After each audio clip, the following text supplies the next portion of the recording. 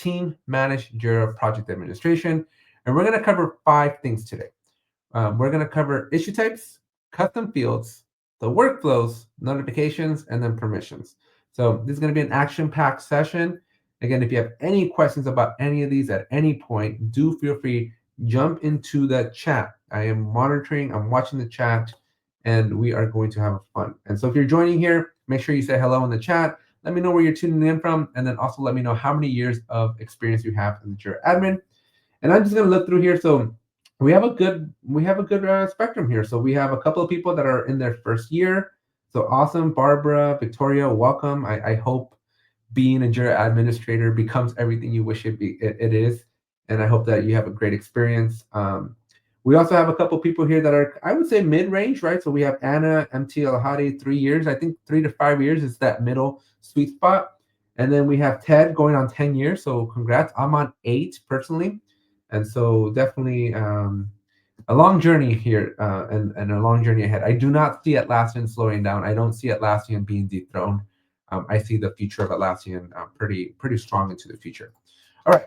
So we'll come back to the exclusive offer. For what we're going to do right now, we're going to jump into Jira and get started. So again, if you have any questions at any point, I am watching this chat here. And so I'm going to take some pauses in between those 5 topics to answer questions that you may have. So at any point, again, feel free, don't be shy. This is supposed to be a two-way street, right? So utilize that chat to ask questions and have some fun here. All right, 10 minutes in, let's jump into it. We're gonna go get ourselves into a Jira team managed project. Now, as you can see, I don't have any. This is a brand new Jira. And so I'm gonna start off by creating a brand new project. And I'm gonna take the moment here to kind of also walk you through some administrative decisions that you make when creating a project. So in case you're not aware, there is a fundamental difference between team managed and company managed. I'm going to leverage creating a new project to take advantage of that. Now, when you create a new project, whether it's team or company, you have to first make a more critical decision. You got to pick what type of project you're going to have.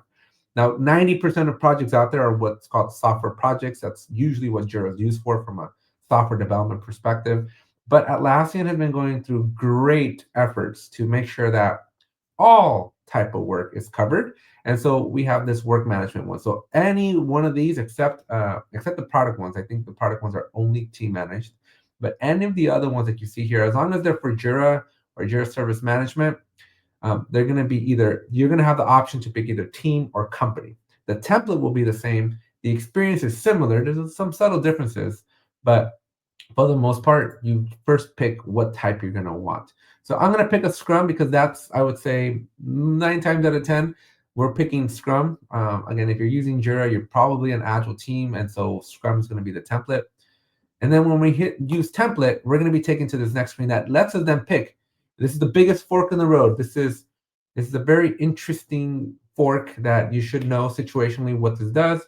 And a little disclaimer, when you first set up Jira for the first time, Jira kind of guides you through the process of creating your first project, but you don't get to pick. It's just automatically team. And that's kind of why I wanted to start off the conversation and the trainings there, because you're most likely, if you're not aware, right? If you're not aware that there's 2 different types, you might just be operating out of a team managed project, and you might be going, why can I not do the cool things that Jira's marketing material says I can do? And that's because all the cool features in Jira are reserved for those company managed projects.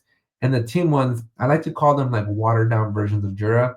It's like using Jira in easy mode, while the company one is using Jira in super hard mode. And so there is like, they're very drastic, right? They're opposite sides. And so we're going to start off with team because, again, that's the easiest. Feel free to read through these, but essentially, I just summarize it for you. Team managed projects are very simple, but the biggest selling point, the biggest reason why you would use a team managed over a company managed is a couple of reasons, really. But one, it's self-contained, so the impact happens only in that project. So if you're a brand new Jira administrator, you're going to love team managed projects because you can make mistakes and not sabotage the rest of Jira, not break it. And so this is helpful. This is welcoming for brand new Jira administrators because, again, you can afford to be a little bit less expert mode and make some mistakes And when you make those mistakes, they're self-contained. They're not going to blow up your Jira. Versus if you're a 10-year admin, right? We have a couple people here that have been here for a few years now. You might just absolutely hate team managed projects because they're just so limiting with respect to what you can do from a standardization perspective and just workflow properties and all the cool stuff that you can do in Jira. Team managed don't have that, right? So you're probably very frustrated if you're a seasoned Jira admin that we're even talking about team managed projects. But again, we have a full spectrum and you should always know how these team managed projects work. So with that said, we're going to click on team managed. I'm going to give it a name, my team managed project, and we'll choose our access level. And this right here is a teaser for what we're going to be talking about at the end. Notice the level of permissions is only 3. And you'll want to come back next week, or sorry, next month, because we'll talk about this company managed projects and I'll show you the difference. There's a big difference.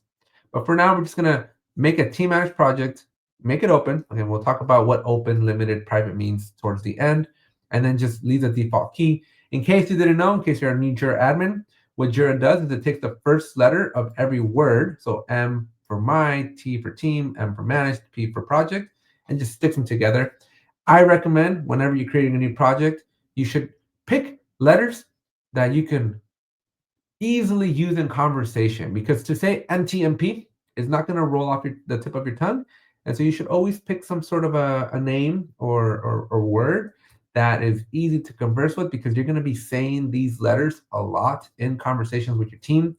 And so it would be an expert level tip for you to make sure you pick something that just sounds better, because saying MTMP is going to get really annoying really, really quick. But because I'm a team of one, I don't care. I don't talk to myself other than to you all on the camera, because this does sound like I'm talking to myself when you look at it from a third party. But anyways, I'm digressing. All right, we're going to hit continue. We're just going to accept these, and we are successfully inside of a team managed project now. Now, you may be asking me, Alex, how do we know we're in a team managed project? Well, not only did we just click through those steps, but let's assume that you inherited, right? Let's just assume that you're a brand new Jira admin.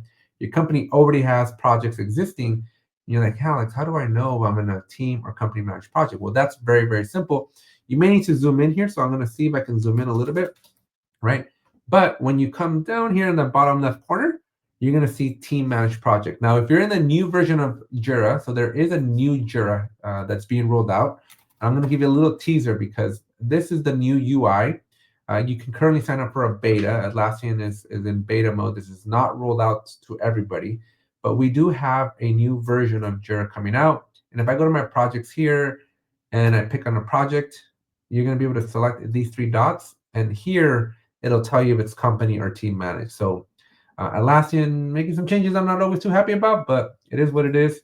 But for now, if you're in the old UI, this is where you're going to go to find out if you're team or company. Because this is very important, folks. How you administer, how you configure your projects, if it's team or company, are very, very, very different experiences.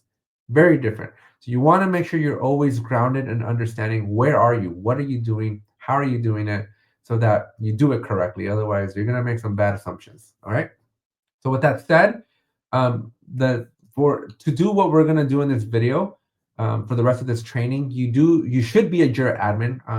I don't think you have to be a full Jira admin for team managed projects, but it does help. But I will tell you that you should just, at the very minimum, you need to be a project Jira administrator. And what that means is when you go to a Jira project, you get to see project settings here. If you scroll down on the left-hand side and you do not see project settings, I hate to break your heart, but you do not have the right permission that you need in order to do this successfully. And so you may have to talk to an existing project admin. You might have to talk to your Jira admin. You might need to talk to somebody, but somebody needs to give you a admin rights on this particular project so that you can then do the things we're going to be talking about. So make sure you can see project settings. It's going to play a very critical role here in making sure that we can do what I'm going to be teaching you here. All right, so assuming you are a project admin, right? Assuming you have the right privilege, you're going to be able to get into that project settings. And there's a lot happening here. I'm not going to cover everything because some of these are just very basic, but just very quickly, in this detail section, you can control, like, rename a project, you can rekey a project. I would refrain from ever doing this because, yes, Jira is much better. If raise your hand in the chat, how many of you are admins for data center? Because if you're an admin for data center, you're probably going like, what the heck is a team managed project? So you all don't have that. You all don't have team managed projects. So data center need not apply. But if you were maybe in a previous life a data center admin and you're coming into the cloud, indexing might be a bad word for you. It might bring bad memories, right? And so you might remember that indexing Jira was a problem back in the day.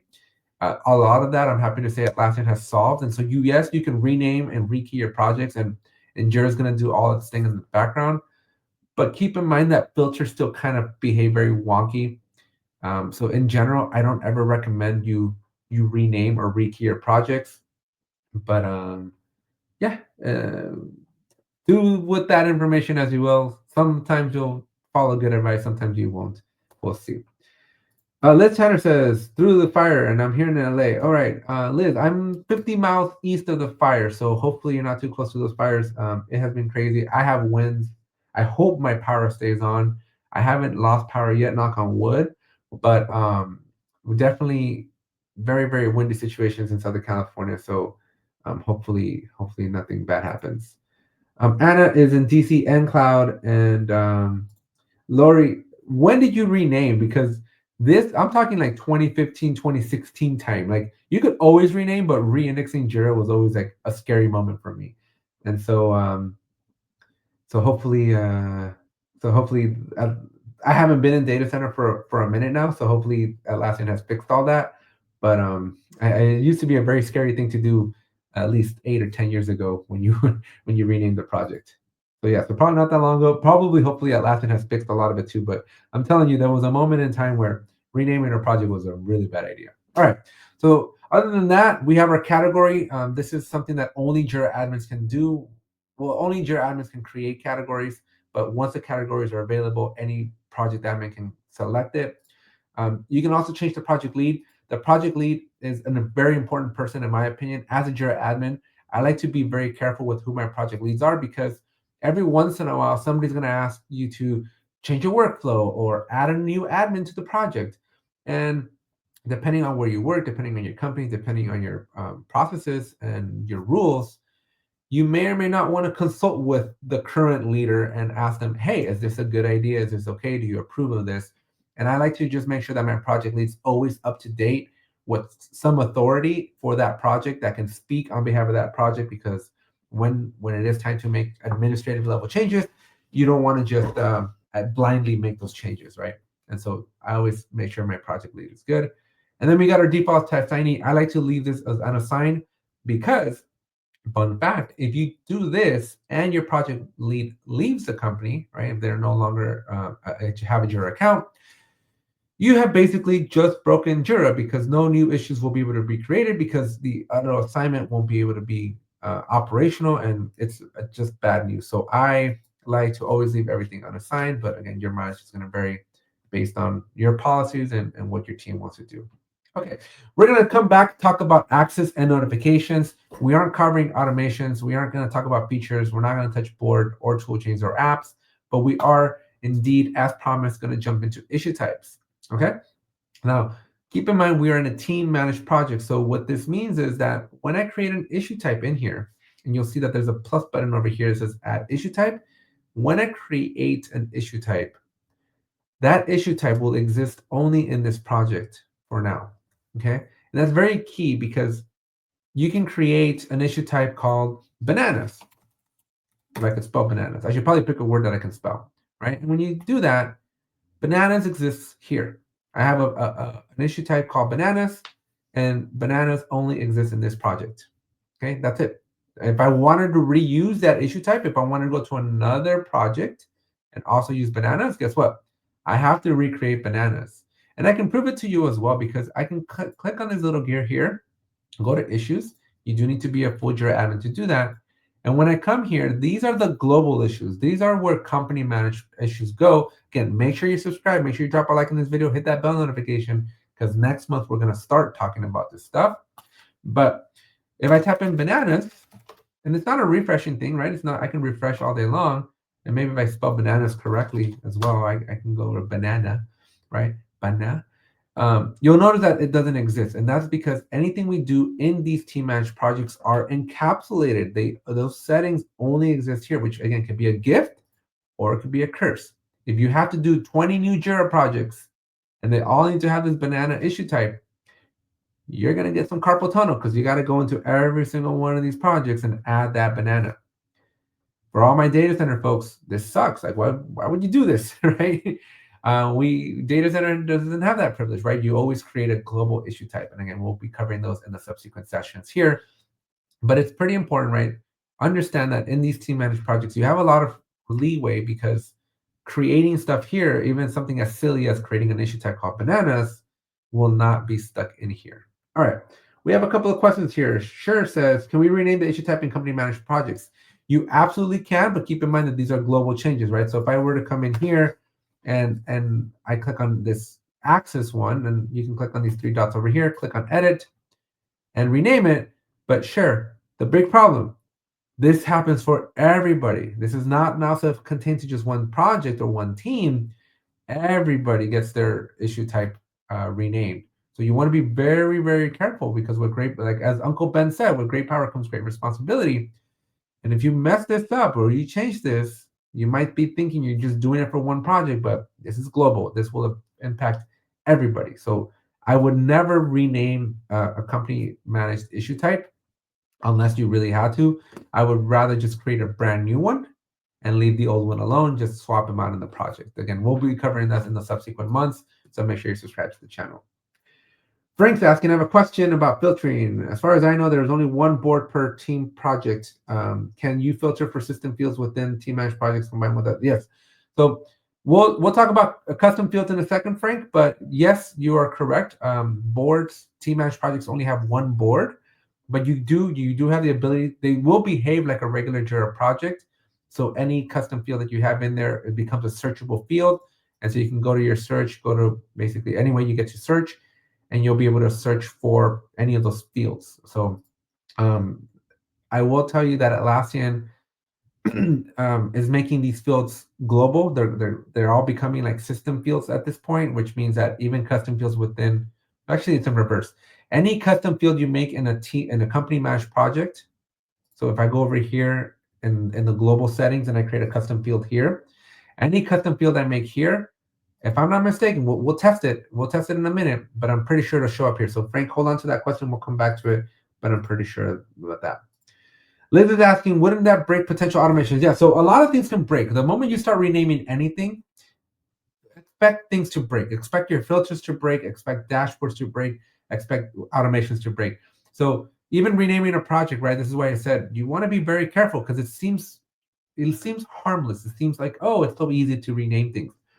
Always, always, always think about the impact, and it's a severe impact. I mean, you might not think it is, but if you have a 10,000 person company and 900, 5,000 people where you had a filter that references bananas and all of a sudden you changed it, you're going to have some very, very mad people. So we can't change it for any particular company. So that is correct. So if you rename it, you're going to change it for everybody. So share in your case, you're going to want to create a new issue type and put it in just that project and then take out the old one. That's the best advice I can give you. Can you copy issue types between projects? In team managed projects, no. You have to recreate everything manually. In company managed projects, it's yes, because you don't copy them, you just point. And you point to the same source and it's just the same issue type. Liz says, wouldn't be an issue if they get a static ID. Yeah, that's a different conversation for a different day, Liz. Riz says, how can we merge both the same tickets in JSM? That's a tricky question. You don't, and there is no merge capability that I'm aware of, and you unfortunately will have duplicates in Jira. And so Jira has a resolution that allows you to close as a duplicate, and so I recommend you take advantage of that. All right, Jack says correct. Frank says renaming is always a trap. Absolutely, always a trap. Just because you can do it, folks, doesn't mean you should do it. And then Liz says, I get disassociated imagining numbers of tickets. I get it. Yeah. All right. So, folks, in case you missed it, right? Adding issue types is super, super simple in these team managed projects. You simply come over here, you click on this button, and you give it a name. And that's it. We're done. So you can call something like a feature, right? If you wanted to create a feature, you can change the icon. And so you can pick from any of these amazing icons. And I recommend you do not duplicate, right? The story, the bug, the task, the epic, they all have their default icons already. So pick something different. So I would click like this plus button so that your team doesn't get confused. Because if you have two issue types that are the exact same icon, that could be problematic. You also do have the option to upload a photo. So if you wanted to be creative and make your own icon, maybe in Canva, that is also an option that you can explore. I will also show you as a teaser just because it's fun. Atlassian, I'm in my personal Jira here and under issue types, I just wanted to show you something pretty cool. In case you haven't played with the demo or the beta yet, but this is my favorite feature, is the icons, make it a little bit bigger. The icons have been reimagined. The bug is no longer an ugly white circle. And so you have this little cute little bug. But these are the new icons for issue types going forward. So actually, they're called work types going forward. But pretty cool icons. I think I like them better than the existing ones. But I just wanted to give you a little teaser. This is what's coming to a Jira near you very, very soon. So in case, again, you haven't seen it, these are the new icons. Exciting. All right. So back over here, the only bad part though is when you're talking about issue types in team managed projects, all you can do is create what Atlassian calls a level 0 issue type. And so anytime you create a brand new issue type, it's just going to stick itself right here in the middle. You cannot create new issue type at the epic level. You cannot create new issue types at the subtask level. This is a huge limitation of team managed projects. Good morning, Sean. Right? I know. I'm not excited. Work type, I don't know, Atlassian. Just please leave it. Leave it. I know. New merch is coming with these new icons, so stay tuned. The new Jira Epic and Bug and Story shirts are coming very, very soon. But yeah, I don't like this work type. And yes, 100% ticket. I would have loved ticket, but work. Oh, well, we lost that battle, Bob. We lost that battle. All right. So again, this is what's happening in these team managed ones. Super, super simple. So that's it. That's when it comes to issue types, you can either create them. I don't see an opportunity here. You can probably click into it, and there's these three dots over here. You can delete the issue type if you want. For whatever reason, you don't care for that issue type anymore, you can delete it. But like all great things in Jira, once you delete something, it's permanently gone unless you have some sort of a backup solution. But even then, I don't think backup solutions back up team managed projects as well. So I would exercise extreme caution whenever you think about deleting an issue type because it's a pretty serious endeavor deleting anything in Jira. So that is how you add and that is how you delete issue types. And I wanted to start there because all the other topics, right? So we're going to go over to, let's come back over here. Now we're going to start talking about custom fields, right? And the reason we started there is because the custom fields are managed on the issue type in a team managed project. So unlike company, where you can independently go and create custom fields a la carte, you can create a custom field, you can create 1,000 custom fields and just have them. In team managed projects, you can create 1,000 custom fields as well, but you have to put them onto an issue type. And so in order to get to the create a field view here, you have to click in to an issue type. So you have to make your selection first, and then on the right-hand side, you'll see that we have the ability to create a field on the right-hand side. And so this is why I started with those issue types in case you were wondering, because it's a chicken and egg situation. So when you create a custom field, again, because you're in a team managed project, because things are a little bit more annoying and you don't have this concept of a scheme, you have to go into each issue type and pick your fields. Now, I'm going to generalize fields a little bit more, not just custom fields, but you do have fields and then there's custom fields. Well, let me rephrase. You have system fields, like default fields, like fields that ship with Jira, and then you have your custom fields. As far as you care, it doesn't matter if it's a shipped with Jira field or if it's a custom field. A field is a field at the end of the day. And so the only difference is that like description, summary, priority, you can't rename those fields. You can't mess around with them too much. But your custom fields, you have a little bit more flexibility with them. Okay, that's really the only major difference. And so just know that on the right-hand side of any issue type in a team managed project, We have the ability to create, which we're going to talk about in a second. But if you scroll down here, you're going to see that we have all fields, and you're going to see that we have 172 fields. And if I click on my custom fields over here, you'll notice that I have 89 custom fields. So not exactly the same. So what that tells me is that there's some custom field types that team managed projects just don't support at all. And so naturally, they just won't be displayed. So don't freak out too much if you don't see a particular field. It just probably means that the type of that field isn't supported in these team managed projects. And you can see kind of a teaser as to what is supported up here. And we'll talk about them in detail in a second. But down here, these are any existing fields. So as a general rule of thumb, right, this is something you should take to heart, something you should follow, good advice, if you will, from Dr. Jira, is always try to reuse a field, right? If somebody asks you, hey, Alex, I need a field to track the start of a project. So I need a start project date. Don't create a new field called start project date. We have an existing field called start date. Reuse that one, okay? Try to reuse whenever possible.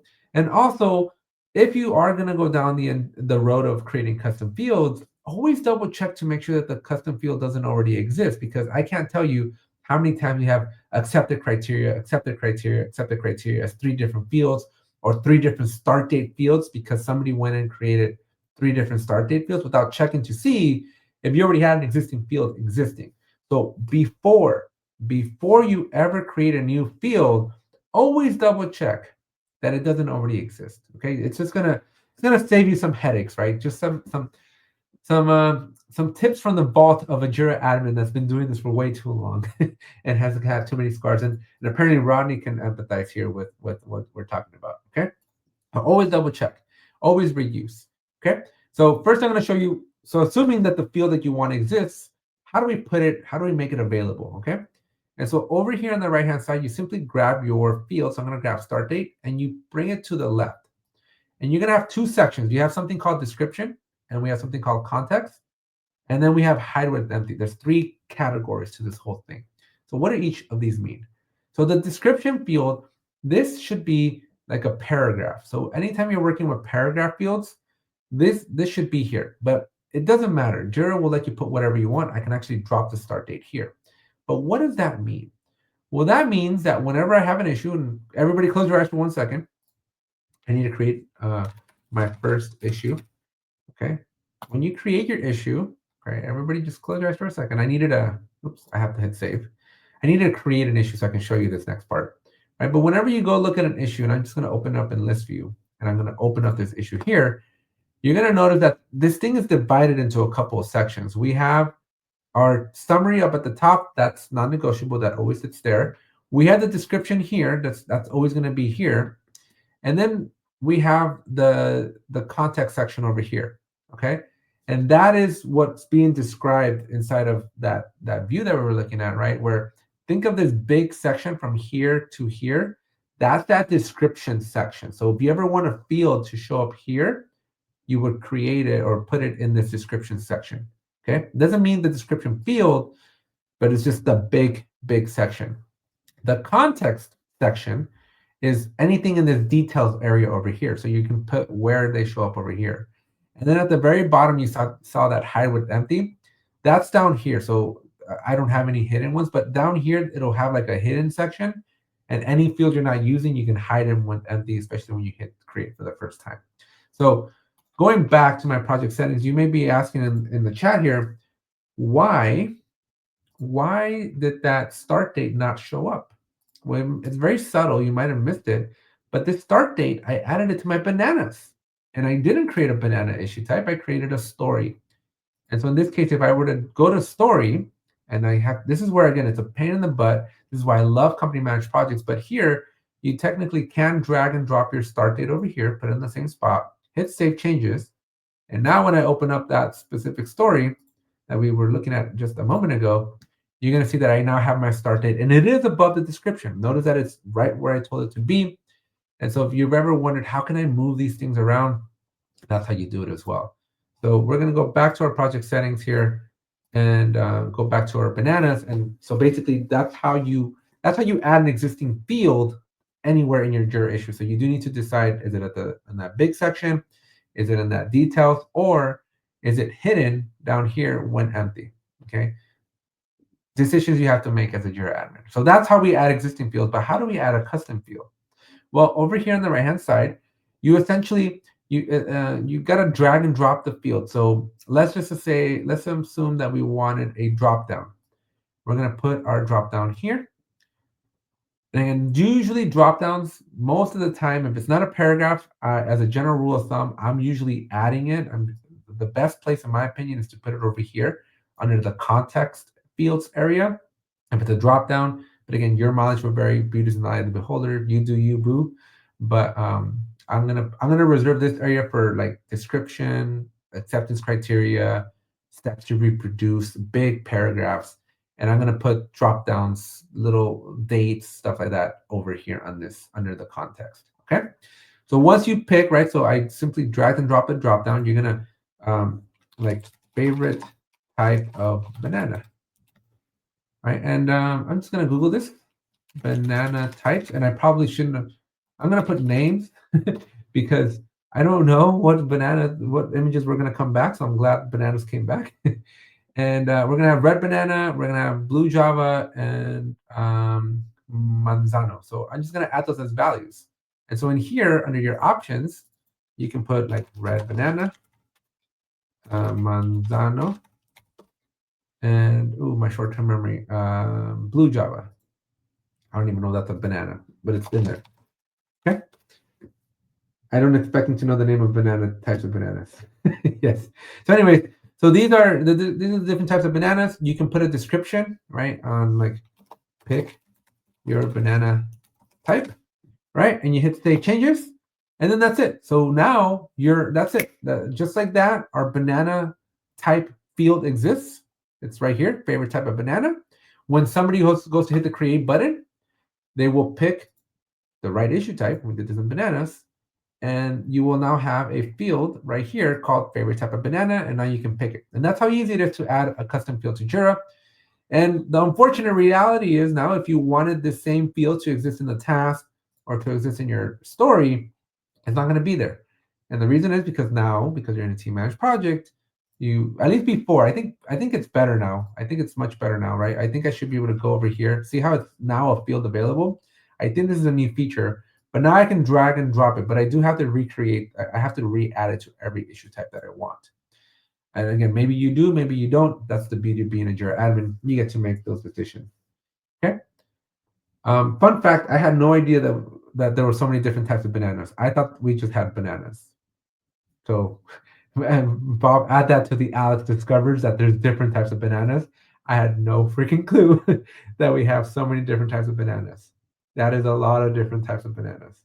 I mean, maybe I've lied. Maybe I knew there was two. I've always seen these little. I've seen these little ladyfinger bananas, but that's it. I did not know that there were so many types of bananas. That is crazy. So many bananas. Okay. All right. So basically, that's how we add custom fields. So your limitations in team managed projects, of course, is you have to pick. You're limited to these types here. So you can pick a date. You can pick a user picker for people. You can do a checkbox. You can do a URL. You can do a number, timestamp, which is similar to the date, but the date is just going to be like January 14th. The timestamp is going to be January 14th, 7:43 a.m., right? And so that's the difference here. And then you can, of course, do a paragraph, like if you want to do your acceptance criteria, or a short text box, like, I don't know, your first name or something like that, right? And don't tell me about that. You guys always like to troll me so much. Anyways, that, my friends, is how we add issues or fields to our issues. So if we come back to our slides here, that's custom fields. And now we're going to talk about workflows. So very similar to the fields, every single one, oops, yes, okay. Very similar to the fields, every single one of these issue types can have or will have a workflow, right? And so you come in here and you can edit your workflow. And as you can see here, the problem, let me rephrase what I just said. Every single one of these issues, I got to add clarity because what I said is technically wrong. Every single one of these issue types will have a section here where you can edit your workflow. So if you click on any of these, it's going to give you the ability to edit the workflow. Okay, so from any of these issue types, you will get to edit workflow. Problem is, because you're in a team managed project, and somebody in the chat, please correct me if I'm wrong, but as far as I know, you don't have schemes, you don't have workflow schemes in team managed projects. So all your issue types have to follow the same workflow. This is not the case in company managed projects, which is again why company managed projects rule. And fun little, well, I'll save it to the end, but we'll come back. Somebody remind me about my cool t-shirt that I'll show you. Okay. So unfortunately, then again, you have to have the same workflow. So again, you can click on any of the issue types, but it's going to take you to the same destination. And so once you're in here, you're going to be able to make changes and update your workflow. And so you can add new statuses by simply clicking on this to-do status here. You're going to either pick an existing status or you're going to create a brand new status. And so let's just say we wanted to do like new. And so we can create a new status here. Click on, you can change, what can we change? Well, we can just click on add and it's going to put it in there. We can click on a new in progress status, right? Like code review, and click on that. You'll notice that it's blue. Click on add here. And now we have a new status of code review. So very simple, very easy. We can add any kinds of statuses, whether they're a to-do status category, an in-progress status category, or a done status category. I did take the 120, Sean, but it's been a minute. I don't necessarily remember everything. You can select which issue types use that workflow. Okay, so tell me where, because I don't see this. Show me, Bob. Okay, so I can see that we can save it here. But how do I break it out? How do I break out the issue types? I'm not seeing it, folks. Bob's telling me that I'm wrong, but I don't see the button. So if somebody can show me the button, I don't see where the button is I can edit, remove the issue types. Oh, you got to work in reverse. Okay, that makes sense. So if I add a new status, let's add another one called NQA. All right. This is how much time I spend in team managed projects, folks. When you hit update, you want to get rid of bananas, save and continue. And when you do that, so you're working reverse. This is not intuitive for me. When you're why is it asking me not to review the columns? Okay, so now, oh, I see. So it breaks it up. Okay. Okay, we'll come back to that one in a second. So once we do that, we can now see that if I click on bananas, we are now managing the banana. So again, you have to work backwards, folks. You have to work in reverse. In a company managed project, you kind of separate it however you want, and then you can modify your workflow. But in these team managed ones, you have to essentially make your change and then exempt, I guess the right word, take out the right one. Yes, team managed projects does not equal intuitive for company managed projects, right? So thank you, Jack. At least I'm not the only one. And yes, this is bananas. I can't believe it works like that. That is just seems so backwards to me. All right. Anyways, so that's how we make different workflows. So once you do that, again, you got to put the cart and then the horse, right? Maybe you got the chicken first and then you can do the egg, right? But once you figured it out, then when you go to edit your workflows, then you'll see that the other workflows don't have that. But for some reason, my NQA is still there. So I don't know, guys. I don't spend a whole lot of time in team managed projects, but that's how we add team managed or statuses. How do we add transitions? So we're allowed to basically drag and drop from one status to the other. You can do a drop down too if you wanted to redirect it, and you give it a name. So you can say start progress, and we can do that here. Hit create, hit update with my workflow, and hit save. And that's gonna. What's interesting though is it seems like I can re-add the bananas one back in. Oh man, this is weird. Okay, so if I hit close here, and I go to bananas, and I go to the workflow here, I should not see that transition to start. See, this one's missing the NQA, and it's missing that transition. So it is possible then for you to create different workflows in team managed projects, but again, it's just going to work a little wonky when you've created 10,000 company managed projects and this is your first team managed project. It's going to feel different. So learn from my mistakes and don't do as I say, not as I do. Okay, so as you can see, very easy to add transitions. You can also just click here on the transition button, pick the transition you want to go to and from, and then just say like canceled, right? And then you'll have your transition there. And you can move these around so that they look a little bit cleaner. I don't like this looking ugly. And so you can mess around with these things here. And you also have the ability to add some rules. Now, your rules are a little bit more limited, especially when you compare those to a company managed project. But as you can see here, you can restrict to when a field is a specific value. So for example, in my banana workflow, right? If I wanted only when red bananas are selected, then if red banana is selected, then you can make the transition. But if not, then no transition. So there's a couple of cool things here, a little bit more advanced, and I am running out of time. I got like 5 minutes left. So at your leisure, go back and look through these and try them out. My recommendation is if you're brand new to Jira, try these out. Because you're in these team managed projects, you can't mess anything up for anybody else. So make your own team managed project, make it private so it's only for you, and try each of these out so you can understand the behavior, because these are kind of cool. Validating the field, right? Making sure that there's a specific value, or that there's a value provided versus a specific value, right? There's some differences here. Make sure that people have a specific permission, right? So there's going to be some really subtle but cool things here that I recommend you check out. And if you're in a company managed project, you get way more options, but these are cool. You at least get something here. So check out the rules, play around with your workflows. The only thing that I'll cover now is like ready to deploy, right?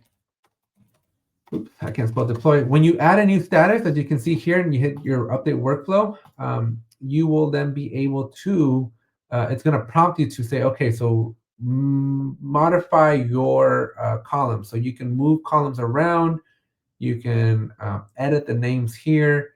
And so once you kind of pick how those things are going to look, you can stack the statuses as well. And so you have an option. This is kind of cool. Actually, I like this feature because in company managed projects, you update your workflow, and then you have to remember to go update your board. So this is kind of cool that it kind of reminds you immediately, but you can stack things and do the changes you got to make here right before you hit save changes here, and then you're good to go. Then your board's ready to go. So kind of cool there. So that's on your workflows. Up next, we're going to go to notifications. We're only going to spend a couple minutes here because there's not a whole lot to cover. But if you go back to your team managed project here, we're going to close out of here. Every Jira project has notifications. You're going to go back into your project settings. There's a settings button here.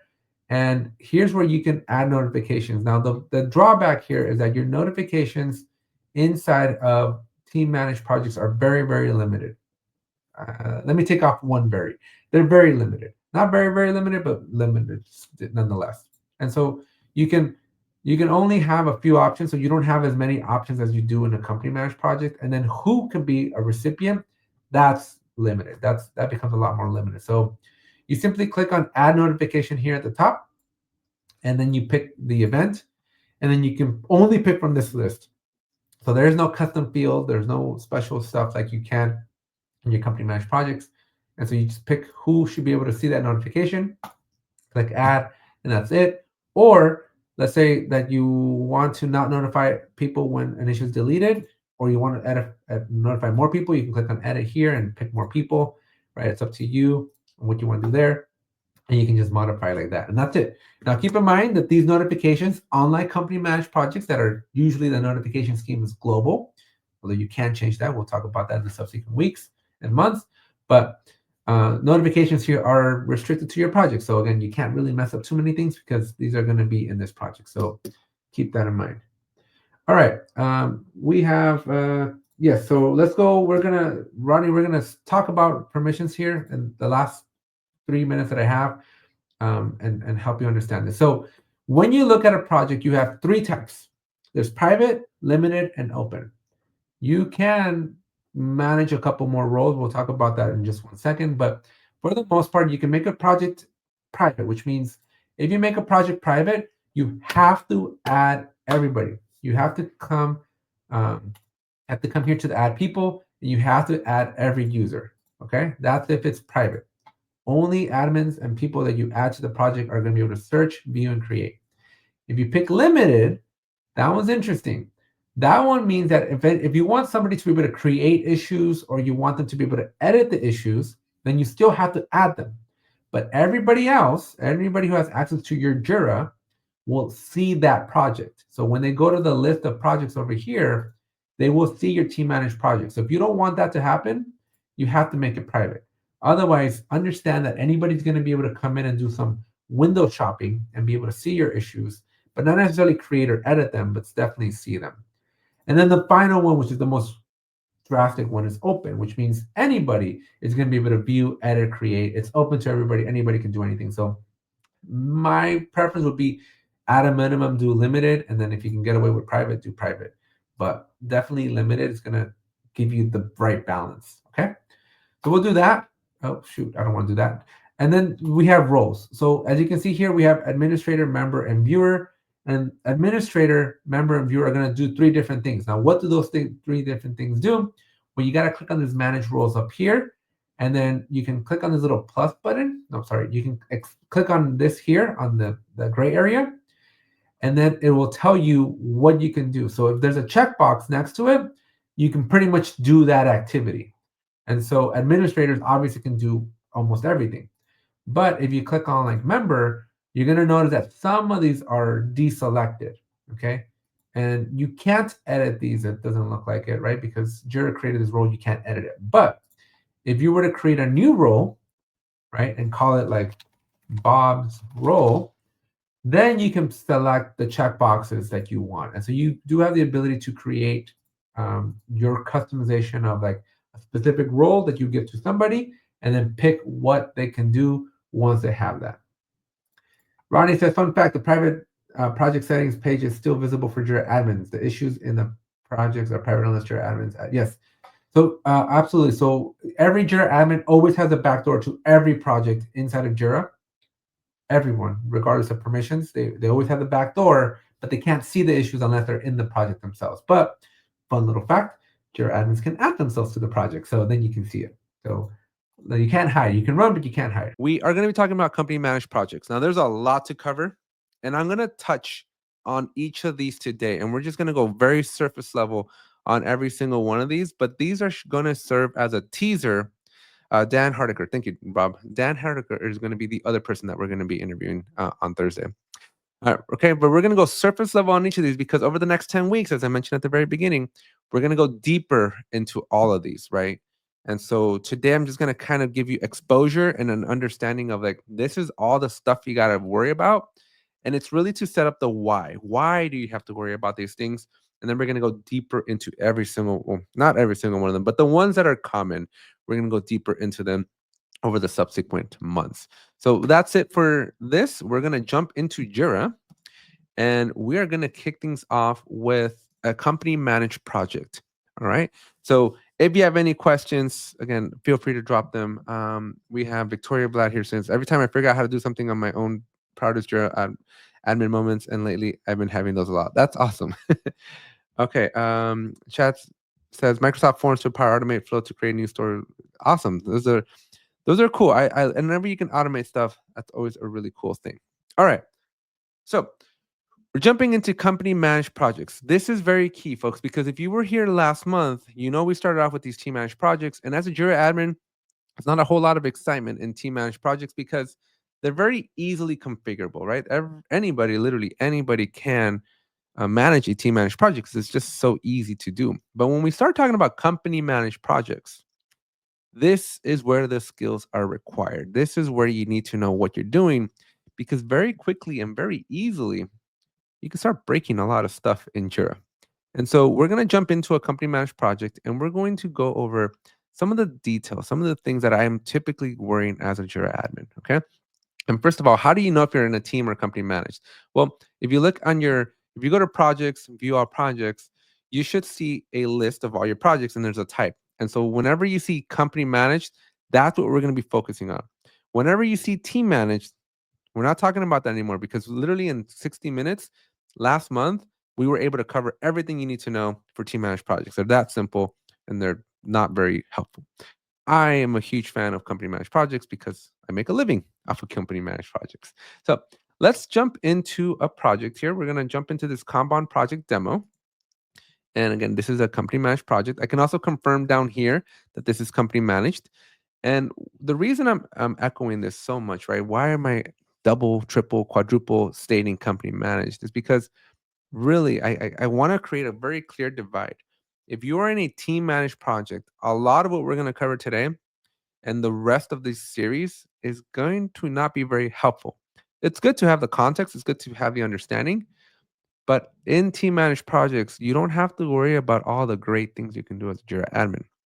But in company managed projects, you absolutely do need to worry about, because this is the big leagues. This is where Jira starts getting a lot trickier and a lot harder. And the devil's in the details. And you should know the ins and outs of how these projects work so that you don't make rookie mistakes. I do have a couple of fireable offenses that, if you're not careful in company managed projects, you can really mess things up. I'll give you teasers when we're in the right spot, but if you're not careful, you can really, really get yourself into trouble. Brian says, so if you haven't already said, what's the difference between company and team manage? When do you choose which to use? So great question. So let's talk about that briefly. So by default, when you create a new project, Brian, and then you're not careful, Atlassian is going to funnel you into a team managed project. And my opinions only, my opinions of this is because twofold. One, literally, it's so easy to create and manage that anybody, like anybody, my 8-year-old can go and create and manage these projects. It's so simple, right? And this, because it's so simple, because it's so easy to use, escalates the likability of Jira, right? Anybody with no technical background needed can jump into Jira and start being productive almost immediately within a few minutes. So these team managed projects, Atlassian likes to push, because as they're trying to gain market share, right? As they're trying to steal market share back from your Mondays, back from your ClickUps, right? Back from Asana, then you want low friction, right? You want anybody to just be able to get in and start being productive, feel productive in minutes, not weeks. Okay. Problem is, there's some limitations. These projects are great for little teams. They're great for 5-person teams, 10-person teams, right? But the moment you start scaling at enterprise, right? The moment you start scaling and you're running a business, right? The moment you have 100 people, 500 people, 10,000 people, 50,000 people in your organization, team managed projects quickly lose their merit, right? They're great starter projects. If I got any Pokemon fans out here, right? Your team managed projects are your great Squirtles, Charmanders, Bulbasaurs, right? These are the starter Pokemons. These are the ones you get started with, but they are no Charizard, they're no Venusaur, right? They're no Blastoise. Like these think of a company managed project like the final evolution of a Pokemon, right? Like they can do everything. But the team managed ones are the great starter ones. It's the ones you start off with at the very beginning just to get your feet wet, just to get started. But company, that's where it's going to be at, right? This is where if you want to use the full power of Jira, you have to be in a company managed project. And if you're coming over from the data center world, if you maybe historically you had data center or you managed data center or you've used Jira in the data center environment, then company is the only thing you've ever known anyway. So welcome. This is the direct translation back. So hopefully, Brian, that's how or why or when to choose these team managed ones, and hopefully you understand the difference. Okay, so just think of Jira without training wheels at this point, right? Team managed projects is very much Jira with training wheels, and we're taking the training wheels off. We're going after the hard Pokemon here, and we're gonna be capturing some legendary stuff here. So this is why you pick company managed. Unfortunately, though, you really got to know what you're doing here, folks. Like this, you can't you can't fake your way through managing Jira at this company managed project level, because you will quickly reality will slap you fast and hard in the face and remind you that you're not that good as a Jira admin. But it's okay, because that's why you're in these classes, to get better, right? To learn a couple of skills. All right, so we got Deval says thanks thanks for the Pokemon, or great job on the Pokemon analogy. Victoria says listen to Alex. Company managed is the only way to go. Yeah, a lot of people will get started because Atlassian is actually kind of tricky, or like they're very what's the right word I'm looking for? Not tricky, but like they're very conniving, I guess is the only word I can think of, because even though it's a bad has a negative connotation, but they'll trick you into setting up a team managed project because it's just so easy to do it unless you catch it. And so you want to be careful sometimes. All right. So with that said, we are in a company managed project, and I just want to go over a couple of different things that you can manage as in this page, right? And some of the stuff that you should be aware of. So first off, couple of things you should know. there's like 5 levels of Jira administration, and I think this is probably a good time to think about it. There used to be 5 at least. I think Atlassian has since gotten rid of one, but I'll kind of outline them here so you can kind of understand what kind of admin do you need to be. Because when we looked at those team managed projects last month, it didn't matter. You were the project admin, and that's it. As the project admin, you can do everything you need to do. But now that we're in company managed, you need to understand that, but depending on your Jira, there's either 4 or 5 levels of Jira administration that you got to worry about. Okay. At the very, very top, highest level, you have something called the org admin. The org admin can do all the stuff we're going to be covering over the next 10 months. Okay. They have all the permissions to do absolutely everything and anything that needs to be done. But that also includes things like billing, buying new products, um, security, stuff like that. So it's a very, very powerful position, but that is the highest level of Jira administration.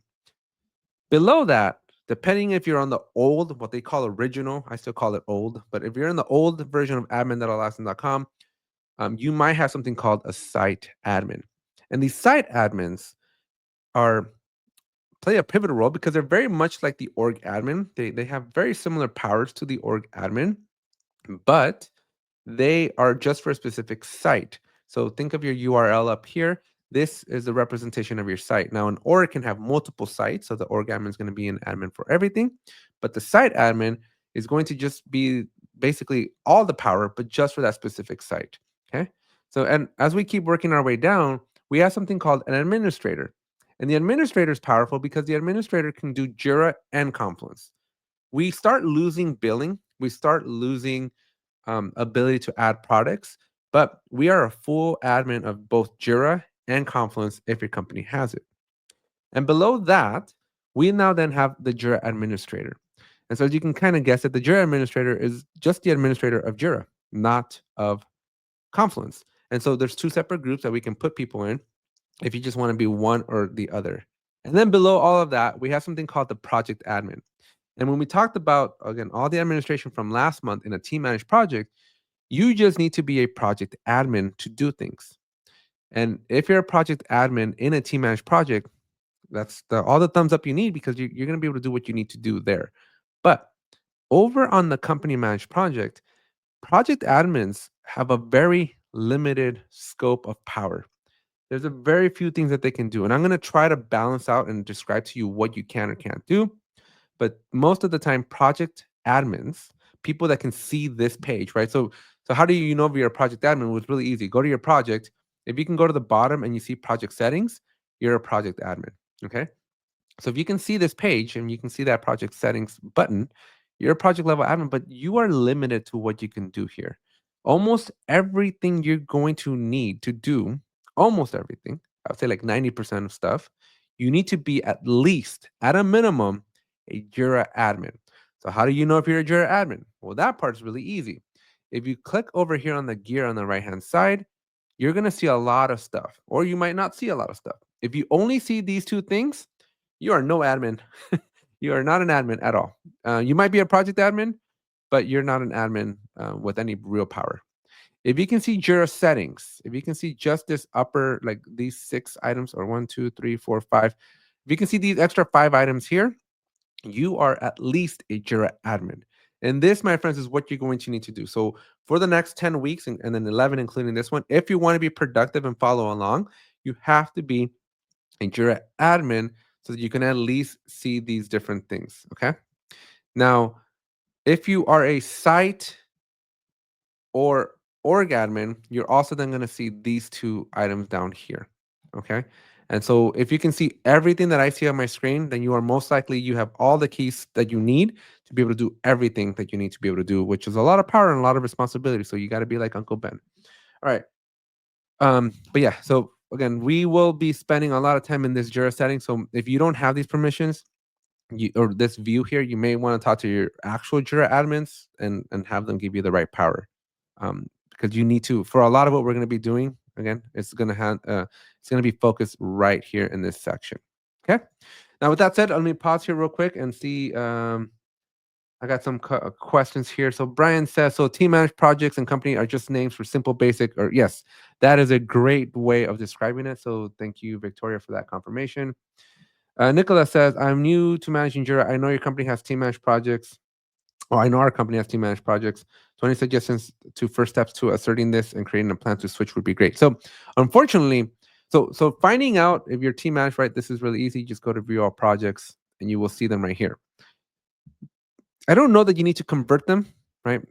You can get away with team managed projects, but you're going to find a lot of frustrations with these team managed projects in the long haul as you try to scale your business. So how do you actually create?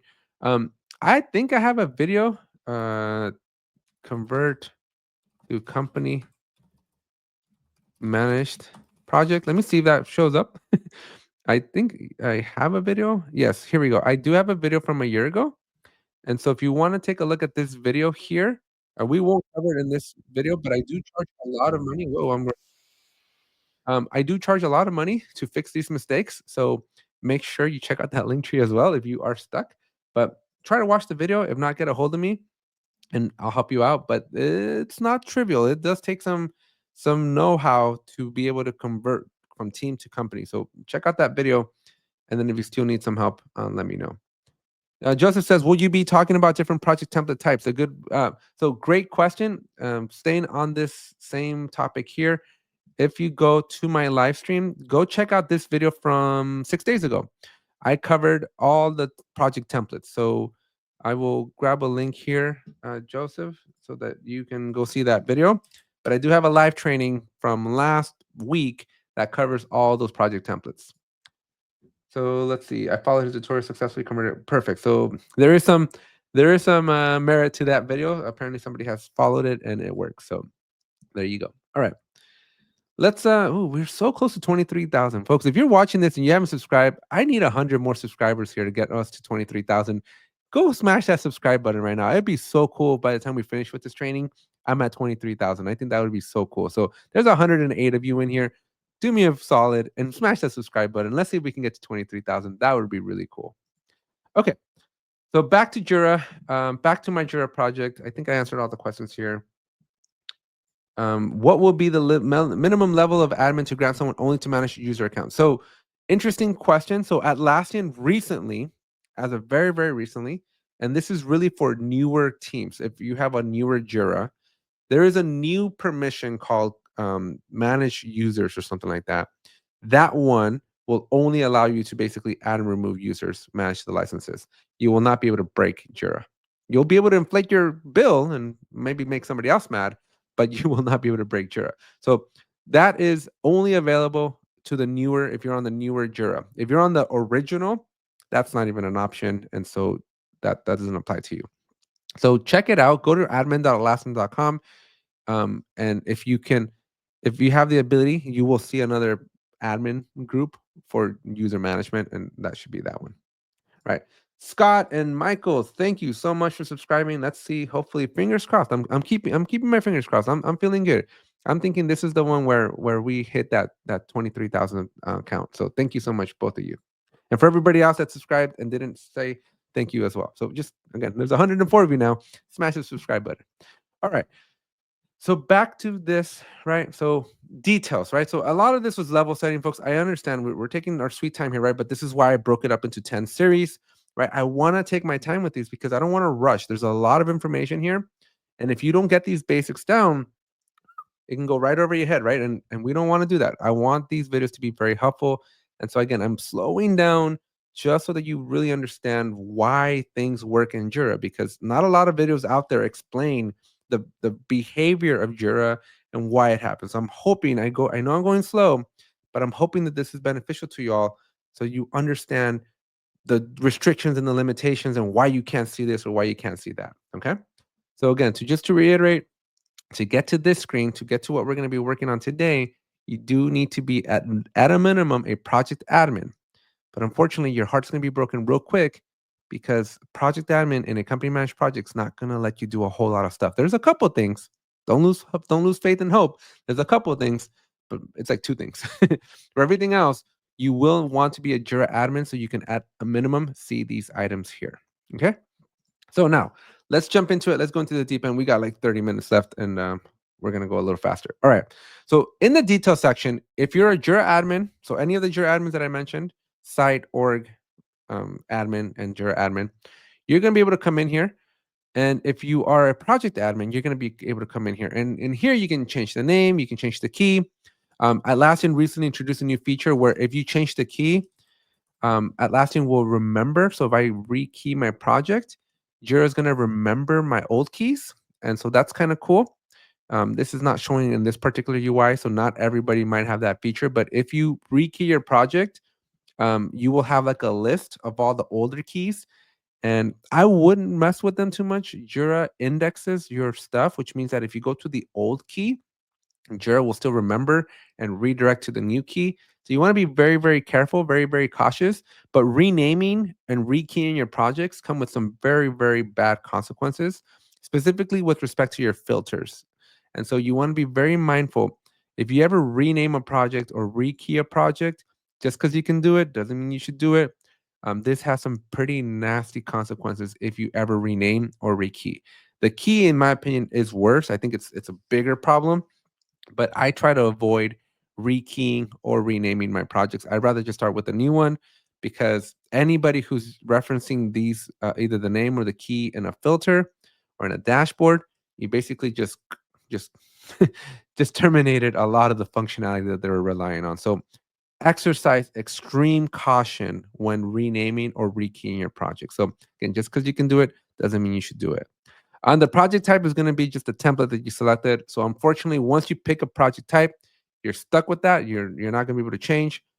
Categories is a very optional thing, but the categories basically allow you to um, bucketize your projects. So when you're looking at the full list of all your projects here, when you're looking at all the projects that your company may have, maybe you have 10, maybe you have 100, maybe you have 500, it can be a little annoying to see them all. And so over here, you see that there's a category, and you can actually just filter by category and see all the projects that belong to a specific category. So if your HR department has a bunch of projects, you can group them all to HR.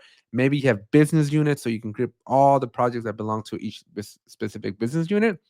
So a lot of different ways. There's really no right way or wrong way to do this, but just know that you have your categories there to help you segregate or group your projects. Descriptions are totally optional. URLs are totally optional. Project lead, my opinion, this is a very, very important person. Make sure that if you're a Jira admin, make sure you put a valid project lead.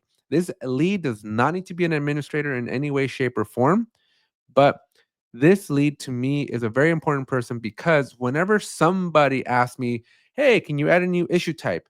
Can you modify the workflow? Can you make any change, right? Any change, add a new user. I want to be able to delete something, right? Anytime that I get literally any request for a project, I go check with that lead and I go, do you approve? Do I have your thumbs up for this? Because if I get a no, then I don't do it, right? Because again, just because you're a Jira admin, just because you can do it all doesn't mean you should. And so I always double check with this project lead. So make sure that you're putting good leads in here so that you know you have a reference, right? Especially if you're managing a big organization and you have 250 projects, your changes as a Jira admin sometimes are global. Sometimes they can really hurt a lot of people, not physically, but in Jira, right? They can hurt. They can really create an unfavorable experience in Jira is what I'll call it, right? And so you want to double check with your project leads, because sometimes somebody's going to say, "Hey, I just want a new status. Just add me a new status," and you're like, not unless the project leads approve, right? It's more of a little CYA for yourself. Make sure you always have your project leads up to date. And then the final thing on here is your default assignee. If you want to pull and yank the hair out of your head, set it to the project lead. Okay. If you don't, if you want to keep, your sanity and not lose your mind, I would leave it unassigned, because when you set it to the project lead, if that lead leaves your company, then the ability to create issues basically comes to a halt in that project. And you don't want to do that. And it's not transparent. Jira's not going to say, oh, it's because your project lead left. You're going to spend some time investigating why all of a sudden nobody can create tickets in Jira. And that's because your project lead is no longer a licensed user, and they can thus no longer be the assignee of an issue. And so therefore, the moment you create a ticket or an issue, Jira can't assign it to that person because they don't exist anymore. So avoid that whole mess. I leave this 99.999% of the time. I am leaving this as unassigned. All right. So we got A here saying good call. Rekeying will impact anything impacted by filters such as dashboards, boards. Yeah. So again, you can rekey, but just be very, very mindful that you have the potential to really screw things up. Okay. So next up, we have something called the summary. So I like this view because when you're looking at company managed projects, there's a lot going on. There's a lot of configurations. There's a lot of different settings that we can do. There's a lot of settings we can share, right? That's one of the reasons, one of the benefits of having company managed projects is that we can actually share settings between projects. And so this summary view is a great place to come and just get a bird's eye view of all the different settings that we're going to be talking about in the next 20 minutes and then over the next 10 weeks, right? And so I like it. I like this here. You don't really do a whole lot in here. This is just kind of a read only place where you come to see. You can click add version and stuff like that, but it'll most likely redirect you to the right place. But this is a great place so you can see at a glance the name of your issue type scheme, the name of your priority scheme, the name of your workflow scheme, the name of your screen scheme, the name of your field screen, right? So it gives you a lot of situational awareness so that you can see what's going on in your project. And then we're literally gonna talk about every single one of these things either today or over the next 10 weeks and show you how to tweak all these, right? But this gives you a good understanding, right? Because especially if you're a new Jira admin, when you're getting started, the schemes, right? You got your issue type screen scheme, your priority scheme, your workflow schemes, you got your screen schemes, you got a lot of project permission scheme, right?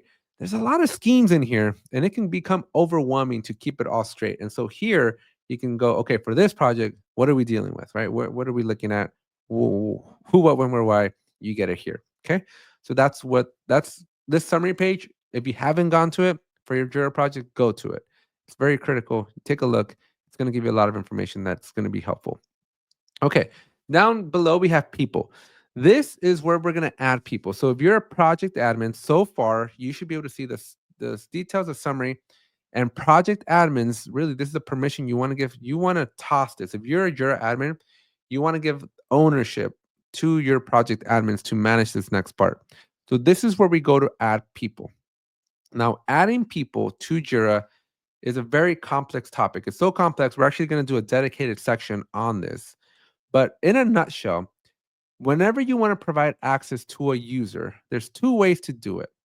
You either go to the permissions, which we're going to talk about next, but now we're talking about it. And you want to make sure that whatever user you're trying to make sure can see that project, you want to make sure that they have the permission of browse projects.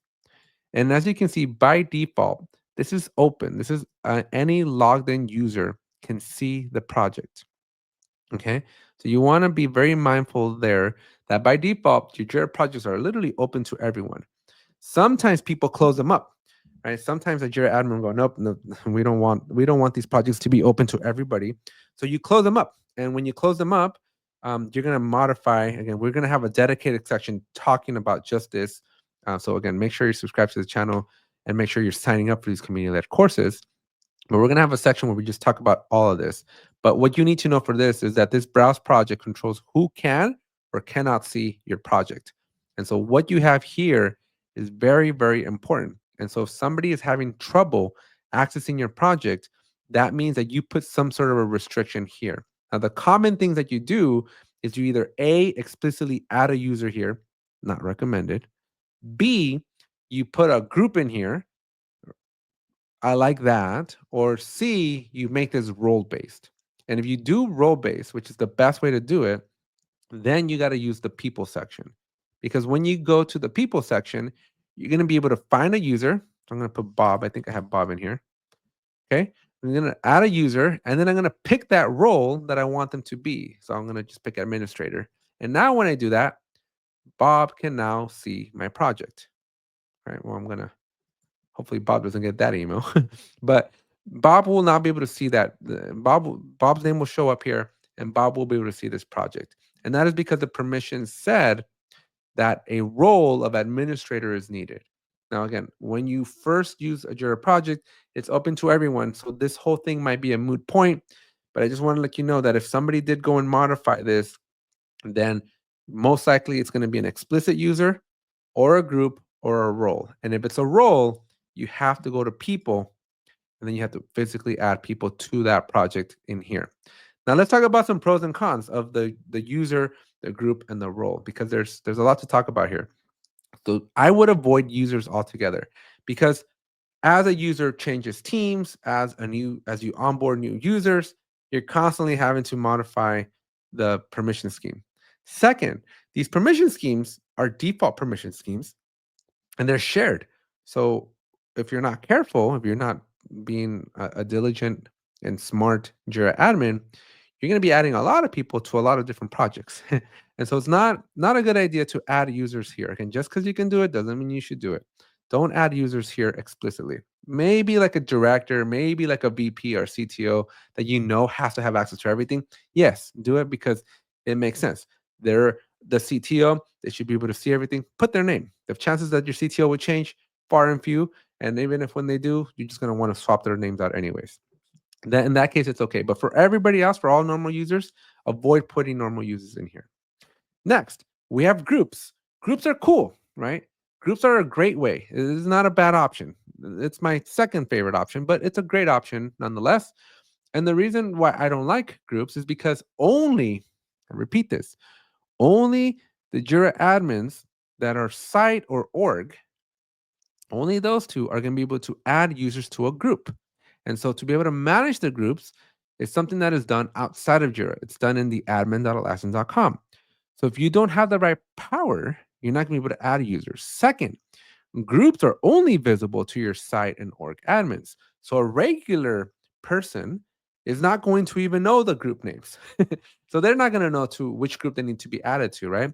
So this just makes it a little bit harder.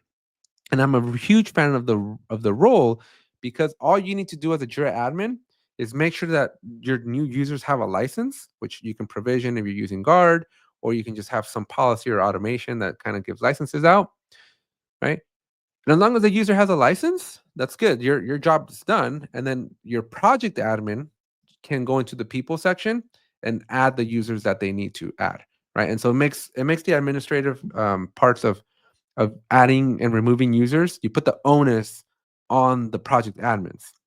And all you need to worry about is just making sure they have a license to begin with. And that's it.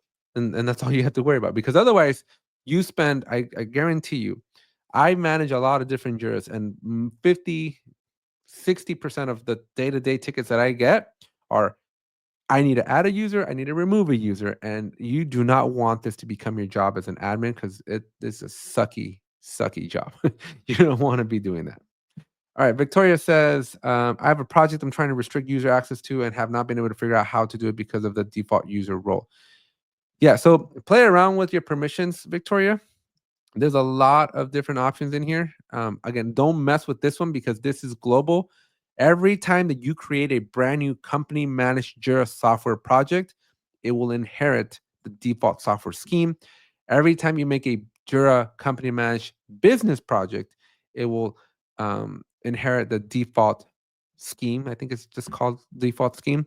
So you want to be very mindful that you're doing this on a different permission scheme and then doing your changes. But there's a lot of different options, Victoria. And if you need help again, get a hold of me and we'll chat. But um, you have options.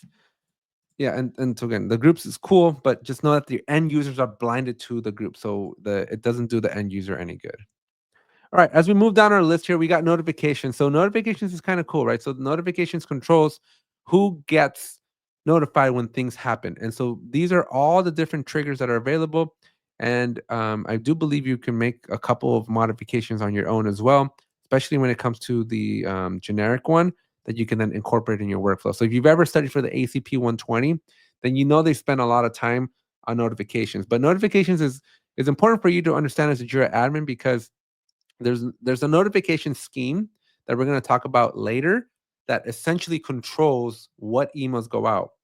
Just know for right now that whenever you create a brand new project, like the permissions, automatically going to inherit a default notification scheme that is shared with all the projects.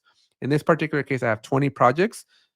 All my 20 projects have the same notification scheme. That this is a very common behavior. So if you ever want to make an altercation, right? If you ever want to alteration, one is when you cut something, right? I'm not using that word correctly. But if you ever want to alter your permissions or your notifications here, um, make sure you're not doing it on the default one. Otherwise, you're going to impact every single project, and that might not be what you want. So, again, come back when we talk about notification schemes. But as a spoiler, make a new notification scheme and then make the changes because otherwise everybody's going to be impacted. But why make changes here, right? So typically, so these are the defaults. I haven't made any changes here, but typically what happens here is you have emails that are sent out, and there's a lot of emails, and Jira can get very, very noisy, to say the least. And people don't normally like getting 20, 50, 100 emails from Jira all day long. And so sometimes when somebody gets fed up with 1,000 emails from Jira in a week, they'll be like, okay, we got to change something. We got to prevent all these emails from going out. And so this is where you kind of go and control some of that. And so by default, if you interact with the ticket, you become a watcher. So if you add a comment or you edit something, alteration is changed. There we go. Thank you. I knew they were very close, Brian. Thank you. So not an altercation, although you might be in an altercation with your Jira admin if you they don't do this correctly. But anyways, when you comment on a ticket or when you or you become the assignee or you're the person that created it, right? You're what's called a watcher, or you're the assignee, or you're the reporter, and you're gonna get notified, right? And so if you're just commenting, if you're just like editing the description, you become a watcher. You can easily unbecome a watcher. But if you're the assignee or the reporter, Jira assumes that you care, that you want to know everything, and boy is it gossipy. I think this Jira notifications give gossip girls a run for their money because everything that's happening in Jira, you get notified. And so this is where, again, if you get mad or you're upset because you're getting too many emails, this is where you're going to want to come make a change. So again, just make sure that you don't mess it up for everybody. Not everybody might be mad. Some people do like the gossip. Okay, automation rules. Again, let me go to this one here real quick. So for permissions and notifications, the last two things we talked about, only Jira admins can make changes. So if you're a project admin, you can see it, but you can't do any changes. You will need to talk to your Jira admin to actually make a change. On the automation front, um, anybody can create an automation rule unless your Jira admin changed it. When Atlassian switched over to usage-based billing, they made it so that when you have in your global administration, right? So this is at the global level. For global administration, only the Jira admins can see it. This means that you can make an automation rule that runs on a lot of projects. Okay. But in here, your Jira admin has the ability to configure this so that project admins can't manage the rules. And so depending on if you've abused your power, you might not have the right power here. Or if you're a Jira admin, you find somebody that's abusing, right? Somebody that's creating a lot of automation rules and they're basically using up all your usage. You get a monthly usage now. Spoilers in case you didn't know. So if somebody's abusing this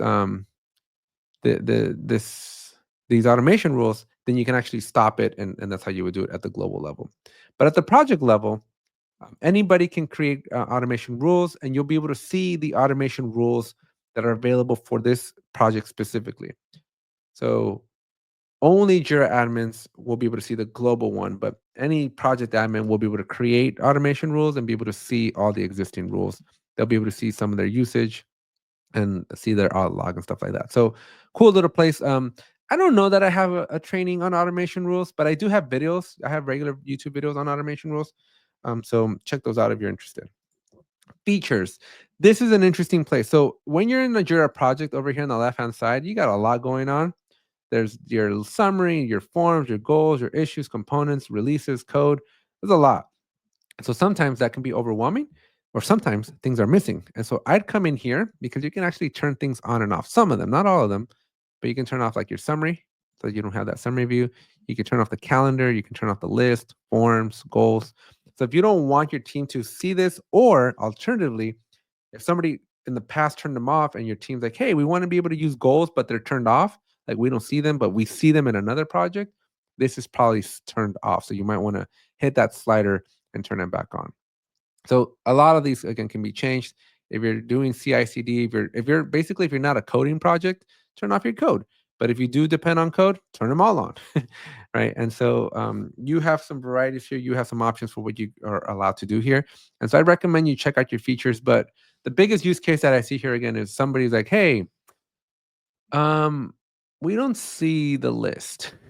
And somebody else was screen sharing and they could see the list, not in their project, but in a different project. And I'm like, I want that list view. And this is where you come to turn those things on and off.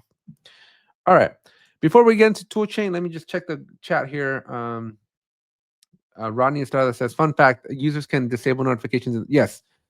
So that is a very fun fact. So at the user level, so each specific user, they have the ability to click on their little gear up here, and they can go to notifications and they can turn things on and off themselves. Uh, 9 times out of 10, 99 times out of 100, tell the user, go figure it out yourself and go over here and figure it out here. You set it up. Because doing that, when we're looking at notifications at the project level, that is drastic. That impacts a lot of people. So if only one person's complaining, tell them to come and turn this off. But if you have a whole team complaining, going like too many emails, then you want to go to your notifications. Okay, so hopefully that clears up some stuff. So we're down to like the last 15 minutes. So we're putting this into overgear here because we got quite a few things. Tool chain.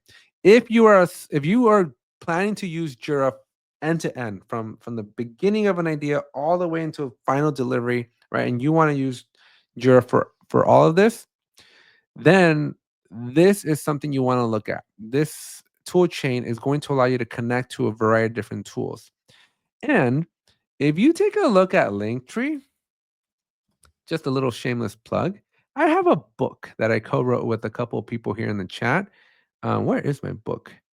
Oh boy, here we go. We have an Atlassian DevOps toolchain cookbook, and the word toolchain should come to mind, right? So if you're looking at your toolchain, you're going like, "Ooh, what do we do here?" In your tools chain section, go check out my book. There's a lightning deal right now. Ooh, maybe I should buy it. Get a couple copies so I can give away at Team 25. But yeah, so this right here is the basically will walk you through how to set all this stuff up correctly. So a little shameless plug if you're interested in taking advantage of all of it, the tool chain with the source code, with the pipelines, the CI/CD, security, all of that, feature flags, it's all in here, and you can definitely follow our book, and we'll teach you how to set it all up. Okay, workflows. Little shameless plug, Bob. I don't know if you're still listening, but little hat tip to you. All right. On the workflows, your Jira admins are going to be the only people. When I'm as a Jira admin, if I'm not adding users to Jira, I'm making some sort of workflow change. And so this is one of like 4 things that I'm doing all the time. I'm either adding users, I'm either modifying workflows, or I'm doing something with my fields. Okay, so those are usually the 3 things. And then the 4th one is I'm just troubleshooting hard problems. But the workflows, you do need to be a Jira admin or up to be able to modify these, which is a very big difference from those team managed projects. In team managed projects, anybody, any project admin can modify these things, right? So a little bit of a difference there, but just know that your project admins will be able to see the workflow. They'll be able to click on this diagram and see the workflow, but only your Jira admins will be able to have the ability to edit. Now, that is changing. As far as I'm aware, Atlassian is changing this here, ability to edit workflows. So some of you might have this new permission where you can now grant more privilege to more people. But the regular theme that we have of this training is just because you can do it doesn't mean you should do it. Okay. Your workflows in team managed projects are contained to that team managed project. It's a very small little box. And so if you're Jira or if you're person, right, if that individual who now can modify workflows does a mistake, that little explosion of a mistake is self-contained to that itty bitty little tiny box of that team managed project. I cannot say the same thing for these here. If you are foolish enough to open this up to more people, then you will have some serious consequences because changes here are global. For example, if somebody were to come in here and click on this status and go, ooh, I don't want it to say backlog. I want it to say new. They can click here new status, rename it, and hit save. And they just broke Jira for a lot of people because this new status that just got renamed is not specific. Even though Jira's like yelling at you that this is just a change in this project because it's shared by one project, that is the biggest lie ever in the world of Jira. This right here is a global change. You just rename that status for anybody and everybody that was using that backlog status. So every filter, integrations with third-party tools, automation rules, dashboards, literally anything and everything, boards, columns, it's the whole thing. Anything and everything that was referencing that old status has just come to a crippling halt. So be very, very careful. Very, very careful who you are entrusting with this ability to modify workflows, because unlike those team managed projects where again everything is in that that explosion of self-contained, this explosion here is going to have some very unintended consequences. So just because you can doesn't mean you should. Holy moly, that needs to go on a shirt. There's some caveats on the edit workflow permissions. Project admins can only edit workflows that aren't shared with other projects. Okay, so good to know, but still, renaming this, renaming that status, shared or not shared, you're changing it on everybody. So even you as a Jira admin, right? Even if you don't grant a non-Jira admin permission to do this, but even you as a trained Jira admin, you have been warned. Never, ever, ever rename your status here. Unless you can 100% guarantee that nobody else is using that status. You just created it. I know, I just fired myself, Bob. um, unless you know, right? Like literally seconds ago, you created the new status, and you're like, you know what? Never mind. Let's change it to something else. Then you can rename it. There's very, very few scenarios where you should rename. Always add and create a new status and swap the statuses out. Because if you rename it, I'm gonna fire you. If you were on my team, you get fired. And you'd be surprised because a lot of people do this, right? This is a bigger problem when you have a lot of admins. When you have a lot of Jira admins, if your company has like more than 5 Jira admins, this becomes exponentially worse. And so you want to be very, very careful here because people will just say, "I'm sorry, I didn't know." And of course, you didn't know because you're not trained. But these changes, folks, trust me when I tell you, they have some very, very nasty consequences. So be very, very careful who you entrust this permission with. So today's focus is all about Jira board settings, and we're gonna specifically cover the details, working days, estimations, the timeline, columns, swim lanes, card colors, card layouts, and quick filters. A lot to cover, and so we're just gonna jump into it now. But hopefully you all have some fun with this course here because this is fun. This is, I think, one of the biggest things in Jira is not just knowing how to use Jira, but kind of knowing how it works under the hood. And we're building up a complexity. When we did the team managed projects, that was basic. That was like super, super intro level, right? We got a little bit harder last month in February with the company managed projects. But here in these board settings or board management, this is where things now start picking up. Now, this is a year-long course, right? And so we are going to just escalate and build on top of it month to month. But this, I would say, is the next hardest part. Now, what I'm going to do that's going to be a little unique for this class is I'm going to try not to confuse you too much, but I'm essentially going to jump. I'm going to jump between two different views. I'm going to jump in the old view because a lot of you are probably still in this old view. And then I'm going to show you in the new view as well. So I'm going to be toggling between the two. So hopefully you don't get too confused. But I wanted to do that because some things have changed, some things have moved around. And I just kind of want to vent more than anything else because I am not very happy with the new UI. And I'm just going to show you some unintuitive things that I think Atlassian is doing here that you just want to be aware of, right? Because if you're coming in from the old UI and coming over to the new UI, you're definitely going to want to know about these things so that they don't throw you for a curveball. Oh, Rafael, I hope to see you at Teams this year. Hello from Brazil, and I hope that you're going to be at the Team 25 conference. I'm excited to see everybody. Okay, so let's jump into these board settings. So first general question is, how do we get to the board settings? Well, I'm going to show you in the old way first, okay? Because here I am on a board, right? I'm in my active sprint. This is my board. And when you want to get to your board settings, you simply go to the right-hand side of your board and you click on these three dots here and you have a configure board button. And this is going to bring you into the various settings that we're going to be talking about today.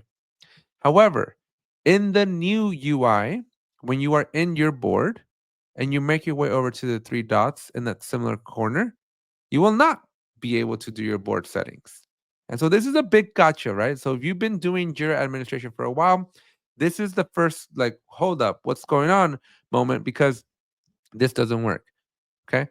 Then I thought, well, let's do this view settings over here, but this isn't it either. So nothing on this side is going to help us, right? We have automation, we have sharing, we have full screen. So I am sad to break your heart, but nothing on this side of the UI is going to get us into the board settings. Instead, we have to go looking elsewhere. And so what I'm going to try to do is I'm going to come over here to the board name, which is now on my left-hand side, and click on these three dots over here. And as you can see over here on the far left, that's when I'm going to be able to see the board settings. Not sure why Atlassian did that. That is a very big difference between one way or the other. But it is what it is, and this is what we got to deal with. And so I just want to let you know that board settings, if you're on the new UI, have changed. This is big. This is a very, very big thing. If you have that muscle memory of always being able to know where to go to get to your board settings, they have moved. If you're new to Jira, this might not matter to you, but things have moved around. So just want to make sure you were aware of those changes. Okay. So here we are in the very first section. You're going to notice that we are now in something called details. If you look at the old view, it used to be called general. I'm seeing a lot of the same information, so I'm just going to stick to the new UI for now. But we're going to cover the details, which again, if you're coming in from the old UI, this is the general tab. And we're just going to go over some of these general settings that are available for you. So first off, we have our board name. Now, the board name, when you first create a Jira project, the board name is going to assume the key of your project and just call it Scrum or Kanban, depending on what type of board you picked when you pick your project template. Okay, so everything is configurable though. So if you don't like the name that Jira chooses for you, you just simply come into the detail section of your board settings and change the name here.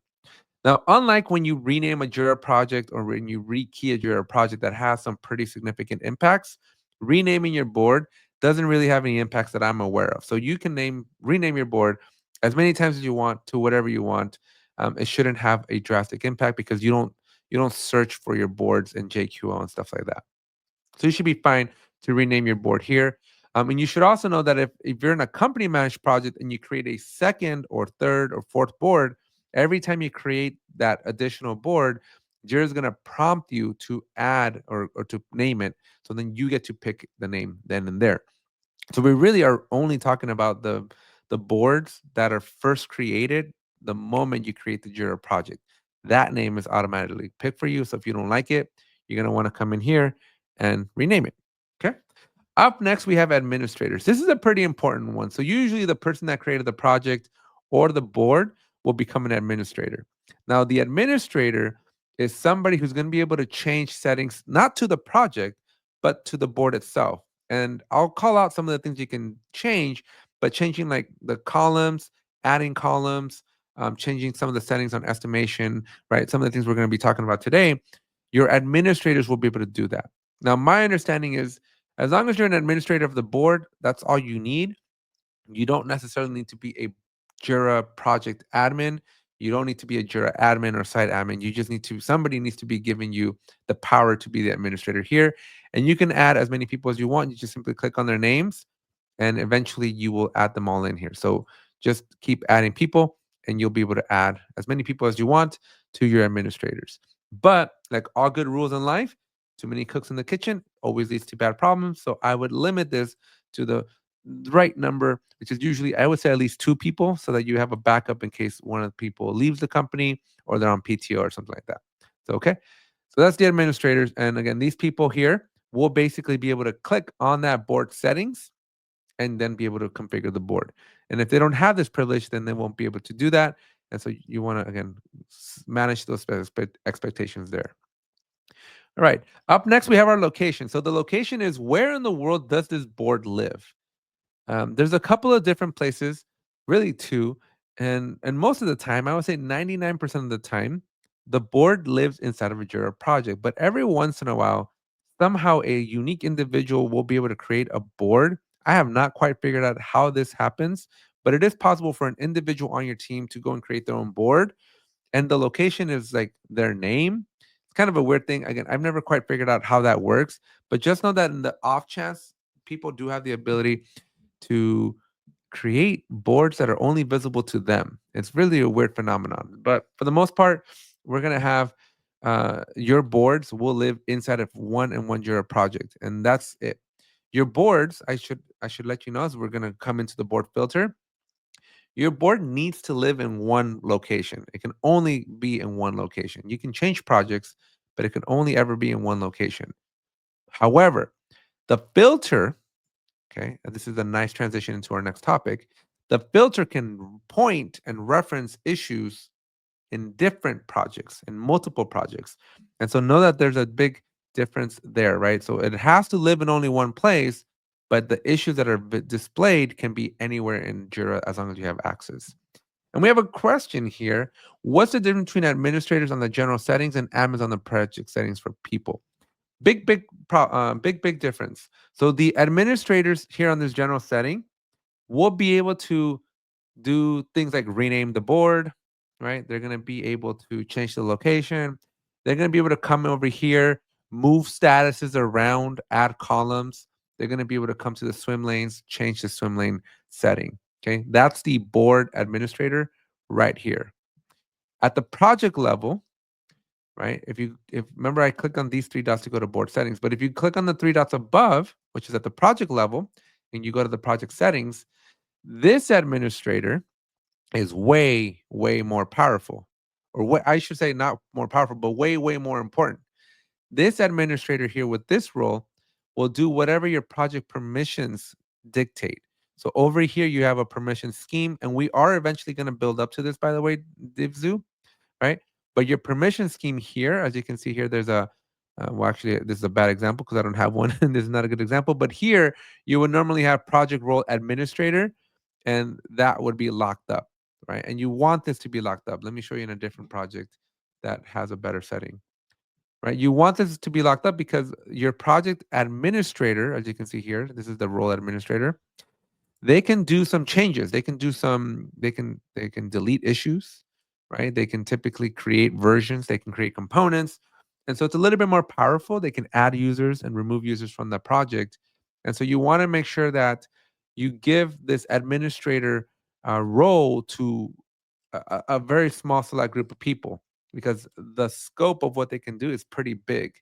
When you're talking about the board admin, their scope is a lot smaller. It's restricted to just changes on the board level. So you can afford to give this administrator to different people that are not necessarily the project admin. So hopefully, DivZoo, that answers that question. And we're going to continue. Okay, now let's talk about the board filter. The board filter is a very confusing, very tricky thing that you should be aware of here. But the board filter controls what shows up in that board. And you want to be very careful. Okay. You want to be very careful, not of the filter itself, but you want to be very careful of the filter details. So I'm going to expand that and scroll down and show you a couple of things that you need to be aware of. So, number one, your editor here. This is very important. You need to know who the editor is, because if you ever need to modify the filter for this board, only the editor or editors, will be able to change this filter. Now, I will put that with a big asterisk because technically that's true, but it's also a little bit of a white lie. But let me tell you why it's mostly true, right? Because by default, when you create a new board, this is the default filter that is assigned to it. And the default filter that's assigned to any board the moment you create a new board is show me any issue in the project. That's the default filter. And so if you create 5 boards, then all 5 upon inception will have project equals the key, ordered by rank, ascending. All of them, all 5 in the same project will show you the exact same data. That's not usually what you want. You usually want to tweak your filter so that you either show specific, maybe you just want to see your epics, maybe you just want to see bugs, maybe you want to see issues that belong to a specific team, specific component. So you can tweak your filter, but only the person that has that editor privilege will be able to do that. Now, there is a workaround. There is a workaround where you could click on this edit filter query. You will be prompted to then make your selection, right? So maybe let's just say we want to see, let's just say we want to see all the bugs in this project, right? And then you can hit save. But when you save, because you're not the author, because you're not the editor, you will not be able to save that filter, and you're going to be prompted to basically create a new filter. And again, this is not a bad thing. This is just more of a nuance than anything else. But you have to know or keep in mind that if you're not the editor, if you're not the editor here, you will need to basically create a new filter. The problem is when you create a new filter, usually this is set to private. And when you create that new filter and you're not careful, you're going to set this to private. Then you're going to come back over here and you're going to get hit with two problems. Not just one, but you're going to get smacked in the face with two separate problems. Problem number one is just because you created that filter doesn't mean that the board knows to reference that filter. So you will need to come here where it says select a filter, and you're going to have to pick that new filter that you made. That's problem number one. Problem number two, and this is the one that's really going to hurt and sting a little bit, is that because you set it to private, because that's the default and you're just not careful, right? Mine's already set to org, to the organization, so it's going to be open. But by default, they're usually private. And so the moment that you swap the filter and you move to a private filter, you just made that board invisible to everybody except for yourself. But of course, you won't know because you can still see the board, right? So it's not going to be until somebody complains and goes, "Hey, what happened to the board?" It's gone. And so those are the two things. Those are the two realities that are going to come your way that are going to slap you hard in the face. Next problems or next things that I wanted to walk you through, a couple of gotchas, if you will, is when you put project here, this is very important because if I were to put 2 or 3 or 4 projects under this projects and board, you're going to see 2 or 3 or 4 projects in here. This is important because some people like to create a board where you just base it off of a label and you remove the project equals AAD and you just have a label. Well, that makes it open to all the projects that can have that label, which is every project, which then basically means that this thing goes undefined. This is bad because anybody who's not a Jira admin that has access to all the projects will not be able to start and stop sprints. And so if you ever have a problem where has an error where they're like, hey, they can't manage the sprints, but you check your permissions, they have the right power. Well, check your board filter because 9 times out of 10, your board filter is so broad, or maybe there's just 2 or 3 projects that maybe one of them they have the managed sprints permission but not to all of them, and so that'll become a problem, and you'll have a problem from that perspective that your users will not be able to start, stop, manage sprints. And so be very, very careful with your filter query because this is probably one of the more confusing parts of this whole endeavor, is that again, it's just there's a lot of nuances that you just got to know, right? And also another rookie mistake is that a lot of people, again, they'll create 5 different boards, they'll give it 5 different names, they think that they're doing 5 different things, but really this is the default query for all 5 boards, and they forget that you got to go and change it. So make sure when you create a new board that you have an intent, that you have a purpose for that board, and that your board filter reflects that purpose or intent. Otherwise, you end up with 5 boards that are exactly the same, and it does nobody any good. So those are the sections on the details. And I'm going to pause there for questions because we had a lot to cover there. So if you have any questions, please feel free to drop them in. A lot of helpful information, I think, in these last couple of minutes, but very, very complicated, I think they can get. So make sure you ask your questions now.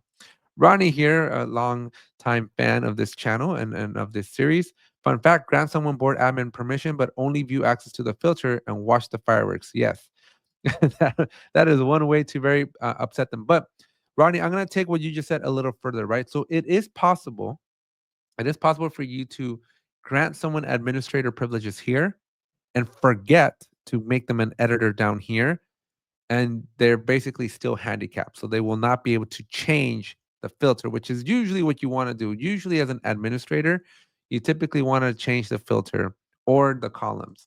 And so you'll be able to do one of the two. So make sure that you are appropriately giving them editor. And how do you do that? Well, it's very simple.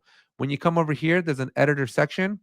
In that private, click on user and put that person's name. When you put their name, click on add, then click save, and then, as they say, Bob's your uncle, and you're good to go. At that point, you'll have a couple more people. All right. So that's pretty much it on, again, general settings. If you have any questions about this, please feel free to drop them in the chat. This is some complicated stuff here, and the board filter is something that 9 times out of 10 people get wrong. Right? I can troubleshoot problems very quickly because I know that this is where people are messing up. So let me know if you have any questions there. We're gonna move on to working day. So this is a setting that you shouldn't move too much. I think you should be very careful. You should set it once, kind of set and forget, right? Your region, where are you in the world? This is kind of a hard thing to answer in today's global economy, right? Because everybody's all over the world, right? So where is your team? Well, teams are usually pretty decentralized. So if you can, I would pick the region where the majority of your team congregates in. So I'm in America, so we'll pick America. And then same thing with your time zones, although these things are more, I wouldn't say that they're too critical, but they're kind of nice to make sure you get right so that Jira looks right and like the data looks right. But honestly, I think Jira's time zone over trumps a lot of this, so I wouldn't mess with this too much. I wouldn't care too much, but just for a formality perspective, I would set it to what you and your team, what reflects the majority of your team. So change those up. And then you have your standard working days. This is important because inside of Jira, you will have the ability to start and stop the sprint, right? And so if you go back, let me go to my board over here. You will, when you have a sprint, and let me stop this sprint here and start a new one. You start a new sprint. We'll hit cancel here. Let me go into my backlog, and I'm going to basically start a new sprint. I don't know. I have a weird Jira going on right now. I don't even know what the heck's going on here. Let me make a new sprint. I'm kind of afraid to click stuff here. I'm gonna drag a couple of items in there. I have no idea where this data is coming from. I'm just gonna try to start this sprint here, but I'm not seeing the ability to start it. So now I'm kind of worried. Let me complete some other sprints. I really sometimes I just jump into Jira and I mostly always know what I'm doing, but sometimes I'm also inheriting a Jira. And in this particular case, I have no idea why this board is behaving the way it's behaving, but I'm expecting to be able to start a sprint. I would think I have the right permission, but of course, it's going to make me look bad on the internet. There we go. Here's my start sprint button, right? So when you start your sprint, Jira's going to prompt you to put some dates. So I'm gonna put a date here about a week out. And so when I hit start and you're over here, you're going to see that there's 8 days. But there's 8 days, and the way it knows that is because it'll know how many working days to actually count. So if you're working with Saturdays and Sundays and you want this time remaining to appropriately reflect that, then make sure you do this, right? If your company's on a 4-day week, then take off Friday. If you're all hands on deck and you're working all 7 days, then make sure you add that. So otherwise, your data over here doesn't get skewed incorrectly, right? But by default, obviously, Monday through Friday is a standard, and you can put that there. Now, the other thing that you can do is to not skew things in the wrong direction. You can put dates. So if you're going to take like a holiday, let's just assume that Friday is a holiday. You can add a date here. And you do have to kind of go and add these per board. So there's not like a global setting, but this is a fun little setting that you can set so that, again, this doesn't give you a false sense of expectations, right? Because sometimes there's a holiday like 4th of July here in the United States, right? Whatever holidays you have.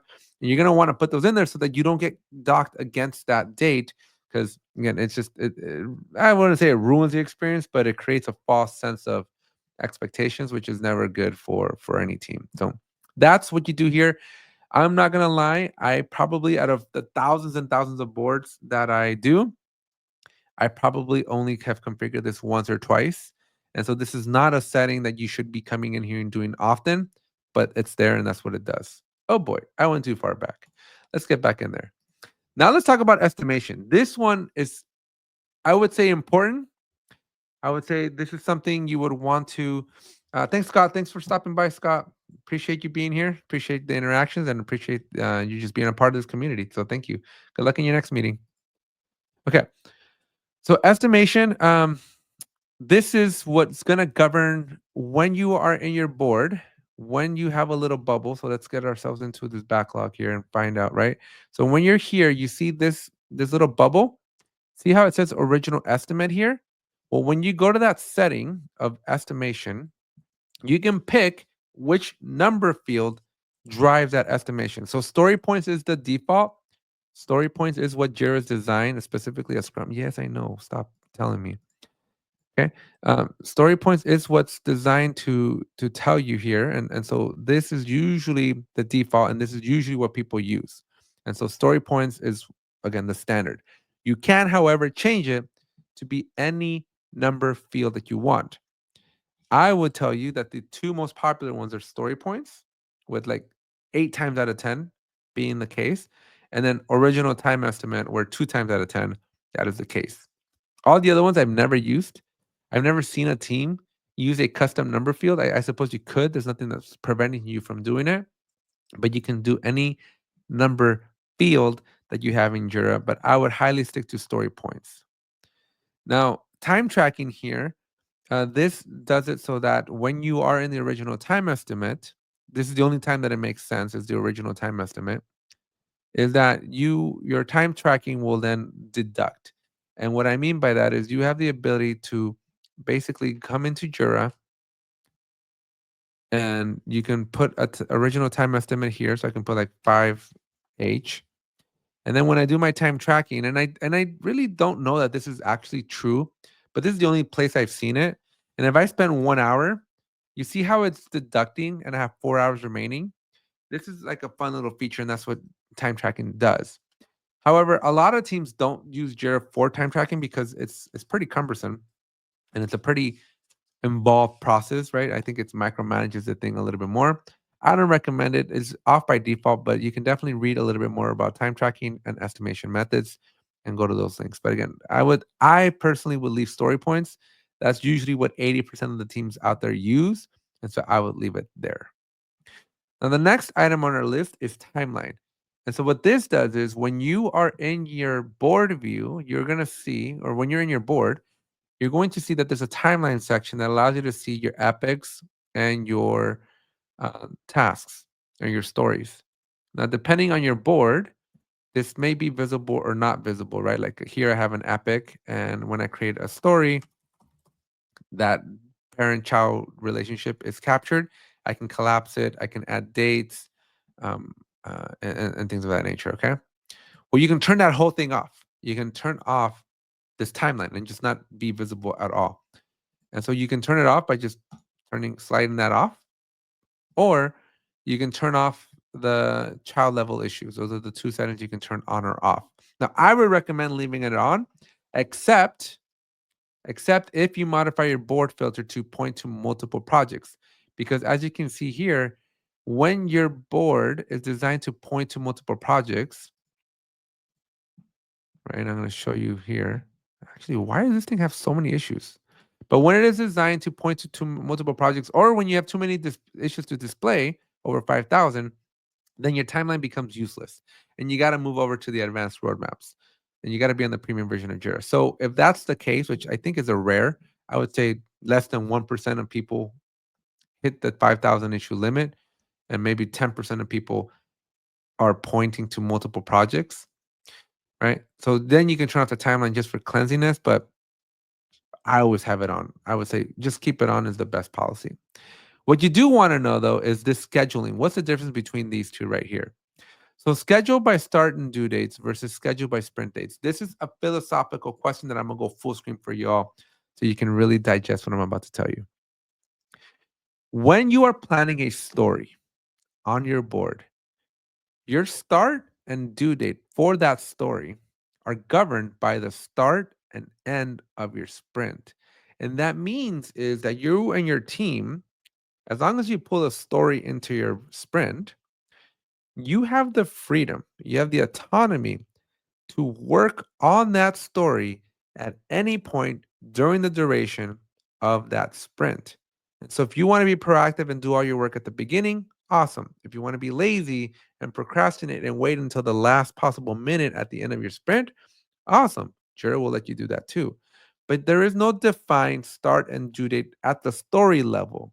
Each story's due date is the end of the sprint. And your team can get ahead, right? They can close things out beforehand.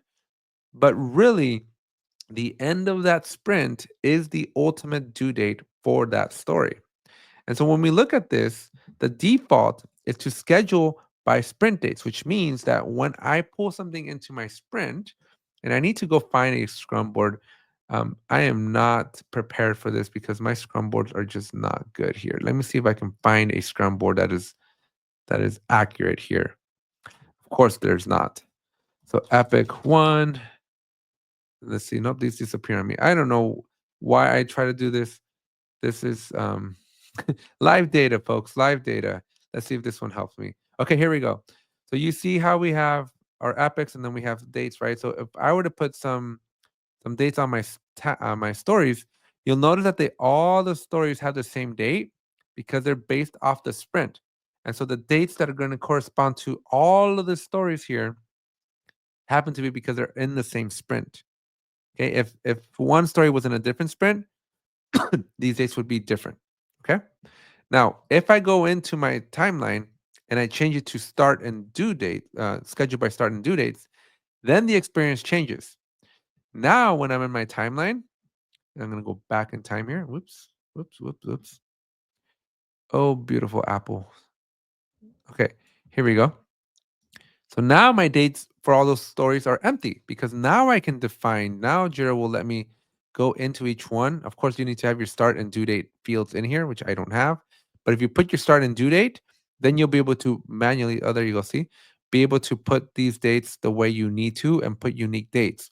Now, I don't recommend this. This is not a best practice because this is, I'm going to say something bold, anti-agile, right? This is anti-agile because agile dictates and governs that your start and due dates are based again off that sprint. So if you don't want to do that, this is totally doable, but just know that you will be breaking some rules of agile because you normally don't want to do that. This is more reserved for like traditional project management, which is not what we do in the word of Achille, as I like to call it. So any questions here? I'm going to stop because at this point we've covered the details. We've covered working days, estimation, and timeline, and we are just getting started. So we're right at the halfway point. And we're actually going to talk about the settings that we change a lot. And so everything that I just talked about, other than the details, you don't really change them all that often, but layout and down, like I touch those quite a bit. So I'm going to pause here for 15, 20 seconds. Any questions from the audience here, please feel free, ask your questions. Let's keep the chat going here. Max, thank you so much. That's a live data. I don't prep any of this stuff, right? So what you see is what you get. And Jira sometimes behaves and Jira sometimes doesn't behave. Sometimes she makes me look real bad on the internet, but today she's all right. She's kind of cooperating. Okay. And no questions again, folks. This is why we're here. This is why we do these live trainings. Take advantage and ask your questions. These are great opportunities to get your questions answered here. Okay. So I'm going to continue since I'm not getting any questions, and then we're going to start talking about layout. And folks, this is settings that I change a lot. Okay. So everything we're going to cover here, I probably 2, 3, 5, 10 times a week, I'm doing something in these layout settings. So pay attention to these. I'm going to try to cover this in the next 20 minutes or so and give you as much information as I can give you. But these are important settings. More than everything we've covered so far, these are very, very important. Let's start with columns. Okay. We're going to start with constraints. So you can, if you want to, put a constraint here. And what this means is that I can, and it's a fake constraint. Jira's not going to do anything. But what you can do is you can basically make it, this is very common in Kanban. I wouldn't do this for Scrum, but in Kanban, you can set numbers here so that when your team is looking at their board, if they have more than 5 items in that column, Jira's going to turn red and just be red. Okay. Again, nothing's going to prevent you from adding a 6th, 7th, or 8th item in there, but Jira's just not going to be happy, and she's going to tell you. Okay. But again, I would reserve this for Kanban teams.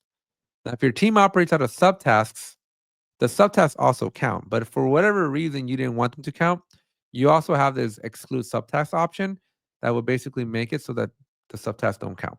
Okay. Now, mileage will vary there. I would not normally go with issue count. That's the best policy in my opinion. But I would just go with that. Although I will honestly tell you, if you're on a Scrum team, just leave none because uh, constraints don't really apply. This is all about Kanban, really, right? And so this is when you're pushing, pulling. You don't want your team to be overwhelmed with working on too many things because if they're trying to boil the ocean, they're not going to boil anything. And so you're trying to keep your team focused and streamlined, and you put those WIP limits. They're commonly known as work in progress limits, and that's where you can do that. Okay. Now to the fun stuff. We have map statuses to columns, and so a little bit of foundational information that you need to know. These columns, you'll notice that I have 3 columns, and you'll notice that I have 4 statuses. Typically, this is not always true, but typically your columns tend to be matched to a status, right? And that means that I would technically have something like this selected for development here. Okay. When you do that, then you have a match. See how these all match, except this backlog. This backlog is an anomaly. Now, why is this behavior happening, right? Why do I have an extra status? Well, if you remember, many, many, many moons ago, Atlassian has a bug in Jira. Atlassian has a pretty nasty bug in Jira. And over here, and I hate this new UI. Atlassian, give me back my old UI. When you go to create a software project and you pick Kanban, you'll notice that your workflow here says to do, in progress, and done, except that's a big lie. This is a very, very big lie on Atlassian's behalf because you don't get this status. If you ever pick Kanban, right, you will get 4 statuses, not 3. And here is my original Kanban board. And when I look at the board settings for a Kanban board, and we are pivoting just a little bit, you'll notice that my statuses are aligned correctly here. They're not stacked like they were in the Scrum board. And that is because you will have 4 statuses and 4 columns when you pick Kanban, specifically with company managed software projects. Okay. And this is great. This is a great view. But what this does is when this is the default, by the way, you have 4 columns, 4 statuses. But when you go back to your board is going to show you everything in your backlog. You're selected for development, you're in progress, and you're done. Problem is, if you're anything like me, your backlog is a mess, right? Your backlog is full of a lot of work that you're not ready to work on. And so these 73 issues here, right? This is not an exaggeration, right? But you're going to be scrolling because you will see all 73 issues, right? And again, please make sure you attend my Team 25 session if you're going to be at Team 25. And if you want me to sign your book, make sure you buy the book now and bring it with you to Team 25. Okay. So these are all the tasks, and as you can see, a lot of stuff here, right? Too many things in your backlog. And so what Atlassian allows you to do is you can go to your board setting, you go back to your columns, and in your Kanban only, you have this special Kanban backlog. And so you can drag your backlog there. And what this does is back on your board view, you will now have something called a backlog. And so everything all those 73 issues that I had in my backlog, they're gone. Well, they're not gone. They're off my board. And now if I go to my backlog, here's those issues that I had in my backlog. Okay. And again, attend Team 25. And if you're coming, buy the book so I can sign it for you. Okay. And so this is the backlog. And this to me is tidier, right? It's cleaner because those issues exist over there in the backlog and they're not cluttering the board. Problem is, how do we get something onto the board? Well, Scrum and Kanban work very, very different. In Scrum, when you move something from your backlog and you put it into a sprint, you're editing the sprint field, and the sprint field becomes populated with the name of the sprint. And that's it. The status stays the same. But when you are in a Kanban board, notice the status. The status will change, right? It goes from the status of backlog. I'm going to drag it over here, and it transitions to the status of selected for development, and then it shows up on the board. So this tends to confuse things a lot because if you're in a Kanban view, right? If you're in a Kanban board, then you have the appropriate number of statuses that you need to make the right decision. But the moment you go into a Scrum board and then you try to do this stuff, you have an extra status. You have your workflow is not configured for Scrum. And so I would argue, this is a little tangent, right? But I would argue and urge you to make sure you pick the right starting point, because when you pick Scrum, guess what? You only really do get 3 statuses. And this is why I'm mad that Atlassian doesn't change their UI, because this is misleading. You get 4 statuses that confuses everything. And so if you're in Kanban, you need an extra status to call out your backlog. If you're in Scrum, the backlog is free. You don't need an extra status. And I think a lot of people miss that point way too often. And then they have a subpar experience and then they're mad at Jira. But really, you should be mad at Atlassian, not Jira, because Jira is just behaving the way Atlassian designed is. And again, very bad behavior. So what you can do is I would recommend you update your workflow if you're Scrum, right? If you were a Kanban team, I would update your workflow so that it's cleaner. But if not, then just move something into your unmapped status. What this does is it takes it out. But the problem is now anything in the status is gone. It'll really disappear from your board and you won't have visibility. So your next alternative is to stack your statuses, which is also not ideal either, because when you stack statuses, Jira doesn't let you move across them. So if I were to start my sprint over here, oh boy, I got to go into the feature apparently, right? But when you start your sprint over here and you're trying to move from one status to the other, you can't. You have to open it and then transition it, right? So if 2 statuses are in the same column, you cannot transition up and down. You can only transition left and right. So that becomes annoying. So again, a little confusing, a little bit of a soapbox, but behaviors that are common in Jira that you should be aware of. But that's really all we do in the columns, right? We basically either add more columns, right? So maybe I want to add a backlog column. I can do that. And then I'm going to have a column here, and then I can reorder these around. Okay. One thing I will tell you, a big gotcha. So if you're taking notes, definitely take note of this. The farthest right column will be the green done column. So I can move this backlog over here, and that will become my quote unquote done column. And this is very, very important because for Jira to give you credit when you complete your sprint, anything that makes it to the farthest right column is what you get credit for, even if that status isn't done. So you'll notice that my done status is not in my farthest right column. And so it doesn't matter if I move 1,000 things to done, Jira will not respect that done status only unless it's in the done in the farthest right column. So always make sure, if you want the most ideal experience in Jira, always make sure that your done column is the farthest right column. Otherwise, Jira is not going to behave and you're going to get some wonky behavior there. Okay, so that's pretty much all the stuff we're doing here. But again, this is usually what I'm doing in this space. Max says, if I entered a project after it started, how do I know if it's Kanban or Scrum? Very, very easily. Very, very easily. If you're in Scrum, you're going to see active sprint here. If you're in Kanban, you're going to see Kanban here. That's the easiest way to tell. Hopefully that answers that question, Max. Super easy, but sometimes not. It's easy until you know it, right? Up next, let's talk about swim lanes. So what exactly is a swim lane? So a lot of people like to think that the columns are swim lanes, but that's not the case. Um, the columns are columns. Swim lanes go horizontal. And so you can control how these things are done. So in swim lanes, think of swim lanes as group. And so this is actually a cool feature that Atlassian introduced maybe like a year ago, where you can group based on assignee. So notice that I can make swim lanes based on my assignees. I can make swim lanes based on my epics, so that the horizontal part, I can collapse my epic and see all the children underneath that epic. So that's a cool view. Okay. And so the swim lanes here is basically the same thing that you have in that dropdown, except I think you have one extra option. I think you get projects that you don't get over here. So, oh no, you do get projects. So queries, then queries you don't get, or something you don't get. But inside of the board settings, you will get an extra option. Yeah, I think queries. You will get an extra option that you normally don't get. In your queries, you can create custom queries. So whatever you want. Okay. So that's basically what you can do in the swim lanes. Although this used to be a feature you had prior to a year ago, you used to have to come in here. You used to have to be a board admin to change the grouping, and it's permanent. So this is permanent, right? It saves it until somebody comes into the board settings and changes it.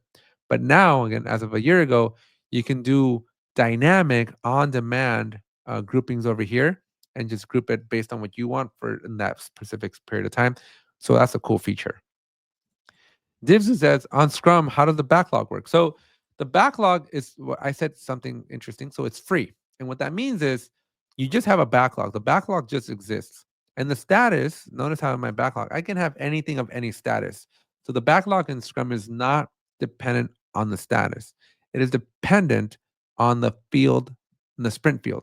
So if something needs to be in a sprint, the sprint field needs to be populated, wherever the heck that is. I don't know where my sprint field is. I don't have it visible, but trust me, there's a sprint field over here. As long as it has a value, then it's in a sprint. Okay, let's see if I can open one that's in a sprint. Nope, not going to show me. All right. Well, there's a sprint field, folks. And if that field is populated, you're in a sprint. If it's not, then you're in the backlog. And that's it. That's all it does. It is not dependent on the status, which is a very big difference when you're in Kanban. That does depend on the status. Okay, and because we have less than 10 minutes here, let's go on to card colors. So card colors I would avoid. It's kind of dumb. You get like a tiny little slither. You can change the color. And so when you're in your board, you get a tiny little subtle. It's there. And I mean, you can use it, but if you look very closely, you get a tiny, tiny little slither of color. And when you're on your board view, then the same slither is there on the side. And so if that helps you, cool. It doesn't do the whole card, right? In that case, you would want to look at a plugin. My good friends over at I'm blanking on their name, but I do have a video that they sponsored me. They're based out of Spain. Somebody help me out here. There's an app for card colors that makes the whole card. Look it up. Again, Spanish company. Check them out. Good friends of mine. Apparently not that good though. If I can't remember their name, but there are apps to make the whole card. But you will get this tiny little sliver. So because it's so tiny, I tend to just ignore it and not use it. But you do have the ability to make it based on issue types, priorities, assignees, right? Whatever you want, you can change the colors here. So again, kind of cool. Card layout. Card layout's kind of cool. But before we do that, let me, if this has got another question. Should we have a status of backlog to make things appear in the Scrum? No, you do not. You do not want to have a status of backlog if you're using Scrum. That will add complexity and you will make things worse for yourself. So you want to keep the simple to do, in progress, and done minimum to do, in progress, and done if you're in Scrum, because the backlog is handled for you automatically. You only need a status of backlog if you're in a Kanban board and you want to have a dedicated backlog section. Okay, a card layout. This, you get up to 3 fields, any 3 fields that you want. You can add them to your card. And so what this means is if I add component here and I go back to my board in the backlog view, you will see that I have a component section. So this Victor component is a component that I have in my project, right? I can click on components. You see that I have a component named Victor. And whatever value that story is given, I can see it on the card. Now you want to be smart about this, right? Because the card gives you a lot of information already. For example, you get the key, you get the title, you get the release, you get the epic, and you get the status, you get the story point, you get the priority, and you get the assignee. So guess what? I would not add the assignee, the priority, the story points, the status, the epic, or the release as a field here, because you lose one of your 3 fields. And so be smart about this and pick 3 fields that you don't already get for free. But you can add context to your board here. And now the last thing to cover, folks, the last and most important thing, it's my favorite feature of them all, is the quick filter. Quick filters are awesome because your backlogs will be big, right? You will have a lot of work and you don't always want to see all the work because it can be very, very overwhelming. And so a lot of teams, what they'll do is they'll use a clever utilization of labels or some sort of custom field to categorize their data. And so you have the ability to create a quick filter, which is basically like a mini JQL. So like I can do this Victor component, right? And then I can do component equals Victor, right? And when I save this, this becomes a quick filter that I have. But on the board itself now, I have a quick filters button, and this button is on the backlog or on the board. They're both there. And I can either click on it like this, and it will show me everything that belongs to that Victor component. Or my favorite thing is to just always show them so that I can just simply click on these buttons. And these buttons make it so that you can basically update your UI with buttons that you can just click dynamically to just see the data that you want to see. So it just funnels the data and makes it smaller for you so you see just what you want to focus on. And I think this is really cool because it works in conjunction with the assignees up here. So I would not waste a quick filter on assignees because you can just click up here and see the assignee. You can see assigned to me as well.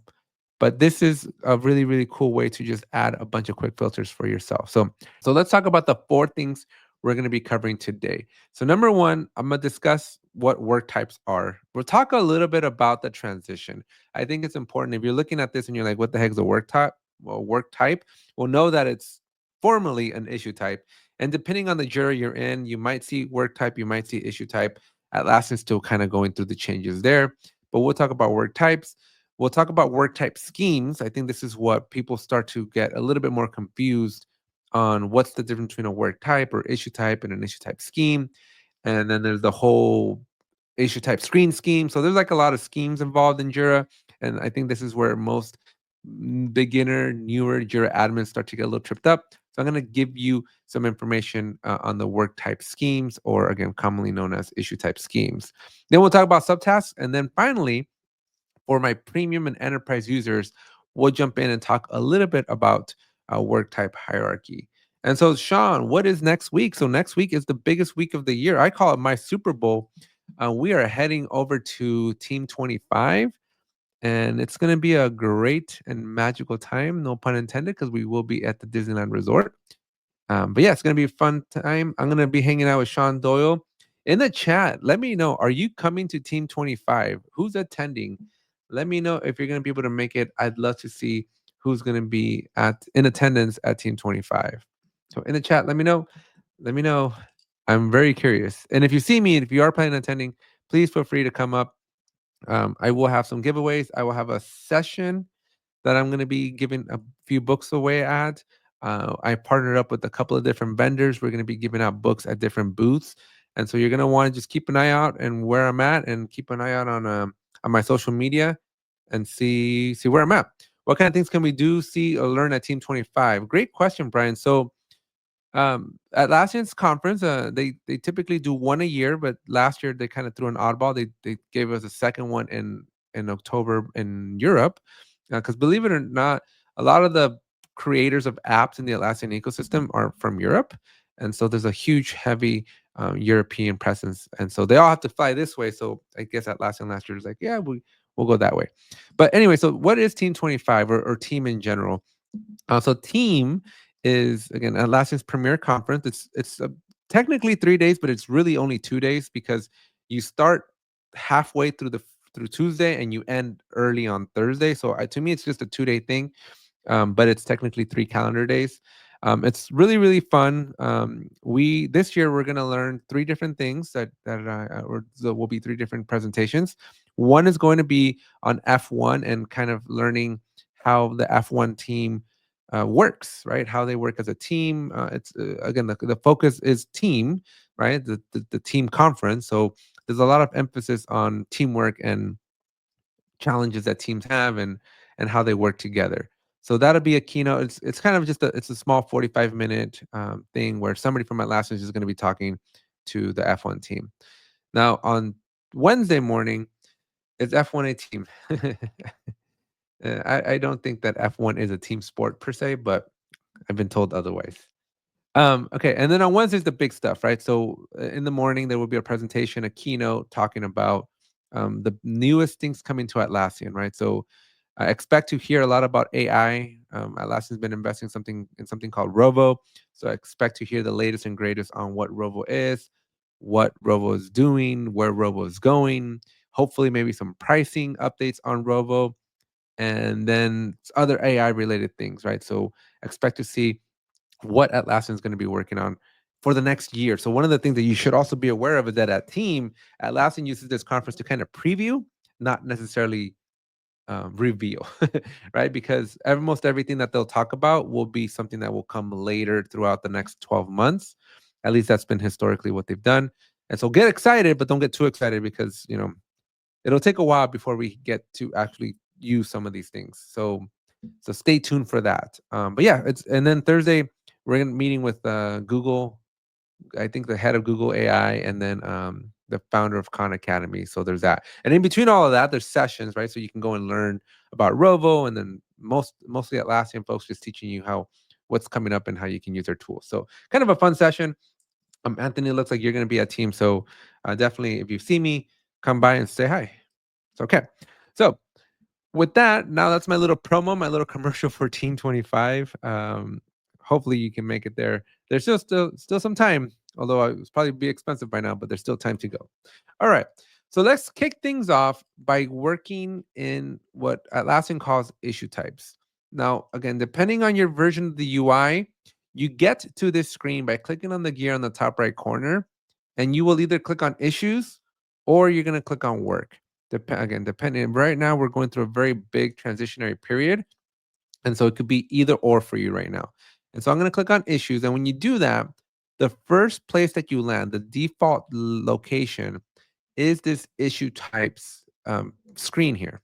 And I think this is an appropriate place to start because the issue type is fundamental to almost everything else that we do.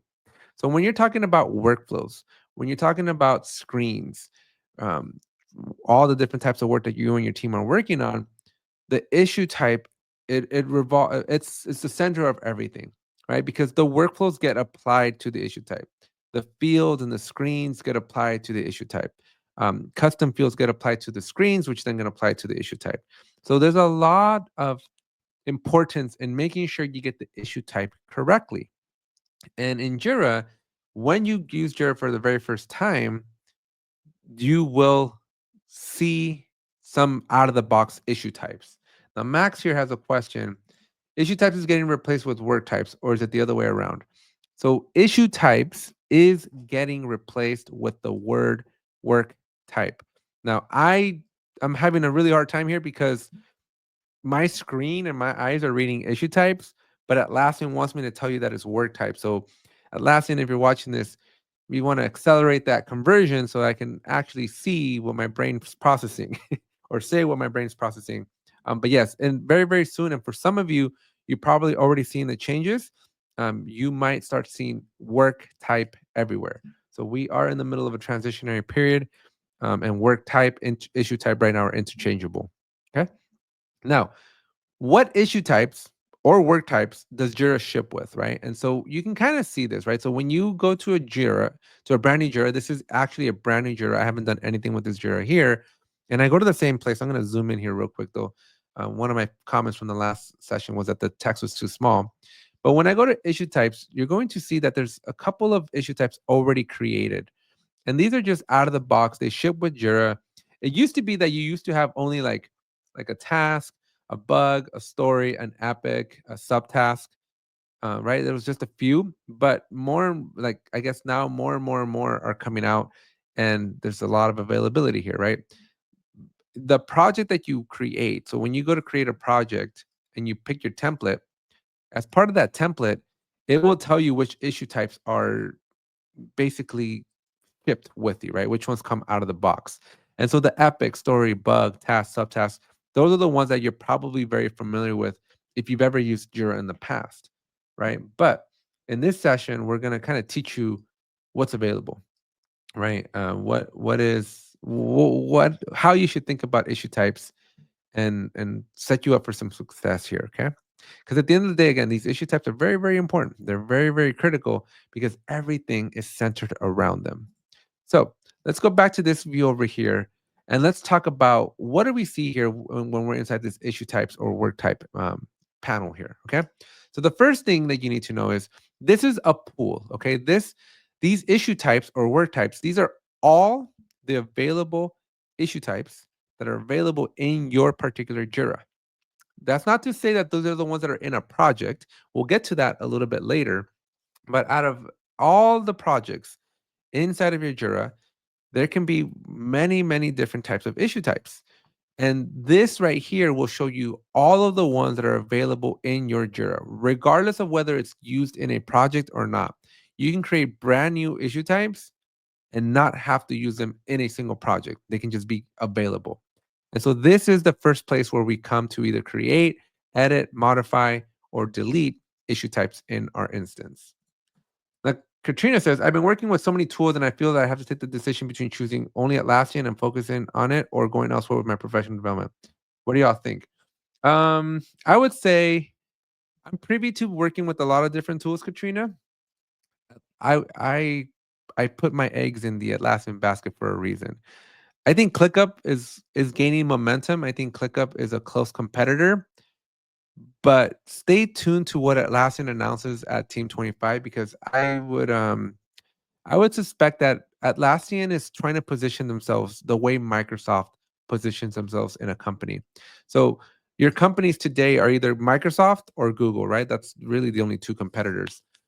But when it comes to like project management tools, it's easy to go from Monday to Asana to Trello to ClickUp to all the other different tools that are out there, right? Because you don't have a lot of skin in the game. It's just a project management tool.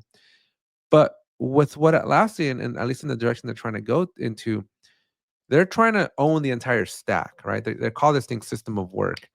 And with their system of work, they want everybody, not just your technical teams, they want your entire company to be in the Atlassian tools.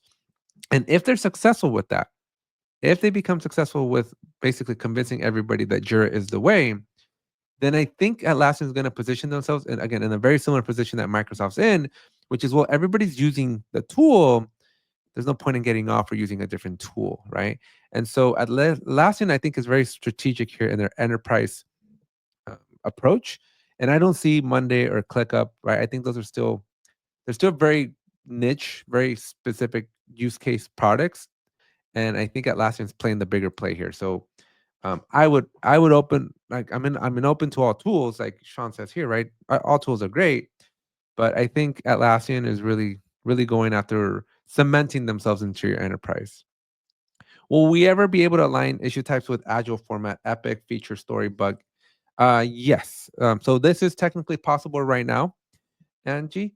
This is something that Atlassian has been fixing for the last 2 to 3 years, and I think it's like 95%, 98% there. I've still seen a bug here or there, but actually, to be very honest with you, I haven't done this change in at least 6 months, so it might have been fixed by now. Atlassian does update Jira every single day, but there is the ability to do that, and we'll talk about it in a few minutes here, Angie. So remind me. Okay, so now that we know what we're seeing here, what can you do in this issue type, right? So as a recap, because again, we went on a couple tangents here, this is where you go to see all the available issue types, everything, okay? Whether you're using them or not. And this is also the place where you go to create issue types because there's two ways to create issue types, right? Method number one is you can click, well, I'll start with the other one. Method number one is when you go to create a project, right? When you pick a, let's say, design project, and let's say we pick asset creation, right? If we click on this template box in this box right here, you're going to notice that we're going to get an asset issue type created, right? And so this is the first and the easiest way, and probably the most non-obvious way of creating issue types is that when you pick a template, right? So let's go to sales and you pick sales pipeline here. Atlassian is going to create these issue types for us the moment that the project is created. So as an admin, you might not be aware of that, and you're probably going like, "Wait, what happened? How did this happen?" Right? Because if I type in customer, you'll notice that it doesn't exist, right? But if I were to create a project, that sales project I just showed you, then a few moments later, the customer issue type would exist because Jira needs it, right? And so that's method number one. And how do we get new issue types created? Well, quite simply, they get added automatically depending on the project template that you and your team are using. So we have this facilities management one here. This is not going to add issue types. Let's go to legal, IP infringement, right? This is going to add a claim issue type, okay? And so this, again, nothing you have to do. Atlassian's doing it all for us, but that's the first method for how do issue types get created in Jira, sometimes without us being aware or knowing, right?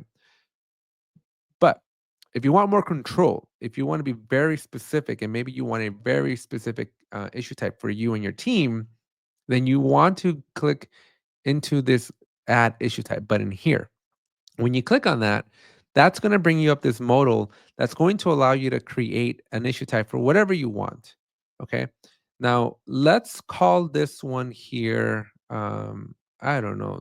Let's see if it exists. So, pro tip: before you ever create an issue type, just double check that it doesn't already exist. So, I'm going to create a defect. I'm going to go over here. I already checked, right? I just checked that it doesn't exist. And then we're going to select defect.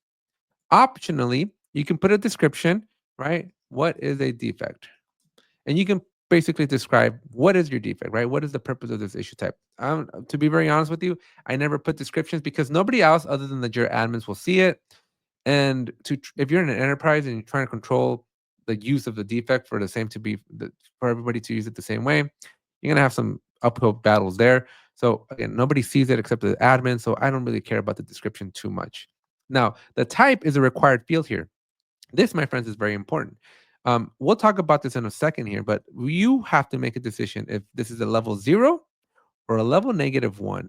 And what this basically does is you're going to either create the issue type at a level 0, which means that when you create a level 0 issue type, when you click the create button up here, it becomes visible here. Okay, so any level 0, level 1, 2, 3, 4, 5, 0 up is visible when you try to create an issue. Anything that's a -1, okay, very critical. Any level -1 issue will not show up here. You will not be able to create automatically or as an orphan that level -1. And what that level -1 then technically means, what it's telling you is that the subtask, it'll be an issue type. It'll behave the same way. You can still apply a workflow. You can still apply fields, right? You can make fields required just for that particular issue type, but it can never be an orphan. It always has to be associated to some level 0 issue type, whatever that may be, whether that's a task, a story, a bug, right? Any level 0 issue type must be the parent of a level -1, and a level -1 can never exist on its own. So you want to keep that in mind when you got to make the decision and figure out: do I expect my team to create orphan, right, just standalone defects, or do I require this defect to always be tied to a story, right? And if the answer is yes to that second question, then you want to create a defect as a subtask type. Now, for now, I'm going to keep it as a level 0, and I'm just going to click on add, and that's it.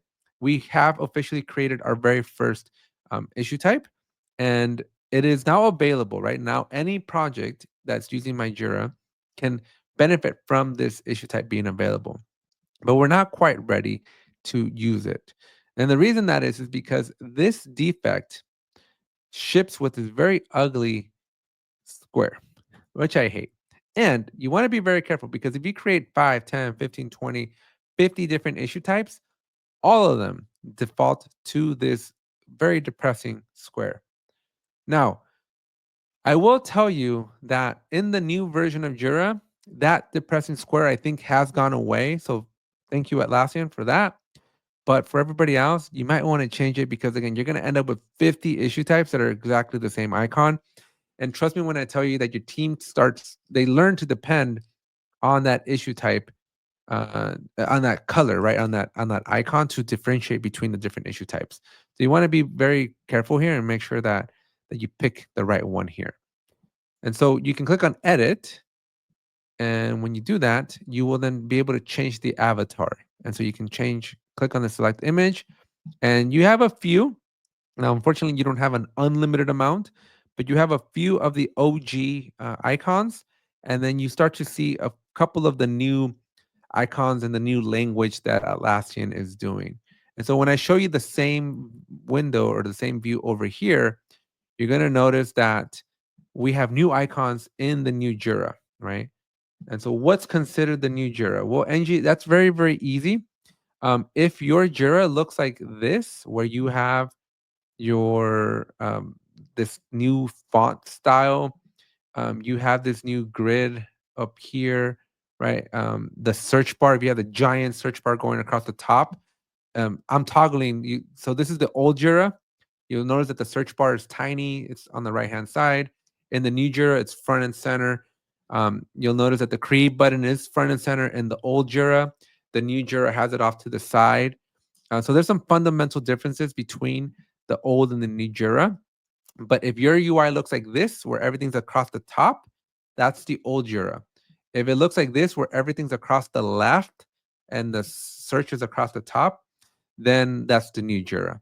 Now, eventually, everybody's going to be on the new Jira, but we're not quite there yet. So again, Atlassian teased this on May 1st, 2024.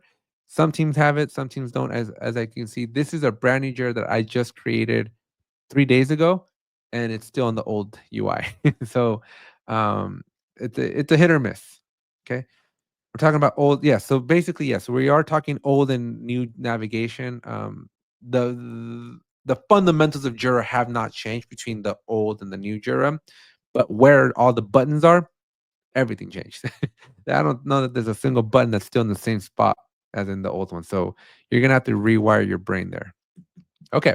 So, anyways, I just wanted to show you that there's different avatars. So don't get married to these, because when you go to the new Jira and getting to the settings in the new Jira suck as well. But you'll see that the icons are different. So again, don't get too attached is a takeaway here, because all of the icons have been updated with the new modern UI. So really, really fun new icons that I like.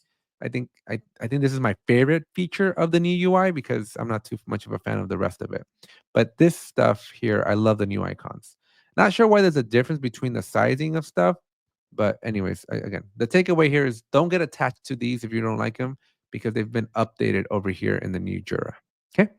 So anyways, so I would say pick a new avatar, mainly because if you don't, right, the thing is going to be for 50, 100, 200 new issue types that you create, they're all going to have that same icon, and it's just going to be confusing for your team if you pull 5 of them in and then they're all the same. We have a question here. Does the new UI apply to JSM? Technically, yes. Because of the way Jira fundamentally works, Jira doesn't really, you're not in a different product. So Jira Product Discovery, Jira, and Jira Service Management, they're all technically just Jira. So if you see my projects here, I'm going to go down to a service project right here. And so when I click into it, you're going to notice that it's in that same Jira. I haven't left Jira. So yes, the new Jira style applies to the new Jira as well. I don't think Atlassian, again, formally acknowledged it or said anything in there, but the UI tweaks itself a little bit ever so subtly to basically indicate that we're in the new Jira. Okay. So now that we know how to create issue types, awesome. What else can we do here, right? So a couple more things. Number one, you can edit them, right? So let's just go back to our defect, right? And so you can always click on the 3 dots over here and you can click edit. And the edit allows us to essentially rename it. So maybe we wanted defects, right? Maybe we wanted something else, right? And so you can rename an issue type, although I'd be very cautious, right? I'd be very, very careful, and a big, huge warning. You want to be super, super, uber careful. Do not rename things if you don't have to, because when you rename something, bad things tend to happen in Jira. So Jira doesn't like for you to rename things. So I would caution you against renaming whenever. If you can restrain yourself from renaming something, don't rename it, because it will have detrimental downstream impacts.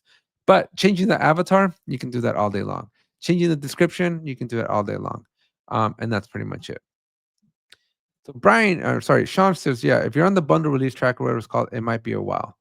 So let's see. So Brian, so some point my entire Jiras will update to the new style. Yes.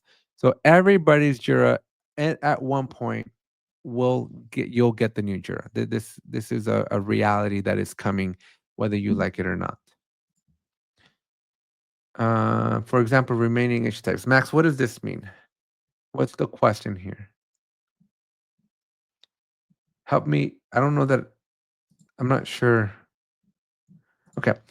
We'll come back. So is it better to delete as opposed to renaming? I would say it is better to. I don't like to delete stuff either, so I'm not a huge fan of deleting.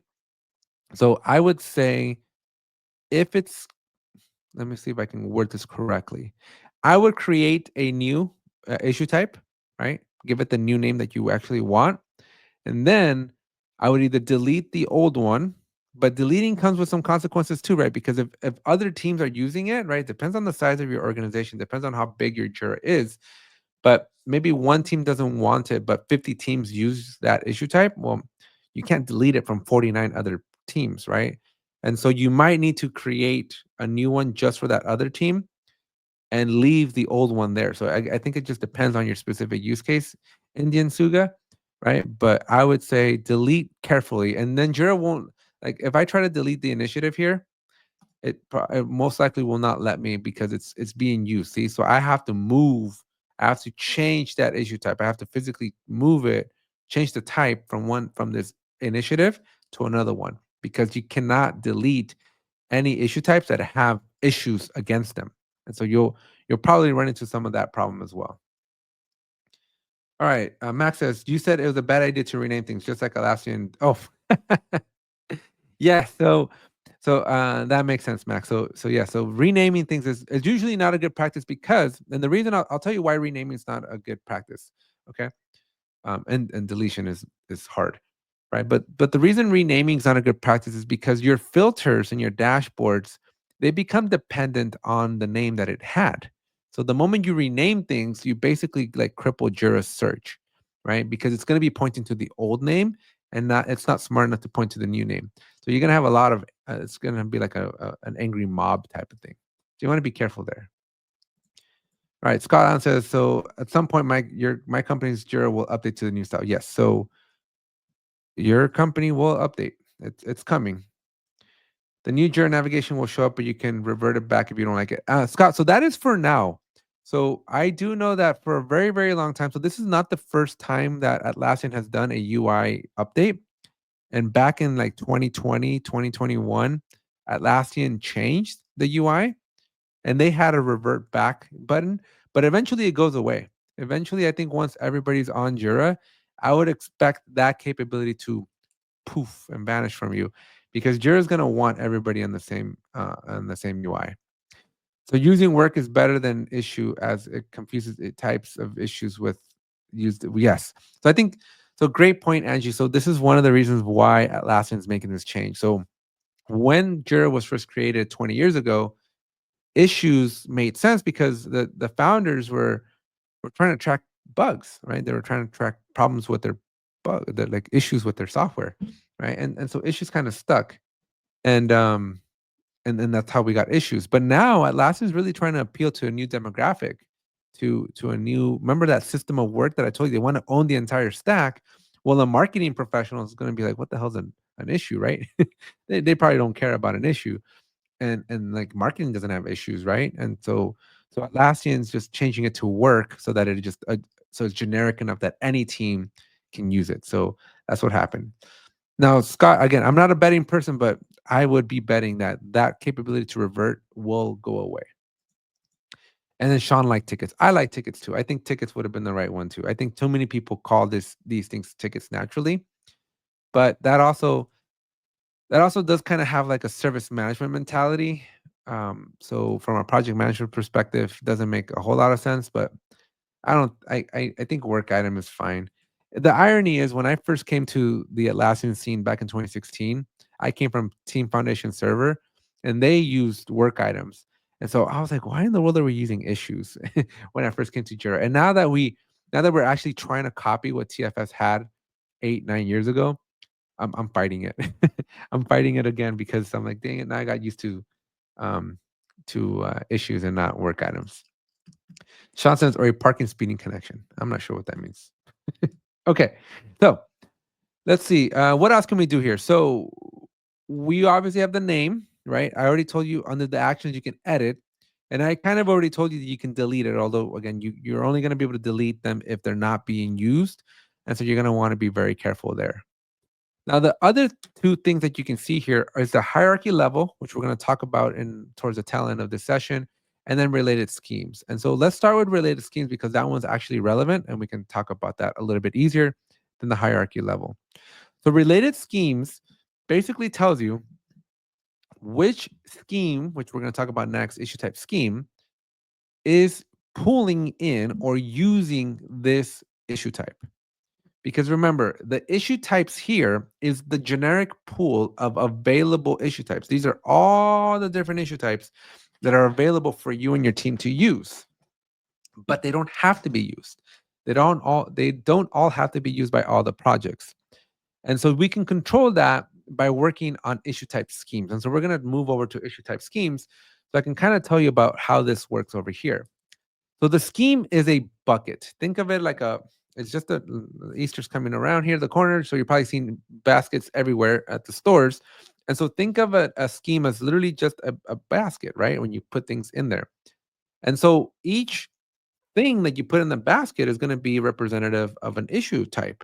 And so you can put your epic, you can put your story, you can put in your defect, right? You control which issue types go into your basket. And so that's what an issue type scheme is. It's just a basket. Okay. Now, I have the ability to create a new issue type scheme up here. If I click on the blue button, right? I'm going to name it Sean's Infinite. I can't spell infinite. Infinite. Why can't I not spell infinite? You know what? Issue type scheme. I'm just going to call it Sean's issue type scheme. Okay. Especially since I cannot spell infinite. Then optionally here, we give a description. What is an issue type scheme? All right. And then you can pick your default issue type. Now, the very first time you won't be able to do anything because we have to put an issue type first. And so there aren't any available. So none is the option. So that brings us to the second half here, which is the fun part. Right. So everything over here on this right-hand side, these are all the different issue types that are available in this particular project. Sorry, scratch that. These are all the particular issue types that are available in this particular instance of Jira. So not tied to a project yet, but these are all the ones that are available. So you can pull things in like the defect that we just made. You can go with the OG stuff and grab the task. You can grab the bug, right? Maybe you don't want the bug. Maybe your team's like, we don't know. You know what? We don't write software. We don't need bugs, but we have defects. So you can get rid of the bug and only bring the defect, right? Maybe you want to bring in an epic, right? And so you can just keep it simple: a task, an epic, a defect, and maybe your subtasks. Give it a 4-tier hierarchy, right? 3-tier. One, one, two, three. 3-tier hierarchy. Okay. And that's it. And so you can basically, we have just created a basket, right? A scheme with only these 4 issue types. And now we can pick which one's the default one. And what that basically means is that when somebody hits this create button and they're in the project that this issue type scheme is associated to, what is the default issue type that will be displayed? Because you have to have one. And so that'll be the task. And so that's where you control that. And then that's it. So you hit the save button, and we've officially created Sean's issue type scheme, right? And it's really simple, really easy. For some reason, it didn't want to save. There we go, right? And then now it exists.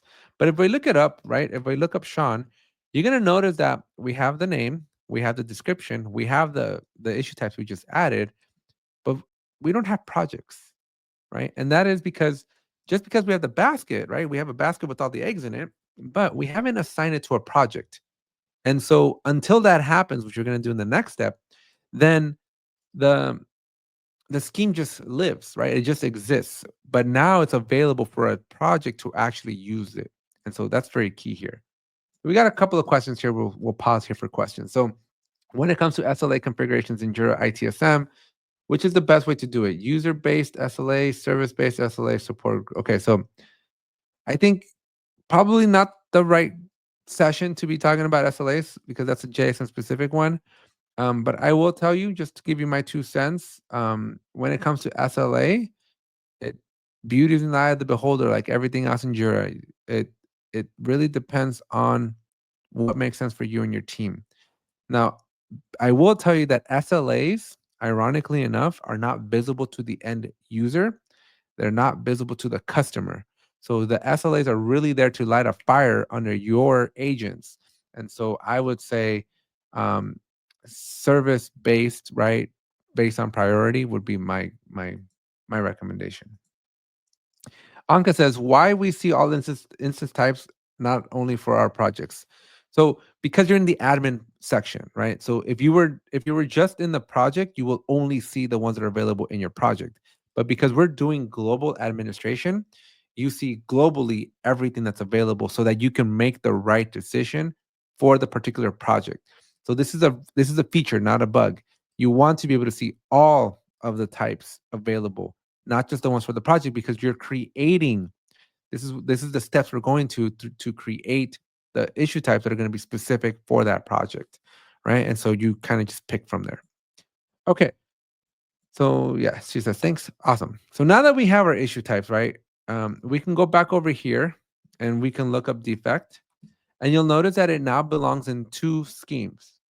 The default one, which by the way includes every issue type, and Sean's issue type. Okay. And this is good. This is kind of where we want to be. This is exactly what we need. Now, the last step here, though, is that we want to add it, right? So Sean's issue type here doesn't belong to any project. And so we're going to want to add this to a particular project. And so to do that, you can not click on the edit, or actually, you can probably click on the associate, right? But don't click edit. And then you can fix or find the project that you want. And so you can go to security operations and hit associate. And what this is going to do, it's going to remove any issue types that are in that one and then apply the new ones. And so here's where we divide the junior Jira admins from the expert Jira admins. And that is whenever you're swapping issue types, it's always easier to add to an existing scheme than it is to swap schemes. Because when you're adding to an existing scheme, right? So let me explain to you what that means, right? So here's what adding to a scheme means. I can go into a project. I'm gonna go, oh boy, marketing content, right? I'm gonna go into here. Yes, Jira. I know how to use Jira. So please get away. Like, okay, great. So you can go to the project settings of an existing project that already has an existing scheme, and you can go to this. You can go to the shoot. Where is it at? Here we go. You can go to the issue types. Okay. Again, this is an existing project with an existing scheme that already exists. And you simply go to actions and you can click on edit. And when you're doing this, you're essentially going to add, we're back to the screen, right? So now you can just get your defect, pop it in here, and click save. And what we've done is we have now, for that particular project, so this goes back to Anka's question, right? For that specific project, we have just added the defect. But remember, we had a, um, what's the fancy word I'm coming up with? We had to manifest, right? We had to manifest a defect. It had to be created first. And so those were the first steps that I showed you. But now that it's been manifested, now we can pull it into an existing project. And that, my friends, is the easiest way to add that new issue type to a project, because if you try to like swap the scheme out, that's a lot more problematic. Okay. Because the second option is maybe for this particular project, maybe we do want to swap the scheme. And this is where you can go into that project, use a different scheme this time. Remember, last time, a few moments ago, we clicked on edit issue type, but now we're going to swap it out completely. And so what I can do here is I can go, okay, let's go apply Sean's issue type. And you'll notice that Sean's issue types are different, right? And so when I click OK, Jira is going to go, wait a minute, what do you want me to do with these? Right. And so in the next screen, we will have to move them. Atlassian calls it a migrate, but we have to move those issues of those other issue types to the new available issue types. And so again, this is a harder thing to do. And it's not for the faint of heart, because this is a one-way street, folks.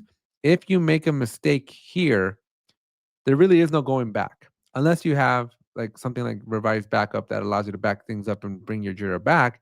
But even then, this is a one-way street. So only do this if you're absolutely certain and you know what the heck you're doing. Because if you have an ounce of doubt, I'm gonna drop my link here and call me. All right. The moment that you have a single doubt on what the heck you're doing in Jira, call me. It's cheaper for you to call me. It's cheaper for you to pay my rate than it is for you to make the mistake. Trust me when I tell you this. Okay. So it's cheaper to pay my rate than to make the mistake. That's going to be my tagline. Okay. Because once you change it, right? Once you change this, then changing it back, I mean, it's technically possible, but boy, do you need to know what the heck you're doing, and you're doing things manually at that point. So call me first so I can walk you through this all so you don't make the mistakes. Pay the rate. Okay. And so that's pretty much it. You kind of pick. I'm not going to go through this though, because this is again a more of an advanced thing, but know that you can very easily just add an issue type, or you can swap the issue type, where the adding is way, way easier than it is to swap. All right, Scott. Yeah, Indian says manifest build. Yeah, so manifest was the word I was looking for. Scott says, and that issue type is not visible in any project using that scheme. Yes. So very, very good point, Scott. So one of the benefits, so this is where we now separate team managed projects from company managed projects. Team managed projects do not have schemes.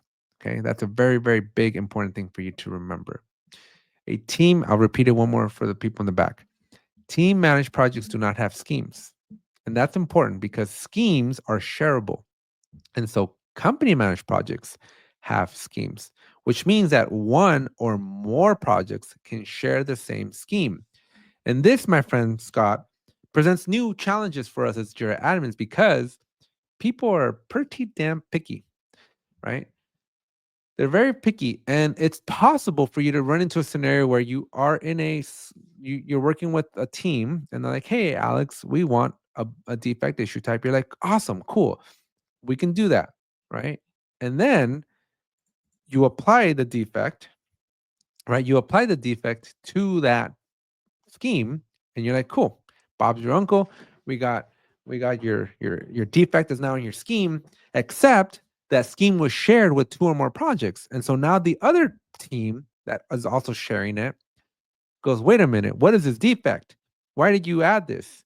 And you're gonna realize that there's a gift and a curse to company managed projects, right?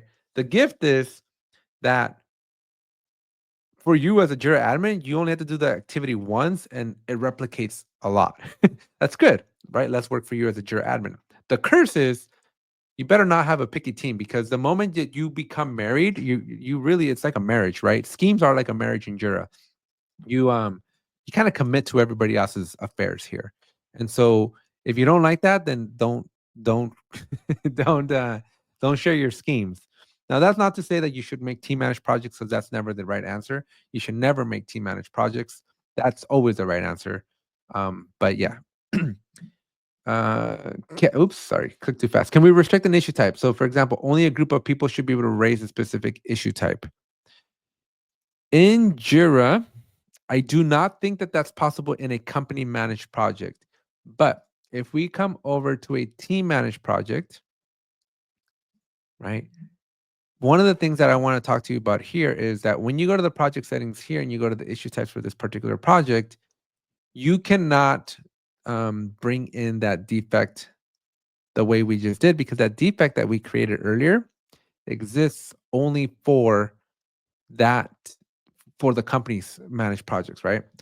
And so Atlassian's been doing a little bit better. Like we can now at least borrow custom fields, but it doesn't look like issue types, at least in this particular Jira issue or Jira project. I can't, I'm blinded to that defect. So one of the things I wanted to tell you is that because of that scheme, because of the way Jira works, our company can create sorry, Sean's throwing me off here. Let's come back to this one. Sean, remind me here, but give me 1 second. So first thing that I want to tell you, right? So first thing I want to tell you, and again, we're gonna come back with Sean and Scott here. They are telling us some valuable things, but let me wrap this one up here. So if you're doing team managed projects, a lot of what we've been covering is kind of a moot point, because you add your issue type directly in the project. And if you need to do this for 20 projects, then you need to go into 20 different team managed projects and add that defect and create it. You can't share it. It's not part of the pool that we've been describing. That's one of the drawbacks. Now here, right, if I were to create a defect here and click change icon and do this icon here, right? I can, in a team managed project, I'm pretty sure this is possible. I can click into it and there are permissions somewhere. I don't spend a whole lot of time in team managed projects, but I could have sworn there was some permission somewhere. I could have sworn it was here, but apparently not. Maybe it's under the edit workflow. No, it doesn't look like the right place. But I'm pretty sure there's a permission somewhere where you can create like put a lock. There's like a lock mechanism that you can put on the issue type, and then you can prevent who's able to create them. But I'm not sure why I can't see it. Let me see if I need to add myself as an admin to this project. It might just be that I'm not an admin. But no, I'm a site admin. I should be in here. Hold up. I might have to come back to this one for y'all, but I'm pretty sure if I remember correctly from my ACP 120, you are able to put a lock on these issue types. I'm just not seeing it. Again, I don't spend a whole lot of time in team managed projects because they suck, but I'm pretty sure at this level, somewhere here, you're able to lock things up. I'm just not seeing the lock for some reason, but I might have to come back to you on that one. But let's go and address what Scott and Sean are talking about over here. Okay, and this is so yeah. So you can restrict, but what I would say, it comes with a caveat, right? So if you were to go into a company managed project here, right? In order, you can, there's a couple of different permissions, right? Like there's a permission scheme that allows you who can create. And so, but that's create for all issue types and not one specific issue type. However, if you go to your workflows, you're going to notice, and again, this is a more of an advanced topic here. You'll notice that the workflow here is for all the issue types. However, it is possible for you to create a workflow just for the defect, right? And once you do that, once you create a workflow just for the defect, then you can come to this transition and add some sort of a validator. Actually, I don't even see a condition here though, but you can add some sort of a validator, although I would have expected a condition. Yeah, because I don't see it, Sean, here to do the specific user permission. But there's a permission over here, but it's just obsolete. So I don't think that that's possible. I don't know. I think we're gonna have to do a follow-up video. I don't think I personally don't. I'm not seeing it right. If I could see condition, I think you'd be able to do it. But Sean, have a little um we may have to have a little sidebar conversation on this. But I'm pretty sure you can't restrict somebody from being able to create a specific issue type in a company managed project. But we will come back to you. I really don't like team managed projects. All right, folks, we're down to the last few minutes. I want to talk to you about two more things before we wrap this one up. And so, just very quickly, subtasks. The subtask here is basically the same thing as the issue type, except you're making those level -1 onlys, right? So when you click on this add a subtask issue type, right, you're going to call it like a mini risk, right? When you click add, notice that it's not asking me, do I want to create a level 0 or -1? It's automatically a -1. Okay. And the way I know that is because it's mini risk. When I go back to my issue types and I type in mini, you'll notice that it's automatically a level -1. Okay. But then all the same rules apply. You got to add it to the scheme. You got to apply the scheme to the project and all that good stuff. Right. And and I'll just give you the takeaway of how do you use, when to use a subtask, right? If you ever have a requirement where something has to be tied with the story, then you probably want a subtask, because this is the only way to ensure that the user can never create a risk that exists on its own. It always has to be linked to a parent, because there's no way to physically hit the create button to create this risk. It has to be tied to an existing issue, specifically a level 0, 1. Okay. And now with that conversation of level 0, you'll notice that here we have a hierarchy level, and we have -1, we have zeros, ones, and twos, and even threes. And those, my friends, these numbers are governed over here at the issue type hierarchy. And I'm going to give you a full disclaimer here. I'm going to go full screen here for just a second. This hierarchy, I believe you can modify, like you can, it's hard because I'm always on the best versions of Jira, right? But let's just go with this.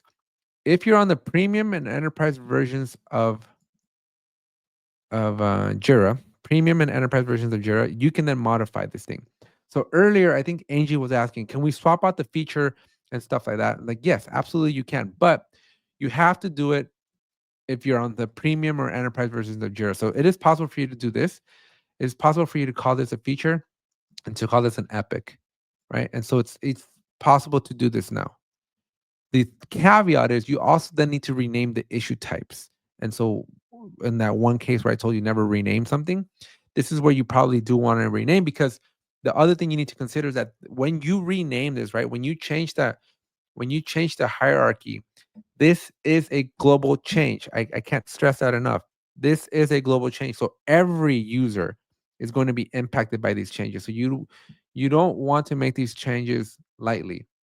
You want to be very, very specific here, because this is serious. Like the moment that you rename these things, right? I remember I told you earlier, never rename things, but this is that one case that when you rename something, you have to be so intentional with it, because this will impact everybody, which is sometimes a really good thing, right? It's sometimes a really good thing because maybe as a company we want to implement it. So renaming, right? So re-putting the order is definitely a possibility. But when you hit save, it will affect everybody. So you want to be very careful there. And again, it's a two-step process. Angie, I think Angie, you're the one that asked, right? You rename it here and you rename the issue types, right? So you would want to take your epic and you would want to rename your epic to be a feature. Okay. And then you would want to create a new issue type called an epic and put it at the top. And so that's usually how you do that. Now, proceed at your own risk. All right. And that, my friends, is how we manipulate what's a level 3, what's a level 2, and what's a level 1. So the key takeaway, if you're taking notes, is that this is a global change. You can't just do this for one team, one project. This is everybody gets this change. So let's start workflows. First of all, a lot of what I cover here is going to apply to both team and company, but we're going to be focusing on company managed workflows, because in team managed workflows, while you can do a lot, I would say you could probably do 80% of what you can do in a company managed workflow. So the focus is going to be on the company one, because that's really where the breadth of all the complexity is. And so we're going to go into company managed workflows first. And so the easiest way to get to a workflow is to click on the gear here and you go to work items. And once you're inside of work items, there's a section down here called workflows. And within that section, there's going to be two things. There's going to be the workflow and the workflow scheme. And so naturally, you might be asking yourself, what's the difference? Well, the workflow is really what you care about. The workflow is where you put statuses, transitions, where you link things together in the workflow. So that's the most important, that's the most critical part. The scheme is like a bucket, and you put one or many workflows into that scheme slash bucket. And this is important for two reasons. Reason number one is that each issue type or work type, if you're updating your lingo, in the chat, let me know. Have you transitioned fully to starting using work types, or are you still using issue types? Because in my mind, everything's still an issue. But let me know in the chat, how is the transition from issue to work going for you? Because as you can see, I'm struggling. I am struggling here. So, all right. So we have work types, and out of the box, all of those work types share a single workflow, but they don't have to. Especially in company managed projects, you can have multiple workflows. In fact, you can have up to one workflow per work type. And so that scheme, that workflow scheme, is kind of like the holder, because out of the box, you have one workflow for all your work types, but because you can get complicated, you can start creating a lot of different workflows and you keep them all together in your scheme. And so that's what the scheme is for, at least one purpose. The second purpose is that in company managed projects, these workflows are shareable. So unlike team managed, where it's very siloed and it's just for that particular project, inside of a company managed project, you can share your workflows, and you do that by sharing the scheme, the workflow scheme. And so that's why we have the two. So hopefully, um, hopefully that's clear on what the differences are between workflows and workflow schemes. So Ted's all full on board on the work items. Barbara from KC, having a hard habit breaking, but getting there. I am trying, Barbara. I am trying. I am struggling, but I am trying. Scott's in the same boat. We're managing. We're trying to figure it out. But yeah, those are those issues, man. It's hard to get out of it. 25 years of issues, and then all of a sudden we're on work items. Okay. So, anyways, so that's the workflow. So, what do we now? That's the difference between the workflows and the workflow scheme. So, typically, what do we do? What's the whole point here? Why are we even talking about workflows? Well, to answer that question, I got to tell you what a workflow is, right? And so the workflow is a Jira's representation of your process inside of the tool, right? And so think of how you do work. And let's just assume you're a developer and you have to write code. Well, you don't just, jump into Visual Studio Code and start coding, right? You got to have some requirements. Those requirements need to be vetted, they need to be validated, they need to be real requirements. Then something gets assigned to you as a developer, then you work on it. That's when you're actually writing code.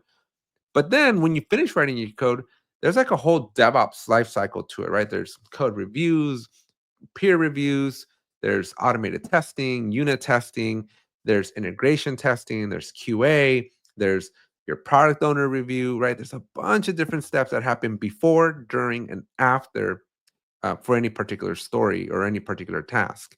And so those steps, right? What happens in each phase, or or at least from a process perspective, those are the things that get captured in your workflows.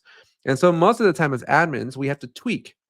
We either have to create a brand new workflow or we tweak existing workflows to capture our individual processes, our business processes, and put them into Jira, put them into a language that that Jira understands. And that's where the workflows come into. And so I mentioned you have two paths here, right? You typically operate in one of two ways. You either A, create a brand new workflow, in which case you would click on this big blue button up here, create a new workflow here, or B, and B is my preferred way, you modify an existing workflow, because a magical thing happens every time you create a brand new Jira project. A workflow is created for that project. So Jira doesn't leave you in the out by yourself, right? Every single time you create a project, you either inherit an existing workflow if you're company managed, or you have a brand new workflow that's just the default workflow that Jira ships with. And so most of the time, you're either gonna have to modify that existing workflow, or you're gonna have to create a new workflow. Now, I'm gonna walk you through the steps here to create a new workflow. Okay, so you come again to the gear, you go to work items, you go to workflows, and then on the right hand side, you're gonna be greeted with this blue button to create a workflow. So I'm gonna create a new one. Now, last week, we actually talked about this import before we get too far. This doesn't actually do anything. And so everybody that was on my call last week, we couldn't figure it out. So in this call, the challenge for you all is, what does this import from marketplace button do? Has anybody ever actually successfully used this import from marketplace? We tried, we pondered, we had theories, but nobody was able to give us concrete evidence. So in this chat, have you ever successfully used this import from marketplace button?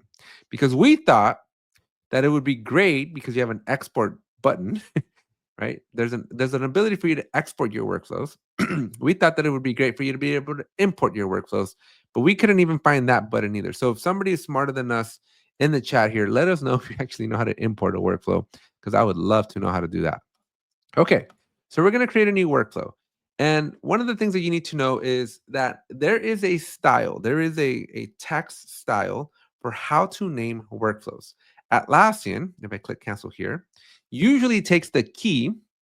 It takes the key for your project, so whatever project you're working out of, and or attaches it to the end, right? So it takes, like if you're in a software project, it's going to say software simplified workflow, and then for project, and then the key, whatever key you have for your project. So if you're in a Jira software template, that's usually what happens. So those workflows are automatically created for you. I would recommend that you do something very, very similar. I would recommend you follow some similar fashion. Otherwise, your workflows are going to look very, very weird. Also, if you don't name them, if you don't give yourself a hint as to what's the purpose of that workflow, then later, 6 months from now, a year from now, 5 years from now, you might go back and look at it and go, well, what the heck was this workflow for? So be smart, give yourself a good name, give yourself a good description, right? And so I'm going to go workflow or software demo. Again, give yourself a good description. I'm not very creative here. I don't have an actual business case to create a workflow, but usually when I create a workflow, I have a business reason to do it. Okay. So my workflow has been created. and we are greeted with this text view. Now, unless you're Rodney, unless you're this crazy Rodney guy that I know who loves working out of the text editor, I prefer to be in the diagram editor. Now, there's two methods here, right? You have the text editor, which again, you have to be a crazy person to like. No offense to everybody else who uses the text editor, by the way, but this is a direct jab at Rodney because I know he's going to be trolling me later in the chat here. But the diagram view is the best view, in my opinion. Um, I welcome you to challenge me that the diagram is not the best view. But in addition to that, we also have a legacy editor and a new editor for this. And so we're going to be sticking with legacy because old habits die hard. And I've been using this legacy view since like 2016. But there is a new editor. And if you've ever managed or configured a workflow in a team managed project, then you've seen the new editor. I'm not a big fan. I prefer this one here. So we're going to show you with the old one, at least until Atlassian rips it out of my cold dead hands. And yeah, we have Christopher who's actually used an import for a workflow from the marketplace. So we're gonna have to take a look at that. And then Scott, yeah, diagram for the win. Okay, so here we have a brand new workflow, and I'm just gonna kind of break you down what we're seeing here, right? So this little bubble here, this little black circle, indicates our starting point. So the moment that a user hits the create button and they put in the title and they hit this blue create button, that triggers Jira to go into the very first step. So depending on that work type, it's going to start here and it's going to follow its way and go to that very first status. So whatever that first status is, it's going to be very, very critical. Okay. And so most workflows have like to do. If you're in a Kanban one, you're going to have like backlog. And open is another one of these default ones that usually ship with Jira. Now, this is the very first status. So you want to make sure that when you look at your process, when you're looking at how your company does work, what is the very first step that you and your team want to take? Now, the other thing I'm going to tell you is that I'm a big fan. This is not a hard rule. This is just my opinion, but I am a huge fan of basically having your workflow statuses be nouns. They're destinations, because a lot of folks will confuse or make your status the transition, like start work or something like that, right? And so we'll talk about transitions in a moment, but I like to kind of differentiate. The transition is something that you do, and the status is something you are because you've landed somewhere. But again, doesn't always translate very well like that. But I like to give people that advice because to folks that have never created a workflow before, it gives you a basis to understand how to work out of this. Now, Liz is saying the text editor is a go-to, but I think it's because I'm used to doing everything in Notepad. In Notepad, not Notepad plus plus, but Notepad. Okay, so Liz, you're taking it old school to the OG Notepad. I can make templates faster, and IntelliJ doesn't always make it easy. Liz, you overly complicate your life. I like drag and drop. I like pictures. I am so glad that we have a mouse. Hi, Ivan. Welcome. Okay, so the moment you hit that create button, wherever this little black circle is attached to, and in some screens it might be purple. I think I've seen it like a dark blue. It's going to be connected to that status. Okay, so that very first status is very, very important. But what happens if you want to change your status? What happens if you don't want to call it open? What happens if you wanted to say new?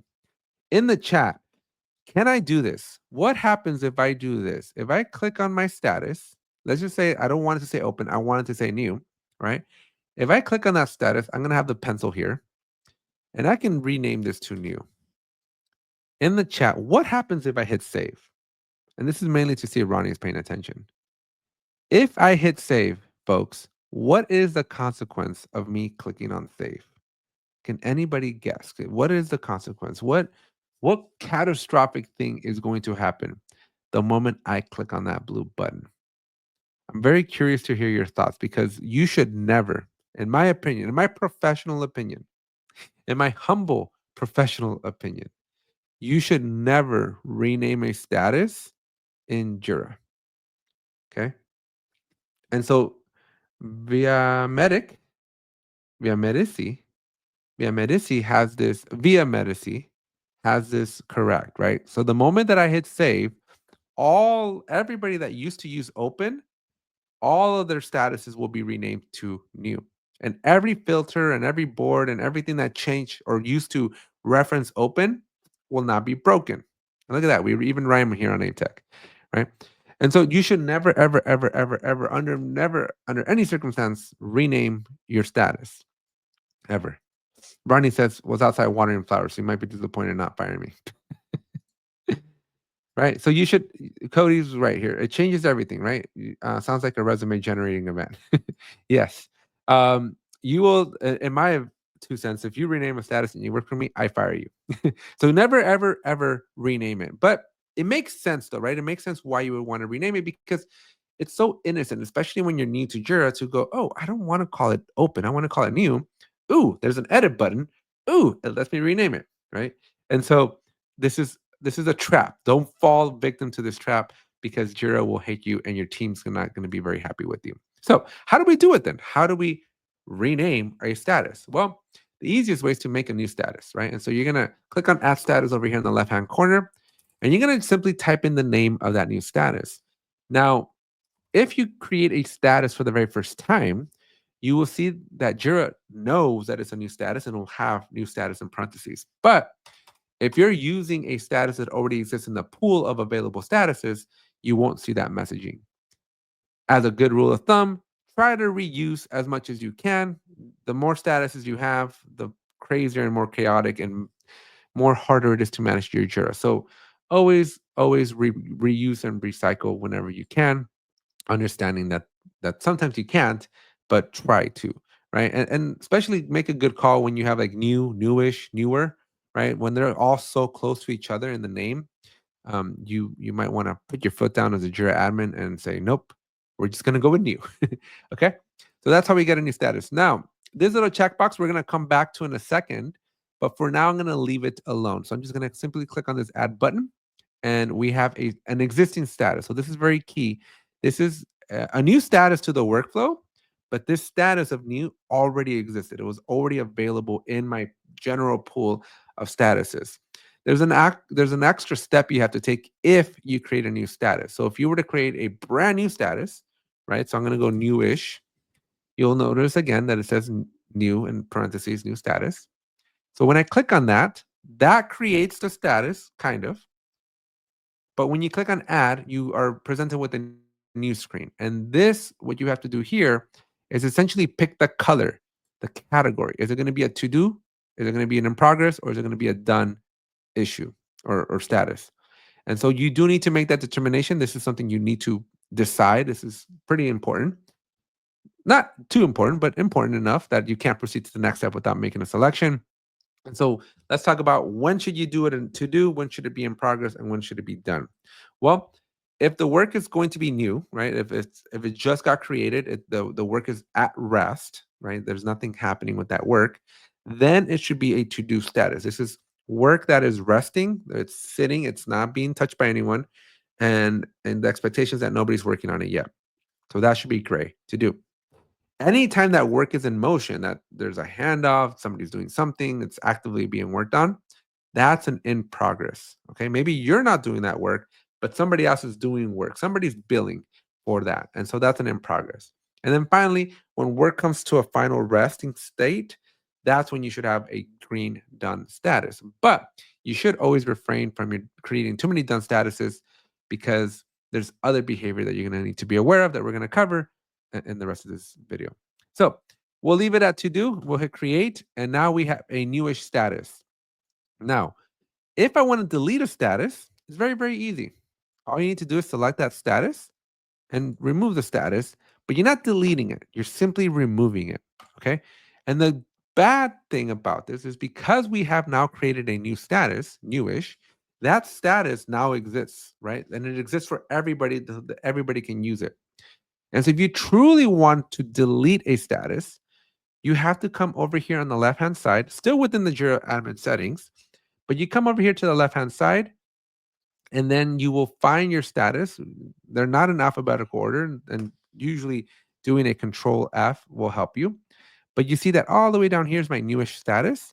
And as long as it is not associated to any workflow, so you might have to go dig, and you might have to go on a little bit of a scavenger hunt and delete workflows and whatnot. But as long as it's not in a workflow, you will have the option to delete a status. And this permanently deletes the status, right? So now, if I go back to my workflow that I was working on, and of course, I'm not going to remember the name of my workflow. So bear with me for like 2 seconds while I remember what I think it had the word demo in it.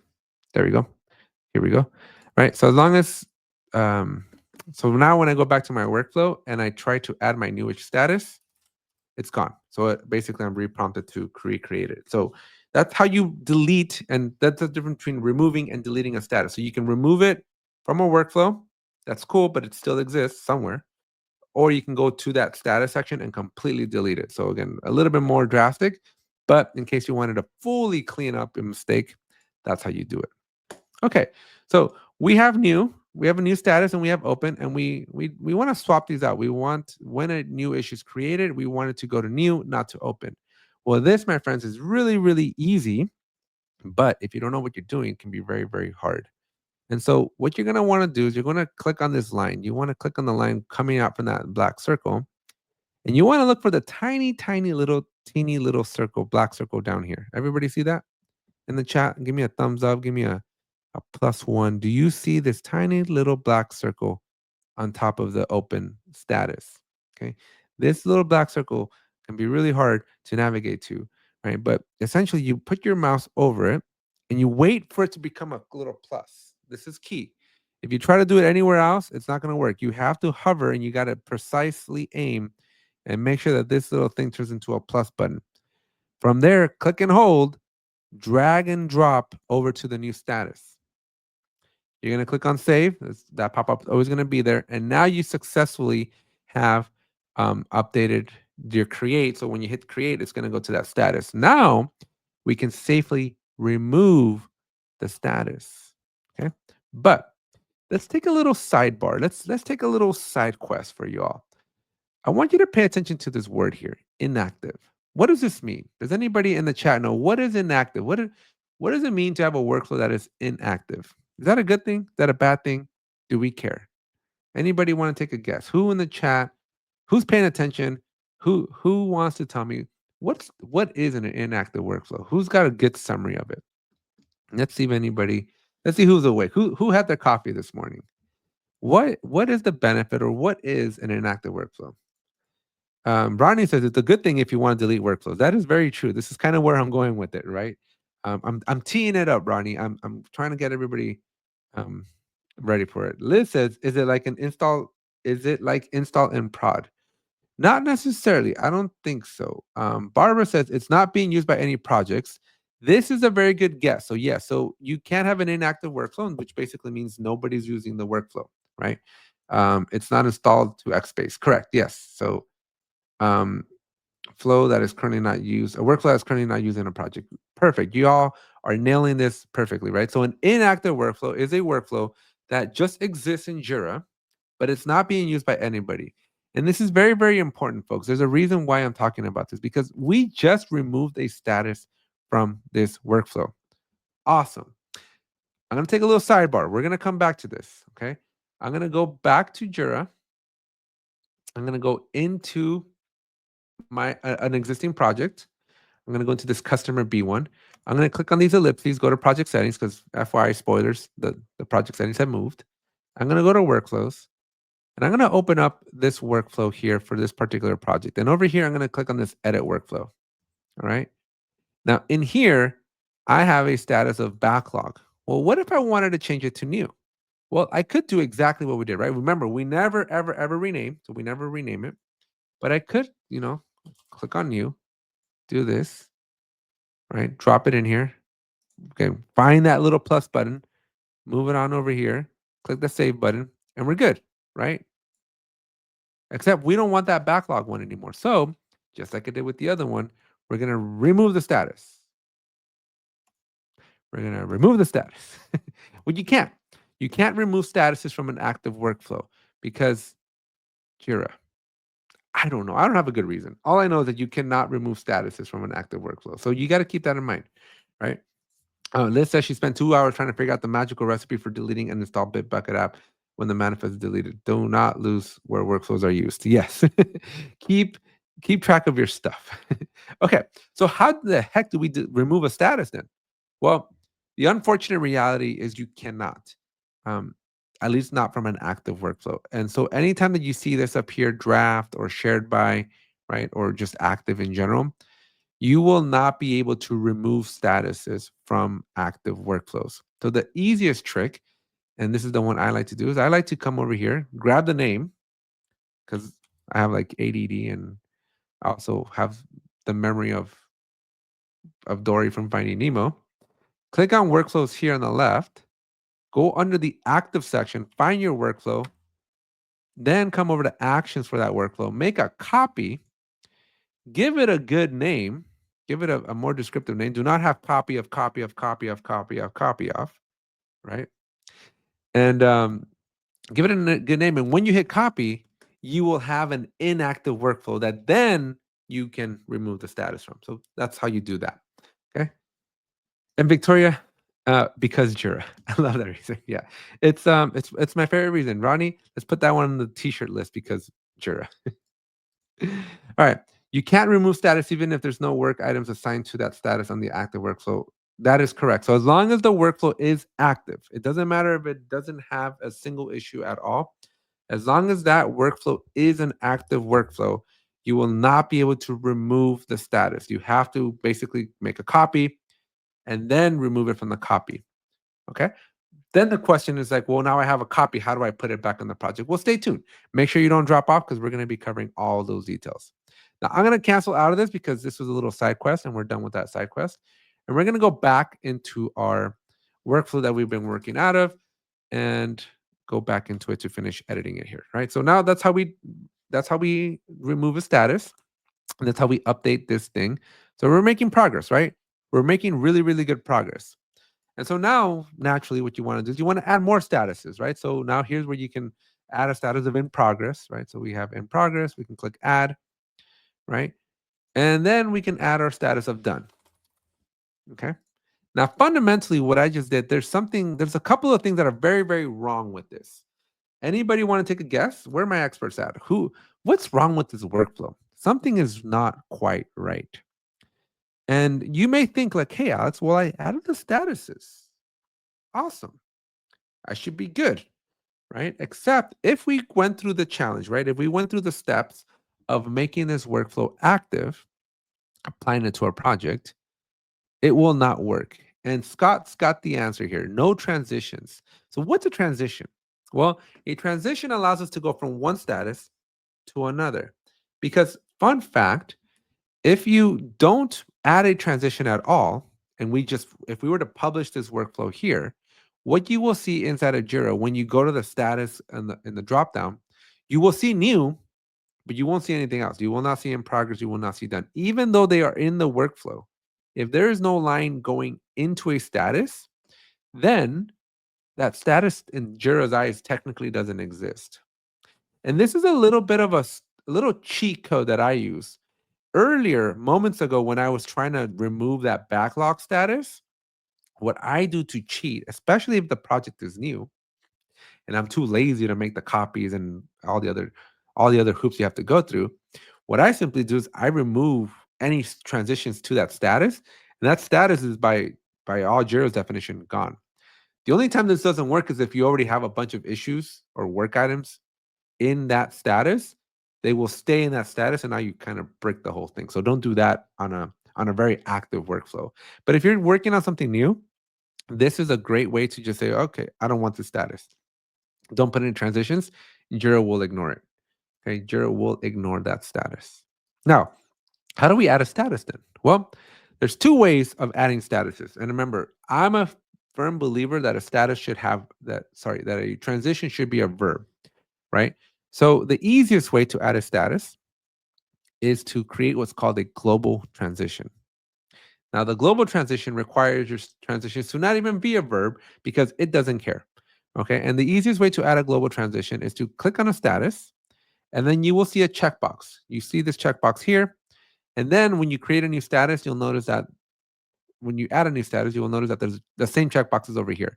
So you have two opportunities to add this little checkbox. Okay. But you select the status, you click on this allow all statuses to transition to this one, and you are essentially creating what's called a global transition. Now, this workflow here, this will work. This is I will grade it an 8 out of 10 on the workflow. This workflow will work. It will be functional-ish in Jira. Can anybody tell me what's the problem with my workflow now?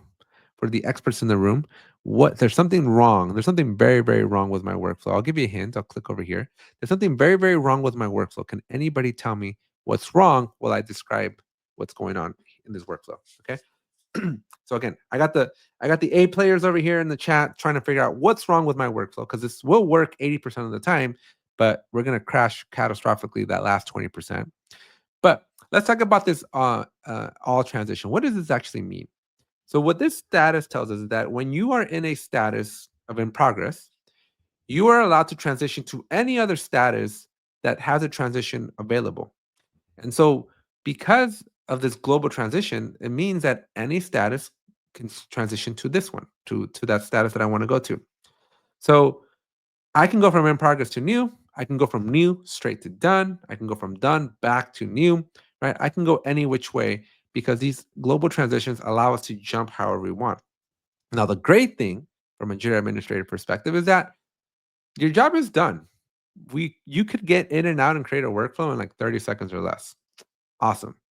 Bad thing is your team can now go straight from new to done in 2 seconds. And that might be bad. That might be pretty bad, right? And Justin, done won't be setting. Yeah, so that is the exact answer I was looking for. So pat on the back, Justin. You definitely got this right. You were not jumping ahead. You are answering the question that I posed to the experts in the room. Okay. So we'll get, for everybody else, we'll come back to that. We're going to talk about Justin's answer here in just a second. But let me finish talking to you about the pros and the cons of these global transitions. So again, just to recap, the pro is from a Jira admin perspective, chef's kiss. You're done in 10 seconds. You can make a workflow very, very easily. It's scalable. It's clean. It's sleek. It works. Awesome. From a user's perspective, this is the worst thing ever because users can now cheat. They can go straight from done from to do to done and skip the entire process. So if you have 50 steps in your workflow, hope you don't, but if you did, and they all have global transitions, you can go from new to done and skip all 48 in between. And that could be either a really, really good thing or it can be a really, really bad thing. And so be very, very careful here. The other caveat that you need to know is if I add another status of like in review, right? This is usually a pretty popular status. You're going to notice that my in review is blue as well. It's in progress. But the next thing that you need to know is that these statuses are rendered to the user in alphabetical order by color. Now, there is a property that you can modify. Ronnie, you got to remind me here in the chat, what is the name of this property? Because you tell me every single time and I always forget it. But there's a workflow property. You can see that there's a properties option here, a little bit more advanced. I wouldn't mess with this too much unless you actually have to. But with this properties here, you can then do the property that Ronnie's going to put in the chat, assuming he's not watering his plants again. But there's a property you can put here to then determine the order of your statuses. But normally, as a general rule of thumb, if you do not go into advanced mode, then you should just tell your users that these statuses are rendered in alphabetical order by color. And that's really all you need to worry about.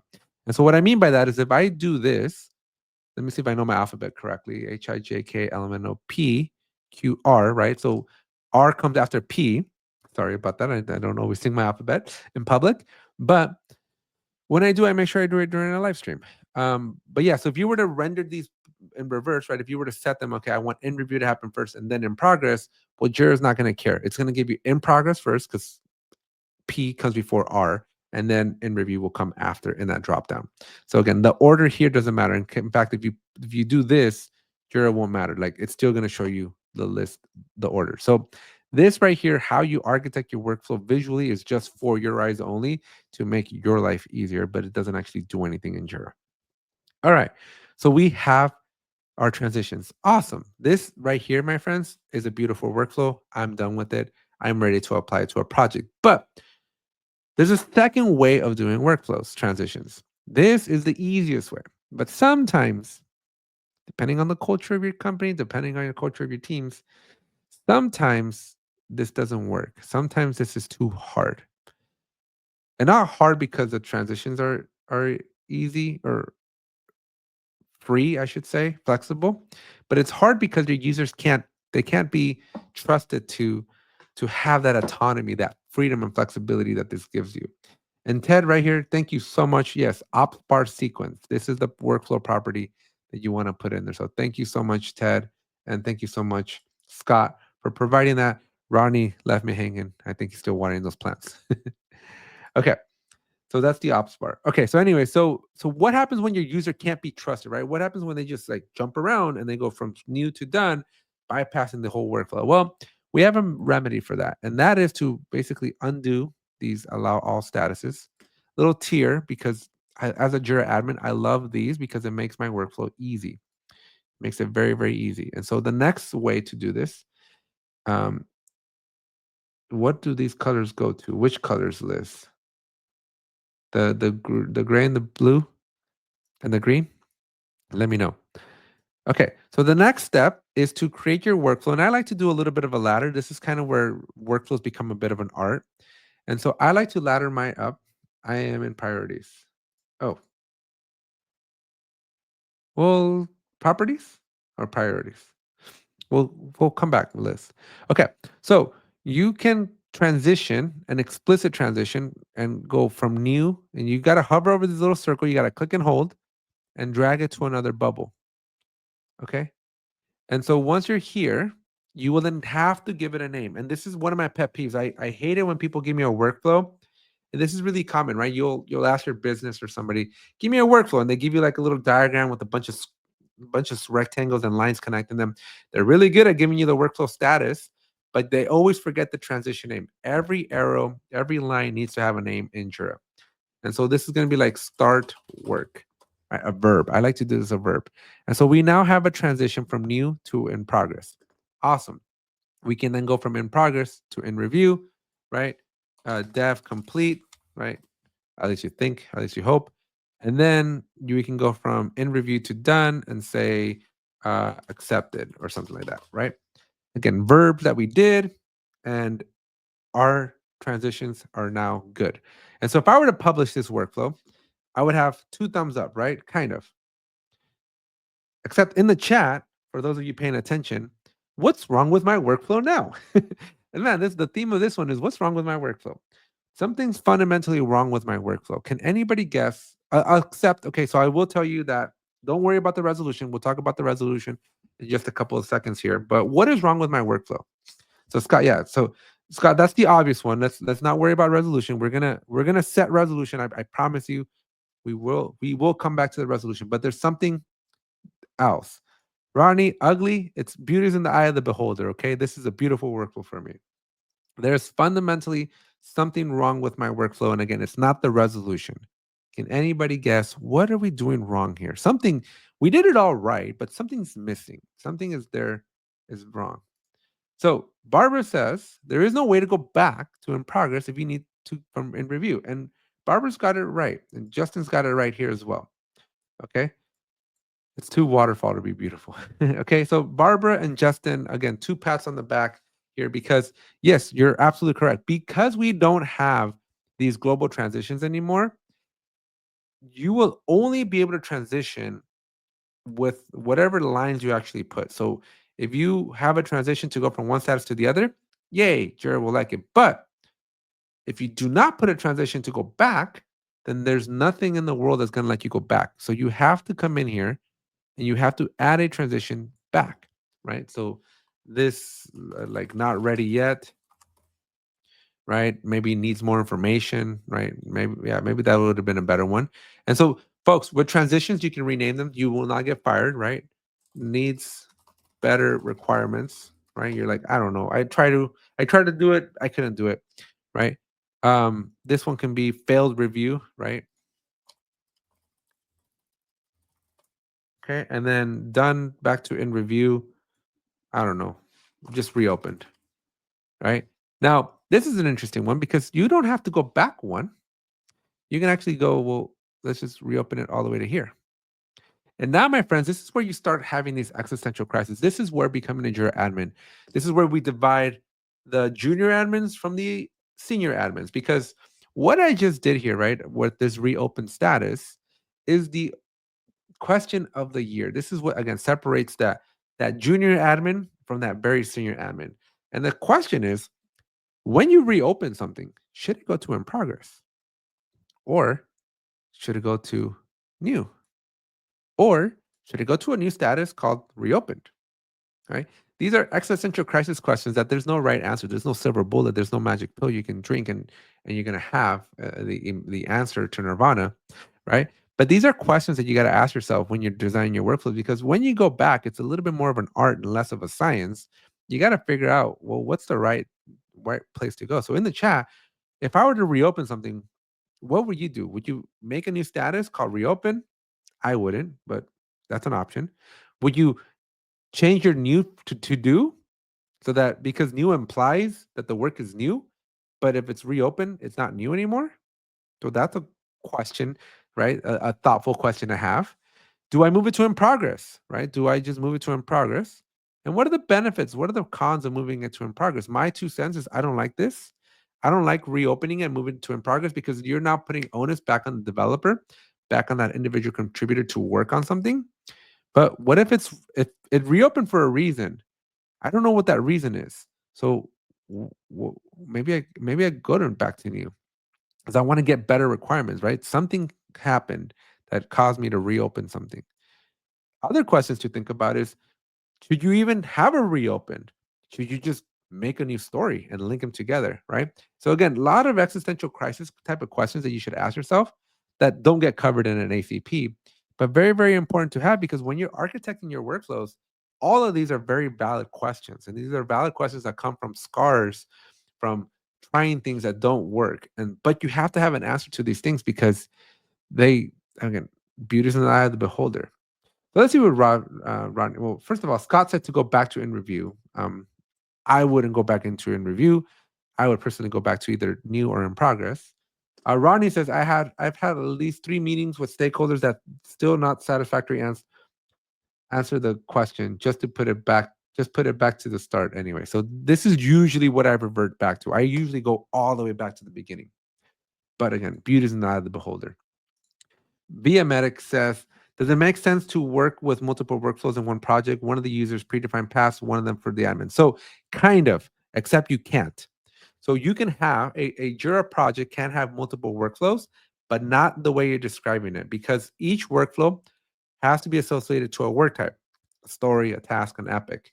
But a task, a story, and an epic can only have one workflow associated to it. So you are not allowed to, for a bug, to have two different types of workflows based on role. That is not a feature of Jira. Although a pretty cool one that would highly complicate Jira, but not a feature nonetheless. Liz says reopened, automate the notification that it is open. If it's for a review, go from open to review. If it's a new dev that caused the reopen, go to new item or whatever. Yeah. so so a lot of different options here, right? So banish the users to Confluence whiteboards flow. Yeah. So again, lots of so many different answers, right? There's no right answers. It's kind of the takeaway here. It just depends, right? This is what makes being a Jira admin really, really hard. Okay, so we're gonna leave it here, and then we're gonna now worry about. So I promised Scott earlier that we were gonna talk about um, the resolution. So if I were to publish this workflow is gonna get me like 95% of the way there. This is a great workflow. I like this workflow, but there's still a fundamental problem, and that is when something gets moved to done, Jira is not going to respect the fact that it's moved to done. It's still going to kind of ignore things, and so you need to do what's called a resolution.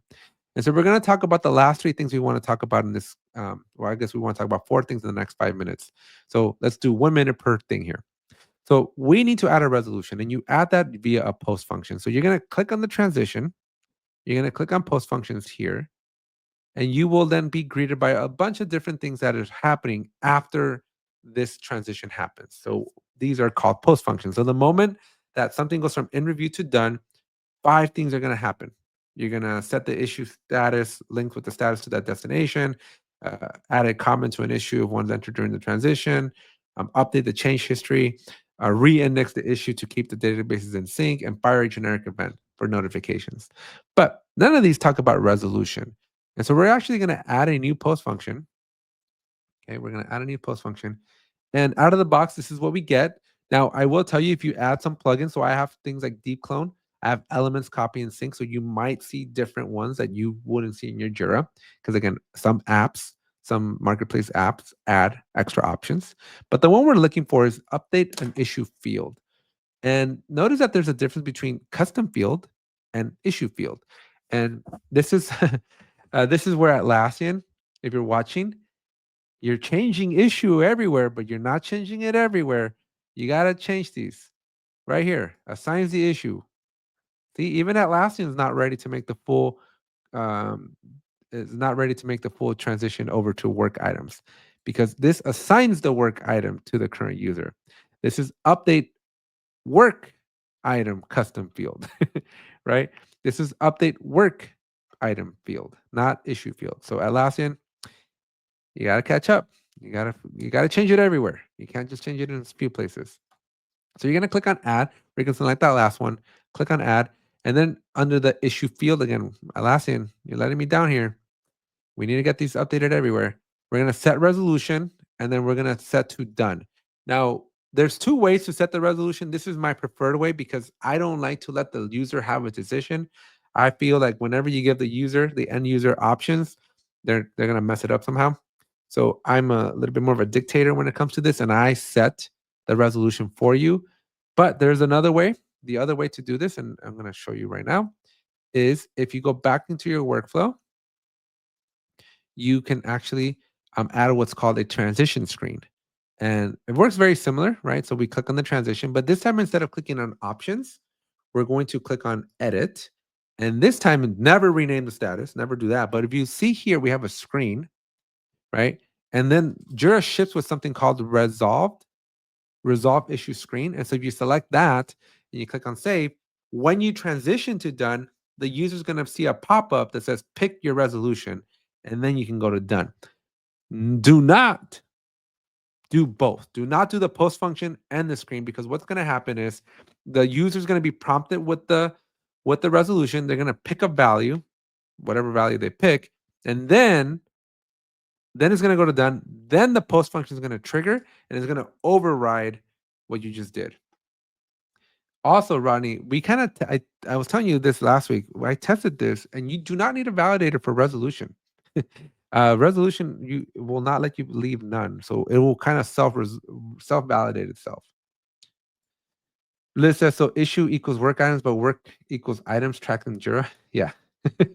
It's not confusing.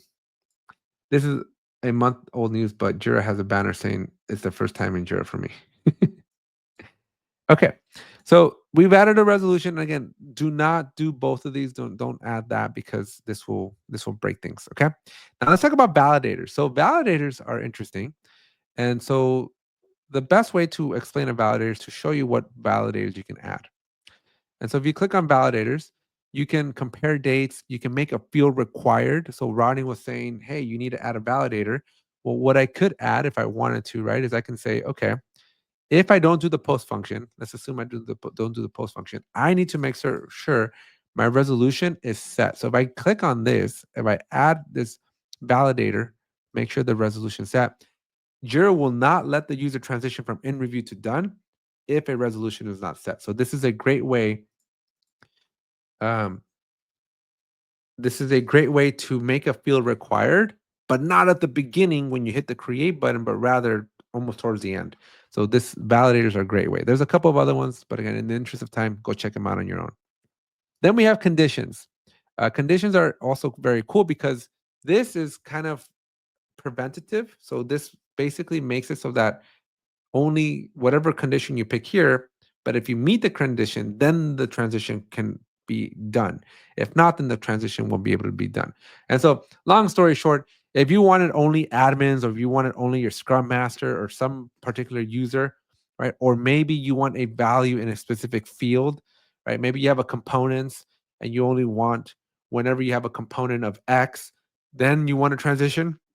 instead of doing an automation rule, which costs you money, you can just add like a value field. Or if you wanted to restrict, like only the Scrum Master can move it to done or something, then you can create a group or a custom field and set it up here. So there are conditions. Again, take a look at all of these.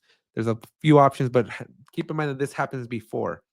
And so the effect here is when a user goes to transition from in review to done, they will not see done as an option if they don't meet the condition.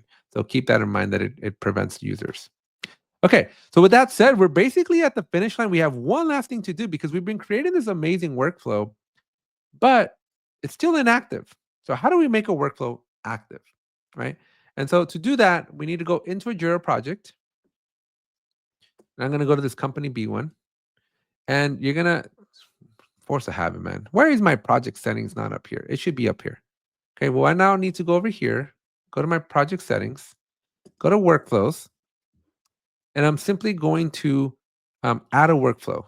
Now, you'll notice that when I'm clicking on it, it won't let me, and that's because this is shared. And so now I have to make another existential crisis decision, which is, well, two projects are going to get this update. And so I don't want that to happen. So now I have to go re-architect the whole thing. So that's a whole another conversation for another much more advanced conversation. And so we're going to go do it to another workflow that hopefully lets me do it. So we're going to come to this project. And here I'm going to click on the add workflow. I'm going to add existing. And I'm going to go find my workflow. So I think I had the word demo in it, software demo, I think. Somebody stop me when you see it. Boy, have I had my Jira for a while. Software demo, software demo. Somebody see software demo? I don't think you can do a control F on these. Oh boy, why can I not say? Oh, there it is. Workflow for software demo is the last one.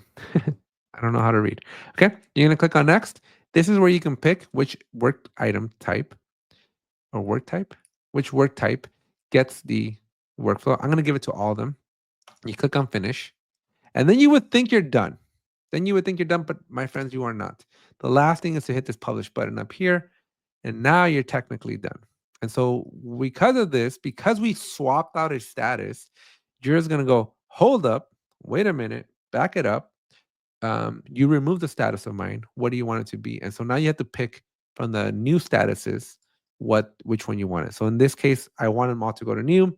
You click associate, and once you do that, then you are good to go. Then you're gonna publish it, and then my favorite part about being a Jira admin is you get paid to watch paint dry. And so this is my favorite part. And you just wait for this to happen. You hit acknowledge, and then you're good to go. Okay, and at that point, your workflow is now active, right? In fact, if I go back to the gear and go to work items and I go to inactive under the workflows and I put demo, it will not show up. It's not there because it's now under active. And so now if I look up demo, you can see that it's right here. It's active. I can edit it. Guess what I cannot do? I can't delete a status. Sorry, remove a status. That won't be possible anymore. And so here's my workflow. It's now active. It's shared by one project. Awesome. Let's get into what we're going to be actually learning today. And that is going to be screens, screen schemes. And what I think, I should have double checked this, work type screen schemes. They used to be called issue type screen schemes. But, at last, changing things up on us. So we're going to jump into it. I'm going to give you everything you need to know to work on these screen schemes successfully because they're not that hard to understand, but once you know it, and if you're looking at this for the first time, then you're like, oh man, what is this? So a couple of disclaimers, a couple of things that you got to know up front to make this whole part a lot easier. If you're in a team managed project, then nothing that we're going to be covering needs to apply to you because you don't have screens. In fact, I'm going to show you very quickly. Well, first I'm going to tell you what screens are for, and then I'm going to show you very quickly how to do it in team managed projects. And then we're going to spend a lot of time inside of the company managed projects because this is, again, where you need to be, the PhD, it comes in handy. So what are screens for? Why do we need screens? And that question is very easy. So whenever you hit the create button in Jira, what you're seeing here is a screen.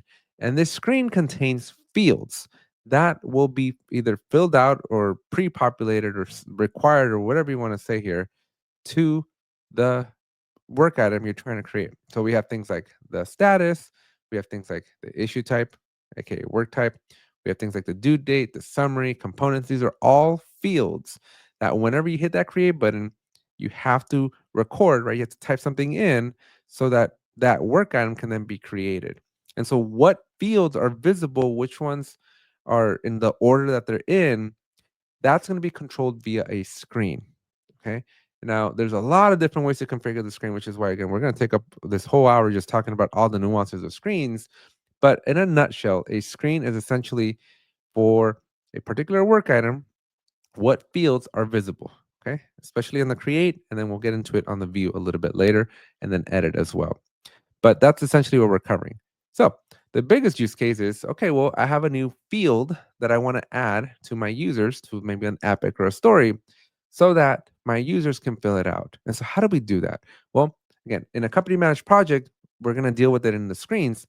But in these team managed projects, I'm going to show you real quickly because it only takes like 10 seconds in team managed, and we got to spend an hour in the company managed. That's just how different these are. So the first thing I'm going to do is I'm going to go find myself a company managed, a team managed project. And so here I have a team managed project, and I just need to go to the settings of a team managed project.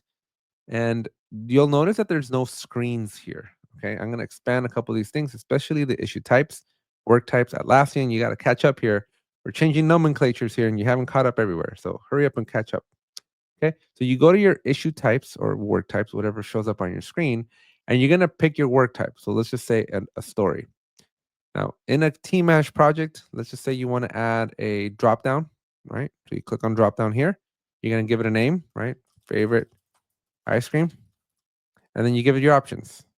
In the chat, what are some of your favorite ice cream options that I should add? My personal favorite is cookies and cream. If I could spell cream, I think it's like that. No? Somebody help me spell cream. I think it's like that. But who else? What other types of ice cream do y'all like? We got Rocky Road. That's always a fan favorite. Anybody else have any favorite ice creams that they would like for me to add? You'll forever be inside of my Jira. Chocolate mint. I like chocolate mint. I am a huge fan of chocolate mint. My wife does not like chocolate mint, but I like it. Mint chocolate, chocolate mint. Okay, we'll take them both. Okay. So, anyways, you do that. You hit your save changes. Okay. And then when you go to hit the create button for this project, this team managed demo software project, we're going to see that we have a field called favorite ice cream. And those values that we just put in, they're there. And that's it. Class is over. See you next week. Just kidding. That's only if you're in team managed project. The benefits is how quick this is, right? You can very quickly add fields to your team managed projects. The bad thing is that these fields are not scalable. So if you wanted 50 projects to have these values of favorite ice cream, well, now you got to do the exact same exercise 50 times. And so we solve that in company managed projects because we have these things called schemes, and these schemes allow us to share our settings. And so what we're going to do for the rest of the course here is we're going to talk about the nuances, but we're going to do the same thing we just did, but for company managed projects. And then we're going to just show you again all those nuances and all those details. So let's go to a company managed project. All right. So I'm going to go to this one here. I'm going to go to the project settings, and I'm going to try to do the exact same thing. Okay.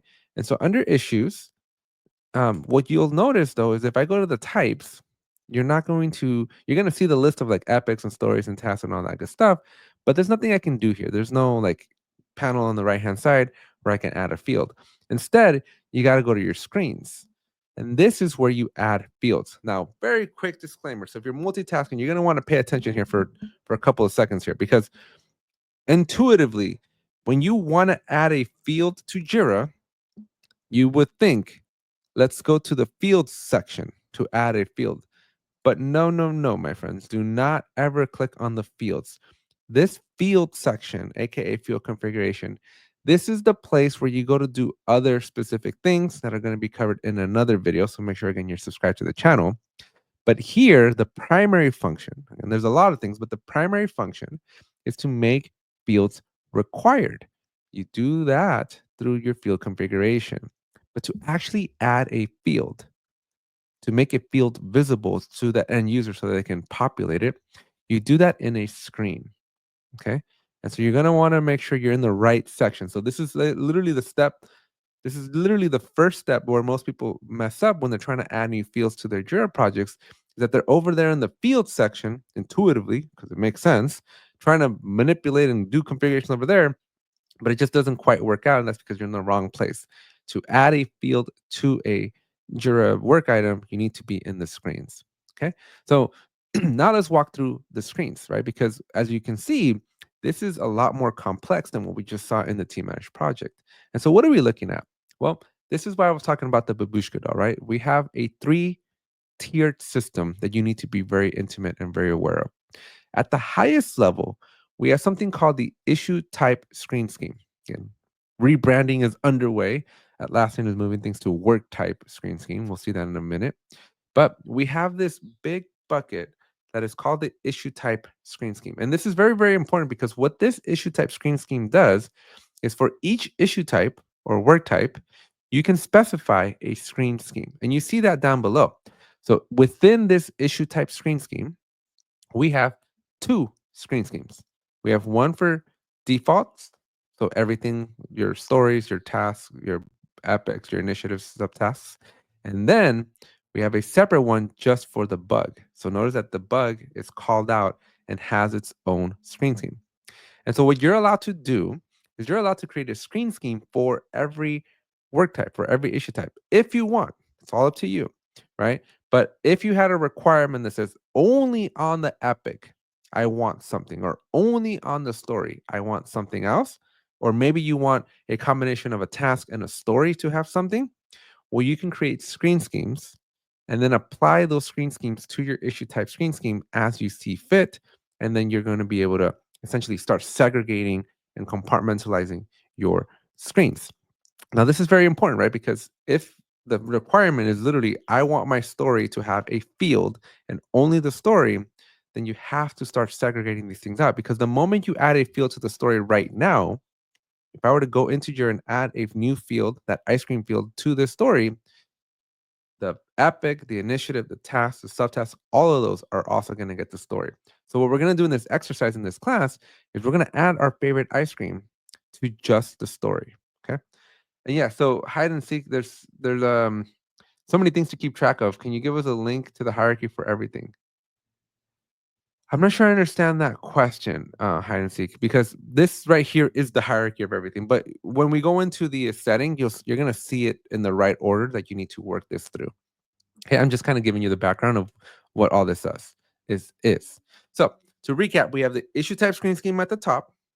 We have screen schemes that belong to an issue type screen scheme. And when I expand a screen scheme, we're going to have screens. Okay. Notice the words. The words are very important. So the screen is the lowest level, it's the most basic unit. And the screen itself is where you actually put the field in. Everything else is kind of an organizational thing, but the screen, just the screen by itself, that's where we're going to put the screen in. And so if we wanted to add our favorite ice cream, right, we would click on the screen, we would come down here and type in favorite ice cream. But notice that that field doesn't exist. And so what you're allowed to do on the screen, and this is where we have a little bit of a chicken and egg situation, in the screen, you're able to add any field, whether it's a custom field or a system field, to your screen. And if a field doesn't show up, that most likely means it doesn't exist. But you may be going, hey, Alex, wait a minute. I saw you. We witnessed it. We all built our favorite ice cream field together. Well, that's true. We did build that together, but we built it for a team managed project, which, as I mentioned a few moments ago, is self contained. That favorite ice cream field doesn't exist in Jira per se, it exists only in that project. And that's, again, the limitations of these team managed projects where you have the benefit of rapidly in just seconds being able to do whatever the heck you want, but you lose that scalability. And this is how we scale it. Obviously, we get infinitely more harder and much more involved, but it's kind of the price you got to pay to do this at scale. Okay. So, how do we fix this problem? How do we add our favorite ice cream field? Well, we got to go create it, right? Again, even though we just created the field in the team manage, it doesn't exist. It's not valid because it's not company managed. So, to create a custom field, we're going to click on custom fields here. And now we're going to create a custom field called favorite ice cream. And we're going to come back. So I'm kind of blazing through this part a little bit. we're gonna have a future episode again. Make sure you're subscribed. Make sure you hit those bell notifications because we're gonna do another one where we talk about all the nuances of creating custom fields. But for now, I'm gonna pick a select list, single choice. I'm gonna call this one favorite ice cream. And in the chat, everybody gets an opportunity again. What do we got here? We got Hudson. Oh boy, let me spell these correct. Hudsonville toasted coconut from George Squallis. What other ice cream flavors would you like for me to add? I think Liz had a thing. Cherry Garcia. I'm not a big fan of Cherry Garcia, but I'll eat it if it's there. Sorry, Liz. It's okay. I don't know. I don't know. Ooh, Chunky Monkey. I like Chunky Monkey. I'll go with Chunky. Yeah, I can't spell Chunky. Not an EY. Chunky Monkey. Okay. And then if anybody else, there we go. We got Jenny's froze sorbetto. Cheesecake. You know what? I like cheesecake. We're gonna go cheesecake wonders. Okay. So thank you to everybody that participated. And we're gonna create our field. Okay. Forever you'll know that your favorite ice cream is now on the internet. And now we get to pick which screen. So again, come back for the when we go through this in more detail. But once you create a custom field, Jira is going to ask you, where do you want to put it? And this is where you have two options. You can either A, if you can remember, because that's usually the hard part, but if you can remember your screen, you can pop it in now, or you can scroll all the way to the bottom, click on update, and then we're going to come back. Okay. So that's all I did was I just scrolled all the way to the bottom. We're going to come back and add it a little bit later. So we need to go back to our project. Technically, we don't. Technically, we just, again, you need to remember the name of your screen, but I have horrible memory. So I always go back into my project, back to my screens, back to the project settings, back to the types, and then let me give you the right order. You go back to the project, back to the project settings, back to the issues, and then to the screens, and we're back where we were. And now when we come down here to the screen scheme, expanded to see the screen, I can click on that screen, and now I can go to the bottom and I can add favorite ice cream. Yay! But here's the problem, right? Here's where we have a problem. Now when I click the create button up here, and there's no saving, by the way, there's no saving I gotta do.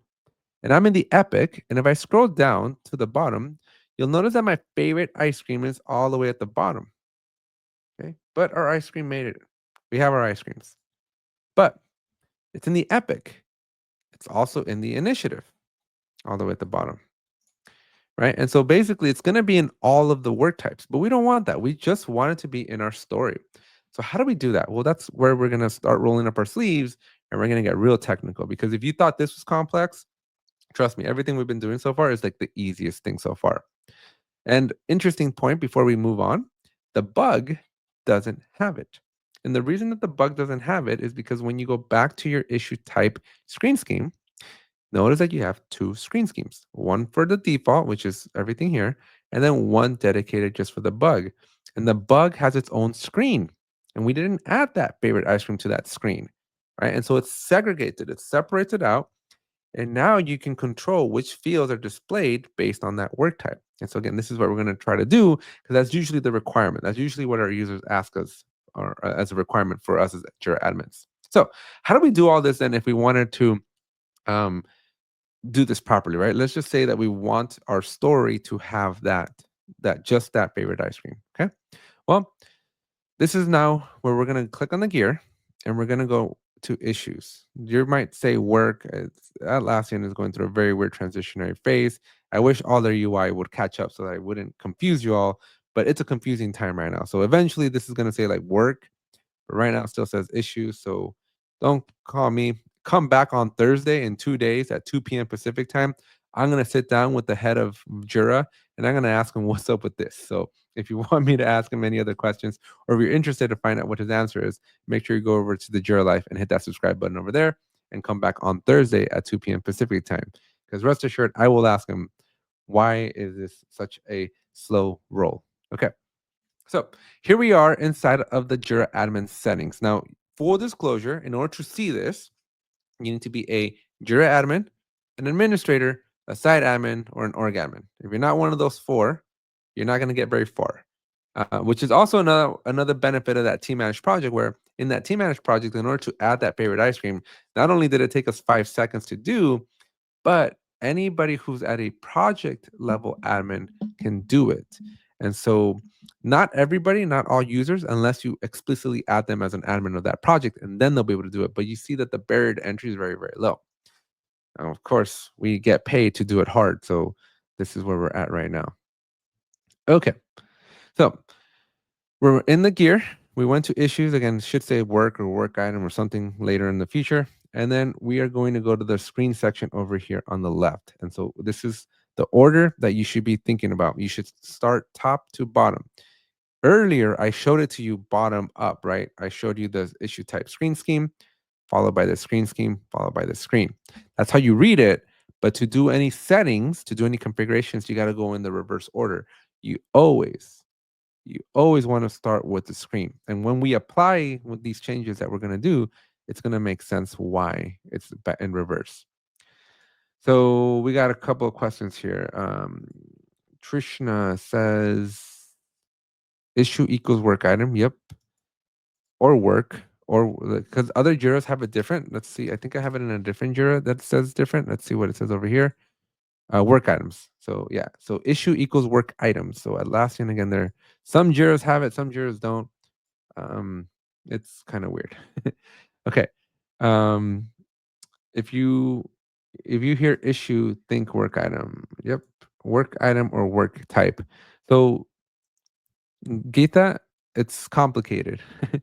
I'm gonna go to my Jira that has this correctly, and you're gonna see that I'm inside of work items, and here I have work types. And when I go to the screens, you're going to notice that this one is the correct one, at least what they're going to go to in the future, which is the work type screen scheme. And so you can see that it's a shift from issue type screen scheme.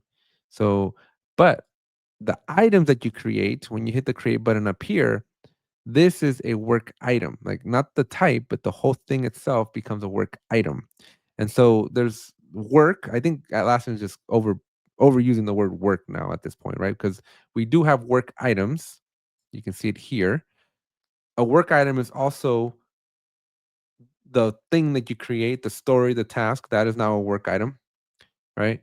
Then we have work types, which is it a story? Is it a bug? Is it a task? And then that's it.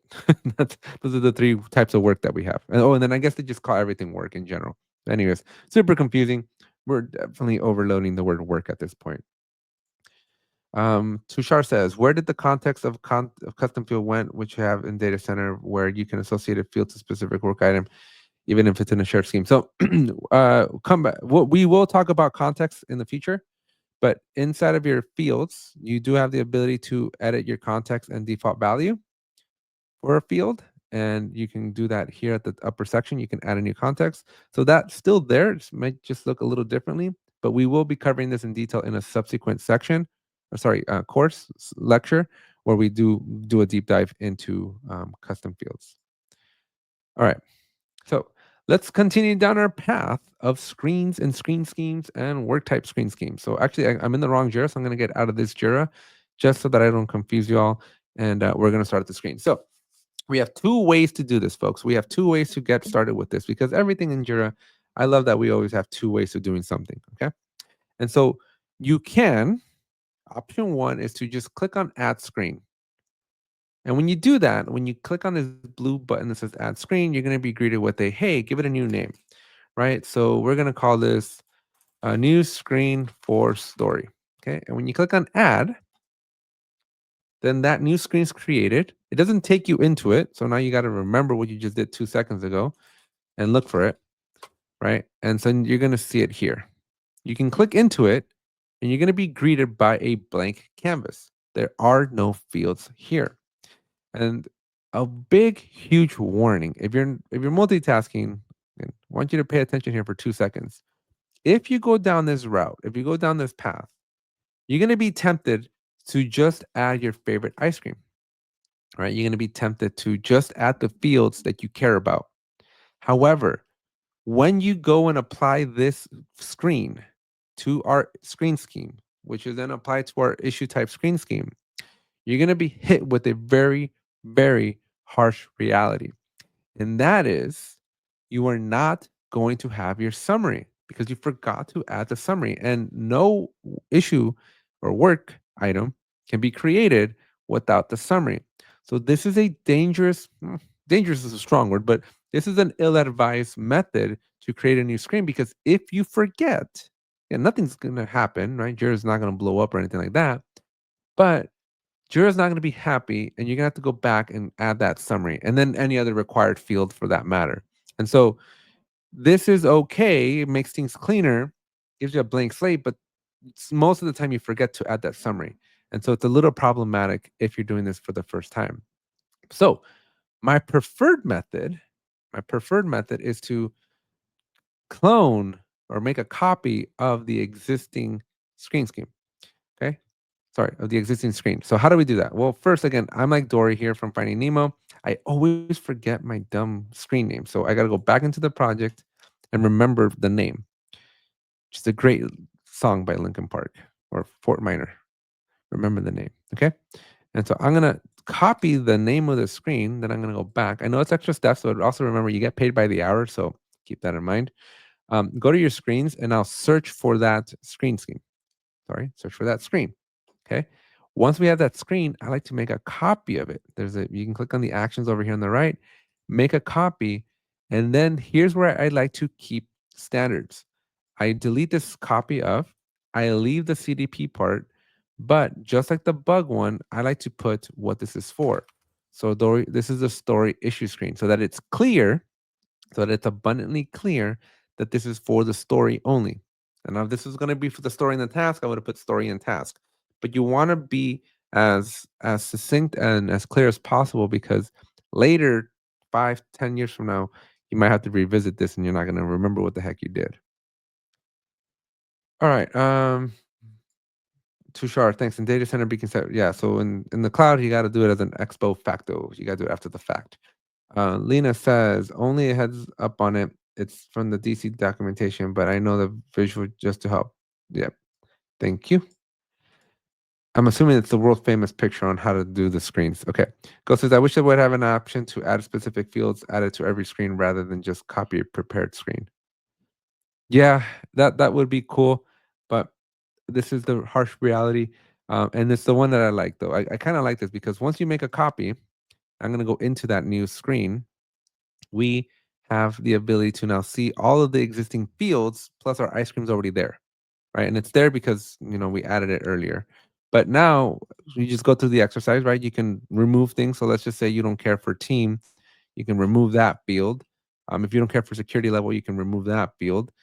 And you can add whatever fields you want that exist, whether they're custom fields, whether they're you can do any custom field, you can do any system field. So literally any field in here, you can pick it and put it in there.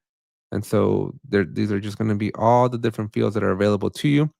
Story points is a system field. Technically, it's a custom field, but it's a system field in my eyes. The problem you're going to have when you create custom fields, and again, we'll cover this in more detail when we go to the custom fields lecture in a couple of weeks or a couple months, and that is refrain as much as you humanly can to name a field the same as another field. And this, I'll give you a great example here. When you come here, environment, I have a 50-50 chance of picking the right environment field. So if you're a Jira admin and you're asked to add a custom field, always double check that the field name doesn't already exist. And that way you don't create two fields that are the same. And then I would follow the advice here of adding contexts so that you can keep one field but provide different contexts. Okay, so hopefully that helps. So at this point, all we've done is we've taken our screen, we made a copy of it. The copy allowed us to retain any of those existing required fields that we know we need. And then we've added our favorite ice cream custom field. And then we've added a different default field. So we've added two fields. Ghost says, my coworker wanted his own due date field. He simply added a colon at the end of due date. Oh my gosh, man. Don't even get me started with due dates. Like due date, fun little fact, little divergence, since it's been brought up. Due date is big D, little d. I can usually tell when somebody's customized their due date because they usually do both big D's or they do both little D's. And so But yeah, in the words of Ronnie here, just fire that person. There is no reason why anybody would need their own custom due date. You have one already there. Instantly fired, in fact. Okay. In fact, let's just add the due date here just for fun. Okay. So we have a couple of fields that we've added to our screen. But at this point, if I click the create button and I go to my story and I scroll down to the bottom, you're going to notice that all I have is my favorite ice cream because, again, remember, we added it earlier to the screen. Okay. So this is not going to help us, right? This is not going to do us any good. Now, one last thing I want to tell you about the screen. I was going to come back to it, but I think since we're already in the screen, um, I want to tell you something that is also very important. Notice that when you click on the create button, there's an order, right? Sprints at the top, then summary, then parent, then component. Well, the reason that is because in your screen, and I'm just going to go to the default one, the order of these the order of these fields is dictated by your screen. And so if you wanted to move favorite ice cream to the top, you just simply click on the little grid and you move it up, right? There's these little grid patterns here. So you move them up or move them down or move them wherever you want. Now, when you hit the create button, and sometimes you got to give it a second, sometimes it's got to cache for a second. Then you'll see that my favorite ice cream is now at the top and my assignee is now closer to the top as well, wherever it went, somewhere here. Okay. But this is how you reorder your fields, right? You got to move them around. And so if I click the create button, remember that assignee didn't move. It eventually, sometimes there's a caching problem. So sometimes you got to have a little bit more patience with it. But yeah, assignee or your fields will eventually settle and they'll sit wherever you put them here, which is different than the layout. That's just different than putting it where you view them once you open the work item. The screen is strictly to control how they show up when you hit the create button. So keep that in mind. If you're taking notes, underscore that one. Okay. So at this point, we have our screen, right? We have our screens. Whoops, whoops, whoops. I went too far back or went the wrong way. We have our screens. We have a screen for story. We have a screen for everything else. And we have a screen for the bug. But when we hit the create button, our fields for this CDP project just don't show up. We don't have the story points. We don't have our due date, right? So what happened? We created the screen. Well, you're not done, right? You're not quite done because now we've done the smallest item. We've done the screen. The next step is you're going to need to create the screen scheme. And so you'll notice that under screen schemes here for our new screen, and this is where things get very tongue twisty, right? But for our new screen, we need a screen scheme. Now, what is the screen scheme? Well, the screen scheme is an interesting one. So the screen scheme, I'm going to show you here inside of the project. I hate this new UI, by the way. The screen scheme is controls operations. At least that's what they're formally called. And so the screen scheme controls three different operations. It controls what screen you're going to use to create, what screen you're going to use to edit, and what screen you're going to use to view. And so what that means is I can control when I click the create button, what fields are available in the order. I can also control which of these fields is editable. Now, not on the create, that's going to be different. But when you open a work item, you can control which of these are editable. So for example, that due date, and we're probably going to do this as an example, I can add that due date as a field that is on the create, so I can set it. I'm going to put it on the view so I can see the due date that was set, but I'm going to not include it in the edit so that it can't be edited. So once somebody selects it and once somebody picks a due date, that's it. You can't ever change it. And so that's a use case again that I usually see, and one that we're going to try to see if we can do something with.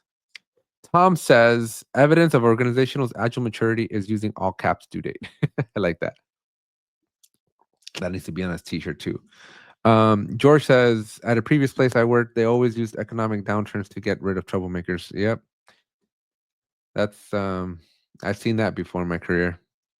Keith that says you can fix rename the custom field that was created with wrong name. Only problem is that if she has already been used, then they need to fix the filters manually. So yeah.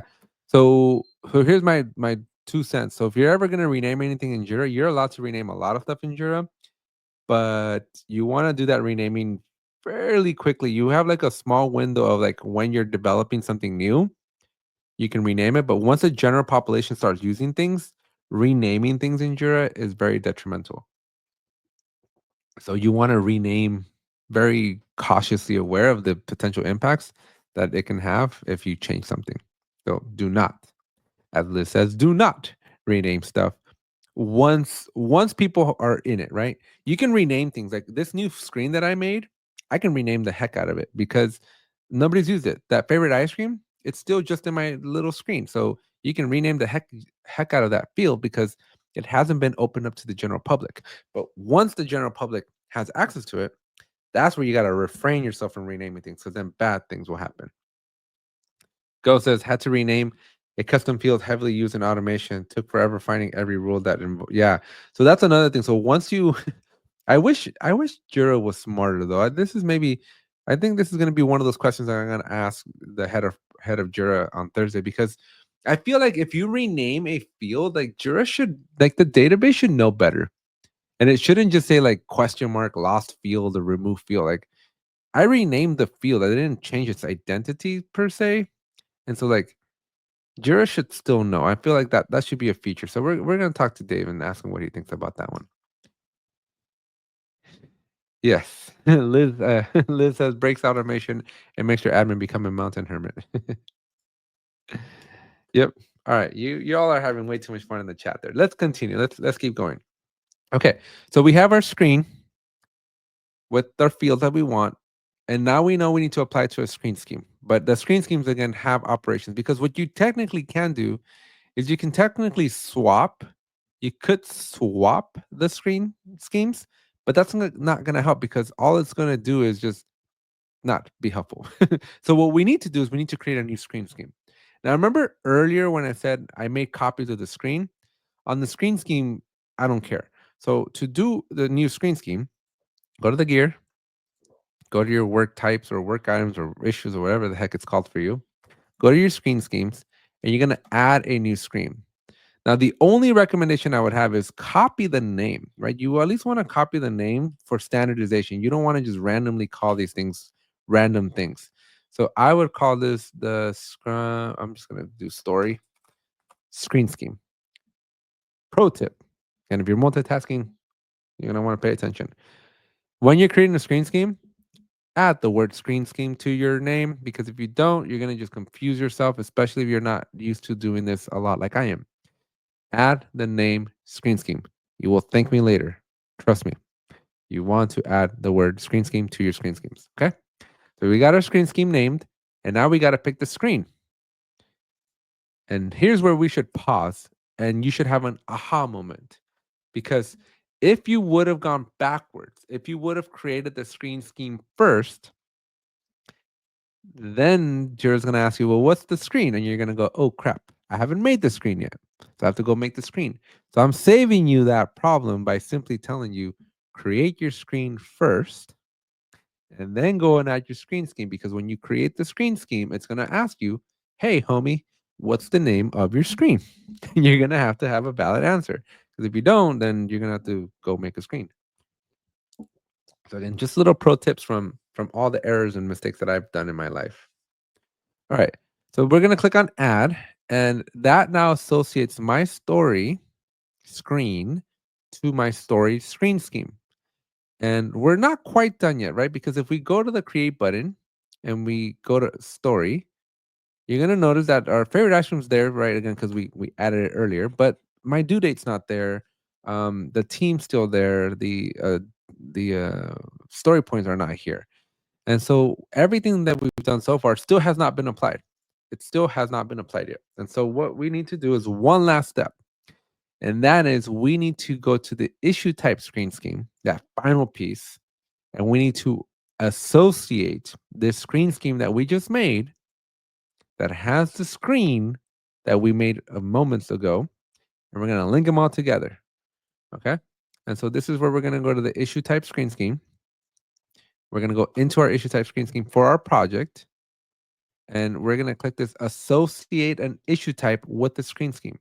So when you click on that button, you now pick the issue type that you care for, or work type, or whatever you want to call it nowadays. pick your story, and then pick your screen scheme. And this should be another aha moment, because if you try to do this and you don't have the screen scheme, then you're not going to get very far either. So this is why you got to do it in reverse order than how you see it in Jira, because you read it, issue type screen scheme, then screen schemes, then screens. But when you're actually configuring it, you got to start with the screen, then the screen scheme, then the issue type screen scheme. Otherwise, this is just not going to work, because there's a chicken and egg situation here. And you got to do these in the right order. Otherwise, you're going to have a really, really hard time. And so you just click on that add button now. And now, when I click the create, finally, after now, when I go to my story, we're going to have at the bottom our favorite ice cream, our story points, and our due date. And now we can go to other issue types, like the bug.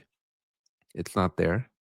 We can go to the epic, and our favorite ice cream is there because, again, we added it to the default one, which we're going to remove in just a second.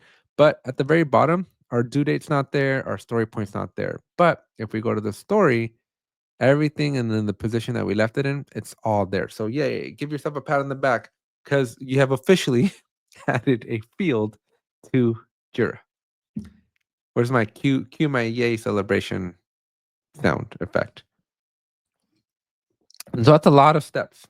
That is a lot of steps to get a field into Jira, but you can see all the complexity and all the nuances that you have, right? And there's quite a bit, right? And so definitely caution you or warn you or encourage you to like rewatch this video here as many times you need to for it to finally make sense. So when we go back into our Jira project and we go into the screen settings here, you're gonna notice that this looks different than what we had before. Our story used to be here in this left corner. It has now moved into its own section with its own screens down here. So what we're gonna do next. Yep, it is nice. It is nice that the admin settings are ordered with the steps. Yeah, that is nice, but you still got to know how to use them. Get this says, yeah, it would be nice to have a feature where it shows all the references to it. That's cool. Um, Not sponsored, but Revise is a good friend of mine. I would recommend that you check out Revise. They have an auditing capability that shows you all your interrelationships of all your fields like that. So there's that. Go says create screen, add screen to scheme, add issue type to screen scheme. Yes. The only thing that I would add to that, Ghost, is make sure you add the field to the screens, because it's not just a matter of creating the screen, because then you kind of defeat the purpose of why we went down this rabbit hole anyways. Okay, so let's add one little layer of complexity. We're gonna make our story our due date uneditable, because right now when we go into our project and when we go into our board, because the new UI likes to make things hard. When we open up a story, so we're gonna create a story real quick, right? Subscribe to the channel. Extra exclamation marks. Folks, if you have not hit that subscribe button, hit that subscribe button right now. Okay, so we just created a story and I have a due date on the right-hand side right here. I can set a due date. Subscribe to the channel now, right? It's due today. Right? But let's just say I want to do it yesterday. I can change the due date or I can change it to tomorrow, right? And so this is cool, but anybody can change the goalpost. And so we don't want that to happen. We don't want our end users to change the goalpost. We want, once they set a due date, that due date is stuck. It's locked in forever and ever and ever. Not the best use case in the world, but just wanted to show you something drastic so it sticks. Okay. So how do we do that? Well, fortunately for you, we don't have to start all over. We don't have to go and do everything that we just did all over again, right? But we're going to do some settings. We're going to do some modifications. So what I like to do is like to go to my gear and go to issues or work items. And you got to remember the names of your stuff. Otherwise, you're going to have really bad luck. And I like to start with screens. And so what we're going to do is we're going to make a copy of this screen here. All right, we're going to make a copy of this screen. And here's my pro tip. Again, remember to have good naming practices. But I will do this. No due date. Edit. Okay. Put in the name of your screen what the purpose of the screen is, because then you're going to get lost. Okay. Now, this screen is cool, but now we got to go to our screen schemes. We got to go into our story screen scheme. And up here, we have an associated operation with the screen. Again, this is why we have a chicken and egg situation, because if you don't create the screen we just did, then it's not going to work, right? So you want to associate an operation with the screen, and we want our edit, right? Because we're only interested in once the due date is set, we don't want anybody to change it. So we're going to go do that, and then we're going to pick the screen. Now, this is why if you name it correctly, look how easy it is to pick it because it's labeled correctly. And you can click on add. And so this operation is now going to be there. So the edit capability is going to be driven by whatever's on your edit screen. What tool add-on mentioned showing item relationships in Jira? Revise. So you want to look at this. It's a backup for Jira. It's technically a backup solution, but they have a couple of options. They have a couple of plugins actually in the marketplace. And so if you don't need backup solutions, right? If you don't need the backup, there's a configuration manager one. So I'd recommend you check out the configuration manager. And their configuration manager kind of shows you like they map out all your interconnectedness. So there's like an audit log in there that you can kind of see how everything is set up. So definitely check out Revise. It's kind of cool. Okay. So, and let them know that I sent you. All right. So now that we have our edit, we're gonna go into here and create a new story, and we're gonna set our due date. Right. We're gonna set our due date of today. Like seriously, subscribe to the channel. Right. So if you haven't subscribed, again, seriously, now's another chance to do that. But when we click on the view issue and we go to our due date, we can still change the due date. So what happened? Well, silly us. There's something very, very important that we got to do. And that is when we create these new screens, it's not enough to just create the screen. And full disclosure, I knew exactly what I was doing. I didn't make a mistake. Okay. And so what you're supposed to do is you're supposed to follow through with the name. And so since the name is do not no due date, guess what you got to get rid of? The due date. So get rid of that. And now when we go back into Jira and we go into our board and we go into that story that we just made that's not in my sprint, so it should be in my backlog. We go to the bottom. Here it is. Again, seriously, subscribe to the channel. Now, let me open it in full screen so you can see this in full screen. All right. So now when we get here and we go to our due date, look what I cannot do. I cannot edit that due date. I can select the text, I can view it, I can always hit the create button, make a new story. I know it's sounding annoying, folks, but if y'all subscribe, then I wouldn't have to ask. Right? I can set my due date, subscribe tomorrow, hit the create button. And so I can still set the create date. I can still set the due date. Right? But I can't edit anymore. Right?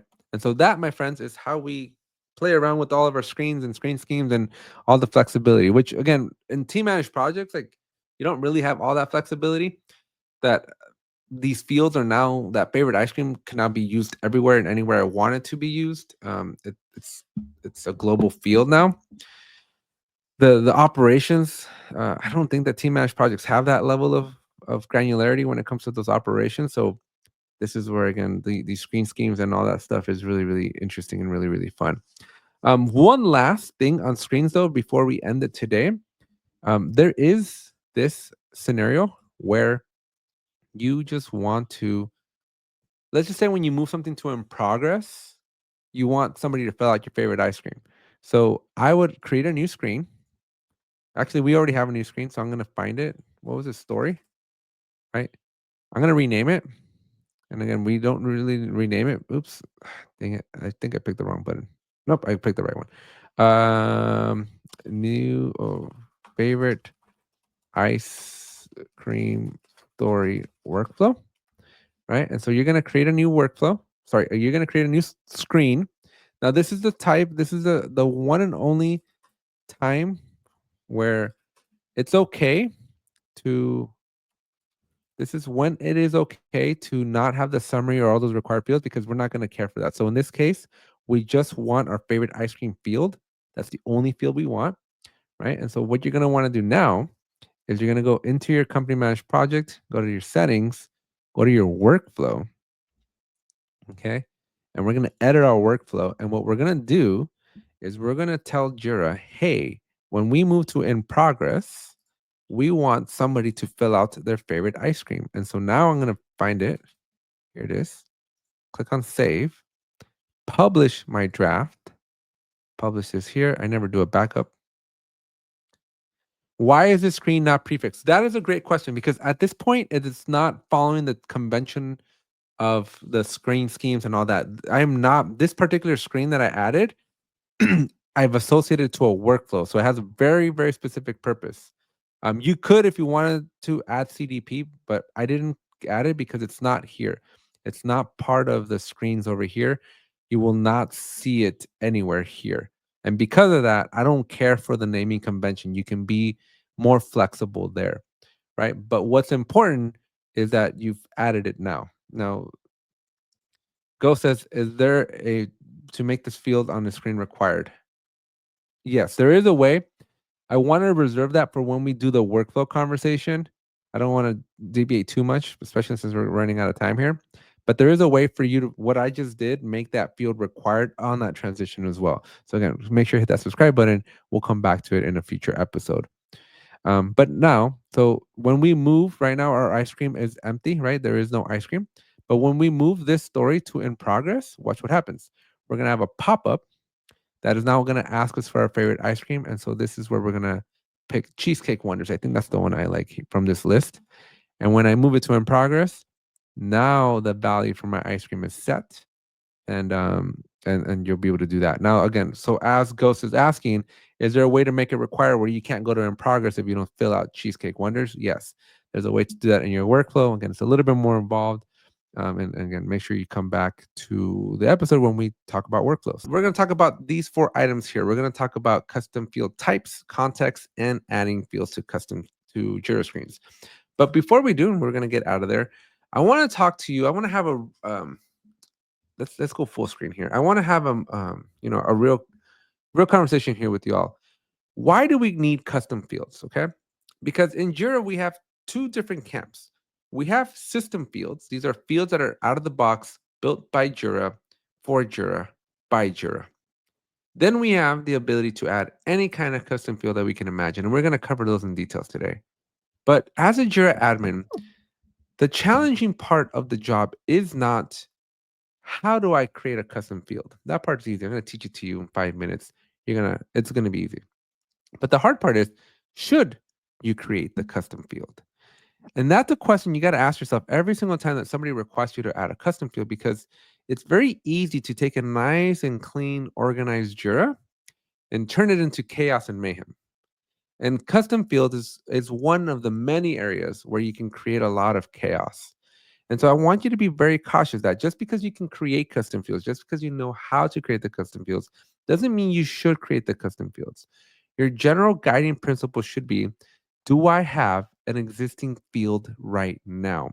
Because if somebody's asking for like a go live date, well, you have a due date. Are they using the due date for something else? Right. And so do you need to create a custom field? Right? You got to ask yourself, can I repurpose? Can I just rethink of the way that the current fields that are built into Jira, can I reuse those, right? Can we just convince our team that the due date is the go live date? Because if you're not using due date for a due date and that is your go live date, well, then you don't need another custom field that does the exact same function that a due date field does, right? It's just a name, right? It's just taxonomy. And so we want to work with our teams here because it's very easy, as I'm mentioning, to take your Jira from this controlled, nice, clean, easy to maintain setup to just pure, like the world's on fire chaos. And so you want to you want to practice great self-respect here on a Jira administration duty, right? Because it's very easy for you to just do things, right? And then just have at it, and then crazy things are going to happen. All right. So that's number 1. Number 2, there's fundamentally 2 ways of creating custom fields. There's the way with team managed projects, but if you've been a long supporter of the channel here, of the show, or of these trainings, you know that I don't do team managed projects, but we're going to cover them in just a moment. And then there's the company managed ways of doing custom fields. And so I'm going to cover team managed first, but as a general rule of thumb, you want to be very careful with team managed projects because as you're going to see, and it kind of complements my first point that I was making earlier. But when you're making custom fields for team managed projects, because of the way team managed projects are set up, where anybody can build anything, you're gonna see how easy it is to like snowball yourself into chaos and an uncontrollable explosion, right? And so we want to be very careful with how many team managed projects we author or grant, because again, it just creates entry points and chaos points for your Jira. So you want to be careful and mindful of that, right? So with that said, let's first talk about custom fields, but from a team managed perspective, because in the next like 2 or 3 minutes, I'm going to be able to tell you everything you need to know about team managed projects. And then we're going to spend the majority of the time, the last 15 minutes or so, in company managed projects. So first thing we need to do is we need to find a team managed project. Because as you know, I don't use team managed projects all that often, and we may or may not have one. But here we have one. It's a team managed business. If it's business or software, it's a little bit less relevant. We just need a team managed project. So I'm going to go into that team managed project here. And then I'm going to go into my project settings. And I think, yep, this button will work up here. We can go to our project settings up here. And then here we have a field section. And this is not where I normally do this, but this is a new and improved UI. And so we come here to this field section and we have the ability to add a field, right? And so from here, you're going to be able to pick from all the different types of, sorry, you're going to be able to pick from the existing fields, okay? And so this is something that's new. So just a quick disclaimer, right? So if you're taking notes, pay attention here. This is something that Atlassian introduced maybe 6 months ago, maybe a little longer. But when you create a company managed custom field, that field now becomes a field that's available for your team managed projects.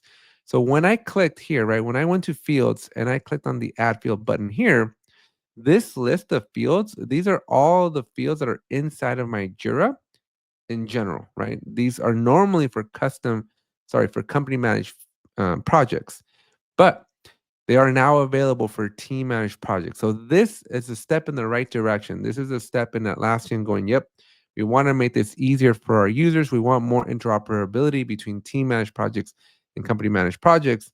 And so that's there. And this is a very welcome feature. So, but let's assume that we need a new custom field. Somebody up here earlier, I think it was, who was it? Israel here said, we just created a custom field called product brand. And so when I come and search in here and I'm looking for product, right, I don't have it, right? So as you can see, it didn't show up, went away real quick. I don't have it. And so we want to create one. We want to create our custom field called product brand. And so in a team managed project, you just simply click on create a new field and you're going to be taken to the creative project field. Now here, I'm going to call it product. Oops. I don't know why my mouse is not working for me. Brand. And then we pick our field types. Now we're going to cover the different types in a minute. There's another section in here that gives us a much better visual representation and a description of what each of these are. But essentially, what you do need to know is that whenever you create a new field in Jira, you need to give it a name, and then you need to determine what type of field is that going to be. Is it going to be a short text box, as in a tweet, right? Because you can put like 255 characters. Is it going to be a paragraph? And you need to be able to put in like bullets and italicize text and make text bold and add images, right? And so the paragraph's going to allow you to do that. Do you need a date field, right? Is it just literally month, date, year? Do you need a number field, which you can perform arithmetic on? Do you need a timestamp? This is a date and a time. So July 8th, 2025 at 7:11 a.m., right? And that's a timestamp. That's the difference between the date and the timestamp is the time has a time element. Do we need a label, right? Do we want our users to be able to not use the label field, but have a field that functions like the label field? Do we want a drop down, right? Do we want our user to be able to pick from an available number of items where you can only pick one option? Or do we want a checkbox where we literally have checkboxes and the users can pick from multiple checkboxes? Or do we want to create a field that allows you to select a user? And keep in mind that when you do the people one, they need to be a licensed user, otherwise it won't work. And or finally, do we just want a URL, right? Do we just want to capture like the URL for some documentation somewhere out on the internet or something like that? We can put that here. And keep in mind that once you make your selection, once you pick like short text, right? Or I think product brand probably is going to be a drop down, right? But once you pick that, and you hit the create field button here, you're stuck. The only way you can change that is by deleting the field and starting all over. So make sure you talk with your stakeholders here, right? Because whoever's asking for you to create these custom fields, because as a Jira admin, no Jira admin's waking up in the morning and saying, oh, I'm going to create a custom field today, right? Typically, some team member somewhere in your company or in your organization is asking for a custom field, all right?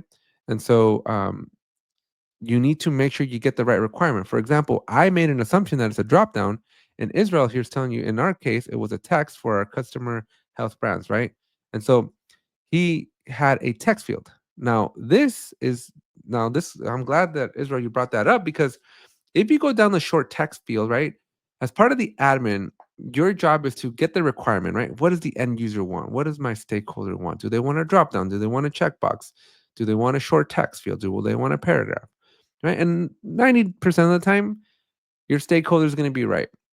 However, this is where experience as a Jira admin comes into play, because in Israel's case here, if the user comes back and says, hey, I want a text field where I can put the product brand, I'm going to fight back and I go, no, you don't want a text field. Because when you have a text field, and you have the freedom to put in whatever text you want. Jira is not going to validate the text easily, at least, right? And so this is error prone. This is opening up a can of worms that you don't want to go down. And again, you don't really know the dangerous, perilous path you're going to be on until you've been burned by being on that dangerous, perilous path. And so in this particular case, what I would do is I would absolutely, as a product brand, make this a drop down, right? Because yes, so Israel here is bringing up a great point of like, hey, so a drop down's fine, but then that requires the admin to edit and add more values, right? And so this again, my friends, is where being a Jira admin is more of an art rather than a science. Because if this is a requirement, right? If my team says, hey, Alex, we want a drop down, we want a field that has all of our brands. I'm like, cool, perfect, right? And then we start having the conversation, right? Remember the first rule, right? Remember rule number one. Whenever possible, try to reuse an existing field. Now, luckily for us, and it doesn't really apply in team managed projects because I don't think team managed projects have components, but in company managed projects, we have something called the component. And the component is a field that is defined by the project admin. So the project admin can go and add values. And so you want to have this, you almost kind of want to have like a little decision tree, right? Of saying, okay, so you need a new field. Awesome. Let's start there. We have a requirement for a new field. Next question. Should the field be multiple? Like, do you want multiple entries? Do you want to have free text? Right? Do you have predetermined values that you are interested in? And let's assume they say, you know what, we have predetermined values. We know our brands. It's going to be brand A, B, and C. You're like, great. The next question is, do you want the user to be able to select all three? Do you want the user to be able to only select one? Right? And so as you're going through these questions, this as your admin is helping you figure out, okay, should it be a drop down? Should it be a checkbox? Should it be a label? Right? And when we go to the company managed ones, you're going to see even more options that we have available to us, like cascading drop downs. And so you want to have that kind of a decision tree conversation. That's actually, Rodney, if you're still paying attention, let's do one of those for the Jira life, right? Where we help you figure out the path that you want to take ultimately, right? Because if we determine, hey, we want a field that is multi-select, right? We want our users to be able to pick any brand, right? Or from any brand, then I don't need to necessarily create a custom field, because then the next question is going to be, can we use the components field? Because there's a field in Jira called components that is user definable. So a project admin can put values or remove values without having to bug the Jira admin, right? So that's a question you got to ask yourself. Next question, Israel, that you would ask yourself is this project a team managed or company managed? Because if it's a team managed project, then I can give them a drop down, and any project admin is going to be able to come in and add values and remove values. So it's very important that you understand your project hierarchy and more intimately the requirements of that user, because depending on those requirements, it's going to take you down one path or down a different path. And there's just a lot of paths to take. And so you really want to be very careful, because once you make a selection, right? Once you hit the create field, you're stuck with that option. You're not able to change the type. This field type is immutable. Although I think, Ronnie, if we can have I think so. I believe in a future episode of the Jira Life. So head on over to the Jira Life if you've never been on the Jira Life. But I do believe we're going to do a future episode of the Jira Life where we talk about features that we would like to see in Jira. And Ronnie, remind me that this is the feature I would like. I would like to be able to change the field type without having to restart the whole process all over. So that would be really cool. Anyways, so we're gonna make a selection, and then we're gonna go with like brand A, brand B, and brand C. Okay. And once you do that, and once you hit the create field, then that field is gonna be available. Now, what's interesting here though is that we made a field available. Awesome. It's right here at the top. But we now need it associated with our work types, because when I hit the create button, right, and I'm in this task, I need that product brand to show up. As you can see, it doesn't show up here. And so the next step is to come over to work types on the left-hand side, pick on the work type you care about, and then I'm going to get rid of this, and then you can add fields. So in this view, you can also thank you, Ronnie. I'm like, if you're asking me to add it to the show ideas channel on Slack right now, I'm like, I'm presenting. I'm gonna forget. Okay. So right now we are inside of a task work type, and you can see that underneath this line here, we have the ability to search for fields. So very similar to what we were just looking at earlier, when we have all the fields available to us, we can bring in any company managed field into the mix, and or we can bring any field that exists currently. And so this field is my product brand. I can pull it in, and now it's inside of the task. And so when I hit save, then when I hit create, that field is going to be somewhere in here. Where is it at? Did I pick task? I did pick task. Summary. Somebody help me find it. Do y'all see it? Sometimes you have to hit refresh. Sometimes it's not immediate. Every once in a while, you got to play a little game of patience with Jira, because she doesn't always react. There we go. Now she's in here. So product brand, and now here's my three brands. Now, alternatively, so remember, earlier we went to fields and we created the add field. But if you don't want to go down that route, and if you want to just explicitly put that field into a specific work type, then you would normally go to the work type, pick the type that you want, and then over here, you have the ability to create basically the field as well.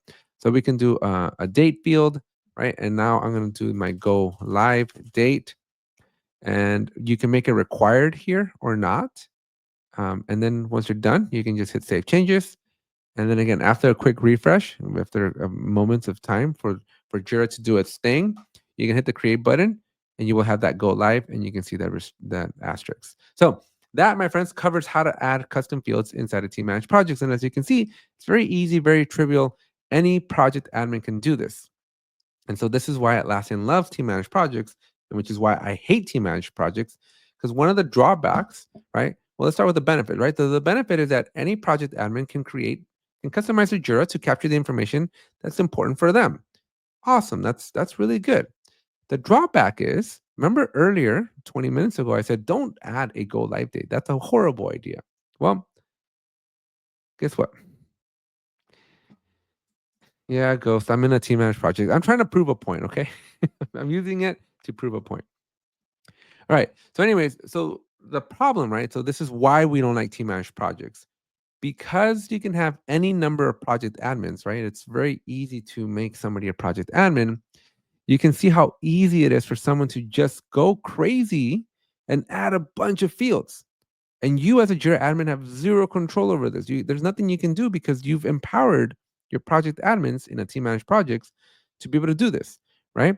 And so this is why I hate team managed projects, right? So Ghost, just for you, this is why we're doing this, right? Because We don't. This is a bad thing from a governance perspective. It's great when you're trying to enable your team and your team's running at 1,000 miles per hour, and processes and just ways of doing work can't get in the way because you're going to run out of cash next week. But for a company, an established company that has governance and change management, team managed projects suck because there is no change management, there is no governance. It's wild, wild west. Anybody who has a privilege, which again can be literally anyone, can do whatever they want, and there is no restrictions there.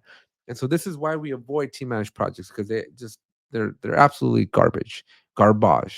Okay, so we're gonna get off of team managed projects. As again, I absolutely hate team managed projects, and they are not good for you and your company. They're great to get started, but they don't scale them. They're not what you want. So what you want is you need to be a good Jira admin to do the next part, right? Because in order to add a custom field to a company managed project, so here I have a company managed project, right? When I go to work items and I pick types, you're not going to be able to add a custom field, right? The UI looks very different. And if you go to screens, which is normally how you add a field, right? We're going to come back to screens in a moment. But when you go to the screens and you try to add a field to your screen, guess what? You the field needs to exist, right? So if I type in product brand, see, notice that the field doesn't exist because that field that we made moments ago was for a team managed project, and team managed projects were self-contained, right? And so the field needs to exist first. So for the rest of this training, I'm going to teach you. So how do we do what we just did in a team managed project? How do we do it in a company managed project? And so the first thing that you need to know is that you do need to be a Jira admin, right? You need to be a Jira administrator to be able to do this. You can't be a product admin, but you need to be at a minimum a Jira admin, an administrator, a site admin, or an org admin. Any of those 4 levels of admin are going to get you to what you need to do. Then when you click on the gear, you're going to click on the gear and you're going to click on work items or issues, depending on where you are in the Jira UI. Once you're here, right? So if you can't get to this, right? If you click on the gear and you don't see work items, then you're a non-starter here, right? You need to become a Jira admin, or you need to talk to your Jira admin that does have this view here. But once you come to work items, on the left-hand side, we're going to skip past all the workflow stuff. We're going to skip past all the screen stuff, and we're going to go to custom fields. Now, one thing to note that I've seen Atlassian do recently is that custom fields got rebranded to just fields. And so keep that in mind that your Jira might say something a little different. Now, the other thing that you need to do is you need to fight the urge. You need to fight every urge in your body to click on fields because it feels so intuitive that you're going to go to the field section to add a field. But my friends, we don't do much in the field configurations. We do a couple things, but not when it comes to adding custom fields. When we want to manage our fields, our custom fields specifically, we have to be in custom fields. Or again, if you're on the newest version of the UI, it just says fields. Okay. And so when you're inside of your custom fields, this is going to present you with a list of all of the custom fields that are in your Jira. Now, I wish Atlassian did a better job here because things like our description, right? Description is a system field. It doesn't show up. Okay. But things like story points that are system fields, kind of technically, they show up here. So some fields show up. I don't know. Some fields don't, some fields do. And so kind of try them out just to kind of get a good feel. But my rule of thumb is if a field shows up here under custom field, it's a custom field. If it doesn't, it's most likely a system field. Now, if it doesn't show up because it's not showing up here, right? Then then you just need to create the custom field. So let's go ahead and create our product brand field. And so first thing that you do, okay? First rule before you create a custom field. If you're multitasking, I need you to pay attention to me for 5 seconds. You're going to thank me later, I promise you. Whenever you get the requirement to create a custom field, the first thing you want to do is you want to make sure that custom field doesn't already exist. Trust me, you do not want to have 10 different fields with the exact same name. You will hate yourself. Do not make that mistake. So before I make any custom field, I type in the name of the field. Now, I don't type in the explicit name of the field. I don't put it verbatim because I want the the search here to find it for me because maybe it's called instead of earlier we've been working with product brands. Maybe it's just called brand. Maybe it's just called product.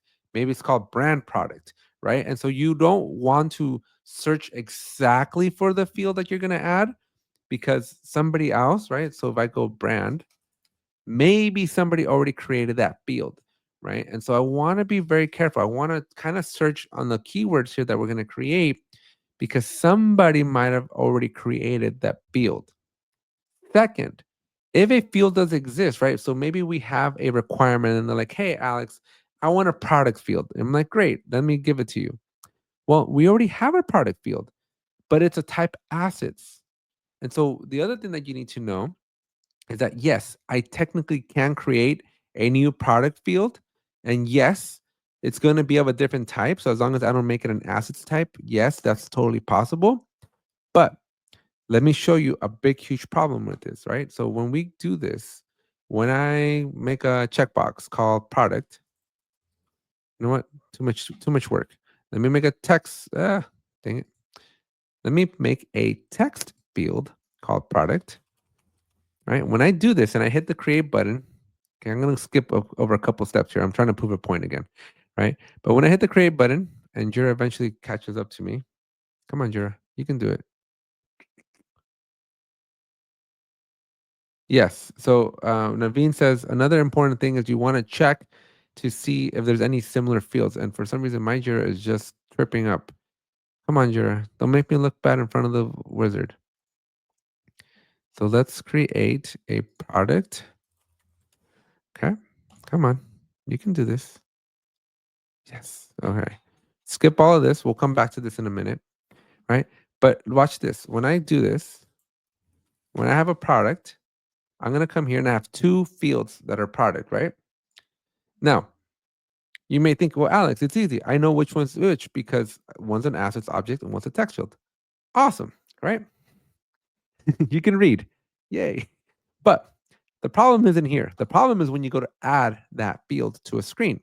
So when you try to add that field to a screen, watch what happens. So I'm going to come down here and I'm going to type in, oops, let me delete this one here. Right? I'm going to do this. I'm going to type in product. All right, folks, you tell me which one is the asset one and which one is the select list or the text field that I made. $1,000,000 for whoever gets it right on their first try. Anybody want to try and take a guess? Which one's which? You don't want you got a 50-50 shot here, folks. Like you don't want to put yourself in this situation. This is not an area that you want to be in. Okay? So you want to make sure that each of your fields are distinct enough, right? You want to name them distinctly enough so you don't make this call, right? Because yeah, technically if I had a guess, I would have picked that second one. I think that I would have been safe with the second one, but that's not always correct. And the easiest way is to add them both, go down and see which one's like which one's which. We need to be in the right project here. I don't think I have the light. Okay, bad example, but you get the point, and you don't know, and maybe when you're removing the wrong one again. You just don't want to name fields like that. Okay, so we're gonna go back to our custom fields, and we're gonna delete our product because only here and only the Jira admin has the ability to see this, right? And so what you want to do every time you're creating a new project or sorry, a new field, make sure that the field doesn't already exist. Now, if you have a field that already has a name, right, this is where you're going to want to go and pick a different name, a name that's a little bit more explicit or more descriptive. All right. Because again, you just don't want to end up in these situations where you're taking a 50-50 shot or 33% shot or 25% shot because you have 4, 5, 10 different fields that are exactly the same name. And this problem is even magnified and made even worse whenever you have migrations, right? Whenever you do migrations from like data center or from a different cloud, all those fields come over and things just get really nasty really, really quickly. So avoid that if you can. You'll have you'll thank me later. Is there a certain total fields that equals too many fields? Two? I don't know. Ronnie might have an insight for you. So is there a total number of too many fields, right? So um my 2 cents, right? There's a balance. There's a balance that you have to take between creating too many fields and not creating enough fields, right? Because at the end of the day, your team's trying to be productive, right? Your team needs to capture data, capture the work, and Jira needs to work for them. Because if Jira doesn't work for them, guess what? They're just going to go to another tool that does work for them. Like, so your Mondays, your ClickUps, your Asanas, right? And so as a Jira admin, you have to walk this fine line. It's a delicate balancing act between enabling your team to be productive by complying and giving them what they want, but at the same time keeping change management and governance in mind. Because if you're lenient one way, like both extremes are bad, right? If you have no rules, no regulations, no governance, nothing like that, then chaos will happen. If you have too many rules, too much governance, too many change management, right? You have to wait a month before you get a custom field added to your Jira, then people will find a way around and they're just going to go to another tool. And so both extremes are horrible paths that you don't want to be in either path. You want to be in the path that enables your team, but there's transparency and an understanding of why we have the checks and balances. Because otherwise you end up like the US government today. Okay. And so you want to be very careful, right? And so I don't know that there's a number, right? I think we're trying to understand how many numbers, right? I've seen thousands, I've seen like 3,000 custom fields, right? But I would say keeping it, I mean, it depends on how big your team is, right? But I would say that normally 10 fields per like work type would be what I would recommend, right? Like you have your summary, you have your description, you have your due date, like maybe up to 10 more data pieces is what I would be comfortable with. And then you scale times the number of projects you have. But I would try to keep it to 5 to 10 custom fields for any given team that's trying to do work. Because anything over that, like you're just asking for some trouble here. Okay. So I've been giving you a lot of insights, right? So how do we actually add a custom field? Well, it's super easy, right? We click on the create custom field button and then you pick your type. And so very similar to the team managed projects, we have checkboxes, but the only thing I like about this UI is that it tells you a description and a better picture. So we have our checkboxes, we have our date picker, we have our date time picker. You want to be very mindful here. If you're using the Jira Advanced Roadmaps plans, this date time picker is incompatible. So you have to pick just date picker. We have labels, right? Which again is not going to replace the labels, but it behaves like the label field. And we have our number field, which allows us to do arithmetic and automation rules with math. We have our paragraph, which is just a big fat body of text. We have radio buttons. And then this is where things get a little bit different than the team manage. We have a cascading list. So I believe somebody had asked, let me see if I can scroll up. Here we go. How to create parent-child drop-down like project issue types loading. Not sure I understand that question, Smart Inf, but your cascading here would be the closest thing that you get. Keep in mind that your cascading list here only gives you 2 levels. I wish, Rodney, let's add this to my wish list. We should be able to have a multi-cascading list, in my opinion. I should be able to define my cascade as many layers as I want to, but you are limited to just 2. Heck, I would take 3. I think 3 would be a great number, but 2 is what we get, which I think is limiting. I think 3 would be the sweet spot. I think a lot of companies want something like 3. But this is the only way to do cascades. We have multiple choice, which basically behaves like your radio button. Sorry, it behaves like your checkbox, except that you see the list. It looks like a drop down, but you can pick into it and get multiple values. We have the select list single choice, folks. This right here, if I would have $1 for every time I've made a select list single choice, I'd have like $1 billion right now. This is the field that I 99.9% of the time use this. We have short text plain. This is again the tweet. We have the URL, and then we have the user picker. Which again, remember, you need to be a Jira licensed user to be able to be selectable. So if you have like a stakeholder, right? If you have like a VP, right? Like you have to pick the VP that's responsible for something.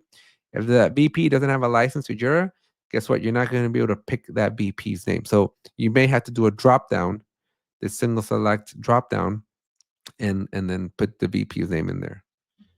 All right. I don't find any custom field for attachment. So over here on the left, there's an advanced section. And in the advanced, I'm not saying that there's an attachment one, but because attachment's already in Jira, right? So you don't need a custom field for your attachment because attachment's already natively built into Jira. So Naveen, you have no need for that custom field because you don't need it. It's already there. Okay, but that does nicely transition us to that there are advanced ones. So especially when compared to team managed projects, you can see that we have way more options. So if you have JSM, you can have your assets. We have date for first response, date for last comment, domain of assignee, group picker. So this is cool. So if you wanted not to do a specific user, but a specific group, then again, as long as the users know the name of the group, we can do this. Um, we have numbers of attachments, numbers of comments, reactions, sliders, times and statuses. Some of these might be from add-ons, so don't quote me on all these. We have version pickers as well. So as you can see, we do have some more advanced fields, some more advanced options that are just simply not available in the standard version. Now, to keep things simple, we're going to just go to our select list. This is our dropdown, and we're going to do product, brand, and we're going to do the same thing. We're going to do brand A, brand B, and brand C. Okay. And once you add those, you're going to hit create. And sometimes Jira will show you the screen, and sometimes it'll crap out and you got to refresh and start all over. Now, when we get to this screen, you have two options. You can either A, start selecting some checkboxes, or B, you can scroll all the way to the bottom and click update. If you scroll all the way to the bottom, nothing bad happens, but you just made a field that's not used by anybody. If you want the field to be useful, you need to add it to a screen. And so you are presented with a little bit of a chicken and egg situation because in order to add it to a screen, you need to know the name of the screen. And so when you get to this screen here, when you get to this menu option where you got to make a selection, make sure you come prepared. Make sure you know which screen you're going to add it to. But you don't need to, right? So it is possible for you to just go all the way to update, scroll all the way down, and just make the field, right? And so the field exists now, right? So I can go to product brand, and if I click onto the ellipses here, one, it exists. It's a single choice, yay. And then I can confirm the values over here, and I can see my A, B, and C, okay? But how do we add it to a project? Well, that's where we got to go. My preference is we go to our project, we go to the project setting.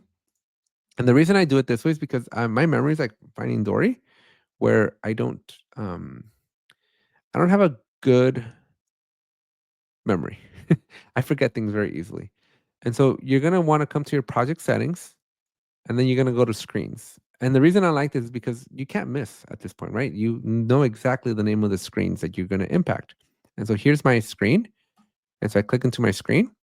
I go to the bottom. You got to scroll down. Product, brand, and I'm done. That's it. You've now added your field to your project. And so again, to do all of this, it's a two-step process. So only Jira admins can create the screen. Ah, my God, I can't speak. Scratch all that. Only Jira admins can create the field. But once the field exists, then I do believe your project admin might be able to do this. No, scratch all of that too. You need to be a Jira admin to do all of this. It's always hard for me to tell because I'm always the admin of everything. But you need to be a Jira admin to be able to add fields to screens. Okay. But once you do that, then you can test it out. You can click the blue create button. Make sure you are in the right project. Make sure you're in the right work type. And then scroll around and you'll see your product brand right here. And then we can pick A, B, or C. And that's simple, folks, right? It's very, very easy to do this, right? Now, let's go into a more challenging use case, right? So what I'm going to do is I'm going to go to my VR projects, and I'm going to look for a company managed project, right? I'm going to look for a company managed project here, and I have this mobile one. We've been working off mobile program, MP, but I want to add that field to mobile dev as well. And so this is the nice part about company managed projects is that we can go into mobile dev. I can go to project settings, right? I can go to my work types. I can go to my screens. And guess what? Because we did this in a company managed project, right? And we did a custom field. We simply go to the screen, go down to the bottom, type in product, and there's our field. If we would have done team managed projects and we want to add the same field to team managed projects, now it's a little bit easier. But back then, you'd have to create the same field over and over and over and over and over and over. So we don't have to do that anymore. Naveen, which step do you want me to repeat? There's quite a few steps that I just did. So which one is not clear to you? Project admin can configure the layout, but can't add the field to the screen. Yes. So great point, Ghost. All right. So while Naveen's telling us which step he wants me to repeat, I'm going to continue with my last and final use case that of the day here. And so what we've done though is right. We have product brand, and when I go to this project, mobile dev, I can come down to product brand and I see ABC. Alternatively, I can change over to MP, scroll down to the bottom, and I can also see ABC. But what happens when the requirement is I want the mobile project to have values X, Y, Z? I want different values. I don't want A, B, and C. In the chat, let's see. Let's see who knows their stuff. Let's see who knows their Jira. How can I add a field called product brand, but with different values? I want values X, Y, Z. What are your thoughts? I'm going to take a swig of water here, but what are your thoughts? How can I achieve this? How will you do it? I'm curious to see what y'all are thinking. How would you achieve this? How do you add a basically the same field, but with different values? All right, Naveen, I got you. We'll cover adding the field again in a second. So Suneja says in project settings. Okay, so we'll come back to that one right now. We'll do that. Actually, let me do it while I'll give you guys a couple of minutes. S4U says use security level. Okay, that's an idea. Okay, so what I'm going to do is I'm going to repeat the steps here for Naveen, and then we're going to come back and I'm going to show you how to make the field different. Okay, so here's what I do. When you want to add the field to a project, at least company managed, I open up the project settings. I go to work items and I go to screens. Again, you got to fight every urge to click on fields. You do not want to click on fields. You want to click on screens. You expand your screen scheme, click on your screen. And once you're there, you scroll all the way to the bottom and you will see the select field item. And then you can type in the name of your field. Again, chicken and egg situation, the field needs to exist first, and then you can add it. Once you do that, then it's available. So Rohit here, we got an expert in the room here. So you want to do something called the field context, right? And so when we go to our screens, right? If we want two different projects to have two different values, but it's the same field, you have a couple of options. Option A, you make the same dumb field again, but that's not the good answer. That's not what we want. We do not want to recreate a field a second time. We don't want another field that's called product brand, right? That has the other values that we want. That would be silly. That is not the right thing to do. So what you want to do is you want to go to your existing field. Right, so we find our product brand here. And what you're going to do is you're going to click on these ellipses here, and we're going to go to context and default value. Once you do that, there is an add new context button up here on the top. And so you're going to want to click on that. When you click on that, it's going to give you the name, right? So for Rohit. And then you can add a description if you want to. But down below, we're going to have to make a couple of options. Now, I would do an or statement. I don't do both. I don't do this and this. I typically just use the project. And so normally, I am going to restrict it to a project. So let's go to mobile program, MP, right? And I'm going to click on add. And that means that when this field recognizes that it's in the MP program or project, it's going to behave differently. And so as you can see here, I now have two different contexts, the default one and then the one for Rohit. And so when I click on edit options here, I'm going to be able to put brand X, brand Y, and brand Z. And so now once I do that and I click on done, you're going to see that we have a context for brand ABC and a context for brand XYZ. And now the magic just takes care of itself. So when I go to mobile and I go down to product brand, I have ABC. But when I change to MP and I go back down, I have XYZ. So this, my friends, is how you make how you basically use the same field without having to clutter or make a mess out of your Jira, and you give different context for people. And again, it works based off of issue type or work type or project or both. I usually just pick the project. Usually that's enough, but there are some restrictions and limitations. So I recommend you check out the official Atlassian documentation to get all that information.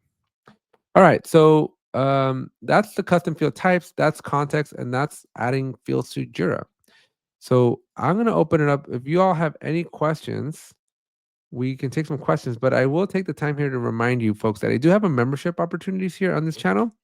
So if you haven't become a member, you do get early access to all the videos, and you also get member only videos. So check out those different, hit that join now button and check out the different options to see what's available and what you like, and how you can help support the channel. As for you says, if we're in the same project and different work items, how can we use context? So within the same project, so you do have a limit, and I do believe that the limit is you can only get for one. So for example, like your bug and your story can have different contexts, but you can't have one for the bug, one for the story, one for the task. I do believe there's a limitation there. So I believe you get one per project. So you want to choose wisely. But yeah, essentially all you got to do is when you add your new context, and we can test it here, you pick your work type, right? So if you want the bug to have it, then you click on add, and now it's going to apply it for any bug, right? And so like for bugs, but this is where you don't want every bug to do this, right? You want every bug in this project to do it, and that's when it becomes an and statement. And so you click on add, and so now any bug that is in this project is going to have this problem or this value. Now, what's interesting is you'll notice that my mobile program is not available, right? And that's because it already has a context. Remember, I was telling you, you get one freebie, right? You get one per project. And so my mobile program already has a context, and that's it. And so if you wanted to have a different value for a story, and then for a task, and then for a bug, you want three different values, that's not possible, not at least this way. That path would have to be, then you have to create a custom field called like product brand story, product brand task, or epic product brand, or something like that, right? Where now the field name is unique, so that you don't confuse them. Okay. Because at the end of the day, you just don't want to get confused. You don't want to create these custom fields that confuse you. So be responsible there and be smart about it so you don't get confused. We're going to be covering two major things today. We're going to go over field configurations and field configuration schemes. But before we get in the chat, I have a question for you. I have a very, very important question. If you're all multitasking, give me 10 seconds of your life here. In the chat, if you can type in either give me an emoji or a +1. But if you have ever made a field required and basically have halted all issue creation, work item creation inside of Jira, please raise your hand. I want to see. And I'm not raising my hand too because I've done it, but in the chat, if you have ever made a field required and didn't understand why nobody else could create work items in Jira, please let me know. I want to know if I'm the only one out there, but I can't be the only one. So we got Chad with the dab here. So Chad has definitely done this. Anybody else have the courage to publicly admit that they have accidentally made the fields required? We got Melinda Smith here. Rodney says, I haven't, but I've had to fix it from someone else who had. I'm sure you did it at some point, Rodney. Jamesh Show says guilty. So anybody else guilty? Because I cannot be the only one. Okay, so there's 34 of you. I would hope that we have 34 hands up here, because this is something that has been a pain, but I'm going to show you how to avoid a catastrophic failure of Jira. Rodney says legitimately he has never done this. I find that so hard to believe, Rodney. Karen says, had to fix my boss's mistake. That I've seen that before too.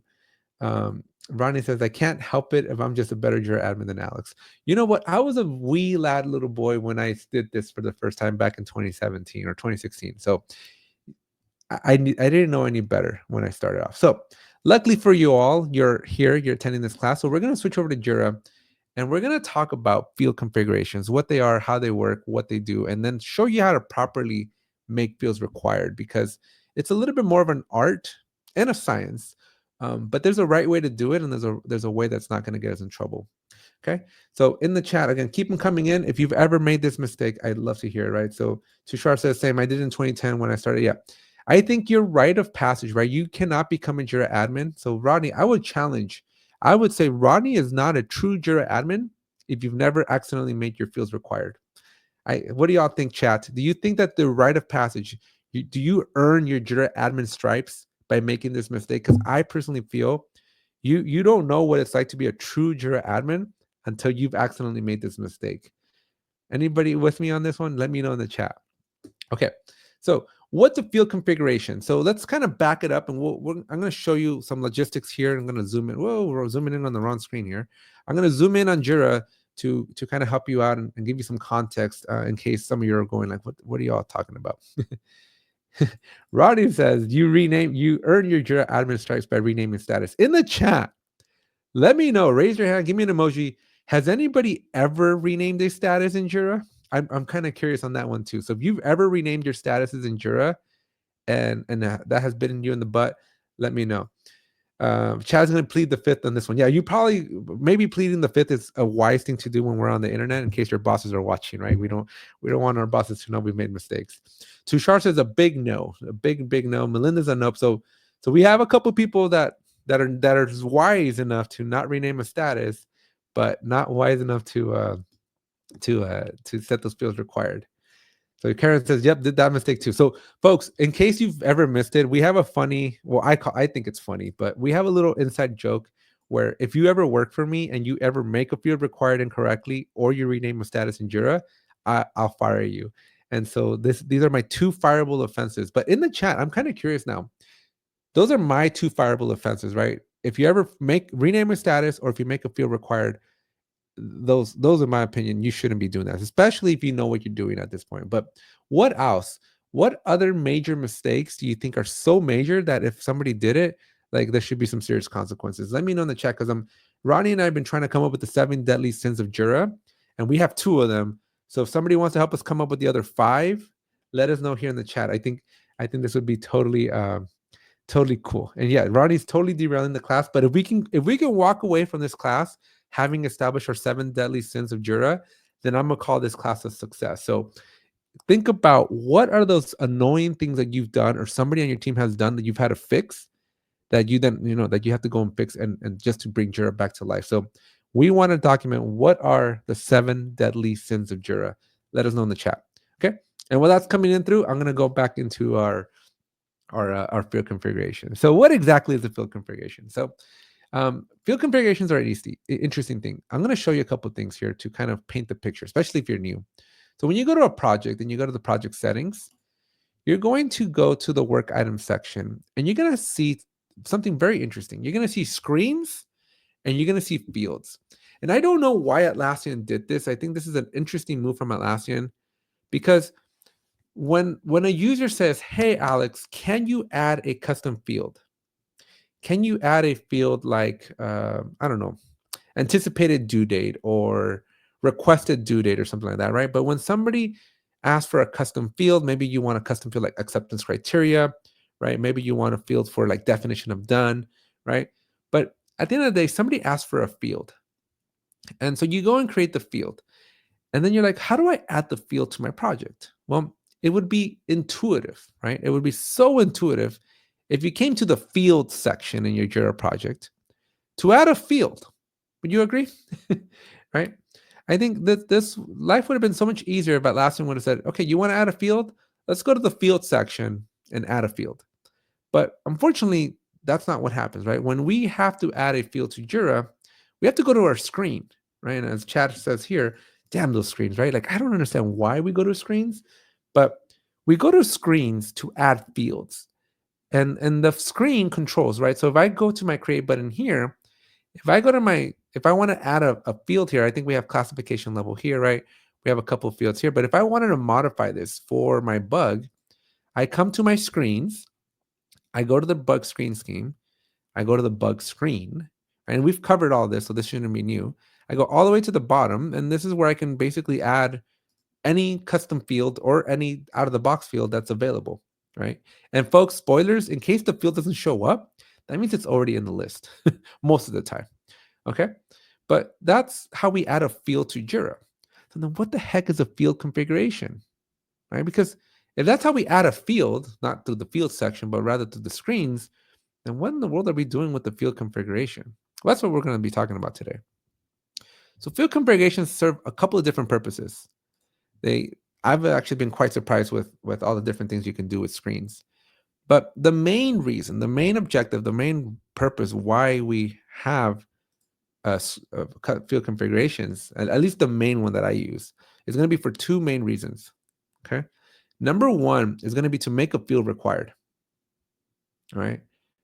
Definitely, if you want to make a field required, and I'm not talking about just any old required. Like if you want to add a little red asterisk like this one here to a field, right? You want to make a field that you have to populate. So in order to hit the create button, you have to fill out the little red asterisk. The only way to add that little red asterisk is through the field configuration. Okay. And so I'm going to show you how to do that today. But the second one is to modify the text box. So when you look at something like acceptance criteria here, you see how we have text styles and we can make the text bold, we can make it italicized, right? We have formatting here. In order to be able to do this, to accomplish this, that's also going to be through the field configuration. Now, there's a couple of other things that we'll talk about as we explore field configurations, but those are the two main ones. And so I'm going to show you just right out of the gate here, how do we do those two things? Because then we're going to get nuance, right? Then we're going to go into a use case and talk a little bit about a story. But I am seeing a couple of things here in the chat. And so Tushar says, we're going to go back to our seven deadly sins here. So Tushar says, messing up shared schemes just required for one project. Okay, I can see that as a problem. We got be it in field configuration. So basically, if you mess up any of the schemes, like so what I understand this is, if you have a shared scheme that's shared with like 50 projects, very similar to making a field required, right? But if you were to modify a workflow that is shared with 20 projects, that would be a deadly sin, right? Not double checking that that your schemes are shared and one change just impacted a whole lot of people. I don't know, Ronnie, what do you think? Do you think we would add that one to a deadly sin? I kind of like it. Ronnie's own deadly sin here is duplicate field names. So yeah, that's a big, huge pain point. If you have two or more fields that are exactly the same name, oh, bless your soul, because Jira's going to hate you. We got Rajat says adding a new custom field instead of checking if one. Yeah, so this is going to be in the line of duplicate field names, but very similar, right? Because this is slightly different. What I like about what Rajat has here, right, is you're creating fields that are so similar in name that they shouldn't exist, right? And my biggest pet peeve, one of my biggest pet peeve is due date with the little d, because that's the out of the box one. Jira has a due date field, and then somebody creating a due date field with a big D, right? Big D for due, big D for date. That is one of my biggest pet peeves, because you just made another field that has almost the exact same name, and it's too close for comfort. Rodney says the third reason to use the field configuration is to add custom project specific field descriptions. Yes. So there's a couple of reasons. There's more than two that I named. I was just calling out the two big ones that we normally do. But yeah, we're gonna show you a couple, especially also hiding the field. So yes. So folks, I should have been more clear. There's a few things you can do with field configurations, not just the two that I called out, but in my line of work and all the configurations that I've done, those are the two most popular ones that I'm usually coming to the field configuration. So that's I wanted to clarify that. So thank you all for keeping me honest on that one. Rajat says we got a bulk change. What about the bulk change would be a deadly sin? I kind of like bulk changes, but maybe you can give us a little bit more information. All right, folks. So as those keep coming in, I think we're probably up to what, maybe 4, Ronnie. We got the duplicate fields. I think would be a good one. Changing, maybe having Too close of fields would be another good one. And then maybe modifying two shards, modifying the thing. So let's call that 3, 4, 5. So yeah, so we need two more deadly sins, folks. What are two major things that just drive you insane when somebody does them in Jira? Let us know in the chat here. Okay, so let's go to our field configurations and let's keep talking about our field configuration scheme here. So one of the interesting things that you got to know, right, is when you click on fields, you're actually in the field configuration scheme. And then within that scheme, there's a field configuration. And this field configuration out of the box, whenever you create a Jira project, and all subsequent Jira projects always share the default field configuration. So anytime that you create a brand new Jira project, it always defaults to this field configuration. So you can create 1,000 projects, you can create 10,000 projects. They're all going to default to use the same default field configuration. And this, folks, is why you have to be careful, because if you were to make a field required, right? If you were to click on actions, edit this fields here, right? And I come into acceptance criteria and I make this field required, right? Yes, my field's going to be required. So if I click the create button now and I go down to my acceptance criteria, you're going to see that I have the red asterisk now. That wasn't there a few moments ago, right? But the fact that we've made that field required, it is now required for everybody and every work type that shares this default configuration scheme, which is every project and every issue type, work type. Geez, right? And so if I change to a task, I don't know if the tasks have my acceptance criteria or not. Let's check, right? But so I got lucky and they do. But if I were to change to another project, maybe this one, and I go look for that acceptance criteria, watch what happens. If I type in test and I hit create, it should not. Okay, let me not pick a JSM project. Hold up. Let's go to this one, Team Phoenix Dev. Do I have acceptance criteria here? I do not. So if I were to click on this and the test and hit create, you notice that my acceptance criteria is being required, but it's not in my screen. I remember we've been talking about this. This is not in my screen, but it is in my field configuration. But you're like, wait a minute, Alex, I didn't modify the field configuration for this project. I was modifying the field configuration for my bug invaders. But right, this is where, again, if you're new to the world of Jira, it's so easy to overlook this little blue text here, where making this field required here didn't make it required for just that project and just the bug. It made it required for everybody and everything that share this field configuration. And that's where we get into a lot of trouble. And this is why this is the deadly sin, because Atlassian makes it way, way too easy to just come in here and make it required. And you think, right, because you went through the project, right, because you open up a project, you went to the project settings, you went to the work items for that project, you went to the fields for that project, right? You're taking all the right steps to think that you're in that project, but you're not. You're doing a global. And when you collapse it, you're going to see that this is going to be global against all of these work types. And so the moment you go to any of these other 13 projects and try to make a work item, but the acceptance criteria is not filled out, you're going to be in some big doo-doo, right? And so you want to be very, very, very careful there and not do this. You don't want to just turn this on, okay? Now, the second thing that you can do in here is click on this edit button here. And this is going to give us a slider for wiki render. And we've kind of already talked about wiki render, right? But the wiki render is essentially, if in case you all weren't paying attention, is you can make your text box have these rich texts here, right? So I can add a Loom video, I can add elements, I can add a table, I can add attachments. I can do all kinds of neat little things and formatting with my table or with my field. But if I turn this one off, if I go and turn this off and I click save, then when I hit the create button, my text box is going to look very different. It's just a text box. It's just a regular old plain vanilla text box. Nothing special, nothing interesting about it. It used to be, I want to say maybe within the last year Atlassian changed this, but it used to be that if you ever made a custom field that was of the type paragraph, it would default to this ugly, just basic text box. However, my latest experience has been that it defaults now to the wiki. But in the chat, let me know, what are you experiencing when you create a paragraph type custom field? Is it defaulting to wiki for you, or is it this ugly old plain text box? What are y'all seeing? Because again, I have recently started seeing that they all default to a wiki style, but I'm curious to see and hear from you all to see if you're experiencing something different in Jira. So in the chat, let me know your paragraph custom fields. What are they defaulting to? Are they defaulting to paragraphs? I mean, to wiki, or are they defaulting to the regular one? I am very, very, very curious about that.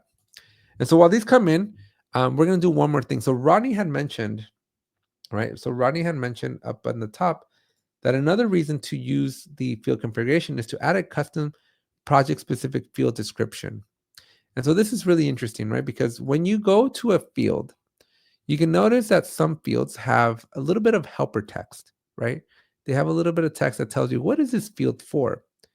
And so for your acceptance criteria, if I wanted to add a little text, little flair, I can come here, right? And I can go, are you attending Summit in October? Right? If I add this and I click save, when I click the create button, we are going to see, hopefully, fingers crossed, a description. Oh, we don't have it. I wonder what happened there. Ronnie, help me out. Why did this not happen? Did I not hit save correctly? Nope, it's there. Ronnie, you sent me down a path of failure here. What's going on? Oh, there it is. It just takes time to cache. Never mind, Ronnie. Apparently, you do know what you're talking about. Okay. And so you can see here that I can add text, right? That is going to be a descriptor for this particular field. But the problem is, though, the problem with everything we're doing right now, and this is what we're going to shift over to in the next half, is that when we're working with our field configurations here, if I change projects, right? If I go to another project like this customer support one, well, actually, this one wouldn't have had it, right? Because it's a JSM project.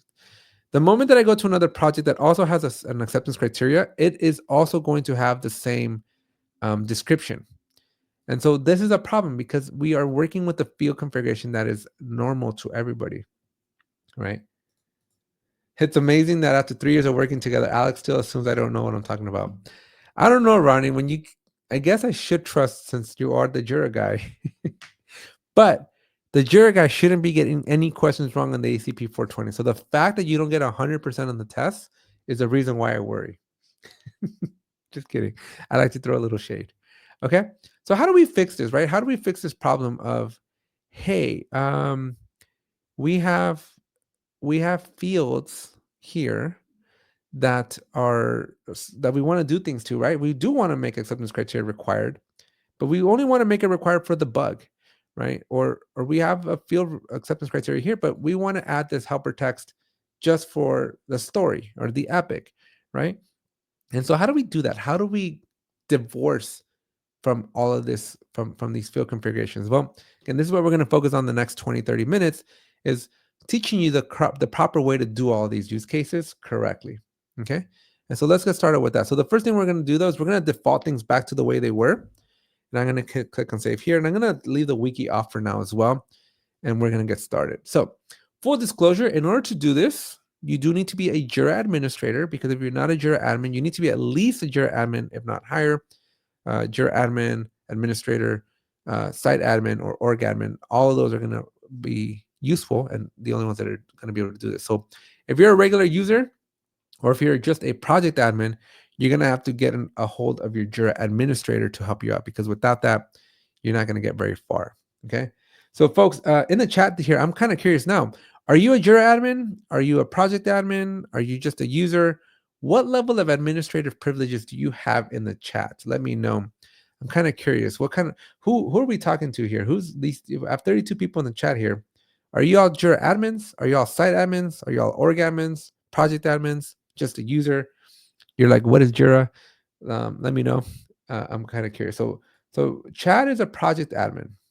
So for Chad's use case, right? If you needed to do anything like this, you do need to talk to your Jira administrator. Ronnie says he's a Jira guy. So he's the Jira admin for every Jira. So if you all ever see something suspicious in your Jira, check the logs. Make sure Ronnie, the Jira guy, wasn't there. You got Karen is an org site admin, so great power comes great responsibility, Karen. But yes, you'll be able to do all of this. Tushar's a Jira admin, so you should be able to do everything we're going to cover here.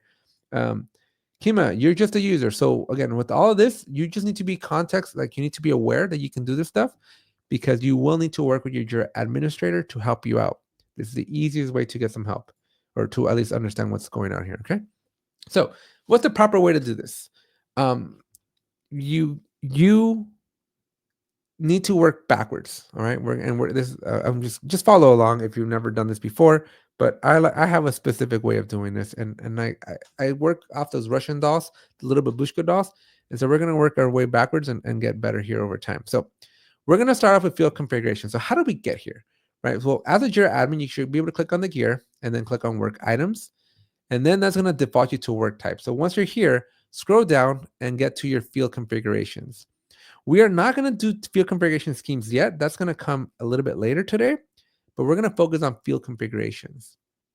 Now, when you click there, you're going to see that all your JSM projects have their own field configuration. And this is why when I went over here and I changed it, when I changed my project to a JSM project, this is why I was able to create without acceptance criteria crashing on me, because JSM by default, for some reason, Atlassian got smarter when they made JSM projects, but JSM projects have their own field configuration.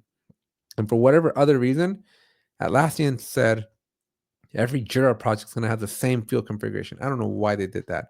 I kind of like the JSM route. What do y'all think? Would you prefer that every Jira project have its own field configuration out of the box? Or do you like the way Atlassian has it, where out of the moment you create a Jira project, it shares the same field configuration as every other project that you make? What do you think? Do you all have a preference? Which do you think is better? Do you think it's better to have one giant field configuration that everybody shares the moment you hit create? Or do you think what they do with JSM is better, where every time you create a brand new Jira project, it has its own field configuration? What do y'all think is a better way to do this? I know I have my opinion, but I don't want to spoil it. What do y'all think? I want to hear from you all. What is the better way? Default, everybody shares it, or individualized, every project has its own? Let me know in the chat. I'm not going to leave until somebody gives me an answer. So Ronnie, if you're watching this, what's your preferred method? Or Chad, as a member here, which method do you prefer, Chad? Do you prefer shared or individual? Ronnie says it does make it easier to enforce governance to have one main default configuration. Very valid point. Challenge would be, well, what happens when you want custom stuff, right? Tushar says it depends on the WOW, way of work. Way of work, I think is what WOW means, of your org. So yeah, I think it does depend, right? But if you could be the owners of Jira, would you have preferred individual or the default one? Because I don't like this. I'm not a big fan of this one. I think Atlassian should have done what they did with JSM and let every single project have its own field configuration. That's what I would have liked. When you want custom stuff, they need to go through the governance process. Chad says, I prefer individual, but I have no say in it. That we don't. We do not. Okay, so so back to topic here, right? So we have our default field configuration, and if you look at every other field configuration I have in here, this is just going to be JSM. So you can see that they're all titled by JSM. So just ignore all of those. So the first step that I usually do, especially when I want to make a field required for a bug, is I'm going to copy the default field configuration. You do have the ability to add a new field configuration, but I'm a big fan of if it ain't broke, don't fix it type of thing. So I already have a field configuration that I've been using for like forever. And I don't know what a new one's going to give me. I don't know what's going to be turned off. I don't know what it's going to be defaulted to. So I just like to make a copy of the existing one. All right. And this is where you got to now start being careful, because anytime you copy something in Jira, it's going to append this copy of. And so I like to get rid of this so people can know that I'm actually paying attention to what I'm doing. Right. But once I remove it, what I do is I start making sure that my field configuration has a very specific name. Right. And so I'm going to call it BI. That's usually the pattern, right? You usually, for if you look at your workflows, if you look at your screens, it's going to have the key of the project. So I'm going to go BI colon, and then I'm going to go bug field configuration, right? Because I'm going to add it to just my bugs. I want this to just be for the bugs. And so when I click on copy, right, I am going to have a BI bug field configuration. Again, your naming convention, you can call it whatever you want, but this is what I'm going to call mine. Rodney says, we already got 4 deadly sins. We need 3 more. Alex, they're listed in random channel on the Jira Life Slack. Rodney, go grab them from the Jira Life Slack and share them with everybody here so that we have our 7 deadly sins before we end this session. Okay, so we have our BI bug field configuration. So what we're allowed to do once we're here, we can go to configure, right? And we can make the field that we want it required. So we can go do that. And what's nice as test, right? I'm going to give you a little pro tip. Once you have this, right? Once you've done this, what you should immediately do is test that you didn't break anything, right? And so what I normally do is I go to create. I'm still in my bug invaders. I'm in my bug. And I go down to my acceptance criteria, and you're going to notice, yes, I do not have the asterisk. So we haven't broken anything yet. And then the next thing I'm going to do is I'm going to turn the wiki render back on. I'm going to click on save. So at this point, I have a new field configuration, and I have the field that I want to make required, and I've made it a wiki render, right? But the sanity check is that if I go to the BI project into the bug, the acceptance criteria is still the same. We haven't updated anything, right? So this is good. We're making progress in the right direction. Slow progress, but progress in the right direction. So what happens next, right? So we have our bug field configuration. Well, here's where you have a couple of options. Some teams, right, you might want to create a story one, right? Maybe your stories need to be different. Maybe your epics need to be different, right? And so I would recommend that while you're here, make all the other field configurations that you're going to need. And this is very true, very important. If you have a requirement that you need a required field for your epic that is only on your epic, if you have required fields that are only in the bug or only in the story, for each one of those, you need to make a unique field configuration. And this is the way you do it. You just do this over and over and over. Okay. And so once we have our field configurations, you would think we would want to go back to the Jira project and apply our field configuration to the project, but we're not there yet. We have to actually go to our scheme. And so when you go to your scheme, you can click on the bottom one here. And here's where you're going to have a couple of options. You can either A, do the same thing that we did earlier. Sorry, you're only going to have one option. You're going to create a new field configuration scheme. And so once we're in here, we're going to click on add a field configuration scheme. And this is where we're going to want to call it BI default field configuration scheme. Now, can anybody tell me, why did I not add bug? Can anybody guess? Why would I not add bug here instead of default? What are your guesses? Should I add bug? Let me know as well. What do you think I should name this? What's a good name for my field configuration scheme? Should it contain the word bug? Should it not? What are your thoughts? Help me build this? What is the right way to build a field configuration scheme? What are your opinions? What are y'all thinking here? Am I right or am I wrong? Would you do something differently? Let me know in the chat. Folks, make this interactive, folks. This is all about you. So its name is Joe. I don't understand this, Rodney. I think it might have been from earlier. But in the chat, am I doing this right? What do you think? Do you think I'm doing this wrong? Would you name this something differently? I'm very curious. I want to hear your guys' feedback. I want this course to be as interactive as possible. And so what would you put here? Would you add the word bug? Would you add something else? Would you eliminate words? Would you even add the word scheme? Right? Because my 2 cents, you should definitely add the word scheme. That should be a non-negotiable. The schemes associated with the project, actual configuration should be for specific things. So yeah, so Tushar's right? So based on that, I'm making a default field configuration scheme for the project BI. And so I'm going to name it like this because I don't want to name it a bug yet. You're going to see how the bug comes into play later, right? But I don't want to be restrictive with the scheme because the scheme is a bucket. And you're going to put things into the bucket. The bug configuration is going to be one of the things we're going to put in the bucket. But we don't want to pigeonhole ourselves, right? We don't want to basically say, okay, this field configuration scheme is just for bugs, because that's not going to work out very well. So you want to make sure that when you're naming your scheme, which is the bucket, it's generic enough so that it's not confusing. Okay. And so once we have that, go ahead and optionally add a description if you want to. I'm just going to click on add. Right. And so Jira is going to refresh and redirect me into the field configuration scheme for my newly created scheme.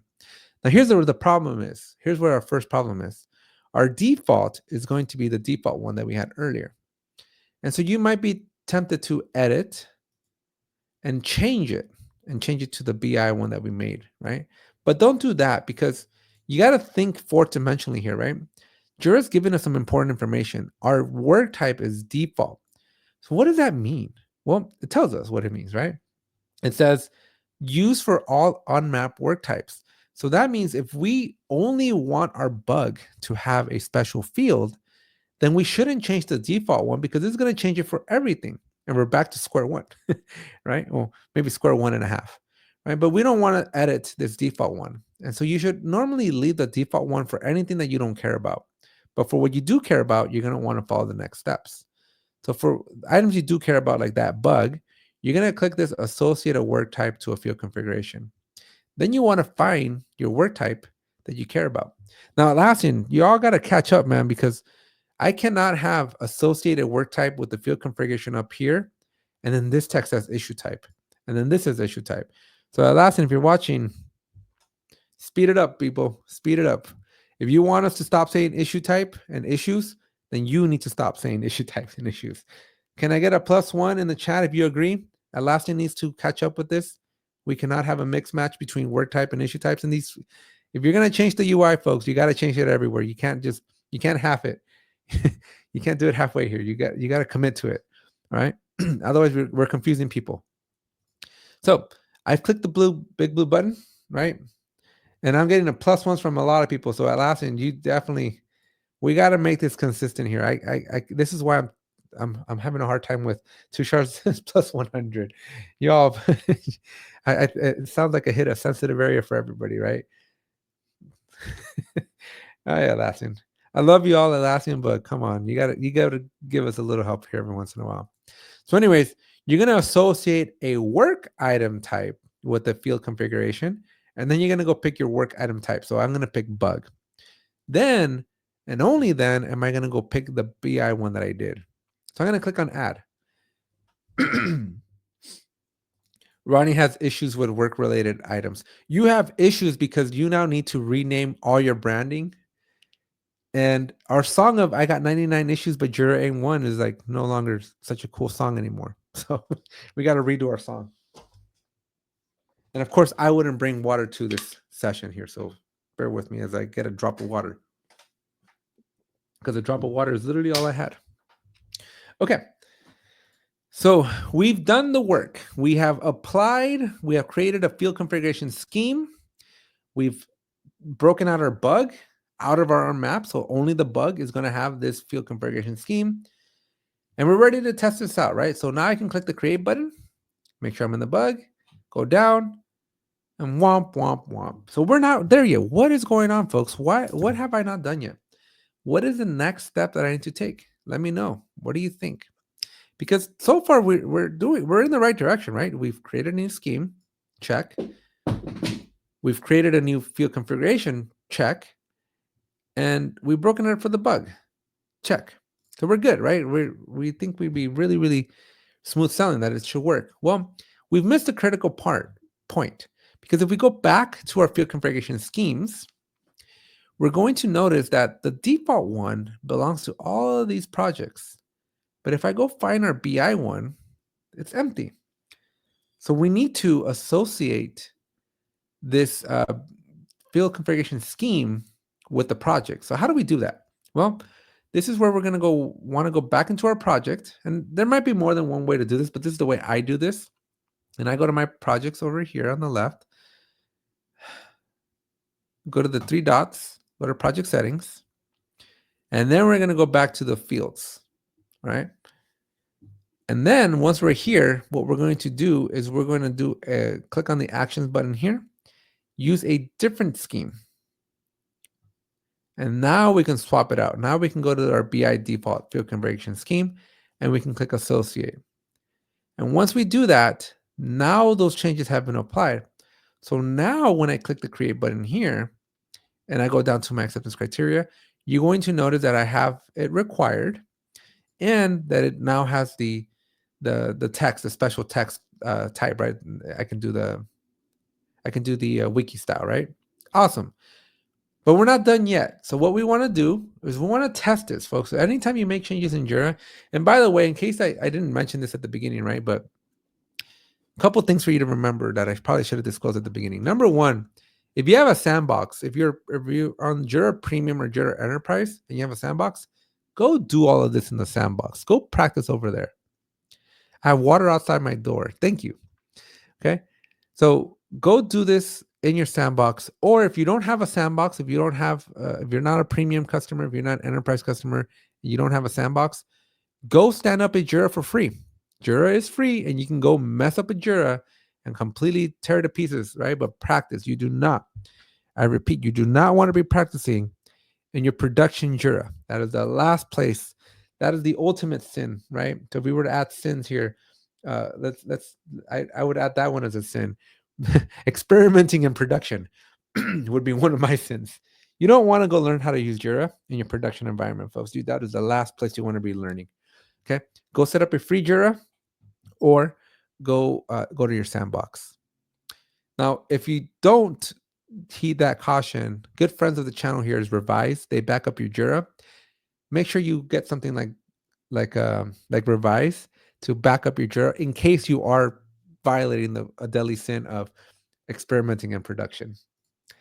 Ronnie says, I get water is a human right and rightly so, but he should have worked for it. I can't leave midstream, Ronnie, and go get my water. Unless you want to come to California and get me some water, please. Watch, when we're in Spain, Ronnie, and you need water, I'm going to go, the water's over there, Ronnie. Go get it. We got all 7 filled? Oh. Let's review them. What were they? I got 1, 2, 3, and 4. Where is it? You left off. You stopped at 4, Ronnie. We have 1, renaming a status. 2, making a field required on a shareable field configuration scheme. 3, making a custom field similar to or duplicate a name of an existing one. 4, give everyone the delete issue permission. Maybe one from King Bob, enable create team. Yeah, this should definitely be a deadly sin. So I'll give you 5. Where's 6 and 7? Oh, there's 6. Oh, wait. No, we have too many. Any change that floods users with emails, testing in production. Okay, no, that's perfect. So we have the deadly sins of Jira. We succeeded, folks. I honestly, I did not think we were going to get all 7 sins here, but I'm glad we got all 7 sins. So that is awesome. Coming to a shirt near you, support the Jira life, and wear your 7 deadly sins of Jira shirt proudly, and support the channel. So coming soon, coming very, very soon. We'll have this in production and we'll have a t-shirt ready for y'all. Okay. So we want to test this, right? So we tested the bug, right? We went to the bug and our acceptance criteria is good. So we're done. No, we want to do 2 more tests. The next test that I'm going to do is I'm going to pick a different work item, right? I'm going to pick one that was not the bug, one that was not in my field configuration. And I'm going to, but I'm still within the same project, right? So I'm going to stay in the same project. I'm going to pick a different work type. And then I'm going to go to my acceptance criteria and you're going to notice that it's in the old render type and it's not required. So this is good. This means that our field configuration is doing exactly what it's supposed to do, because only when I switch to the bug is it going to show it to me the way I'm expecting. So yay. So that's test number 1 and 2. And the third and final test that I usually do is I'm going to go to another project and I'm going to try to create an issue or a work item. This is another item and I'm going to click create. Notice, oh dang, I think I'm in a JSM one. Yep, I'm in a JSM one. I'm going to go back to my Phoenix one, right? And what I'm going to do is I'm going to click create. Notice that I'm not filling out the acceptance criteria because what I want to make sure is I want to make sure that that default one did not get impacted by anybody. So I'm going to click create.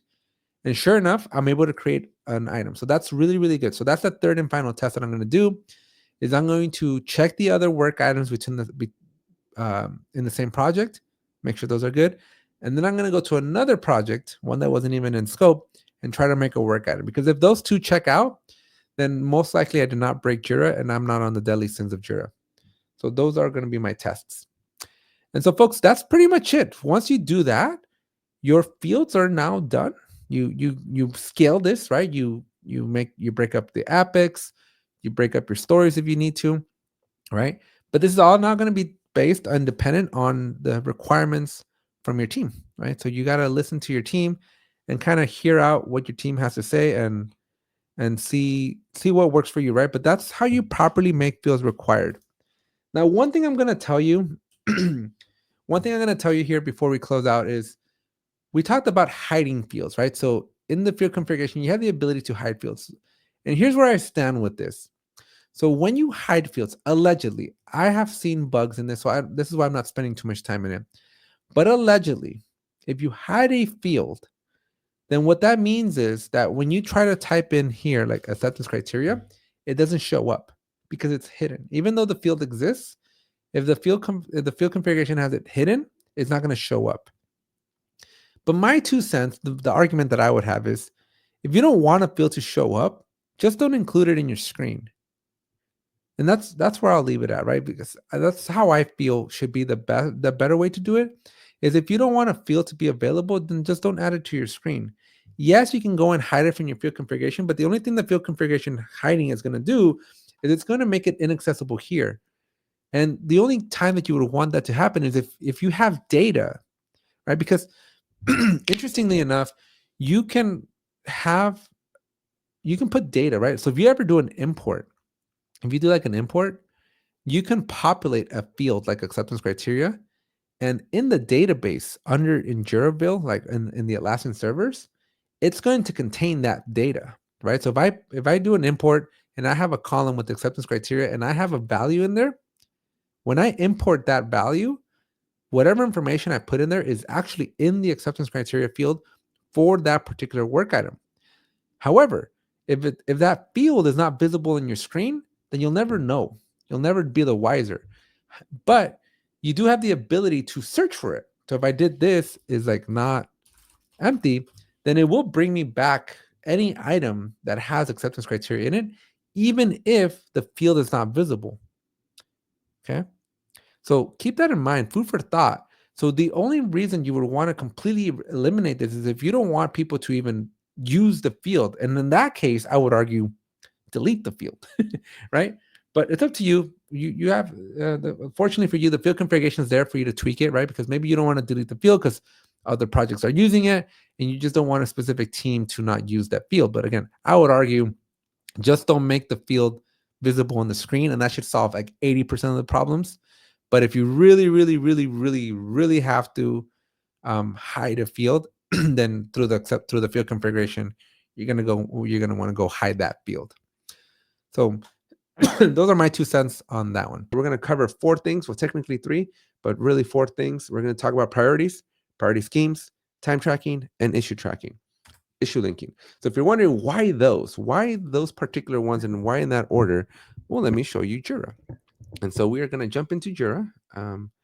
We're going to come over to our gear. Now, as a friendly reminder, you do need to be a Jira administrator for this to work out efficiently, right? Because if you're not a Jira admin, then your experience is going to be a little bit less than ideal. So you want to make sure you are a full Jira administrator minimum. If you're a side and org admin, that's going to work as well. But you do want to, at a minimum, be a Jira admin. This is not going to work if you're a project admin. And there's definitely not going to work if you have no admin rights whatsoever. Okay. So on the right-hand side, you need to be able to click on the gear and you need to be able to see work items here on the right-hand side. So let's jump into that. And then on the left, as you see kind of the left and you see the trainings we've done since January, you can see how we've been working our way down.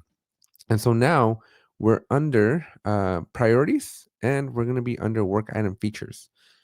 So those are going to be the 4 things that we're going to be covering: priorities, priority schemes, time tracking, and apparently not issue linking anymore. I could have sworn Atlassian hadn't updated everything, but apparently they did update it here. We're going to see if they updated inside of a work item linking, but we're going to cover work item linking. So let's start off with priorities. And in fact, before we do that, let me just give you a brief demo. What is a priority? Well, in case you've been living under a rock, when you create a work item, if Jira were to cooperate with me, okay, when you create, okay, so apparently you can't create a work item here. So let's go over this way. There we go. So when you create a work item in Jira, this is a field that is often overlooked, but you have a field called priority. And by default, well, we're going to get into it, right? But by default, there's a medium priority, and we'll cover some of the semantics in a few minutes. But this priority field is always inside of Jira. Now, whether you expose it on your screens or not, this is a very interesting field. This is a very, what is all this error messaging that I'm getting, right? But whether you use it or not, it's a little less relevant because the priority field is just mandatory, but it's a hidden under the scenes because automatically when you create any work item, the priority is defaulted to whatever default value you set, which again, we're going to cover how to change the default value in a second. But the priority field is a very interesting field. It's a field that is used by many teams. And in fact, when I do all my agile training, the priority field is a very important field. It helps me communicate level of importance because not all work is created equal. Okay. And because not all work is created equal, some work is more important, higher priority, and other work is less important. And especially when we come and talk about bugs, this is the most important field in a bug, my opinion, because this is going to tell you the world's on fire, someone's going to die, or we have a typo, right? And there's different levels, right? Different priority levels are gonna require a different response from your teams, and so it's very important that you have good priorities inside of your Jira projects, right? And so because of that, we want to be able to tweak the priority. Now, unfortunately, well, I guess it's fortunate now, but prior to about a year ago, priorities were global. And so that means that when I came here, right, when I was in my priorities section, whatever priorities I defined here, that was global for everybody, which was interesting because data center didn't have that, right? Data center actually has what we have today, which is the priority scheme, which we're going to talk about in just a second. But for many years in the cloud, your priorities were globally set. So that means that every single Jira project had the same priorities available. Now, one caveat, one thing, one little pro tip that I can give you if you're paying attention here is be very careful. Okay, I'm going to repeat this for the people in the back and the people multitasking. Be very careful when you're importing work into Jira because if you are importing priorities, right? If you have a column in your import file for priority, it will append those values here. And when you append those values, as I mentioned just a few minutes ago, right? This is still technically global until you create priority schemes. And so be very careful when you're importing, especially from another tool that has a different set of priorities, because Atlassian has their highest, high, medium, lowest. Those are not standard. I usually go with major, minor, oh boy, critical, critical, major, minor, um, normal, and I forgot the final one, right? Nuisance or something like that, right? There's like a standard, right? Like IEEE has defined a standard set of values for priorities, right? So the Atlassian ones of highest, high, medium, low, lowest, those are not standard. And so I've seen, and I've actually done it myself, where I import from another tool, maybe from like Rally version 1, right? TFS version, another different tool. And as I'm importing them in, because I have the column, it will append those values here. So if you ever see extra values, you're like, what the heck, where do these come from? It's because of an import that either you or another Jira admin did, and just know that they become available. So a little pro tip, because again, it's very important. It's bitten me in the butt many times. Okay. So with that said, this priority section here, right? This is where we come to add new priorities. So we can very easily add like major, right? You can add a description, although it's less relevant because nobody will see it except for the Jira admins.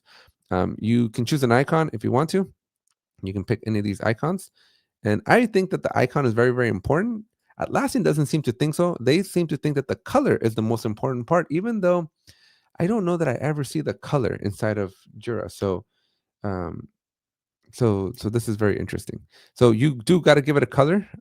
It used to be that you used to have to type in a color. So this is a very welcome change that Atlassian just gives us colors that we can choose from.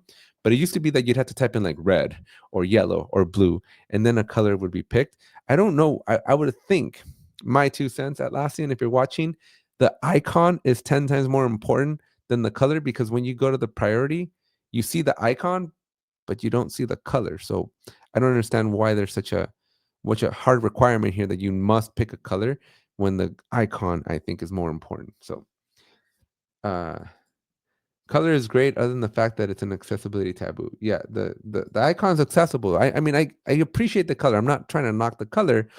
I'm just saying the users don't see the color, right? Maybe something under the hood, Atlassian is doing something with the color, but the icon the user sees. And so to have the same icon for multiple priority levels, like if I were to do this, right? If I were to do this one, um, there we go. If I were to do this, and when I do hit add priority, I now have two with the same, right? So if I were to move this up here, like my user's gonna see them both, and I think it's confusing, right? So I think having more icons would be more important.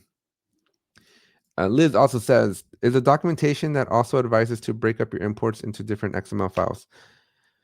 Um, I don't know. I don't usually import with XML. I usually just do a straight CSV import. I've I've always broken it up into multiple. So Atlassian's documentation doesn't do this very well, although I think they do have a statement in there somewhere. But you can only import up to like 1,000 work items at a time. And so when you start going over 1,000, that's when I start breaking it up into more files. Justin says, Jira, an amazing Technicolor drop-down box. Yeah, again, it would be great if you can actually see the colors. Liz says the only way the color is accessible is if it's like a red color and you label the label red text and the alt tag. Oh, okay. So probably for accessibility again. I get it, but I get the accessibility. No, not knocking the accessibility either, but I would like to see it as a regular user. Okay, so that's the priority, right? So that's what we do in here is we add more priorities.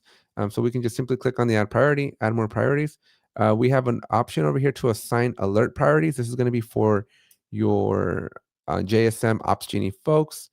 And then the other thing that we can do here is that you can basically rename things. So if you didn't like major and you made a mistake, or maybe you want to change the icon, right? You can always edit them. And so I'm going to change the icon here, hit edit my priority, but you can rename your things. Again, keep in mind, these are global. You can delete a priority. Keep in mind, these are global. And so like if you try to delete medium, it shouldn't let you because it's in use.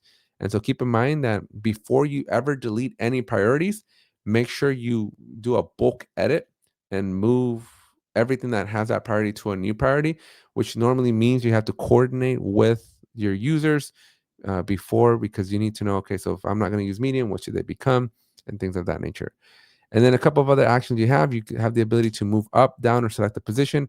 But I found that just moving, drag and dropping is going to be way more effective than clicking move up, or move down, move down. So keep in mind that you have the ability to move a little bit of these items around. I don't know how important or how they show up inside the when the actual user goes to pick them, but we'll take a look at that in just a second.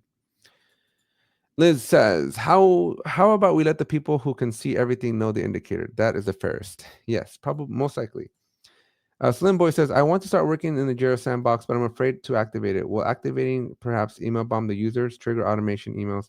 We have 5,000 users. So notifications, if I'm not mistaken, are normally disabled in your sandbox. So if you go and properly make a sandbox, as in you're a premium or enterprise customer of Atlassian, you should be able to create your sandboxes and add your 5,000 users.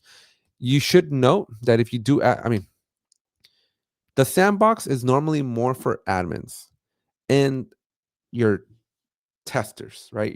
I would not add 5,000 people to my sandbox because I don't need 5,000 people inside my sandbox. I don't think you would want to do that, Slim Boy, right? Your sandbox should be just for the people testing and your Jira admins, because you never, ever, ever want your team to work out of the sandbox. You never want production to actually happen in your sandbox. That's a very dangerous place, especially since sandboxes can go away like that. Like snapping your fingers. You can make an entire sandbox disappear, and you never want your team members working out of there, working on something that you're actually like, production ready, right? You don't want to do that. And the other thing is you can always override, right? So with another snap of the finger, you can always override your sandbox data. So you can just wipe out everything that's in there. And so again, I would never add 5,000 people. But even if you added people, I do believe notifications from the sandbox are suppressed. And so you shouldn't have a big problem. But yeah, not a good idea to add 5,000 people to a sandbox. Okay.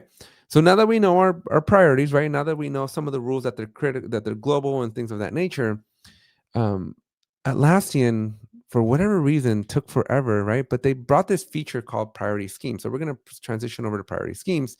And let me describe what a priority scheme is. Because if you're in the cloud, this is a very new feature. Again, it's been around for like maybe a year. And if you're in data center, then you've had this forever and a half. And I don't know why we went like 7 years without this in the cloud, which blows my mind. But essentially, because of the fact that priorities are global, right? Because those values are defined everywhere, it becomes really annoying when you have two or more teams that are like, well, I want high, low, right? I just want two values, right? Or you have another team that says, well, I want completely different names, right? I want names like major, minor, right? Critical. And those don't necessarily align with the Atlassian ones of highest, high, medium, low. And so when you start having different teams that want different values, there was no way to do this, right? Most people back then would create a custom field. That was not a pretty solution either. And so you don't want to do that, right? So you want to leverage the priority field inside of the wonderful world of Jira. And so again, about a year ago, Atlassian blessed us with these priority schemes. And what priority schemes allow you to do is they allow you to create buckets, very much like we can create buckets for our field configurations, for our screens, for our workflows, for our work types. We can now create these buckets and then pick which of all of the available priority values, which ones do we want to see. And so let me show you how this works, right? So you come up here to the top, you click add priority scheme, and you want to give it a name. Now, pro tip, give it a helpful name, because you never know when another Jira admin is going to come in and help out. You never know when 6 months from now you're going to have to go and change it. And you're like, which one was it? And I can't remember. And so just do yourself a favor and give yourself good priority names, right? And so this is going to be our, let's see, what should we call this one? I don't know, Atlassian Builders Summit Priority Scheme. Now, pro tip here, when you're creating like a screen, I would put the word screen. Anytime you're creating a scheme, put the word scheme in there, right? So just so you know when you're working off of other configurations, and you should know when you're making a bucket. You should always know when you're making these buckets. So make sure I always give the word scheme in here so that I understand and remember that I am indeed creating a bucket. Optionally, as you can see, I never add descriptions to anything, but feel free to add your description. And then comes the fun part. We add the values that we care for, right? And this is it. So I can pick the ones that I want. And then here I have the option to set the default. Now the default's very, very, very, very important, folks. If you're multitasking, I want you to pause here for 1 second. I need your attention for just 30 seconds here. These next 30 seconds will save your life. Make sure you appropriately set a default priority. At the beginning, critical was my default priority. That means that when I go to create a work item, when I click the create button, when a user goes and creates clicks the create button, Jira is going to default the priority value to whatever your default value is. If critical is your default, because that's the first one that I added, your users are going to hate you. Okay, your users are going to hate you because the priority should be is such an important field. You dilute the importance of this field when everything is a pressing issue, right? Everything's a critical item. The value of critical is diminished. You do not want that. So by default, I tend to pick a lower value. I tend to do like informational, right? Or lowest, or medium, right? Right in the middle. Because every time that somebody creates a work item, if a priority is not set to a value, It's going to default to your default value. And I'm okay with medium being diluted. I'm okay with information being diluted because I don't care about those items. I'm still going to review every bug, right? But I don't want to dilute the value and the importance of critical, right? Because if my company, right, little sidebar, right? If you all go to status.atlassian.com, we have active incidents across the board in the Atlassian cloud today, right? There's a priority field here, right? And if everything coming in, whenever a bug is all critical, then when there's actually an emergency, your team's not going to respond the same way because they've been numbed to the fact that everything is critical. So make sure you don't skip this step, and make sure that when you're creating these schemes for your project managers, your scrum masters, whoever's asking you for this requirement, make sure you communicate this information with them and pick the right value. So I'm going to do informational for mine, right? I don't mind diluting the lowest value because those informational items, right? If a bug is informational, maybe a little typo, right? Maybe something so insignificant. Maybe it's the wrong color, the wrong shade of red, right? Instead of like dark red or bright red, it's just red. That's not going to be a pressing issue for me, right? And so I'm going to leave it as informational. And so I tend to ignore informational items, anyways. And so it's okay that we dilute to the lower priorities, but never, ever, ever compromise your upper priorities. Because when something is really, really bad, right? When there is a real problem, you want your team to know to react to that. And you don't want to train them that, oh, every bug is critical, because that's not going to be good. All right. So set your default appropriately and then click on add scheme here. And once you do that, your scheme's going to be created and we're done, right? No. The next step, right? The next step after this is, now that you have your scheme, is you now need to go apply it to your project. And so there's a project section here. And you can either, there's two ways to do this. I'm going to show you both ways. You can click very simply on add projects. And then you simply go to your projects and click next.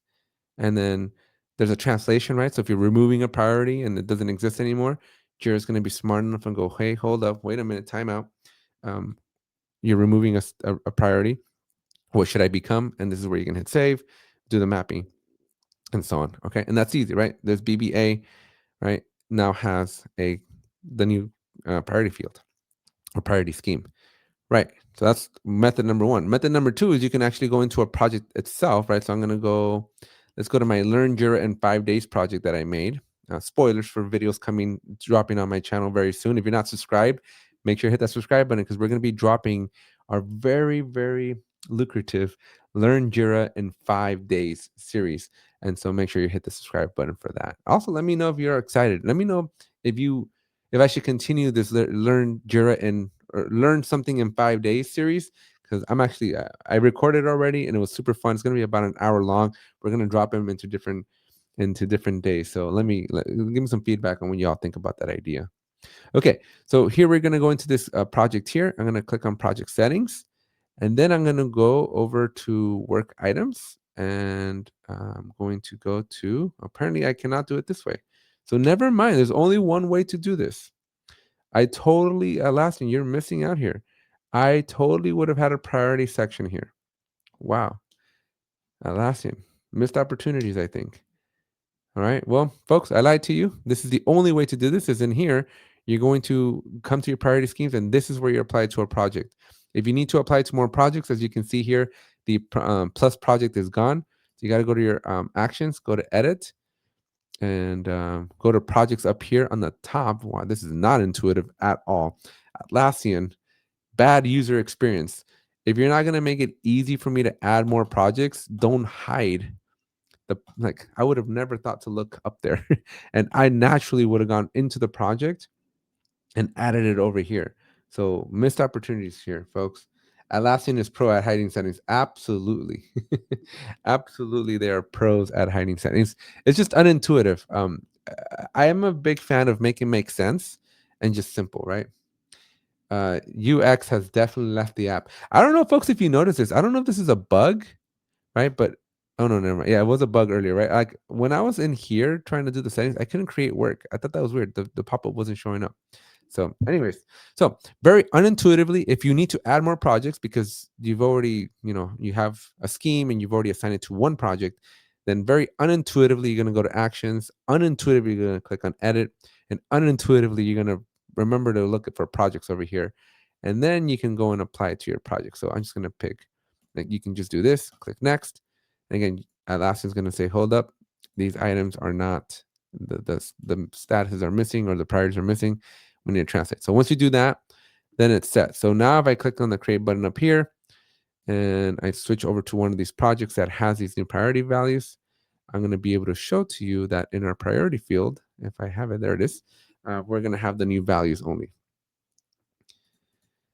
Go says, I could have sworn the priority existed in the, I want to say the same thing too. I don't know why it's not in here, but I could have sworn it was in there too.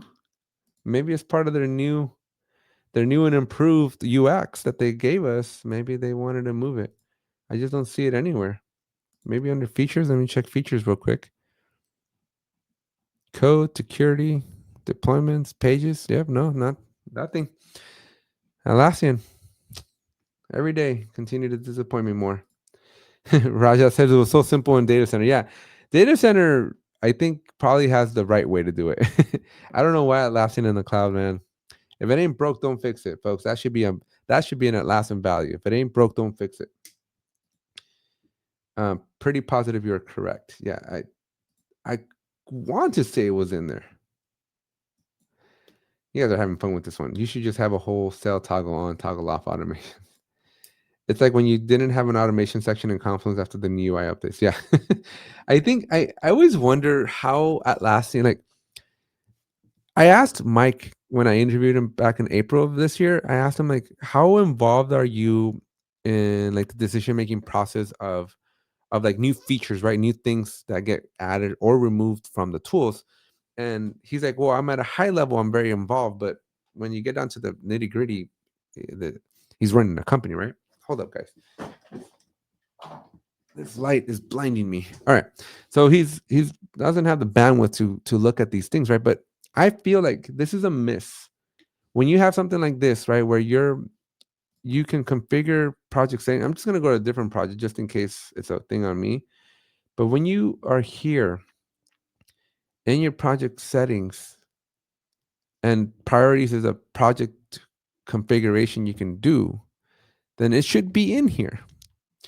And that's rant number one. And number two is, okay, fine, you're not going to give it to me, but you should make it easy for me to add a project here. Like I should have a plus project here, or in the actions, I would expect a configure.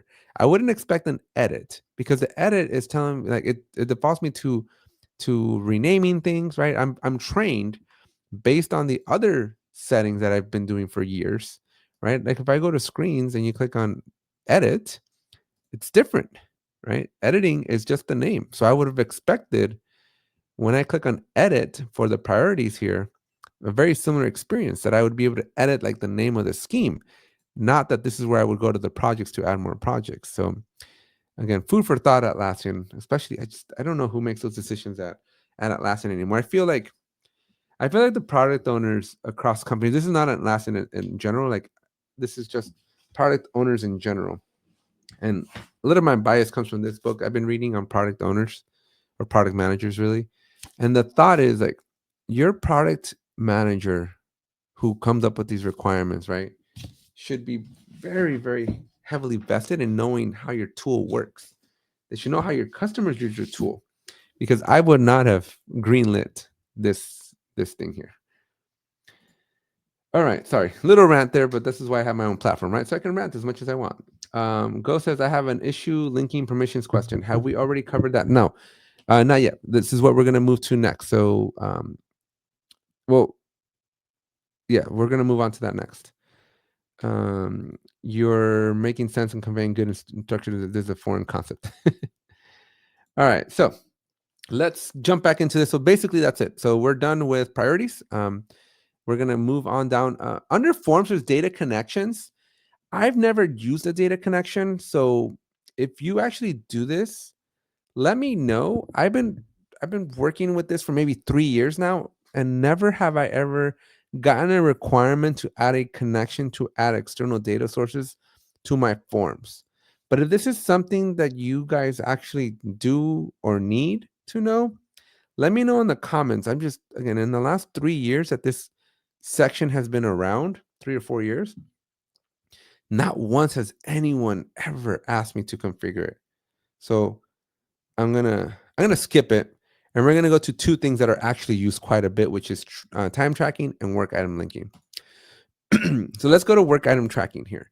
So first thing that you need to know, this is a global change, right? So when you do this, well, some of these things that we're gonna change here, it's gonna be a global change, right? And so you want to be very, very careful because you're not impacting one team, you're not impacting just one individual, you're impacting your entire company. So everybody that uses your instance of Jira, it's going to be impacted. All right. So keep that in mind. And number two, Jira out of the box provides time tracking, right? Jira allows you to put time in. Getting the time out is usually not so simple. And that's why usually companies buy some sort of a third party plugin. I'm not going to name any because I hate Tempo. Tempo is enemy number one for me. Um, and sorry, I'll never work with Tempo. I don't like you guys. Sorry. And if anybody's from Tempo, I apologize, but don't be evil. It's my mantra. And you took one of my favorite apps, custom charts for Jira, and you made it evil, and you started charging me for it, and I'm not okay with that. So I don't like you guys now. Anyways, again, I am on a roll today with my rants, aren't I? Number two, um, number two, so again, the ability to put time into Jira is free. It's built in. The ability to get the data out is going to cost you some money. So you're going to need to get a plugin. Again, I would avoid Tempo at all costs, mainly because it costs 2 arms, 2 legs, and 2 kidneys to use or to pay for. But yeah, look at the Atlassian marketplace is flooded with time tracking tools. My favorite time tracking tool is actually gone. Doesn't exist anymore for some reason, and I just haven't had time to investigate. I just found out like last Thursday, and I've been so busy with the Atlassian Builder Summit. I just haven't had any time to investigate. But there was one that I used to love. It was called Team Work Log Reports. It's gone, and I'm very sad that it's gone.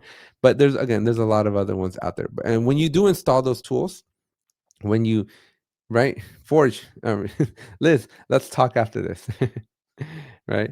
But when you do install a plugin, keep in mind that that's when this list gets updated, right? So this time tracking provider, like as I mentioned, right, Jira ships for free. For free you can put time in, but you need to pay to get time out. But these app makers are very smart.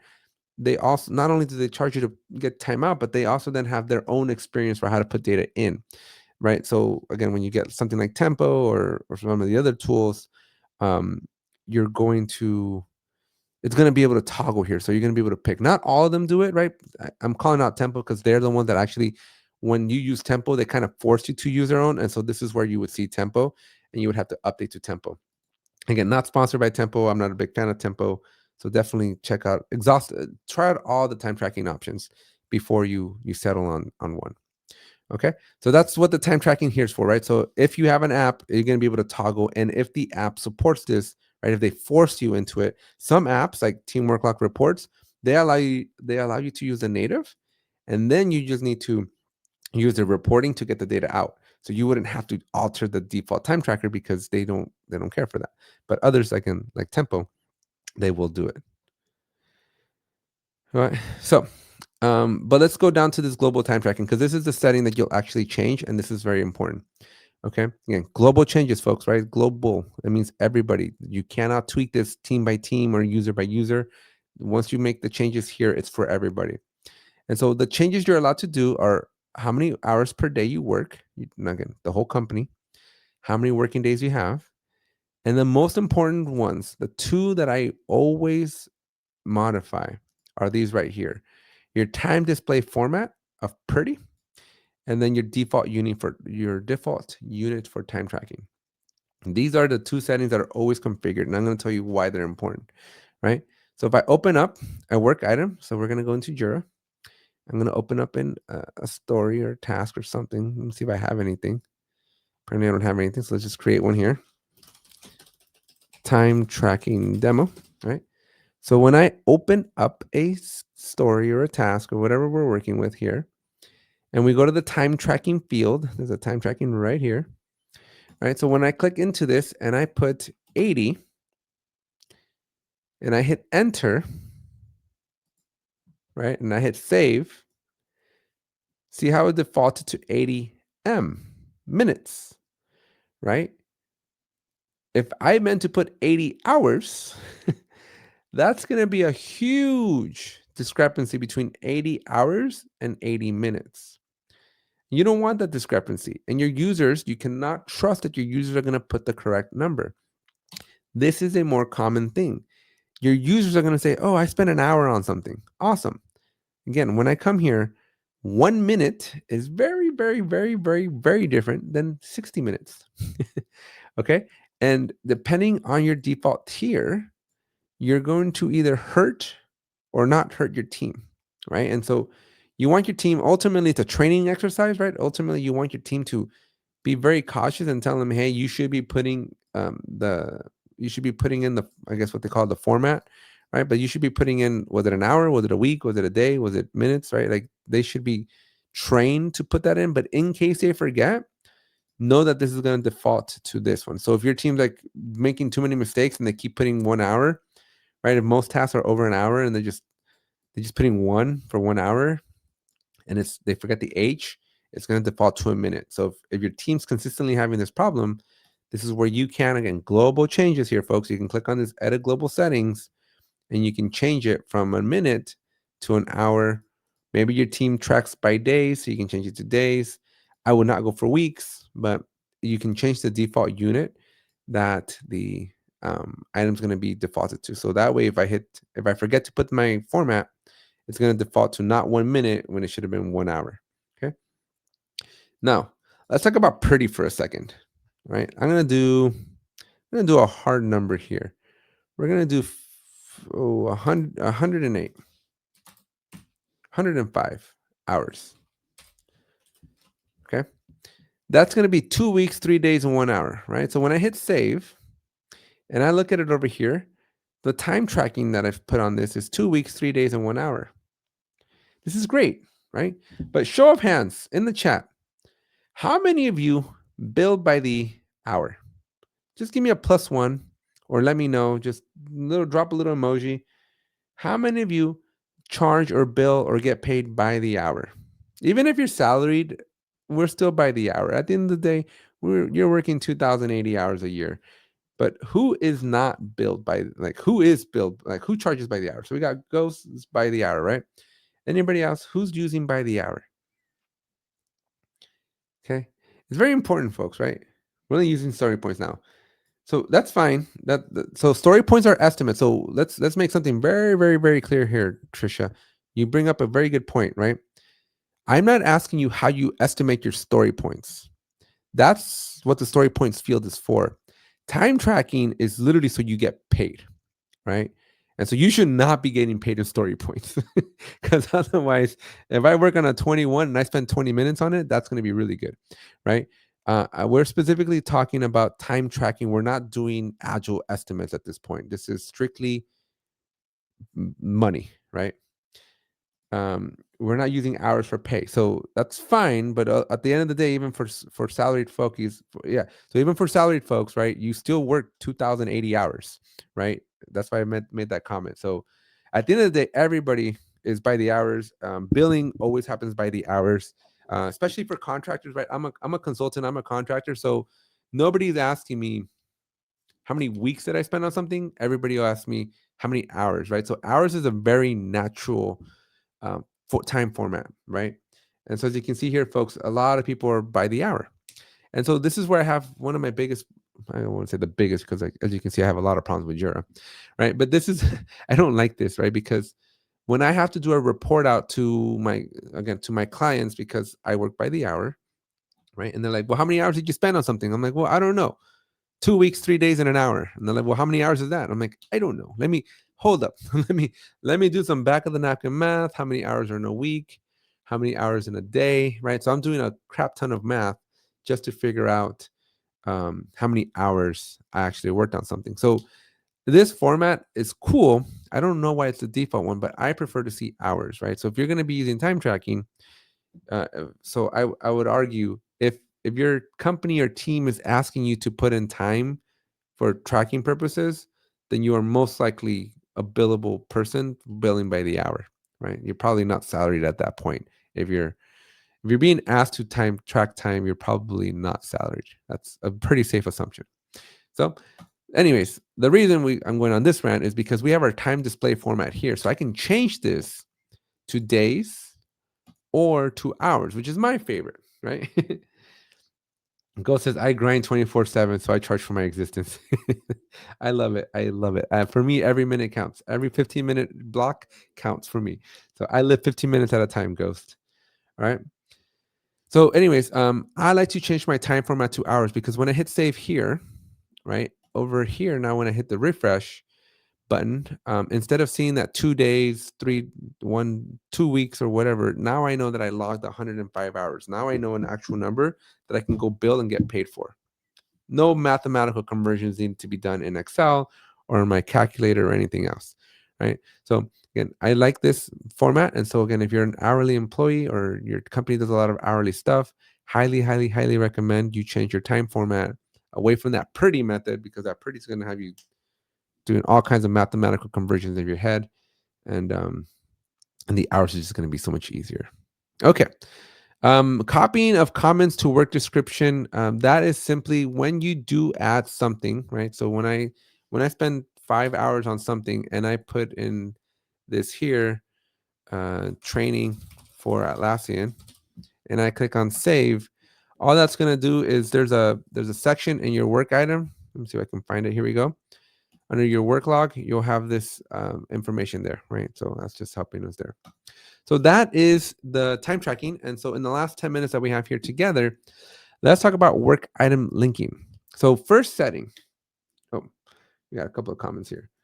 Jealous. I'm building the skills to get that in place. That's why I love IC. I can work 2 to 3 days straight. Yes. Individual contributors.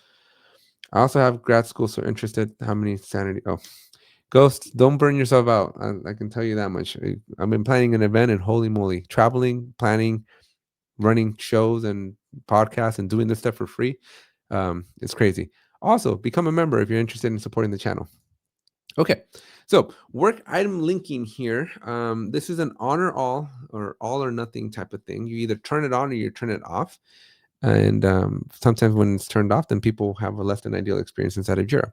But we have our work item linking here, and you have the ability to turn it on or off. But what exactly is work item linking? Well, great question. Well, if you come back to our lovely handy dandy story we've been working off of earlier, there is an ability for you to click on this plus button and you can link a work item. And when you link a work item, you can pick a relationship, which we're going to talk about in just a second. And then you can pick the item that you want to link to, and you click link. So as long as you have access to that item, you can link it, right? And so what this setting here is doing is, if you turn it off, if you click on deactivate, and I come back over here and I hit refresh,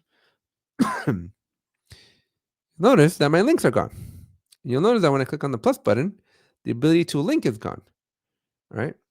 So keep that in mind, that you can turn it off and it's a global setting, right? It's all or nothing for everyone. And so be very, very careful if you turn it off. I would ask that you have a very, very good reason why you would turn off issue item linking or work item linking. It's a very important feature. Work item linking is very important. It works in plans, and it just helps your team kind of establish a good picture of how things are interrelated. So I would not turn it off, but just know that you can turn it off. Right. Now, the bottom, let's talk about this section here. So these items, what you're seeing on the screen, directly correspond to the items that show up in this dropdown. So when I go to create a link, Jira is going to ask me, well, what kind of link do you want to do, right? Is it a block? Is it a clone? Is it a deploy? Is it an escalated? Is it duplicated, right? Is it an idea? Is it an implements? Is it merged to? Is it reviews? Is it reviews by? Is it caused by, right? Jira is going to ask us a crap ton of these questions. And this, my friends, is where they show up. This is where they live. And so if you don't want to show a value, you just simply delete it. So maybe we want to do I don't know which one let's do Polaris. No, Polaris is going to be um, Jira product discovery. So none of these are good. We'll come back to deleting. But if you wanted to delete one, this is where you come to delete. Okay. If you wanted to edit for some reason, you can come in here and you can change the name, you can change the outward and then the inward. Okay. And so this is where you come to get those changed. And unfortunately, this is an unfortunate thing. So Atlassian, if you're watching, this would be a great scheme or a great feature to add, but these are global, right? So these values that you see here become global values. And so every Jira project is going to have the same values, which is going to be a good thing or a bad thing. And the common scenario that I've seen is people are like, oh, I don't want to see all these other ones. And I'm like, sorry, we have to delete them. And if we delete them, we're deleting them for everybody. So people just got to live by it. So it'd be kind of cool to have a work items linking scheme. So you can say, hey, I just wanted these 5 values in this project. Not a feature today. So Atlassian, if you're listening, maybe get your product managers to talk to me. I'll set you guys straight. Right. But yeah, that would be a cool feature to have in Jira. So, but for now, it's all global. So if you don't want to show something, you gotta unfortunately delete the whole thing. Otherwise, it's gonna show up for everybody. Right. Now, the last thing that we can do in here is we can add things. So this is where things get tricky, right? So if I wanted to add something, um, like attend event, right? You name it something, which is not what's going. This is not what the end user is going to see.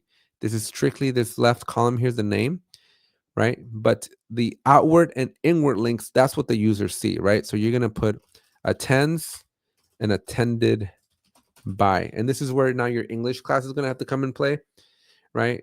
Because you're gonna have to put things like is attended by, or how, whatever you want to do, right?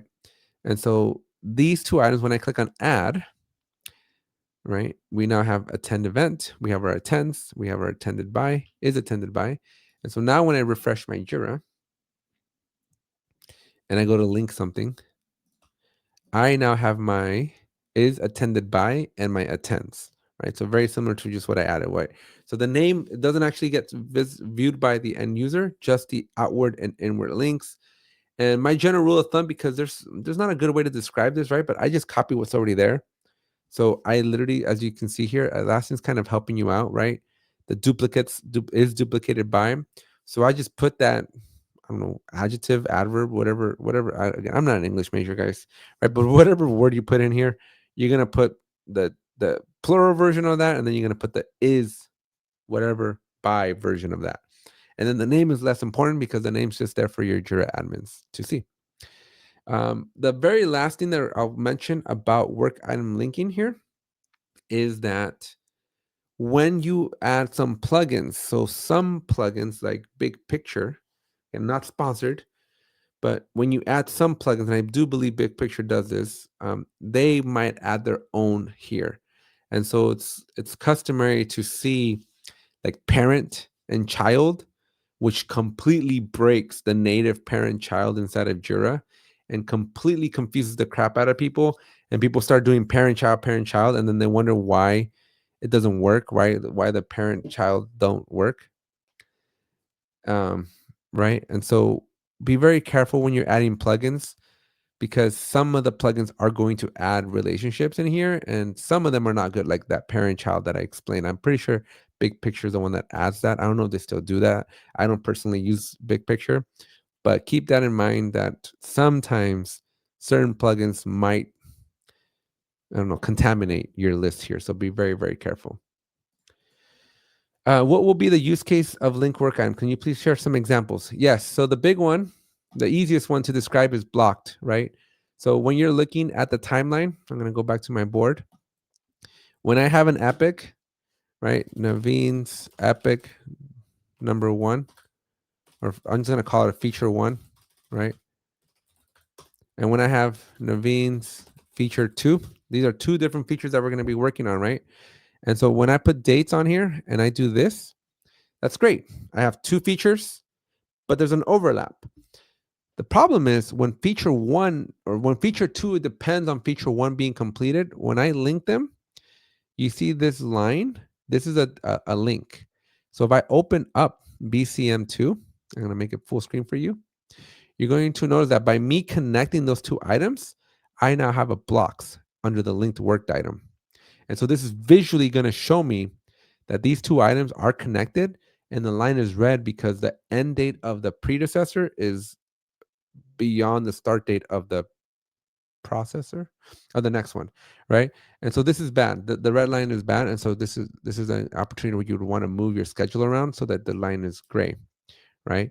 But when you link these things together, because visually you want to see the relationship of the schedule, Jira's putting in a linked item in here. And so if you have that off, then you're going to lose that value. So Naveen, let me know if that answered your question, but that should have been a good answer there.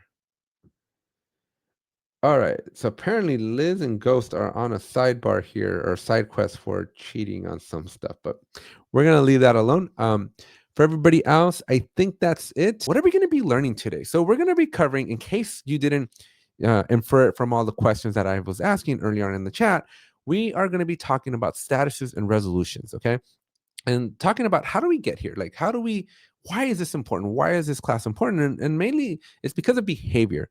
What oftentimes happens is that we like to, as Jira administrators, we like to comply. We like to make our end users happy. And so we create a status for this and a status for that, a resolution over here and a resolution over there.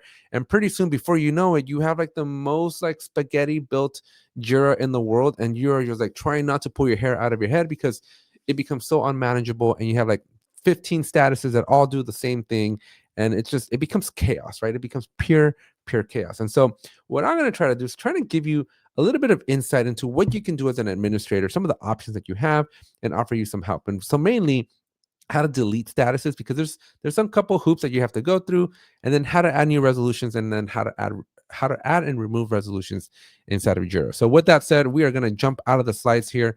We're going to jump into Jira, and then we're going to get started here. So obviously, as a big disclaimer, right, in case I haven't made it clear, you all need to be a Jira administrator to take advantage of this Jira administrator course. Okay. And so you need to have the right permissions.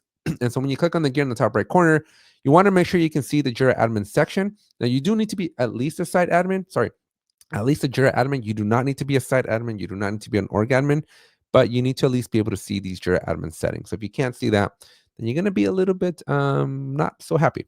Okay. And so to do what we want to do, we want to go to work items here. And then on the left-hand side, we want to scroll down, and we're going to have statuses and resolutions.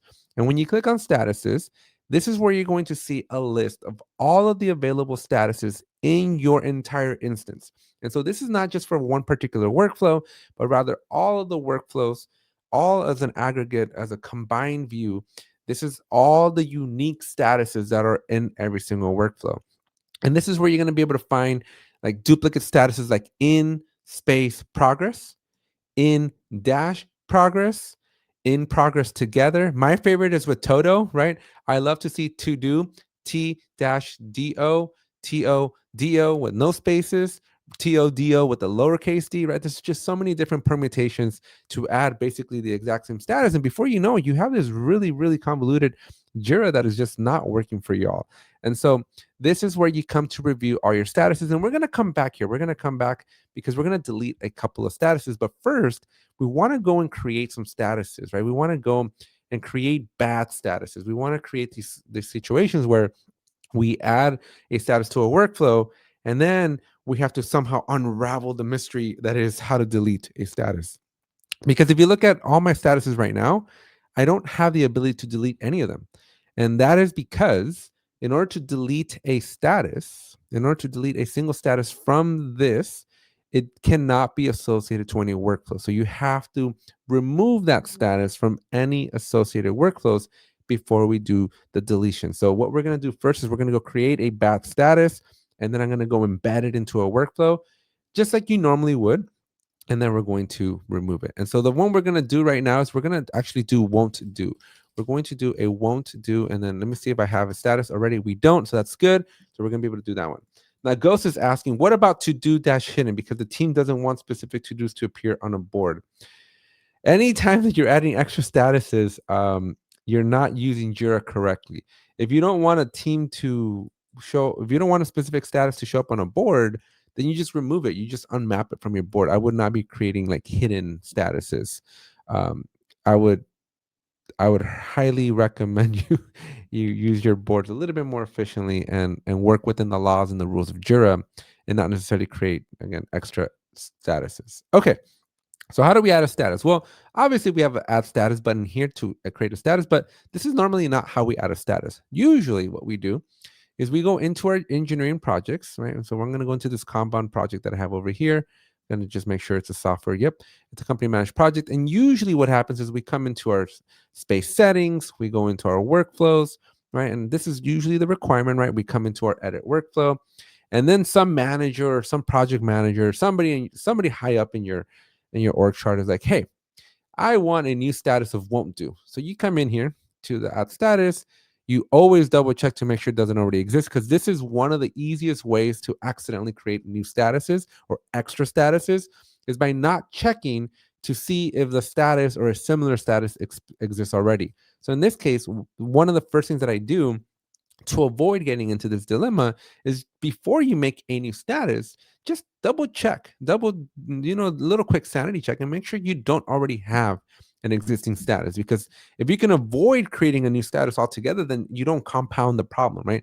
It just makes managing and maintaining your Jira that much easier. So always, always, always double check, especially when you're going to add a new status, just double check that you don't already have an existing status. Because again, if you're going to do a to do, and then you do to do with no hyphen or with the hyphen or with no space, right? You just should double check to see if it's there or not. Okay. In this case, our won't do does not exist. So we're going to come in here and we're going to do won't do. And we're going to do it of a category of done. And we're going to do this intentionally because this is going to do a double whammy for us. This is a redundant status, but it's also a resolution, which we're going to talk about in just a few seconds. So I'm going to click on add, and we now have a won't do status. This now technically exists inside of the wonderful world of Jira. And so that means that when I click on my update workflow, any other software, excuse me, any other company managed project or space, if you're using the new lingo, can now take advantage and utilize this won't do status. Okay. And so we have this won't do status. It exists, right? And this is cool, right? This is great. I can update my workflow. I can now close out of my workflow. I can proceed with life, right? When I go look at my diagram, my won't do is here. When I go back to my board, I can add my column here. So if I go to edit to my board settings, I can now map under layout. I can map this new status. And Bob's your uncle, right? Like, this is great. We now have it mapped. We have a status of won't do, and we can go here, or when I hit the drop down, I can now select won't do. But this, my friends, is where we hit our first problem, because won't do, as great as of a status that it is, it's a resolution. It's not a status. It shouldn't be a state. Whenever you move something to won't do, you technically should be moving it to done, and you should be setting a resolution of won't do. Because check this out. One thing that I did here, and you might have missed it, and for the experts in the room, let me know if you caught it, right? But one of the common things that happens when you add a quote unquote done status is you need to resolve the work. Because watch what happens. Watch this behavior here. If I move this task 3 and I move it to done, nobody blink. Okay, everybody pay attention. Watch what happens when I let go. Okay, notice that it got crossed out. There's a little strikeout through the key. Now watch what happens when I move my test number 4 over to won't do. Okay, it's gonna sit here, and then nothing. See, it didn't cross it out, and that is because we did not set a resolution for that won't do status. And Jira needs that resolution. If you do not add that resolution, Jira is going to consider that work as incomplete. And while you may get credit, you could get it out of your board by releasing these items. In Jira, it will never show up as resolved. It will never show up as completed work. And if you're using a lot of the resolution stuff that's built in natively into Jira, you're never going to get that credit. And your created versus resolved is not going to work out correctly. If you have a query that says, show me all the unresolved work or all my resolved work, it's not going to show it to you, because when I open up this particular task, we do not have a resolution. We have a status of won't do. Awesome. Yay. That'll work for some people, but we don't have the resolution. And so Jira is not giving you actual credit. Watch what happens when I open up my task number 3. We have the status of done. Yay. But we have the resolution of done. And now normally you don't have to automatically set the resolution. Jira conveniently, and this is I think why people get confused, but when you set up a new space in Jira, the workflow for done is automatically going to set us to resolve to done. But you don't have to do it that way, right? But because of that, what I just said, that done is always set in the resolution to done. As you can see here, automatically update the resolution to done. Because of this phenomenon, we're tempted, we want to, we urge to create additional statuses for different types of resolutions, right? But this is the bad behavior. You don't want to be doing this. Instead, what you want to do is you want to remove this update automatically the resolution, and then you want to prompt the user. We're gonna add a screen, which is in here as a rule. We're gonna add a screen and let the users pick what resolution they want. And so the proper way to do this, right, the proper way to set this resolution is to basically remove this particular resolution or rule. We don't want the resolution to automatically be set to done, but rather we want to create a new rule that if you go all the way to, let's see, where is it at? There, here we go. We want to show a screen, click select, and then the screen that we want to put is called resolve, and it ships with Jira, so everybody should have it. And it's just the resolve issue screen. Now, the resolve issue screen does ship with a couple of other extra fields. If you don't want that, you have two paths. You can either clean up this screen, the resolve issue screen, remove the extra fields, or you can make your own resolve screen that just has the resolution to select. But if I do this, once I do this, then now when I move something to done, right, I'm going to click update my workflow here. Okay, and I'm going to go back to my Jira, and let's go back to our board. And so now when I grab this status, and let me move these out of the way, right? But if I move them into done, now we got a pop-up, and Jira's going to say, hold up, wait a minute. What kind of resolution do you want? Do you want done, won't do, duplicate, cannot reproduce, decline, known error, hardware failure, software failure? And you can add whatever you want to this list. But this, my friends, is the proper way to do it, because this then avoids us from having to have statuses for won't do, duplicate, cannot reproduce, declined, and everything else abandoned. We got the crazy old man in the house. Good morning. Good morning. Happy December 1st to everybody here. Got 31 days left in the year. Okay. Or I guess 30 for not counting today. Okay, so this is the proper way to do it, folks. You want to set your resolution here, because when you do it this way, you avoid having to create individual statuses for done, for won't do, for duplicate, for cannot reproduce, for decline, right? And so you can see how you can very easily fall into the trap of creating all these extra statuses that are quote unquote done, because you don't know that you can do the resolution, because again, Jira automatically sets that resolution to done for you. So if you got value out of that tip, give me a +1 in the chat here. Let me know if you found that valuable, if you didn't even know that that was possible. If you already knew that this was a feature, that this is how you were supposed to do it, give me a +2 on the chat here as well. So give me a +1 if you learned something new. Give me a +2 if you already knew about it in the chat here. So now that we have this workflow that works, we are now met with the dilemma of, okay, well, so now that we know we can just set a resolution, yay, how do we get rid of won't do, right? Because we can go back to our workflow and we can simply remove this particular status. But removing statuses, right, deleting a status from an active workflow is not something that used to be easy. In fact, in the old workflow, it used to be really, really hard. Luckily for us, I believe this is now true. Atlassian has now made it very, very easy to do this, right? All I need to do is map this status of won't do that I'm removing and map it to a new status. And when I do this, I can click on update workflow, and that status is now gone. Well, it's removed. But I'm going to pause here for a second, folks, because this phenomenon that I just showed you is a huge, huge, huge improvement over how Atlassian used to make us do it. Atlassian in the old workflow, if you've ever used with the old editor, there's an old editor that you can still work out of, right? So if I were to go back to the old editor, give me a +5 if you recognize this editor, right? This is the old school editor. This is the old one that is being slowly but surely phased out. Atlassian is going to get rid of this editor, so it's better that you learn the new editor sooner rather than later. But definitely make sure make sure you appreciate this, right? Because this workflow, this editor is going to go away.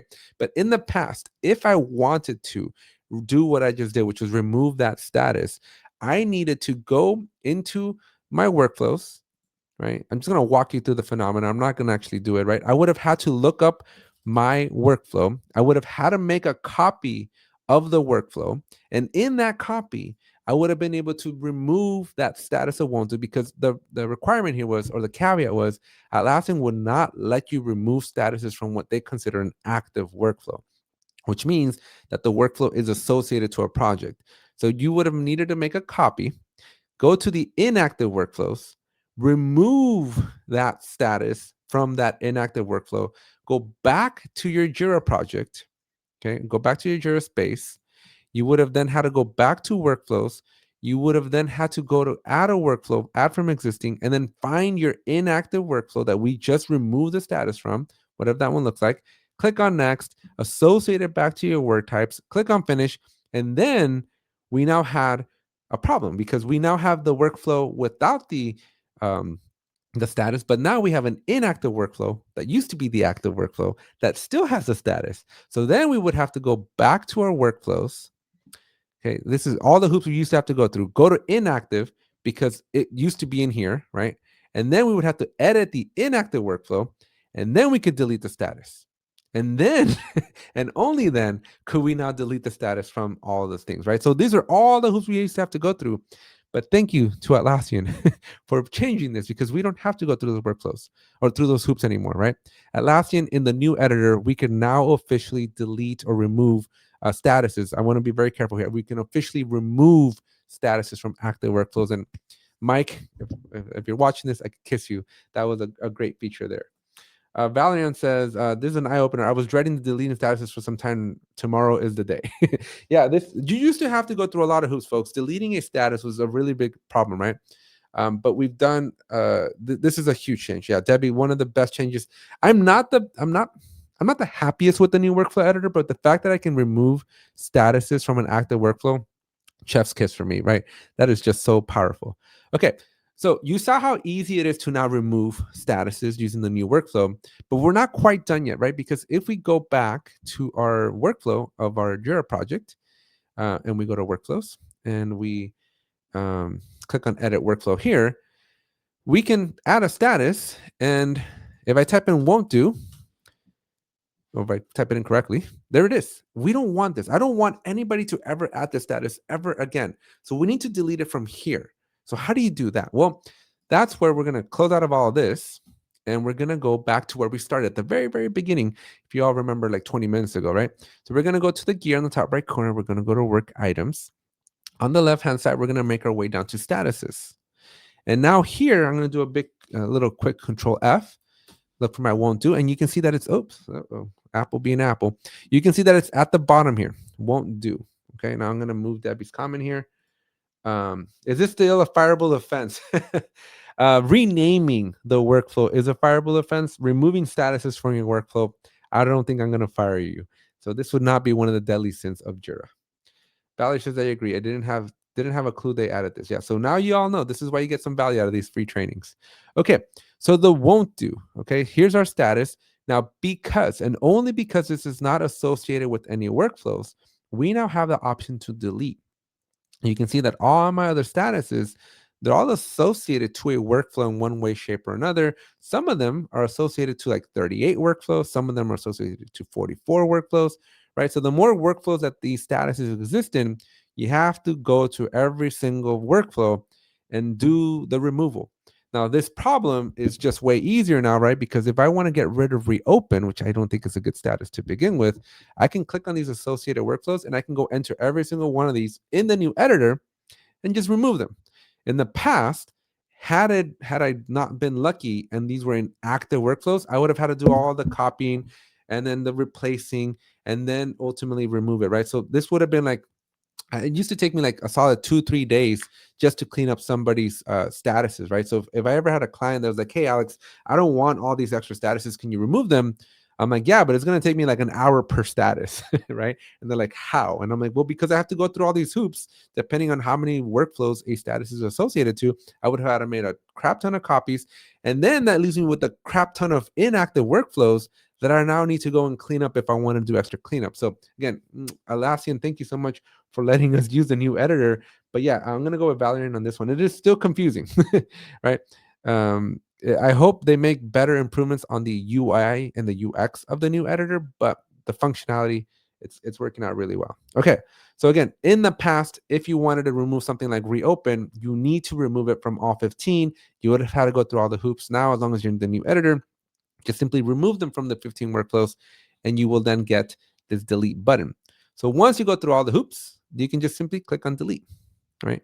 And then you delete, and then that status is now gone. So if I go back, right? So now if I go back to my space that we were in, and I go back to the space settings, and I go to my workflows, and I go to edit my workflow, and I go to add a status, and now if I type in won, I can put my fingers on the keyboard correctly, you can see we don't have the option. It is gone. We accomplished our mission.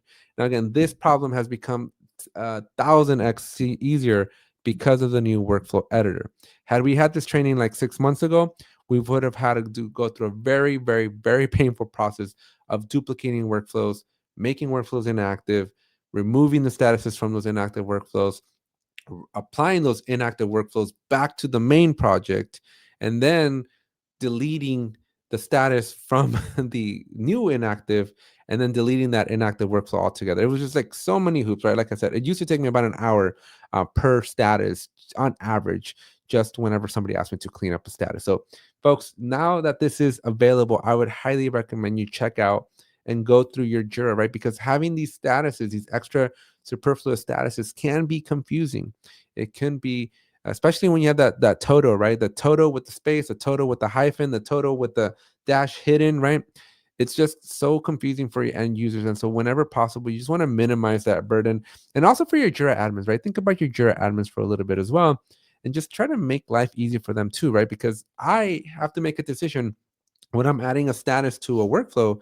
Like, do I pick an existing one? Do I make a new one? Like, I don't know. I get confused. I get stuck, right? And it's just, it's extra overhead that you just don't want to add. And so whenever possible, go through, especially now that we're entering the end of the year, you can kind of like go and clean up your statuses a little bit to make life a little bit easier. Okay. So that was it on how to delete a status, right? We were very intentional with the word delete, not remove, because removing a status from our workflow, again, a little bit more trivial now, but deleting the status is something that does require you to go through a few hoops. So we are all finished with that one. But now that kind of opens up okay, so how do we add new resolutions, right? How do we manage the resolution part? So we can come to our gear, and we can go to our work items. And when we come down, we're going to have our resolution. So in that screen, right? If you all remember, let me actually open up my Jira here. I'm going to go back to this workflow that we were looking at earlier.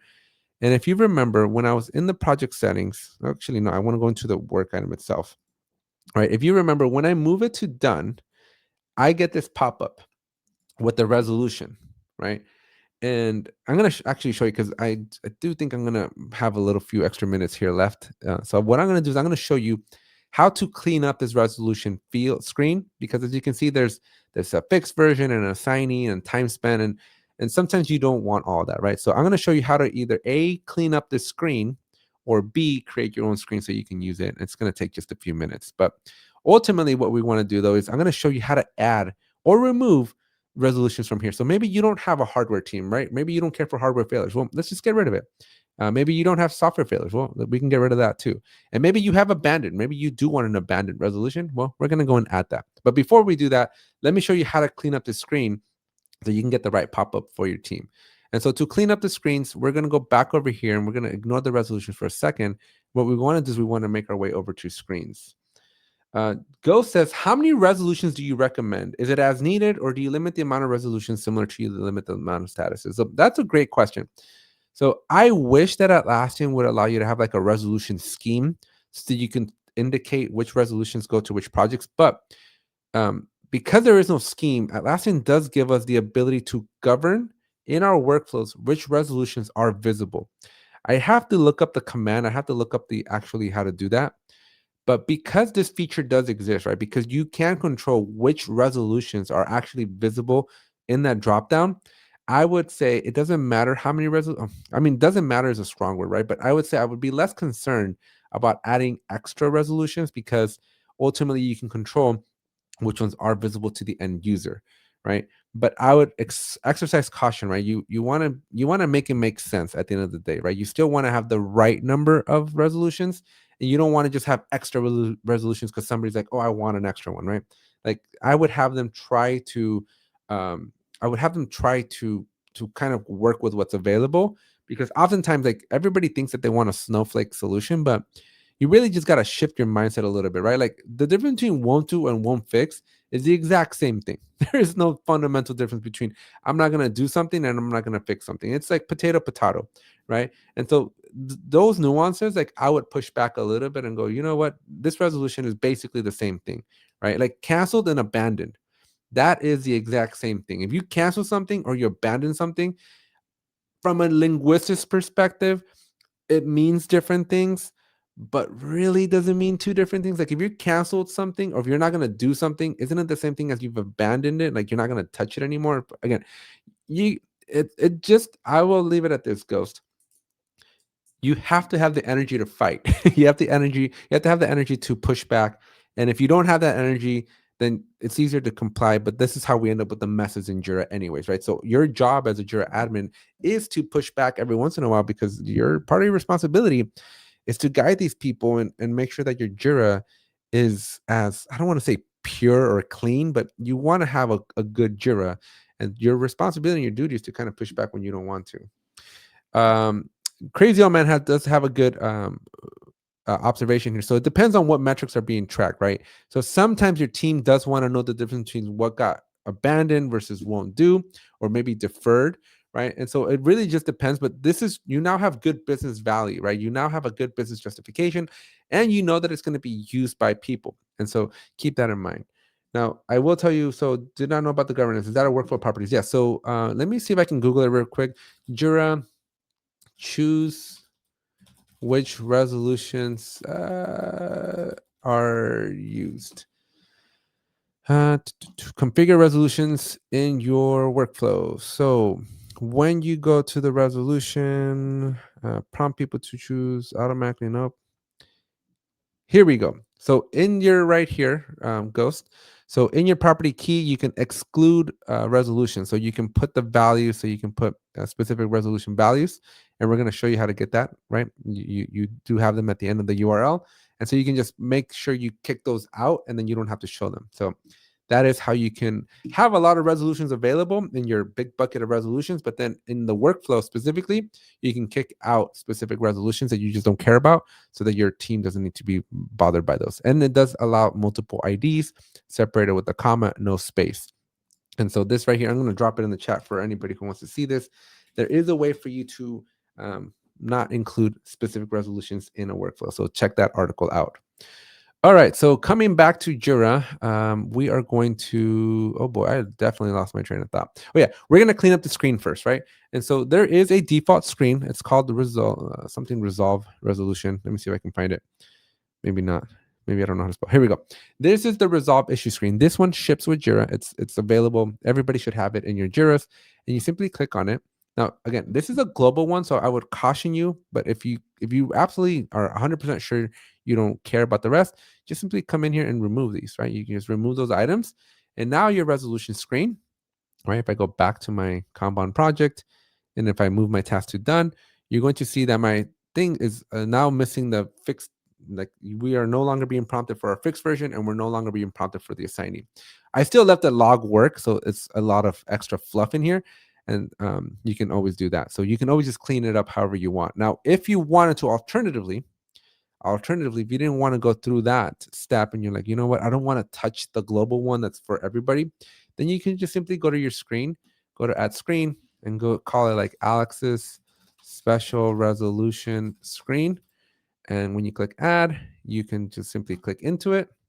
And then all you're going to do is add the resolution here. And then that's it. So now we can go into our workflow for our space here. And once we're in our resolution, if I clicked on the right button, that would help. But once we're in here, we can now go to edit workflow. And for this transition to done, we're going to edit the rule here. And instead of this resolve one, we're going to pick Alex's special resolution screen. We're going to click on update.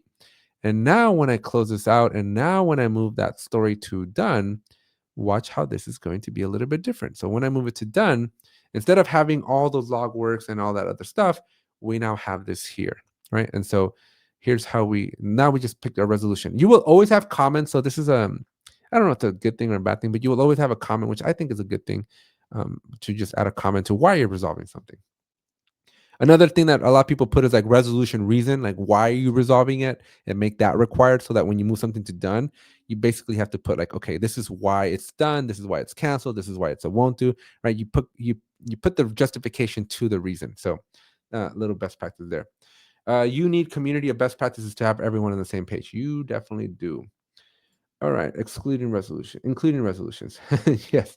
So it's funny you bring that up, Xander. So I'm working on my training for tomorrow. So tomorrow we're going to be learning how to use Jira from A to Z with a bunch of different products.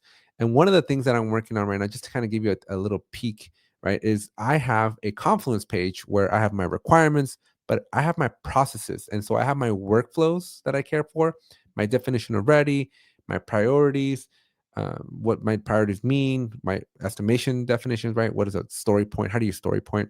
And so it's important to have, every company should have some sort of governance confluence where you have all this stuff documented so that when you do have a new Jira administrator, or maybe there's a merger and an acquisition, or whatever the reason may be, you always have a place to go and document, like, here's why we do Jira the way we do it. Because there's no right or wrong way to do this stuff, but you should always have it documented so that it's true to you. So it's true to your organization and whatever you guys are doing. So just food for thought. This is something that I'm working on right now. Okay, so I just showed you a couple cool things there with the resolutions. Let's wrap this thing up with showing you how to add the resolutions and how to remove them. So first thing we're going to do is remove some, because I think removing is easier. So you go down to resolutions. Now in this particular case, you do want to be very careful, right? Because whenever you remove a resolution, you're essentially removing resolutions from existing work. And you want to be very, very, very careful there, right? Because anything that has that resolution, it's going to have a problem. So if I let me actually go do this, right? So because I think I don't normally remove a resolution, so let's just do this. Let's go to this and put hardware failure. I'm gonna remove the hardware failure, and I want to see what Jira does. I want to see how smart Jira is. Okay, so now that I have a task with that resolution of hardware failure, what happens if I try to remove hardware failure? Right, in the chat, does anybody know? Does anybody know what's going to happen next? Let me know. I don't know what's going to happen. We're going to do this together. We're going to find out together. Crazy old man, do you know what's going to happen? Okay. So we have hardware failure, and we're just going to click on delete. We're just going to get rid of it. Okay. Okay. Here we go. Perfect. So there's 24 items. And basically, if you remove an existing resolution that is actively being used, then Jira is going to tell you, okay, so you're removing me, what should I become? Right, like, what are you going to do now? Like, what value should I have? Because everything that is resolved isn't magically going to be unresolved, and so you do still need to pick a resolution. So pick something that best matches your thing, and then now after that, you're going to be able to essentially remove that resolution. So that hardware failure is now gone. If I go back to my task over here that was resolved, instead of it saying hardware failure, it now says known error. So yay, this is really, really good. Crazy old man says it's all going to burn. I hope not. That would be, if there was a way to like burn it all down in Jira, that would be cool and scary at the same time. We should find out if there's a way to burn it all down. Okay. So that's how you remove a resolution. Now let's talk about how do we add a resolution. And so we're going to come to our resolutions, and adding a resolution is a little bit more trivial. You just simply scroll all the way down. You have to go all the way down, right? There's no button up at the top. I wish Atlassian's UI. Um, I think if we delete System 32, you burn more than Jira down at that point. So I wouldn't recommend it, folks. Do not walk out of this training and say Alex told me to burn System 32 down. Like, do not do an RM dash RF on anything. Okay, so let's just add a new one again. You want to scroll down because unlike some of the other areas where you can just click at the top right corner, Atlassian's going to make us work a little bit harder for this one. And so we're going to come all the way down to the bottom, and we're going to be able to do like abandoned, if I could spell abandoned, because Sean said so. Click add. Sean, if your name is Sean, you know who you are. If you know, you know. Okay. And then that's it. So now that we have this resolution, we can now go back to our project. We can go back to our space settings. We can go back to our workflows, and we can edit our workflow. And then here we can, oops, sorry. Nope. I totally went the wrong way. We just simply move the task to done. Ooh, my bad. Undo the last 5 seconds of your life. When we move something to done, we will now be able to select abandoned, and then we can resolve it, and then Bob's your uncle, or in this case, Sean's your uncle. Okay. And so that's how we resolve things. So now since we have a few minutes left, let me show you. Let's work through this example here. Let's figure out this property key, because I actually don't know how this works in the new editor. So we're gonna explore together. So folks, make sure you stick around, right? Because we're gonna do something that I haven't done, but technically it's possible, but we're gonna see how to do it in the new editor. I know how to do it in the old editor, but I would hope and assume that Atlassian allows us to do this in the new editor as well. So I'm going to go into my edit workflow. I'm going to pick on my transition here, and we're going to go to property. So there's a properties button. So we're off to a good start here, and we're going to add a new property. That's good. So far we're trending in the right direction. We're going to grab this text here, which is the exclude for the resolution. So we're going to go to this, drop that in there. And then we need the value. So to get the value, we got to go figure out what that value is. So what is the value for one of these resolutions? So let's go back to our resolutions, and we're going to hover. We're going to hover over software failure. We don't want software failure. So we're going to click hover over edit, and it says 1007. Okay, so I'm just going to come over here and just put 1007. Click save, update my workflow. And so now when I move something to resolved, I'm expecting to not see, software failure. Okay, so let's move something to done. And let's get it out. So we clear the resolution, and then we're going to move it to done, and then we're going to be prompted. And there it is. Software failure is not an option. So we are able to still keep software failure as a resolution. It's still in my resolution list over here. If I do a quick refresh, you can see here the software failure is still on the list, but it's no longer an option when I try to move something to done. It is no longer there. So yay, that is really, really good. Now, before we close out, I do have one little bonus extra cool thing that you should be aware of.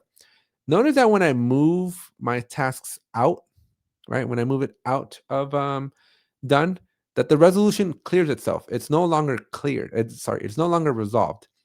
And that doesn't happen by serendipity or by just luck. In your workflow, you have the ability to clear your statuses. Your resolutions. So as you can see here that I have a rule that says automatically clear the resolution of any field. And so you want to make sure that this is present, right? Because these are not always visible when you add new statuses and new customizations to your workflow. So make sure that if you want to make sure that if you ever want to clear your resolution, that you're adding this rule to your workflow transition, specifically the transition, so that you're clearing it out. Otherwise, you're going to end up with the phenomenon of something's in backlog or in to do, and it's resolved, and you're like in this big what's the word? Oxymoron? I don't know. I use small words. You're going to be in this problem where you have something that's technically to do, but technically resolved. And so you don't want that. So and whenever you're moving out of done, so any transitions out that is not done, just make sure you're clearing your resolution so you don't end up with that problem. What you're going to be learning today, how to set work item security. There's I wouldn't say the right way, but there's a way that's going to stress you out less. Setting up work item security is not always the most trivial of things. And so we're going to cover how to set them up correctly. I'm going to give you a couple of tips and tricks and things to be on the lookout for to do this process a little bit easier. And then we're going to go do a deep dive into work item notifications. So with that said, let's jump into Jira, not Confluence, and give me a +1 here, folks, if you're ready to get started. Let me know. Let's see what the excitement is. It's 6 a.m. Pacific time. The sun's still not out. And who's had their coffee? Let me know. Give me a +1 if you're energized, caffeinated, and ready to roll. Okay, so the first thing you want to do is you want to determine which project you're going to do this in, okay? Because you have to do a couple, there's like 2 prerequisites that you want to do in order for this to work a little bit easier. Because again, there's a hard way to do this, and then there's like the easy way to do this once you know what the heck you're doing. And so we're going to go to a project, right? And so I'm just going to actually create a brand new project because I don't want to mess things too much. And so I'm going to create a brand new software development project, and I'm just going to call this one like demo issue security. And yeah, come at me. It's forever issues for me. Like, I don't know why Atlassian had to change a good thing. And these are just issues. I don't care. Let me know who's on team issues and who's on team work items. Let me know in the chat. Which team are you on? Do you prefer issues or do you prefer work items? I'm personally on team issues, but let me know in the chat. Okay, so we have a brand new project. So the first setting that I'm checking, and this is redundant for me because this is a new project, but for you, this is going to be very important. Okay. So the first setting you want to do is you want to go to your space settings of that new project. You want to go to your work items, and then you want to go to screens. All right. Ghost calls them cards. Dominique calls them work items. Stefan likes issues. We got team issues. All right. So we're like pretty evenly split right now. We're like almost 50-50. Not everything is work. That is true. But not everything's an issue, Dan. Not everything is an issue. Team issues and projects. Yeah, there you go. Ryoku, Ryuko. Sorry, you're gonna have to help me. Ryuko. No, that's saying the R and the Y too close. She's got me right here. She understands. Work item for me. Not everything's an issue. It's so funny how both of these are opposite opinions of each other. I like spaces change too much. I don't like the spaces. Sometimes I don't know if I'm in Confluence or I'm inside of Jira. Okay. So, anyways, so back to this. Once you determine your project, right, you're gonna go to your screens and you got to go to both. I would do both the bug and the story just to be safe. But if you have multiple screens in here, go to all of them. But what we're looking for is a security level. You want to make sure that that's set or at least visible, because if it's not, then I don't think it's going to be bad, but you always want to make sure it's there. This security level field is what's going to actually let us set the security field. Okay. Now, it's not a hard requirement, but you want to make sure that it's in there so that you can actually set the security level. Okay. So that's going to be thing number one. And so, again, check for every scheme that you have on here. You're just going to go to each one and check and see that that security level is there and, and check that one off your list. Okay. So once we have that, Ryoku, thank you so much. Thank you. Ryoko. Thank you. All right. Issue means an elevated risk to the PMO. So items is more generic. Yeah, but items is generic. Like I wouldn't have mind calling it a thing, but the work item and the work type, like it just becomes it's too many words. It needed to be one word. Like I would have been okay with just items. Okay. All right. So now that we've checked our screen and we have a good check there, the next big gotcha. This is a pretty bad one. Okay. Now, inside of your project, you want to go to your space settings again. And this time you want to go to permissions. You and whoever's going to be doing this work must have the ability to set the security. And this is this is an explicit security level here where you have to be able to set issue security. And this is what I love about Atlassian, right? We're all going through this transition from work items to issues, but Atlassian hasn't updated it everywhere. As you can see, our permission scheme is still full of issues. No pun intended. All right. So right here where you set issue security, this is where you're going to be able to set the security level. And you must meet the qualification on this side. It's a very big gotcha. As Jira administrators, we are the administrators of everything, but we're the administrators of nothing at the same time. What do I mean by that? Well, that's a very interesting conundrum that Atlassian puts us in. We are Jira administrators. We can access everything, but we can access everything to the back door. Every Jira project, especially company managed projects, they follow this similar setting here, this similar template, right? This is the default software scheme. Okay. And when you follow this particular software scheme, when a new project is created, you as a Jira administrator don't have administrative rights to the space, at least not by default. So if I go to the people section of my project, you're going to see that it's empty, right? Somebody has to have the role of administrator. And this is where most Jira admins trip up because you remember to put other admins in here, but you forget to put yourself. And so when you're testing this, you start to get very frustrated because you're like, wait, why didn't this work? Right? And you start like F-bombing the crap out of Jira. And it's not that you don't know what you're doing. It's just that you forgot to add yourself because it's not very obvious, right? So in order to set issue security, somebody's gonna have to have the space role. Now, this is a permission scheme that you get to modify. Again, hit that subscribe button, come back tomorrow because we're gonna cover all of this tomorrow. But you need to make sure that you are fulfilling the requirement here on the right-hand side. In this particular case, for this particular example, we need to have the space role of administrator in order to do this. Because if you don't do this, then you can do everything else correct that we're going to do in the rest of this training. but you won't be able to actually set the security level because you don't have the right permission. So make sure you're in this thing here. This is like gotcha number two. Gotcha number one is not having the field. Gotcha number two is not having the right permission. And there's a third gotcha for those of you watching at home. Okay, so we're just gonna go to the people section here. We're gonna go to add people and we're gonna type in our beautiful names. And here's my name. And I'm gonna give myself the role of administrator. Okay, add one person.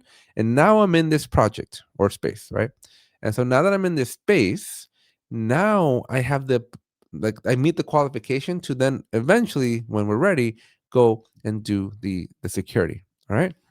Now we're ready to start the security part of it, right? And so to do this next part, you do need to be a Jira admin, and we're gonna come back. We're gonna we're gonna come back to our space, but we're not ready to implement or apply our work level security just yet, right? So I'm gonna click on the gear here on the right hand corner, and we're gonna go to work items, and then we're gonna scroll down to the bottom, and we're going to click on this work item security schemes, right? And this, my friends, is where you got to go and create a work item security scheme, because if the work item security scheme doesn't exist, well, then there's nothing to apply to your project. And so you're actually going to like apply the scheme to a specific project. Okay. And so you have a couple of options here. You can either select something that exists already, not recommended if you didn't create it, or unless somebody gave you a requirement of like, hey, take the one from this project and apply it here. All right. Or you can just make a new one. And so I'm going to create this new one. And this is going to be the subscribe to channel security. And so if you haven't subscribed, now would be a great time to subscribe to the channel. Just click that little subscribe button down below. It doesn't hurt you. It's completely free and it helps the channel grow tremendously. Click the add button and optionally put a description. And once you click the add button and the Atlassian monkeys do their thing, and it is spinning, we're just waiting and waiting and waiting. Okay, there it is. We now have a security. We're done, right? Nope, we're just getting started. Once you have the scheme, this is just a container. That's all we've done at this point. We just created a container and we're going to click on it so we can go into it. And now we need to add security level. So this is where the creative part of your job comes into play, right? Like, what do you need secured? How do you want to secure it? When do you want to secure it? And so normally what my rule of thumb is, leave everything open, right? Some people have the temptation to lock everything up. You don't need to. Like, I think that's extra work. It's extra work, and you're just asking like your yeah, Ghost is like, yeah, professional YouTube plug right there. Yes, I try to make him subtle and whenever possible, right? So but did you guys subscribe? That's the subtleness only works if you guys actually hit the subscribe button, and I'll find out later when the numbers go up or if they don't go up. So humor me and hit that subscribe button. Okay, so again, a lot of people try to lock everything, and I think that's too unnecessary, right? Because like it's just extra work, and every time you lock something up, you run the risk of like pissing off some executive that needed to see it, but now they can't see it, and there's like these edge cases and whatnot. And so I try to avoid that mess altogether. So what I would recommend to you is leave everything open. Just don't lock anything up, and only lock the items that need to be locked. And I'm going to give you a little trick here in a few minutes on how to do this easier, so that you don't have to be thinking about it so much, right? But this is my trick, right? Only lock things up that need to be restricted, right? And so you're going to make a like a need to know security level. Okay. Now, again, you have the ability to divvy up this work, right? Maybe you have vendor A and vendor B and vendor C. And so you're going to create a vendor A, vendor B, and vendor C security levels, right? It's up to you and what's important. I'm just going to generally blanket statement this, but just keep in mind that you can add multiple security levels. When you do that, what's going to be important is who is going to meet the qualification for each of those levels. And so that comes into this next step. So once we set up a security level like need to know, we can come over here to add, and then this is going to automatically tell us, well, who should see it, right? And you have a lot of options here, right? You can do, well, anybody who's an administrator, right? You can say anybody who has a license. You can say the current assignee of that specific work item. So basically, if you're not the assignee, tough luck. You're not supposed to see it. The reporter, a custom group field, or a custom group field, that is correct, or any of the groups that are available in Jira. The project lead, a specific individual, not recommended because this doesn't scale very well, but in dire situations, you can put a specific individual. a specific user custom field, which is the opposite of the group one, or the portal access. So, my favorite thing to do is to create groups. I think usually we need a lot of people to do this, right? We don't usually need like one or two individuals, but rather we need like 15 people or an entire department. And so I like to go and create a group, and then I go and select that group. Okay. Now, this, my friends, is where you're going to run into a big problem too. When you're testing this out, this is going to be gotcha number 3. So if you're multitasking, you give me the next 10 seconds here of your life. When you create, when you go down this route of group, or actually when you do any of these, right, you have to be in the group, or you have to be in the space role, or you have to be the assignee, right? Because if you don't meet that qualification for what we're doing right here, you're gonna have a really crappy time trying to test this. And so when it comes time to like being in the group mobile dev, make sure you are in the mobile dev team or the mobile dev group so you can test things out, because otherwise it's not going to work, right? So to keep it simple for me, I'm just going to go to site admins because this is a group that I know that I'm already a part of. But again, if you're doing the testing, and this is only for testing, you don't actually have to be it in the long run, but you do need to be in the group, because if you're not, you're going to have a really crappy time here. Okay, so we're going to click on that, and we have officially done it. And again, this is where you can now add a couple more levels, divvy it up, right? Maybe you have different groups that have to access different types of work, and so you're going to be able to do that there. Okay, and that's pretty much it. There's the edit button that allows us to go back into the naming. If we wanted to rename it, maybe you don't like the need to know, right? Maybe we need to know um, that we subscribed. You can delete it if you don't like it. We can set it as a default so that when the work item is created, that becomes a default. But again, I want to leave it open as a default, and I only want to apply this under specific situations. So you can do that. You can always click the add button to add more levels once you, sorry. You can always click the add button to add who's going to be able to see it. And I do believe you can and have the ability to add multiple groups. So if you wanted to do something like this is possible, right? So you can have 2 different groups for one level. It's up to you. Dan says, you've thrown me a curveball regarding the idea of giving outside vendors access. Has Atlassian allowed guest access to Jira? No. So you will have to pay to play, but there is a way for you to be able to bring in vendors. And again, you're agreeing to pay for them, but there is a way for you to lock Jira up in such a way that they can't access things. And then you can then get even more granular with this one. Tomorrow's session, we're going to cover how to lock up your projects. And we should give you more details then. Okay, but yeah, Jira does need. It would be great if Jira had like a guest access, like every other product that they have, whether it's Jira Product Discovery, Confluence, JSM, like they all have like this read only thing. Like Jira is the only one where they charge so much to view now, and I think Atlassian at some point is going to have to add that capability to stay competitive, because the competitors like Monday and ClickUp, like they have read guests. I'll put guests in like air quotes, right? But they have that capability. So I think this is something that Atlassian needs to change. Okay, so we have officially created a work item security, and now we need to go and apply it to our project, right? This is very simple, right? You can get much more complex, but in the interest of time, we're just gonna go from here. Okay, so now we can go back to our project, and we can go to our space settings, and we're gonna expand work items, and then we're gonna go down to security. We want to make our way down to security. This is the security that ships by default, which means anybody can see it. But we're going to go to the action buttons over here and select the scheme. And from the scheme, we're going to change it to our subscribe to the channel security. Give me a +1. I'm actually kind of curious. Give me a give me a +1 if you actually subscribe to the channel. I'm curious how much this propaganda actually works. Dan says, okay, I thought there might be a way to via the JSM tool through a portal. So not yet, not anything that I've seen. Atlassian, like I said, though, this is something Atlassian should be working on, though, because at some point they're gonna have to figure it out. Yay, one person. Awesome. Thank you so much. Okay.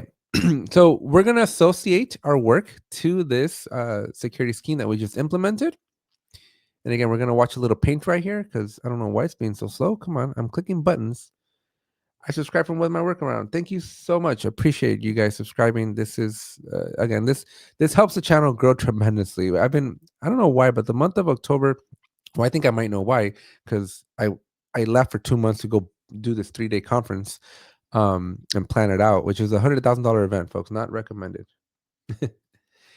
Yeah, I get the yeah. So the emails via the community case ACE notifications would be like the bevy thing. Like I'm just talking about my specific channel here on Ape Tech Tutorial. So and underneath the video, there's like a subscribe button if you haven't seen it. It's the way you normally subscribe to any other channel on YouTube. Okay, so we've officially applied our security and we're ready to test it out. So to test it out, we got to go open up some work, right? And so I'm going to go to my backlog and I'm going to create a story here, testing to see if security works. We're going to click enter. We now have a story. I'm going to blow it up for you guys. I'm going to make it full screen so you can see it better. And on the right-hand side, we have a little lock. If you do not have this little lock, go back and rewatch this replay, because if you did all the things that I did in this video correctly, you will have the little lock. If you skipped any of those steps, you will not have a little lock, and you're going to be sitting there yelling at your screen and maybe cussing out Jira. And so you don't want to do that. So definitely follow the steps in this video so you can ensure that you have the little lock. And so this particular story right now, as it stands, as long as you have access to the project, you will have access to this particular story until we say, nope, with this needs to be a need to know. And so then and only then is this now locked. And so anybody else that is not in that group, in those two groups that I added, which was the site admins and then that mobile dev group, if you're not in any of those two groups, then guess what? This story does not exist. So if you're looking at the board, you don't see anything. It'll be completely empty. I see it because I meet the qualification. But if I didn't meet the qualifications, right, then this story would be completely gone. Now, I don't want to set it up so that I can't see it, because then I won't be able to recover, right? Because then I can't see the I can't see the work item, and so it's really hard to demonstrate, because then I won't be able to like revert it back. And so trust me when I tell you, the backlog would say 0. There's nothing in there, because if you don't meet the qualification of that need to know, then you don't get to see that particular story. And so this presents us with a new problem and challenge, because nobody wants to sit there and set that field, right? Because that's an annoying field to set. So I'm going to give you a little trick that I use to make this a little bit easier. But before we do, we got a question here from Stefan. It says, when do you activate security issues in a Jira project? At the beginning of the project, before the team has started working on, or later? Usually it's the requirement of somebody that realizes later on, right? Usually the scenarios that I've seen have been like, right? It's a reactive thing of like, this individual shouldn't have access to it. And it's reactive. If you if you can plan ahead and know that you're going to need to set the security level, I would set it up when you're creating the project. But again, foresight, or what do they say? Hindsight is 2020. Sometimes you won't know that you need to set up security until it's too late. But whenever possible, set it up when you're creating the project, like I did right now. But most of the time, you're going to be reacting because somebody's watching data that you shouldn't be looking at. Okay.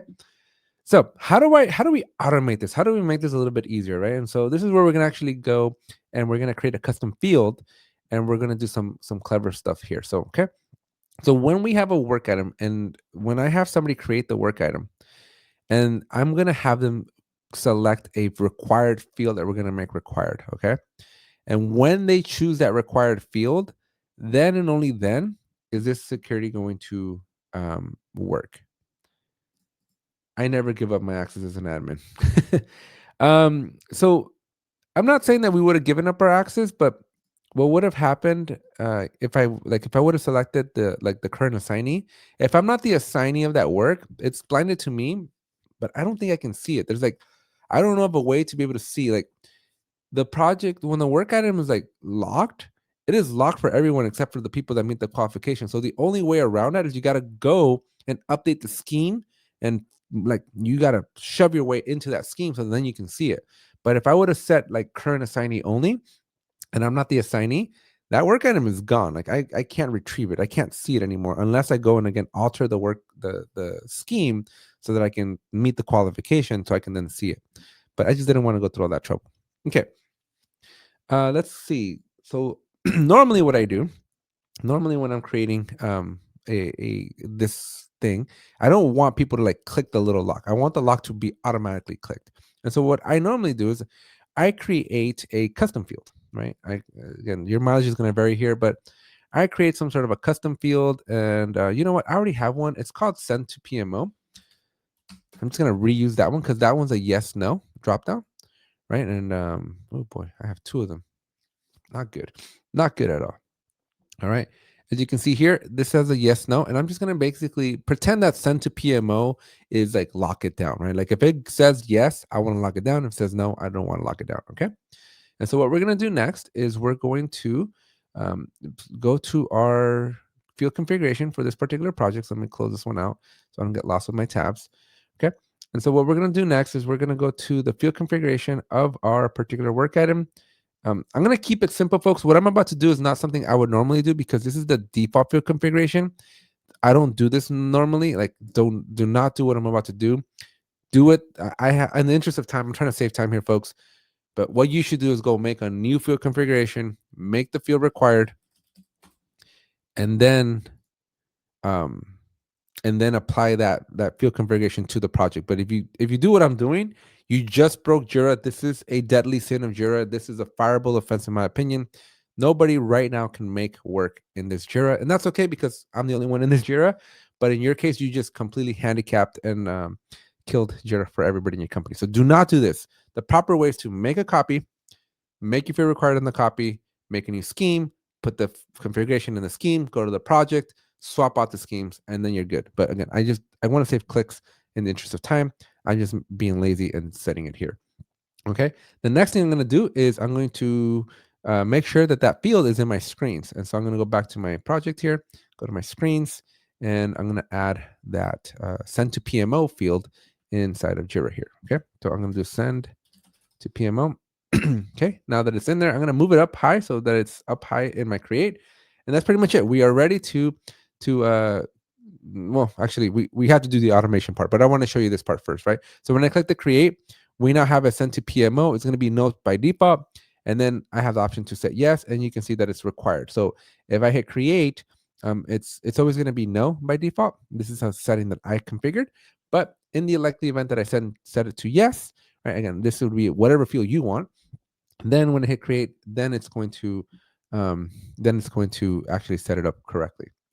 And Dan says, I'm still doing that sin from earlier admins. Yes, that is one of the deadly sins of Jira. Do not, if you work for me and you make a field required like that, we're going to have a very not happy conversation. Okay. So, but now that we've done this, right, we basically did the plumbing here. We want to do the automation part. And so this is where we're going to go back into the space settings. And this time we're going to go to automation. And what we're going to do is we're going to set up an automation rule from scratch that when the work item is created, okay, because we want this to happen upon creation, we don't want this to happen later, right? And then I'm going to click on the oops, not the then yet. We don't want the then. We want an if. If the field condition, right? So if send to PMO equals yes, right? If it equals yes, then I want to set the security. So if you can see here that we have an action for security, and we're going to do this particular, again, subscribe to the channel, where we had 2 people subscribe. So thank you so much to everybody else. Shame on you for not subscribing, unless you were already subscribed. Okay, we're going to set it to need to know only when it equals yes, and then we're going to click next, and then we're going to turn on the rule and set security 1. All right, turn on that rule. And then we're going to go test it out. You always want to test everything out, and then we're going to be able to move on to notifications. So what we're going to do is we're going to come in here. We're going to look at the existing one that we have. The security set because I set it, right? I can go to the history of this particular work item, and you can see that I set it. I manually clicked the button. But again, we don't want to do that. We don't want to go through that exercise. So if I click create, I'm going to do testing automation.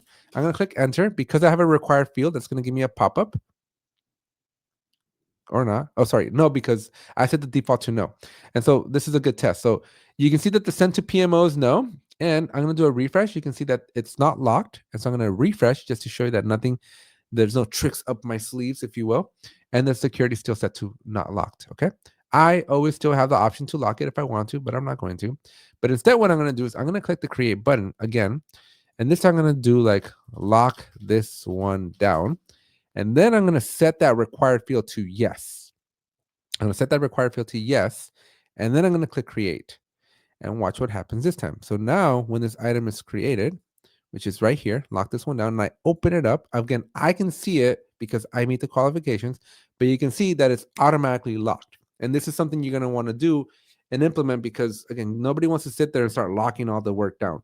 Now, unfortunately, these triggers work on creation.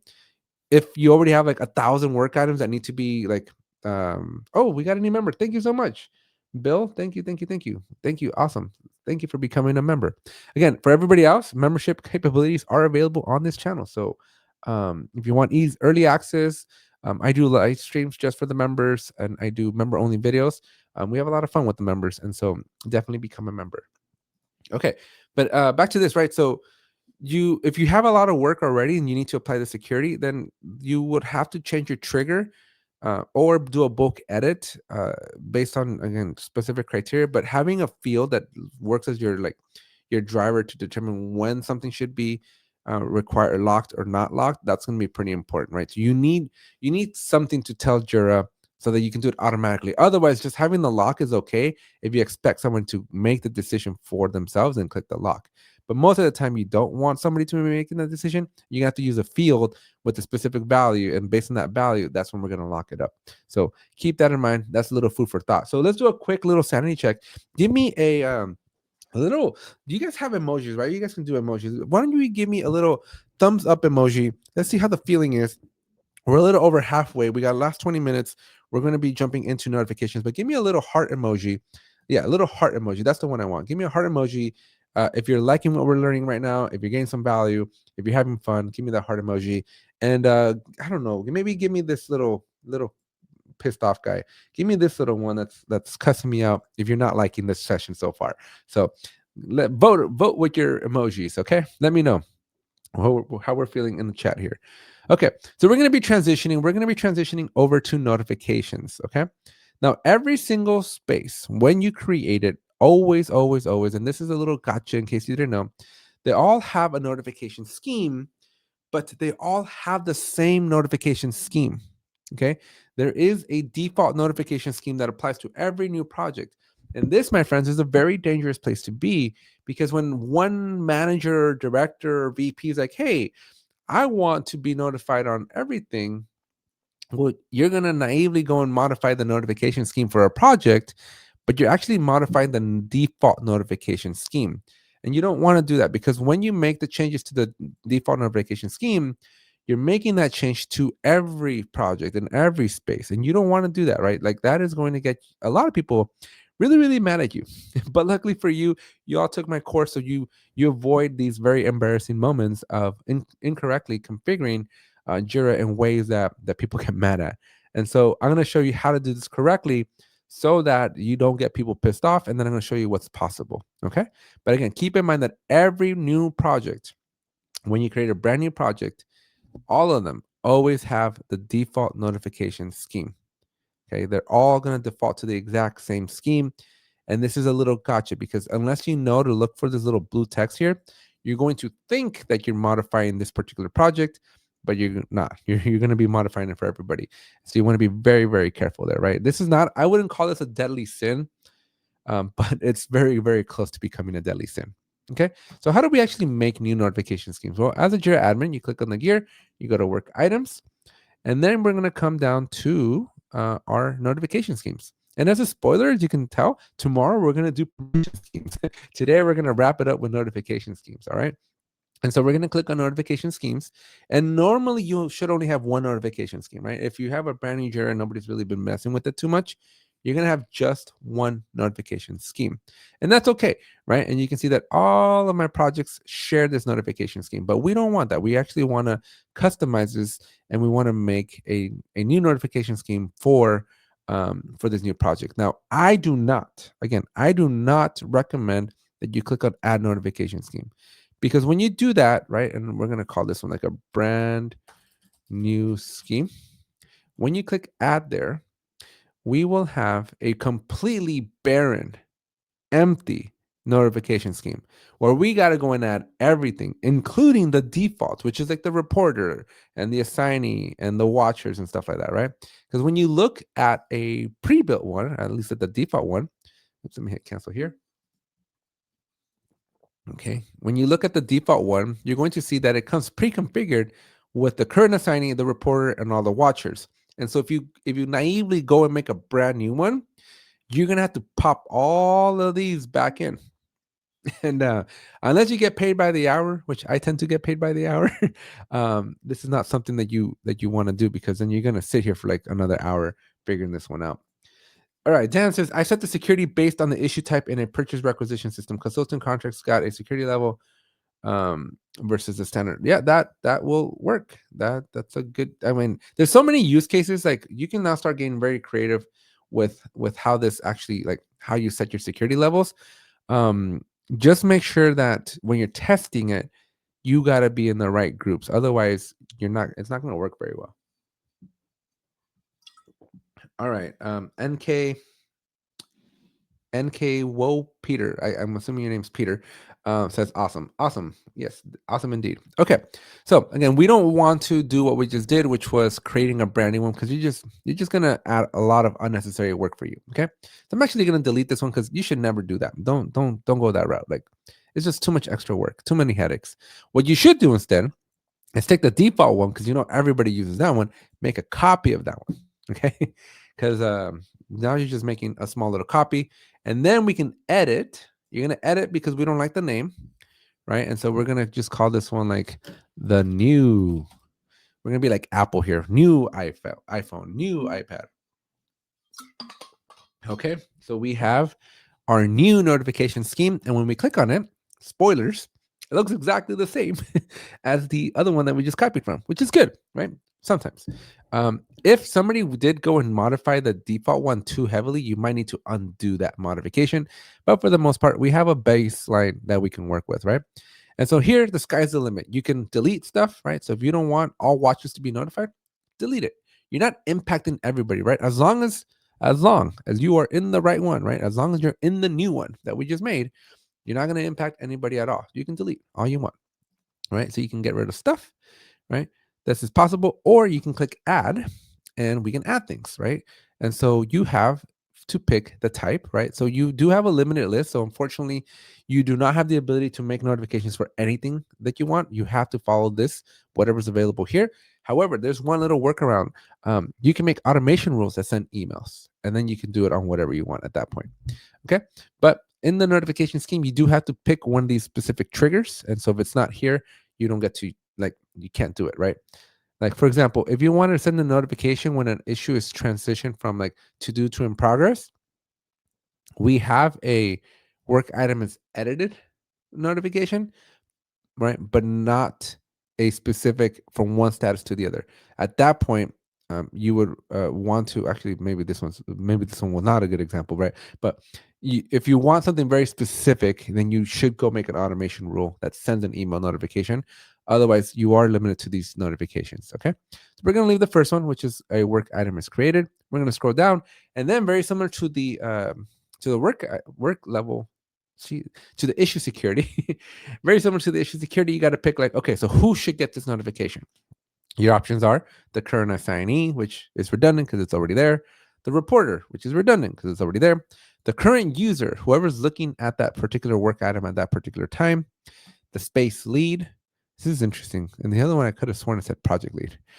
Component lead, a single user. So if you wanted to start adding specific individuals, maybe a very picky director or VP, and no apologies or no, hopefully I don't offend the VPs and executives in my chat here, right? But if a specific individual wants it, right, usually in my case it's a specific VP or a director, you can add their name here. We could do the group as well, right? So if you wanted to send it to a bunch of people, this is possible as well. We have the space role, right? So if you wanted to send it to all the admins or to the members, right? Whatever roles you have, that's possible. All the watchers, right? So anybody who's clicked the little eyeball on the top right corner, that'll be doable. And then we get something that is very interesting and unique to company managed notification schemes. You can actually create a custom field for this. And so I've seen this work out where if you wanted to maybe, this is an interesting use case, but it's a novel one that I've seen, right? But essentially, the group one's a more important one, right? Like sometimes there's like a field that has like a group, right? And so, actually, no, the user custom field value, right? So what we do here, what I've done in the past is I have a multi-user custom field. Okay, so that means that I can have multiple users in uh, one field that allows you to pick a user. Okay, and so I can put 2, 3, 5, 10 users. And so when I have this user custom field, right, and I add 10 people to it, then because it's a custom field, I can then use that one here, right? And so like who's moving is a custom field that I can add like 10 people to it, and then those 10 people are going to get notified. And so this is again a unique thing to just the company managed projects. You don't get this in team managed projects, but I thought it'd be cool to kind of call out. Essentially, though, this is what you see is what you get.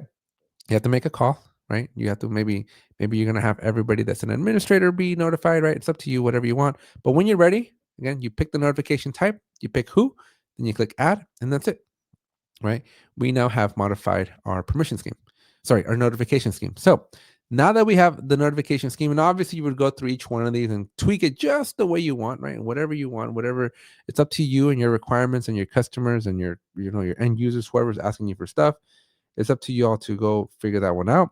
But once you're done, right? Once you have all of this kind of set up, then we got to go apply it back to the project. So we got to go back to our project settings.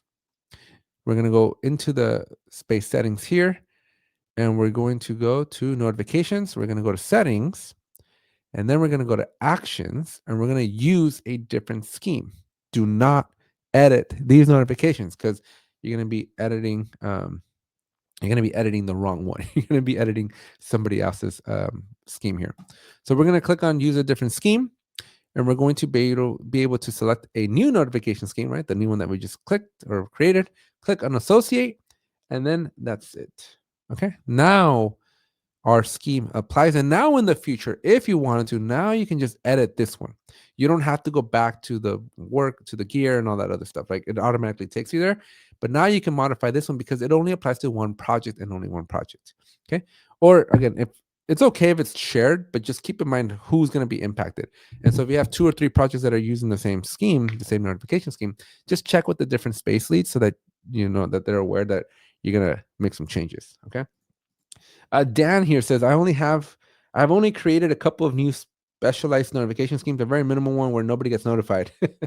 Useful for the sandbox instance. So it's interesting that you bring that up, Dan, because if my memory serves correctly, and it might not serve correctly because Atlassian changes things every single day. But if I recall correctly, the sandbox doesn't have notifications turned on in general.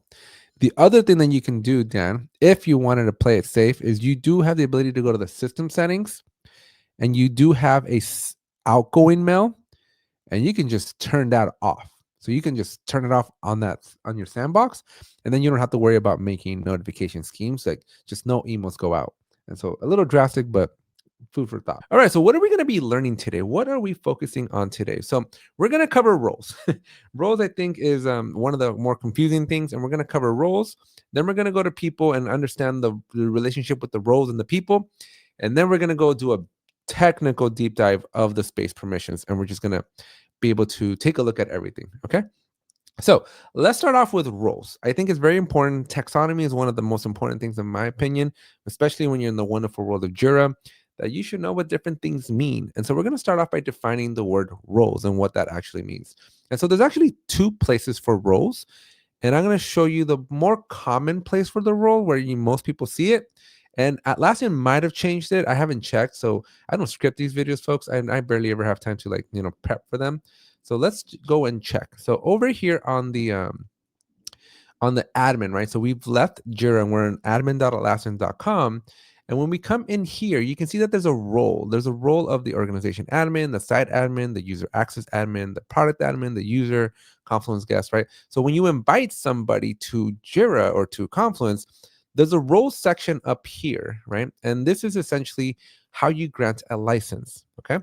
Now, I want you to pause. If you're multitasking, the words that are going to come out of my mouth are going to be very, very important. This is not the role that we use for permissions in any way, shape, or form. Okay.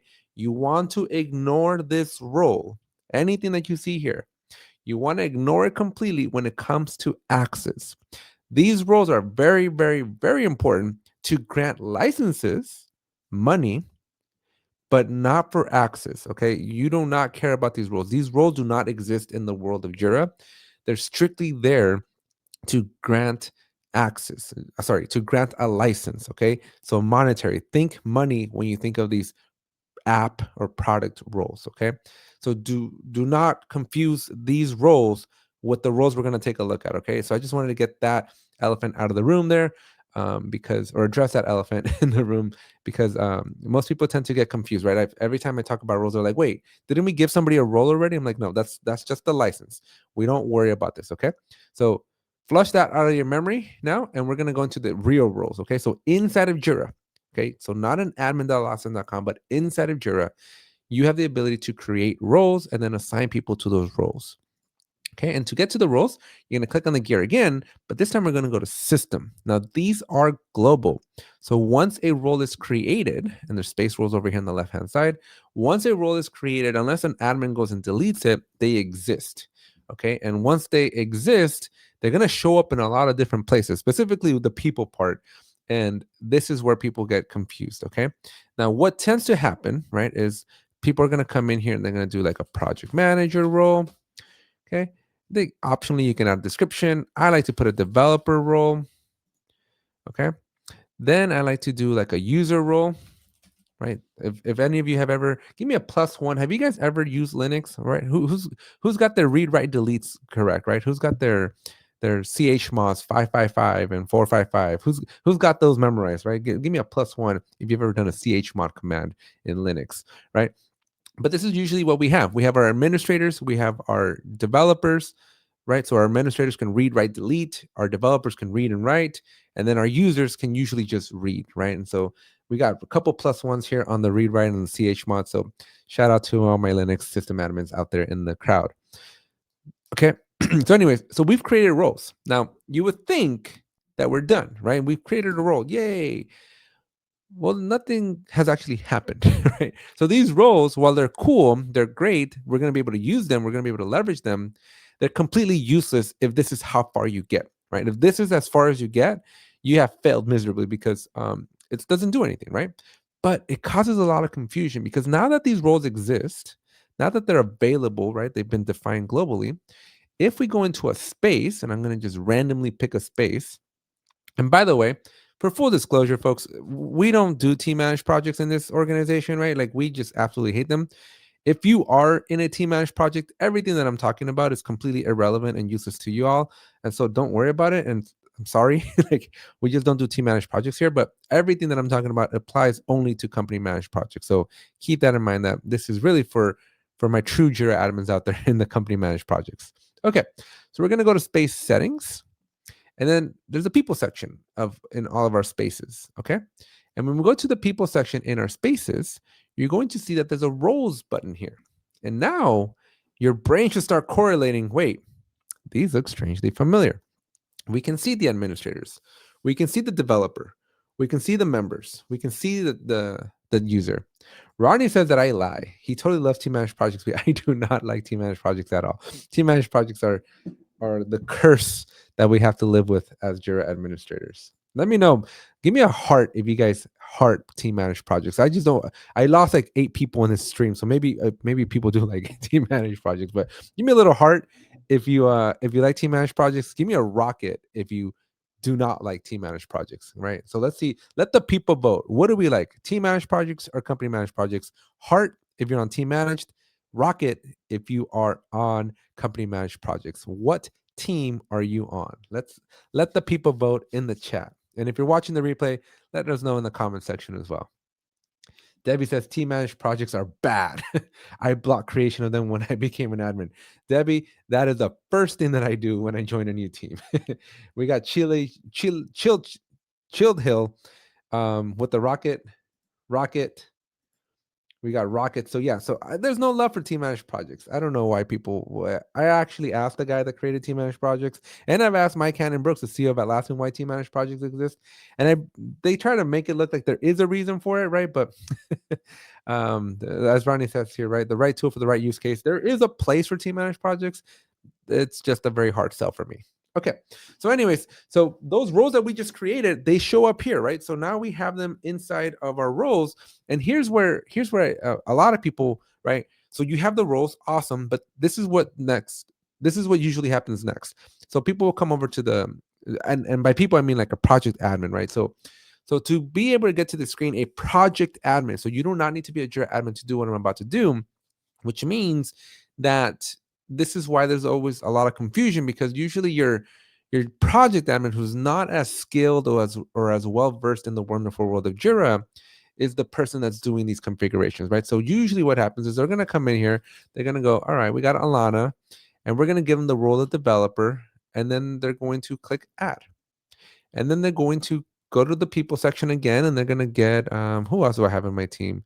I have A's. Okay, let's go to with administrator, and we're going to give them a project manager role, right? And so they go through all of this work, and they just basically find all the people in their team, and they might even do a group, right? Because you can do this at the group level. So they might go, hey, network support, they should be users, right?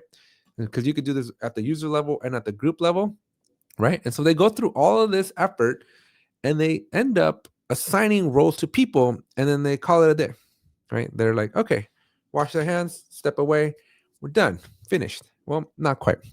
We still haven't done anything magical, right? The people section of your project is still very much disconnected with the permissions, right? We need to go and look at the permissions. That is the most important part. The roles are going to play a critical role, to not bastardize the word role, right? But or overload the word role, if I could speak clearly as well, right? But this doesn't do anything, folks. This only got us halfway there, and unfortunately halfway is still not anywhere near. Like this all, like you might as well not even do any of this stuff here if you're not going to do the next critical step. So before we get to that next critical step, though, the chat here is going a little crazy. So let's see. Company managed projects all the way, absolutely. And then we have a question: can we build capacity management without any premium or any add-on? So capacity management in Jira in the traditional sense is not a feature that is built in natively. Okay. Now, there is a little something, a little fragment of some inkling of a capacity manager that I'm about to show you. We're gonna pause, everybody. We're gonna pause just for 1 second so that I can show and talk with Jagadesh here how this actually works. Okay. So if you go into your board, we're gonna come back to our permissions, folks. Stay tuned. But if you go into your backlog, okay, and only if, okay, Jagadesh, this is only if you assign your stories in your sprint to people. Okay, so you have to assign every story to people, and you need to put either a story point or a time estimate, right? Only those two options are going to work, either time estimate or you're going to put story points. If you do those two things, then you're going to get these bubbles to show up, and you're going to get this ellipses to the right. And if you click on that, you will be able to see every person in your team, how many work items they have, and the total number of points they have. And so now if you do some back of the napkin math, then you should be able to kind of figure that out with a little bit of capacity management, right? But that's like 1% of the solution. But unfortunately, that's the only percent of the solution. So to do anything beyond what I'm just showing you, you will unfortunately need an add-on. I don't even think premium does this at all.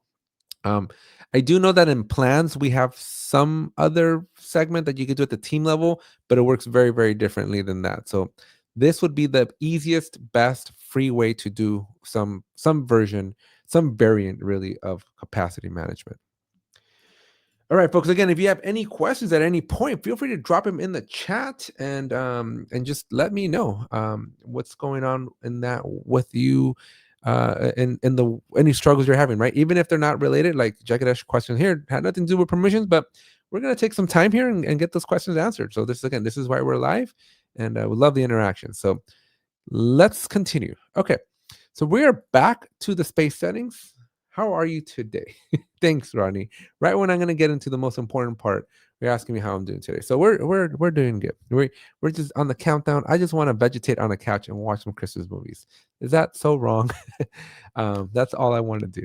Okay, so now that we have our users and we've given them a role, you would expect magical things to happen, but nothing actually happens. And that's because these roles that we've defined on the right hand side here, they need to be associated to your permission scheme. And so every single space has a permission scheme. All right. And the permission scheme is going to dictate, it's going to govern what permission, everything here, these are permissions, right? It's going to govern what permission can be done by who or whom.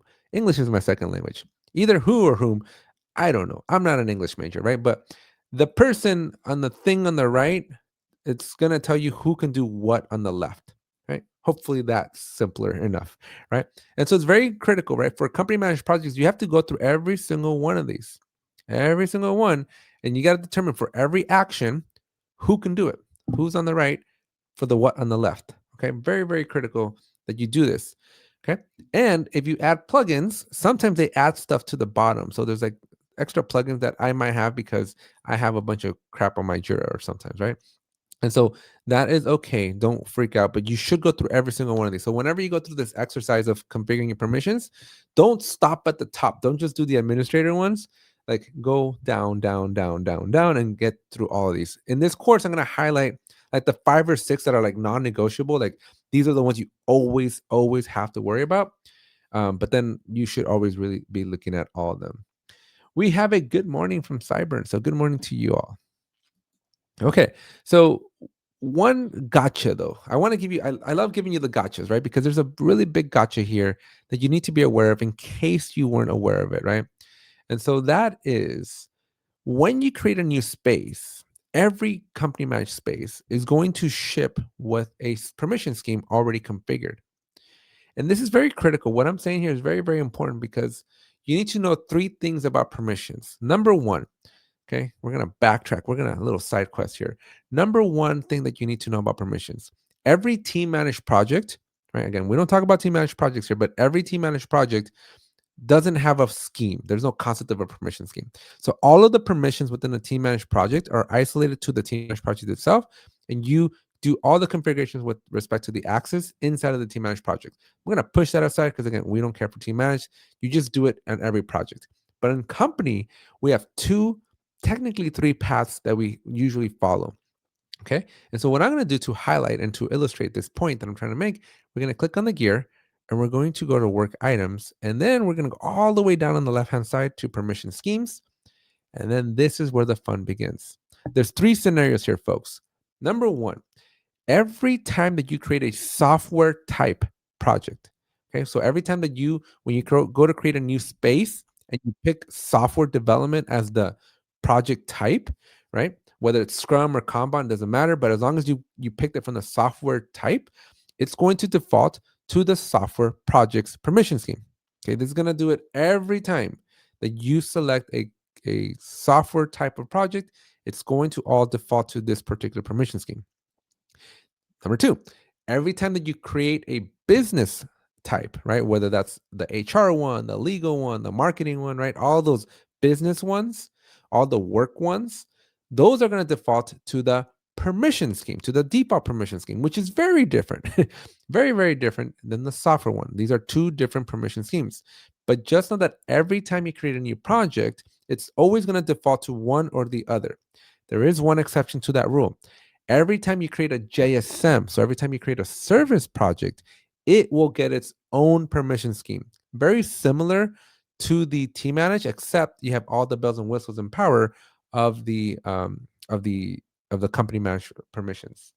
Now, Ronnie says, do you allow custom roles that apply only to one specific project, or do you standardize your set of roles across all projects? So because roles are global, I'm going to go with the latter because creating roles just for a specific project can cause more confusion. So I try to make things like easy with like read, write, delete, administrators, read, write, developers, and then read just users. So those, if you keep it to those three basics, you should be able to solve like 80% of the solution, and then you get nuance with the other 20%.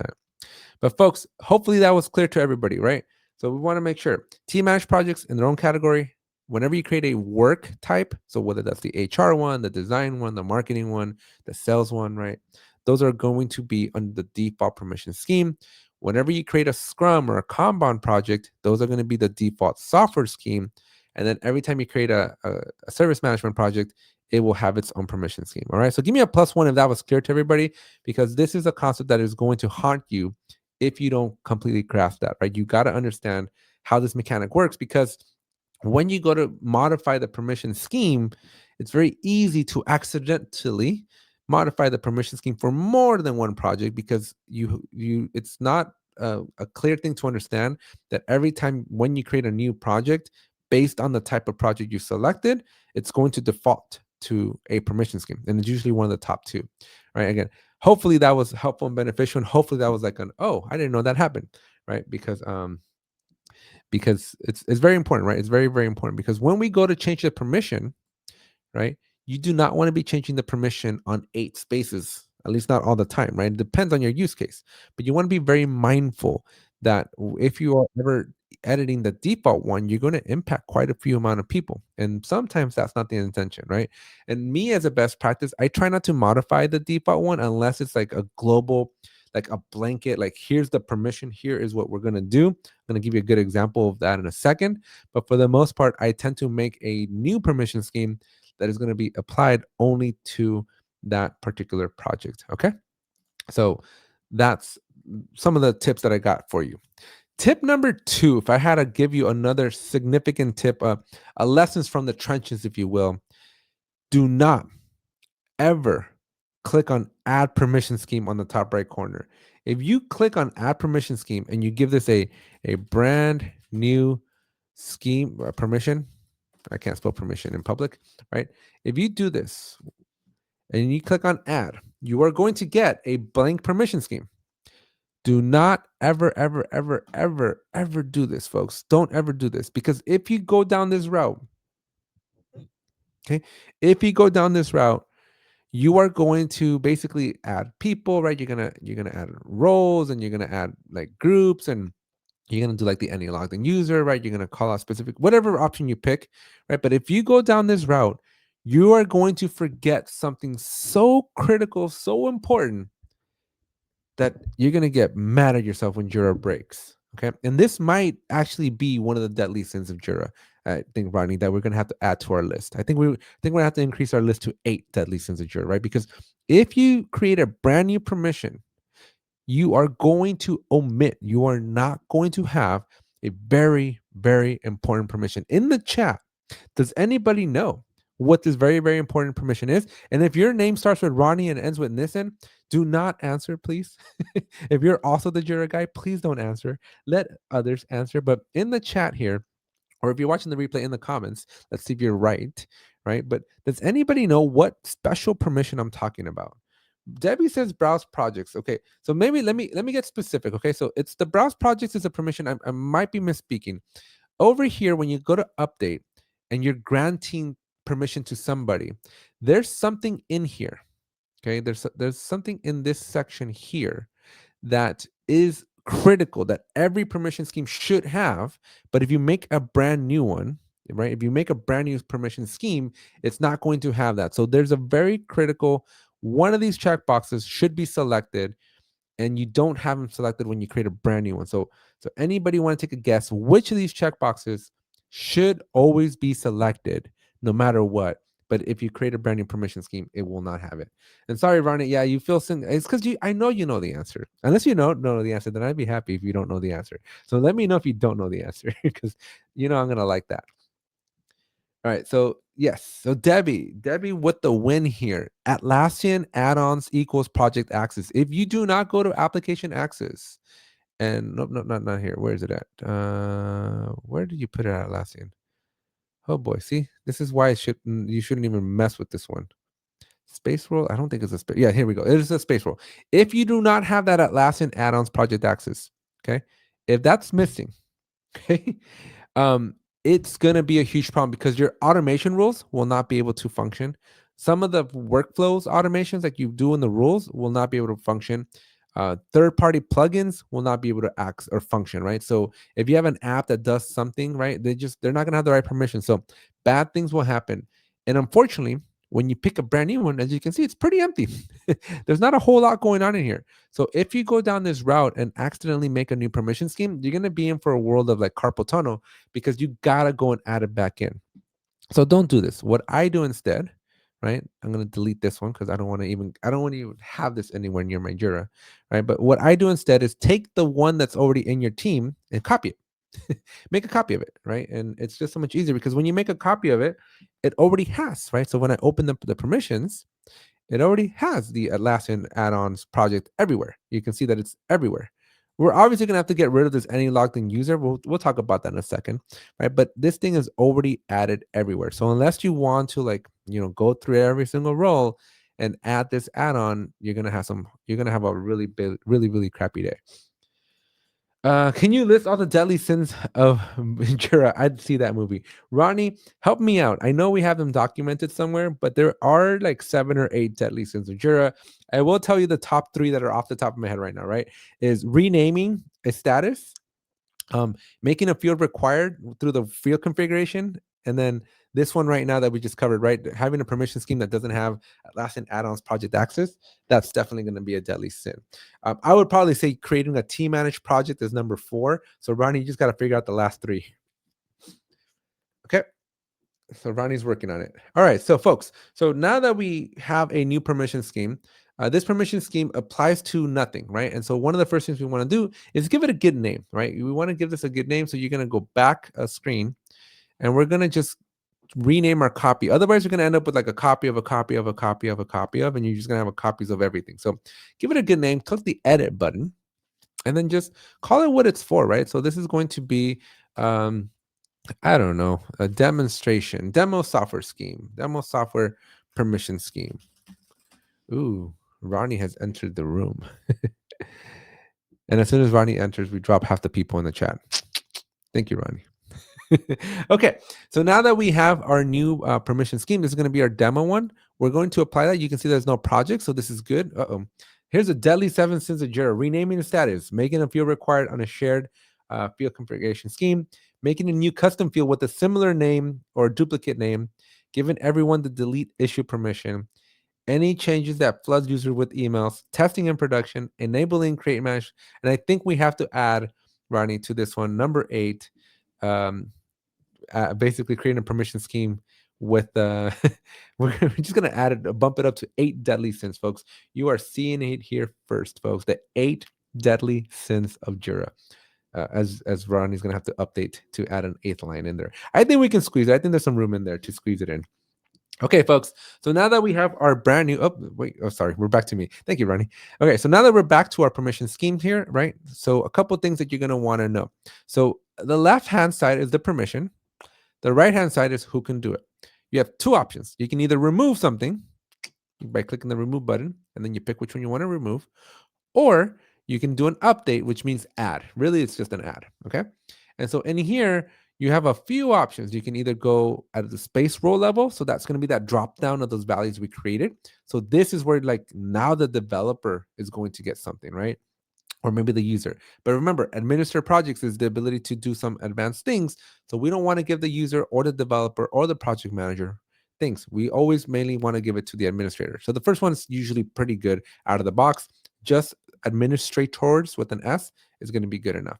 This is what's ultimately going to create that project admin by having this permission. Okay, as we move our way down though, this manage issue layouts, this is a new permission. I don't mess with this one whole much. I don't want my team messing with my with the issue layout, and I don't want my team messing with the workflows. And so I'm going to skip those for now. And we're going to come to the most important permission of them all, the browse projects permission. This, my friends, is the single most important permission. If someone has the ability to browse the project, they basically have the ability to see everything in there. Refer to yesterday's training about work item security if you want to lock specific work items. Okay.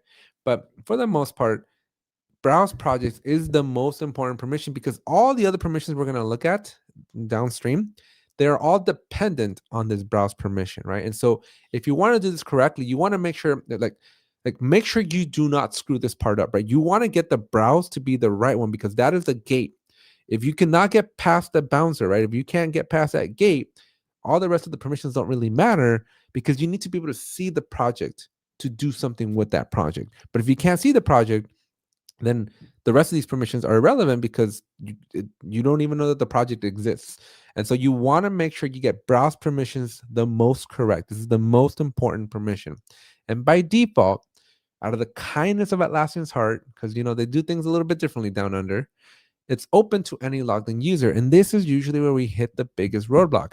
We don't always want our Jira projects or spaces to be open to everybody. Okay, we want to limit who can see it. So the first thing that I usually do when I'm configuring permissions is we're going to remove that any logged in user. We don't want anybody to be able to come in, right? We want the list to be a little bit more refined. Now, when we go to refine our list, this is where we have a lot of options. Mistake number one, single user. Never, ever, ever do this, folks. If you're going to add explicitly like specific people, right? If I'm going to put in, who do I have in here? If I'm going to put in Max, then Max is going to be in this project. And if Max needs to go to another project, then I need to go make a new permission scheme. And it's just like a whole mess, right? And because if I have a project where Max needs access, but Alana doesn't, then now I got to go make two different permission schemes. And it's just not scalable. Don't refrain from doing this unless it's like the CEO of the company, right? Like, don't add anybody else. Anybody else should be added at the people's part of the project, which is what we did a few minutes ago, right? So try to avoid the single user. The project lead's okay. This one's an okay one, but each project has its own project lead. This is a good one to have. Let me rephrase one. This is an okay one to have. I'm not going to be like super mad, but it's still one individual. At least each project though has its lead. The only problem is if you have the lead change out or swap out, or you didn't actually swap them out, right? But on paper, like in Jira, there's still the old lead from like 10 years ago, but you're 50 new leads later, like that's going to be a problem. So it's not the best either. So, but it's okay. Like this isn't going to be an okay one. This one right here, the user custom field one, which I skipped over, this one's okay, but it's a chicken and egg situation because you need to, like, somebody needs to fill out a user custom field with somebody's name in order for them to then get access to the project. So I could use it like for edit and for assign, but I wouldn't do it for browse. This is like too granular. Like it's not going to be good. The portal, the customer one, that's a JSM thing. So we can ignore this one altogether. The group one's going to be similar to the user one, except it's a bunch of people. So this one's okay as well. We got the reporter, which again, this is going to not be as good, right? We're even getting a warning, right? Current assignees, again, we're in the same situation. We don't want to do that. Any logged in user, we just got rid of it, so we clearly don't want to do that. Public is worse than any logged in user, so we definitely don't want to do that one. And so we're left with the three that we actually are going to be using, right? So I would say 95, maybe 97% of the time that I do project configurations for somebody, I'm going to pick one of the first three. I'm either going to do a space role, application access, or a group. And so let's break those three down. So starting from the bottom, the group. These are great because they're groups that are global, right? They're defined in admin.atlassian.com. You can put a bunch of people in there, and I can just give my dev team access to this thing like that. The bad thing is you need to know who's in that group, and now you're gonna be bugged, like as a Jira admin, like people are gonna bug you to go do the work, right? Because if you onboard somebody new, if you don't have Atlassian Guard set up with all your groups like auto synced and whatnot, now you got to go and like somebody's got to open up a ticket with you, and you got to go and add the user to the right group, and then they're always going to not know the group that they need to be in because the regular Jira users don't know the group values or the groups that are available. Is only an admin thing, so like that's just the whole thing. So if you want to do that to yourself because maybe you get paid by the hour and you're okay with that, group's going to be a great method. But again, the problem becomes when we have a permission scheme and another group wants a different group to access and they don't want the cross pollination. Now you got to make two or more permission schemes. So this is not that scalable, but this is a good option, right? Doing the group is good. It's better than single, but it's still better. Okay. So again, I would caution you, I would still not do group. Like when I do my stuff, the only group I ever add is the site admins. This is my best practice here.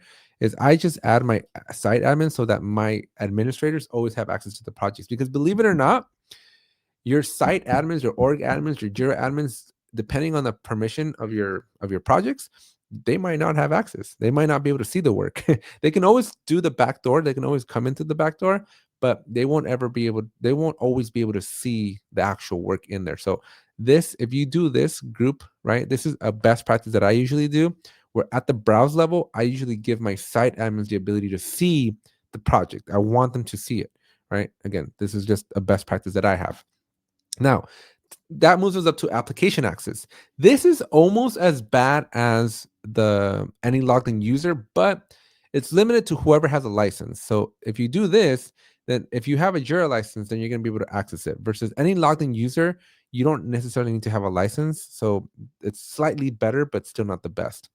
And so, really, folks, that really only leaves us with space roles. Space role is the only right option, in my opinion, right? Because when you do the space role, you created a scalable permission scheme. Okay. If I do developer and I click update, and then if I click go back again. Unfortunately, Atlassian, if you're watching, like, let me do multiple selects here. Like, I want to pick 2, 3 roles here. I don't want to do like 50 of them at a time or one each time, right? I want to just be able to do them all. But when you set this up, when you set up your space roles to developers, users, and while we're at it, might as well do the administrators, right? Right. But if you start doing this and you start granting the roles to those groups that we created, sorry, those roles that we created, then when we apply the permission scheme to the project, it's going to respect the name of the people, right? So if we go back to our project and we're in here in the space settings, now if so I haven't applied it yet, so stay with me, right? But assuming I did apply it, assuming that this permission scheme was now in this project, now administrator is a project manager, and because the project manager is in my permission scheme, they can see it. Alana is a developer. Because developer is a role that has the browse permission, Alana can see the project. And then anybody in the network support group, because they're a user, and again, because my permission scheme now has that role, then these people can do it. And the beautiful part is when you go to a different Jira project, right? So you go to a different one, they too will contain their own space settings with their own people section. And so now, using the same roles and the same permission scheme, I can now look at other people, right? So I can go HR can have the role of developer, right? I can now define every individual project to have its own permission scheme, right? Sorry, to have its own like access of who gets the access, but a shared permission scheme that I don't have to go create 50 copies of. And two, the onus, right? The responsibility of adding users all of a sudden is not the Jira admin's responsibility, it's the project manager's responsibility or the space admin, because they have the ability to click on this blue button, find somebody's name, and then put them in here. I wish I had more people in my Jira. I'm trying to find more. B. I used to have Bob, but now I don't have Bob anymore. Okay. All right. Well, you'll have people. I just don't have. There we go. Here we go. I'm just gonna add myself. I know I have Alana, right? So if I add myself here, it'll add it to, right, and I can get my developer role and whatnot, right? So, anyways, that's how that works. So let's finish this. Let's keep talking about permission schemes though, because hopefully that was clear to y'all. Give me a +1 if this went right over your head, or give me a +2 if you're following along. Is it a good idea to put the description in the space role name given? Or I normally don't put descriptions. I think if you're a team that likes it, especially if you have like junior developers or junior and Jira admins, I think it's helpful and beneficial. But I find that if you know what you're doing as a Jira admin, the descriptions are useless. I don't read them. But if you don't know what you're doing as a Jira admin, they're very helpful. So +2, folks, was it went over your head? I forgot what I tell you. Is this going over your head? Is this too hard, or am I explaining this correctly? I forgot what I asked. Oh boy, my Dory, my Dory memory. I forgot. I got thrown off with the comment. So remind me again. What was the +2 for? Was it because you're understanding, or because you're not understanding? Somebody let me know in English, not with the number. Sorry about that, folks. Let me know while I bring this back up here. Where's my permission scheme? Uh-oh, here it is. I will say the description is not useful for you. Okay, +2 understanding. Great. Thank you. That was very helpful, Debbie. Okay. So we covered the browse permission. Again, this is the most important permission. +3. Uh, I'm assuming the +3 is your understanding and not understanding at the same time. Okay. So now that we covered the browse, right? This is the bouncer. This controls who can see the project. The rest of these becomes less relevant. And the reason that is because if you can't see the project, then you can't create issues, right? So even though this says any logged in user, this is actually fake news. This is not true to what's actually going on. So I can technically stop right here. This is a good enough permission scheme where I have now controlled who can come in and who cannot see it. And this any logged in user is technically false because if the user can't see the project, right, then they can't create in the project. Even though it's open to any logged in user, it's impossible for them to create work on a project they don't have access to. And so that's why that browse is so critical, it's so important, because as long as you get this right, you can leave the rest of the permission scheme alone. You don't have to remove the any logged in user from any of the rest, and you don't have to add all those the roles everywhere else, because it doesn't really matter, right? It doesn't really matter at all. But assuming that you do care, then here's what I would do next, right? And so we're going to stick with the administrator, read, write, delete, developer is read, write, and user is read. Okay. So if you're following with that along, user only goes here. Optionally,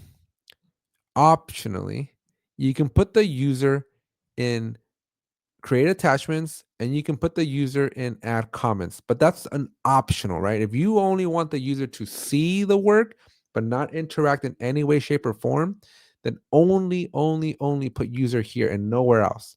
If you want the user to be able to at least add attachments and or comments, then you can optionally add them over here. Okay, that's the user. Now the next level is the developer. That's read and write. And so that's where this becomes a little bit more of an art. Okay. So your developers could do read and write. And so basically, they should be added to everything except archive, because that's technically a delete, and to delete. Where's delete at? Here we go. And to delete. Do not add developer there, but add developer to everything else, right? Everything else is read and write. And then finally, to wrap things up, right? The administrator should only be in the administrator up here, and I would do the archive, which is already pre-configured like that anyways, and I would leave them in the space role of delete. And so that's the only three places that I would have to develop, sorry, the administrator, because those are the things that are read, write, and delete. So you only want administrators to do those things. And so anything else though, you can kind of modify. It's up into you, but those are my non-negotiables, and that's how I would set it up, right? And again, the rest don't really matter, right? As Ronnie has here, right? No browse project equals is the gatekeeper role, so nothing else works without it. So I'm less concerned about the rest. So at that point, you get to kind of figure out what makes sense for you, right? But I would do my administrator is going to be explicitly, like, you want to put administrator on everything, by the way. If you get rid of the any logged in user, you have to put developer and you have to put administrator everywhere. I would stop here. I think this is a perfect permission scheme. This is where I would stop, and I would apply this permission scheme to the project, which is what we're going to do next. But if you want to take it one step further, then remove the any logged in user from everywhere. And you don't have to, but remove it, and then put developer or administrator as you see fit. Okay.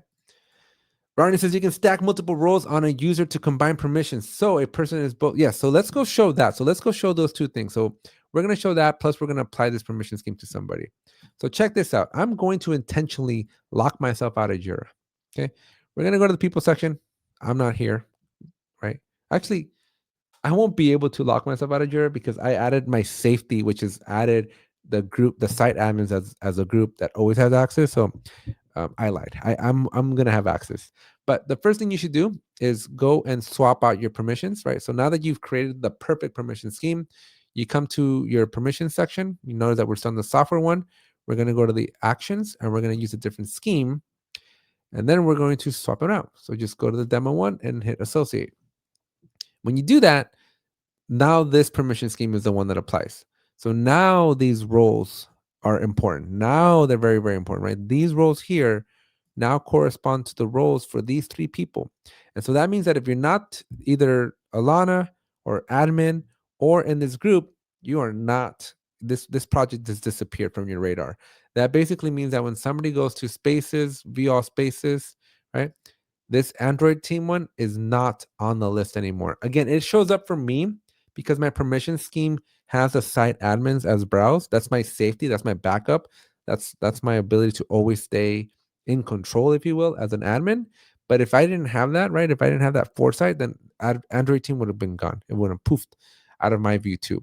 The only way I can get to the project as a Jira admin now, if that happens, is to click on the gear in the top right corner, go to spaces, and this is going to show me the list of every space regardless of whether I have permissions or not. So this is very important that you keep that in mind, that if you're ever Jira admin and you get locked out of a space, come to the gear, come to the spaces, and you'll see every space. Don't don't click on the link here because you're going to be greeted with an error, but rather click on the three dots over here and go to space settings, and that's going to direct you into the back door, and you're going to be able to either add yourself to the people section or change the permission scheme so that you can get access as well. So little food for thought, little pro tip in case you've ever gotten accidentally locked out of a project as a Jira admin. You're like, what the heck? Like, how do I get back in? So that's the little pro tip. Okay, so now to kind of drive this thing home, a couple things, right? So, well, one thing really, Ronnie mentioned you can stack things, so it is possible for you to be multiple things, right? And so the role that has the most privilege is what's going to take effect. And so it's, I think, in my opinion, useless or pointless to grant multiple roles, because it's the one with the most privilege is going to overpower. But if for whatever reason your permission scheme is so nuanced that the admin can only do certain things and the developer only can do certain things and the user can only do certain things, then you need to give them different roles to get through all those nuances. But again, I wouldn't go that far, but that's on you guys if you want to go that route.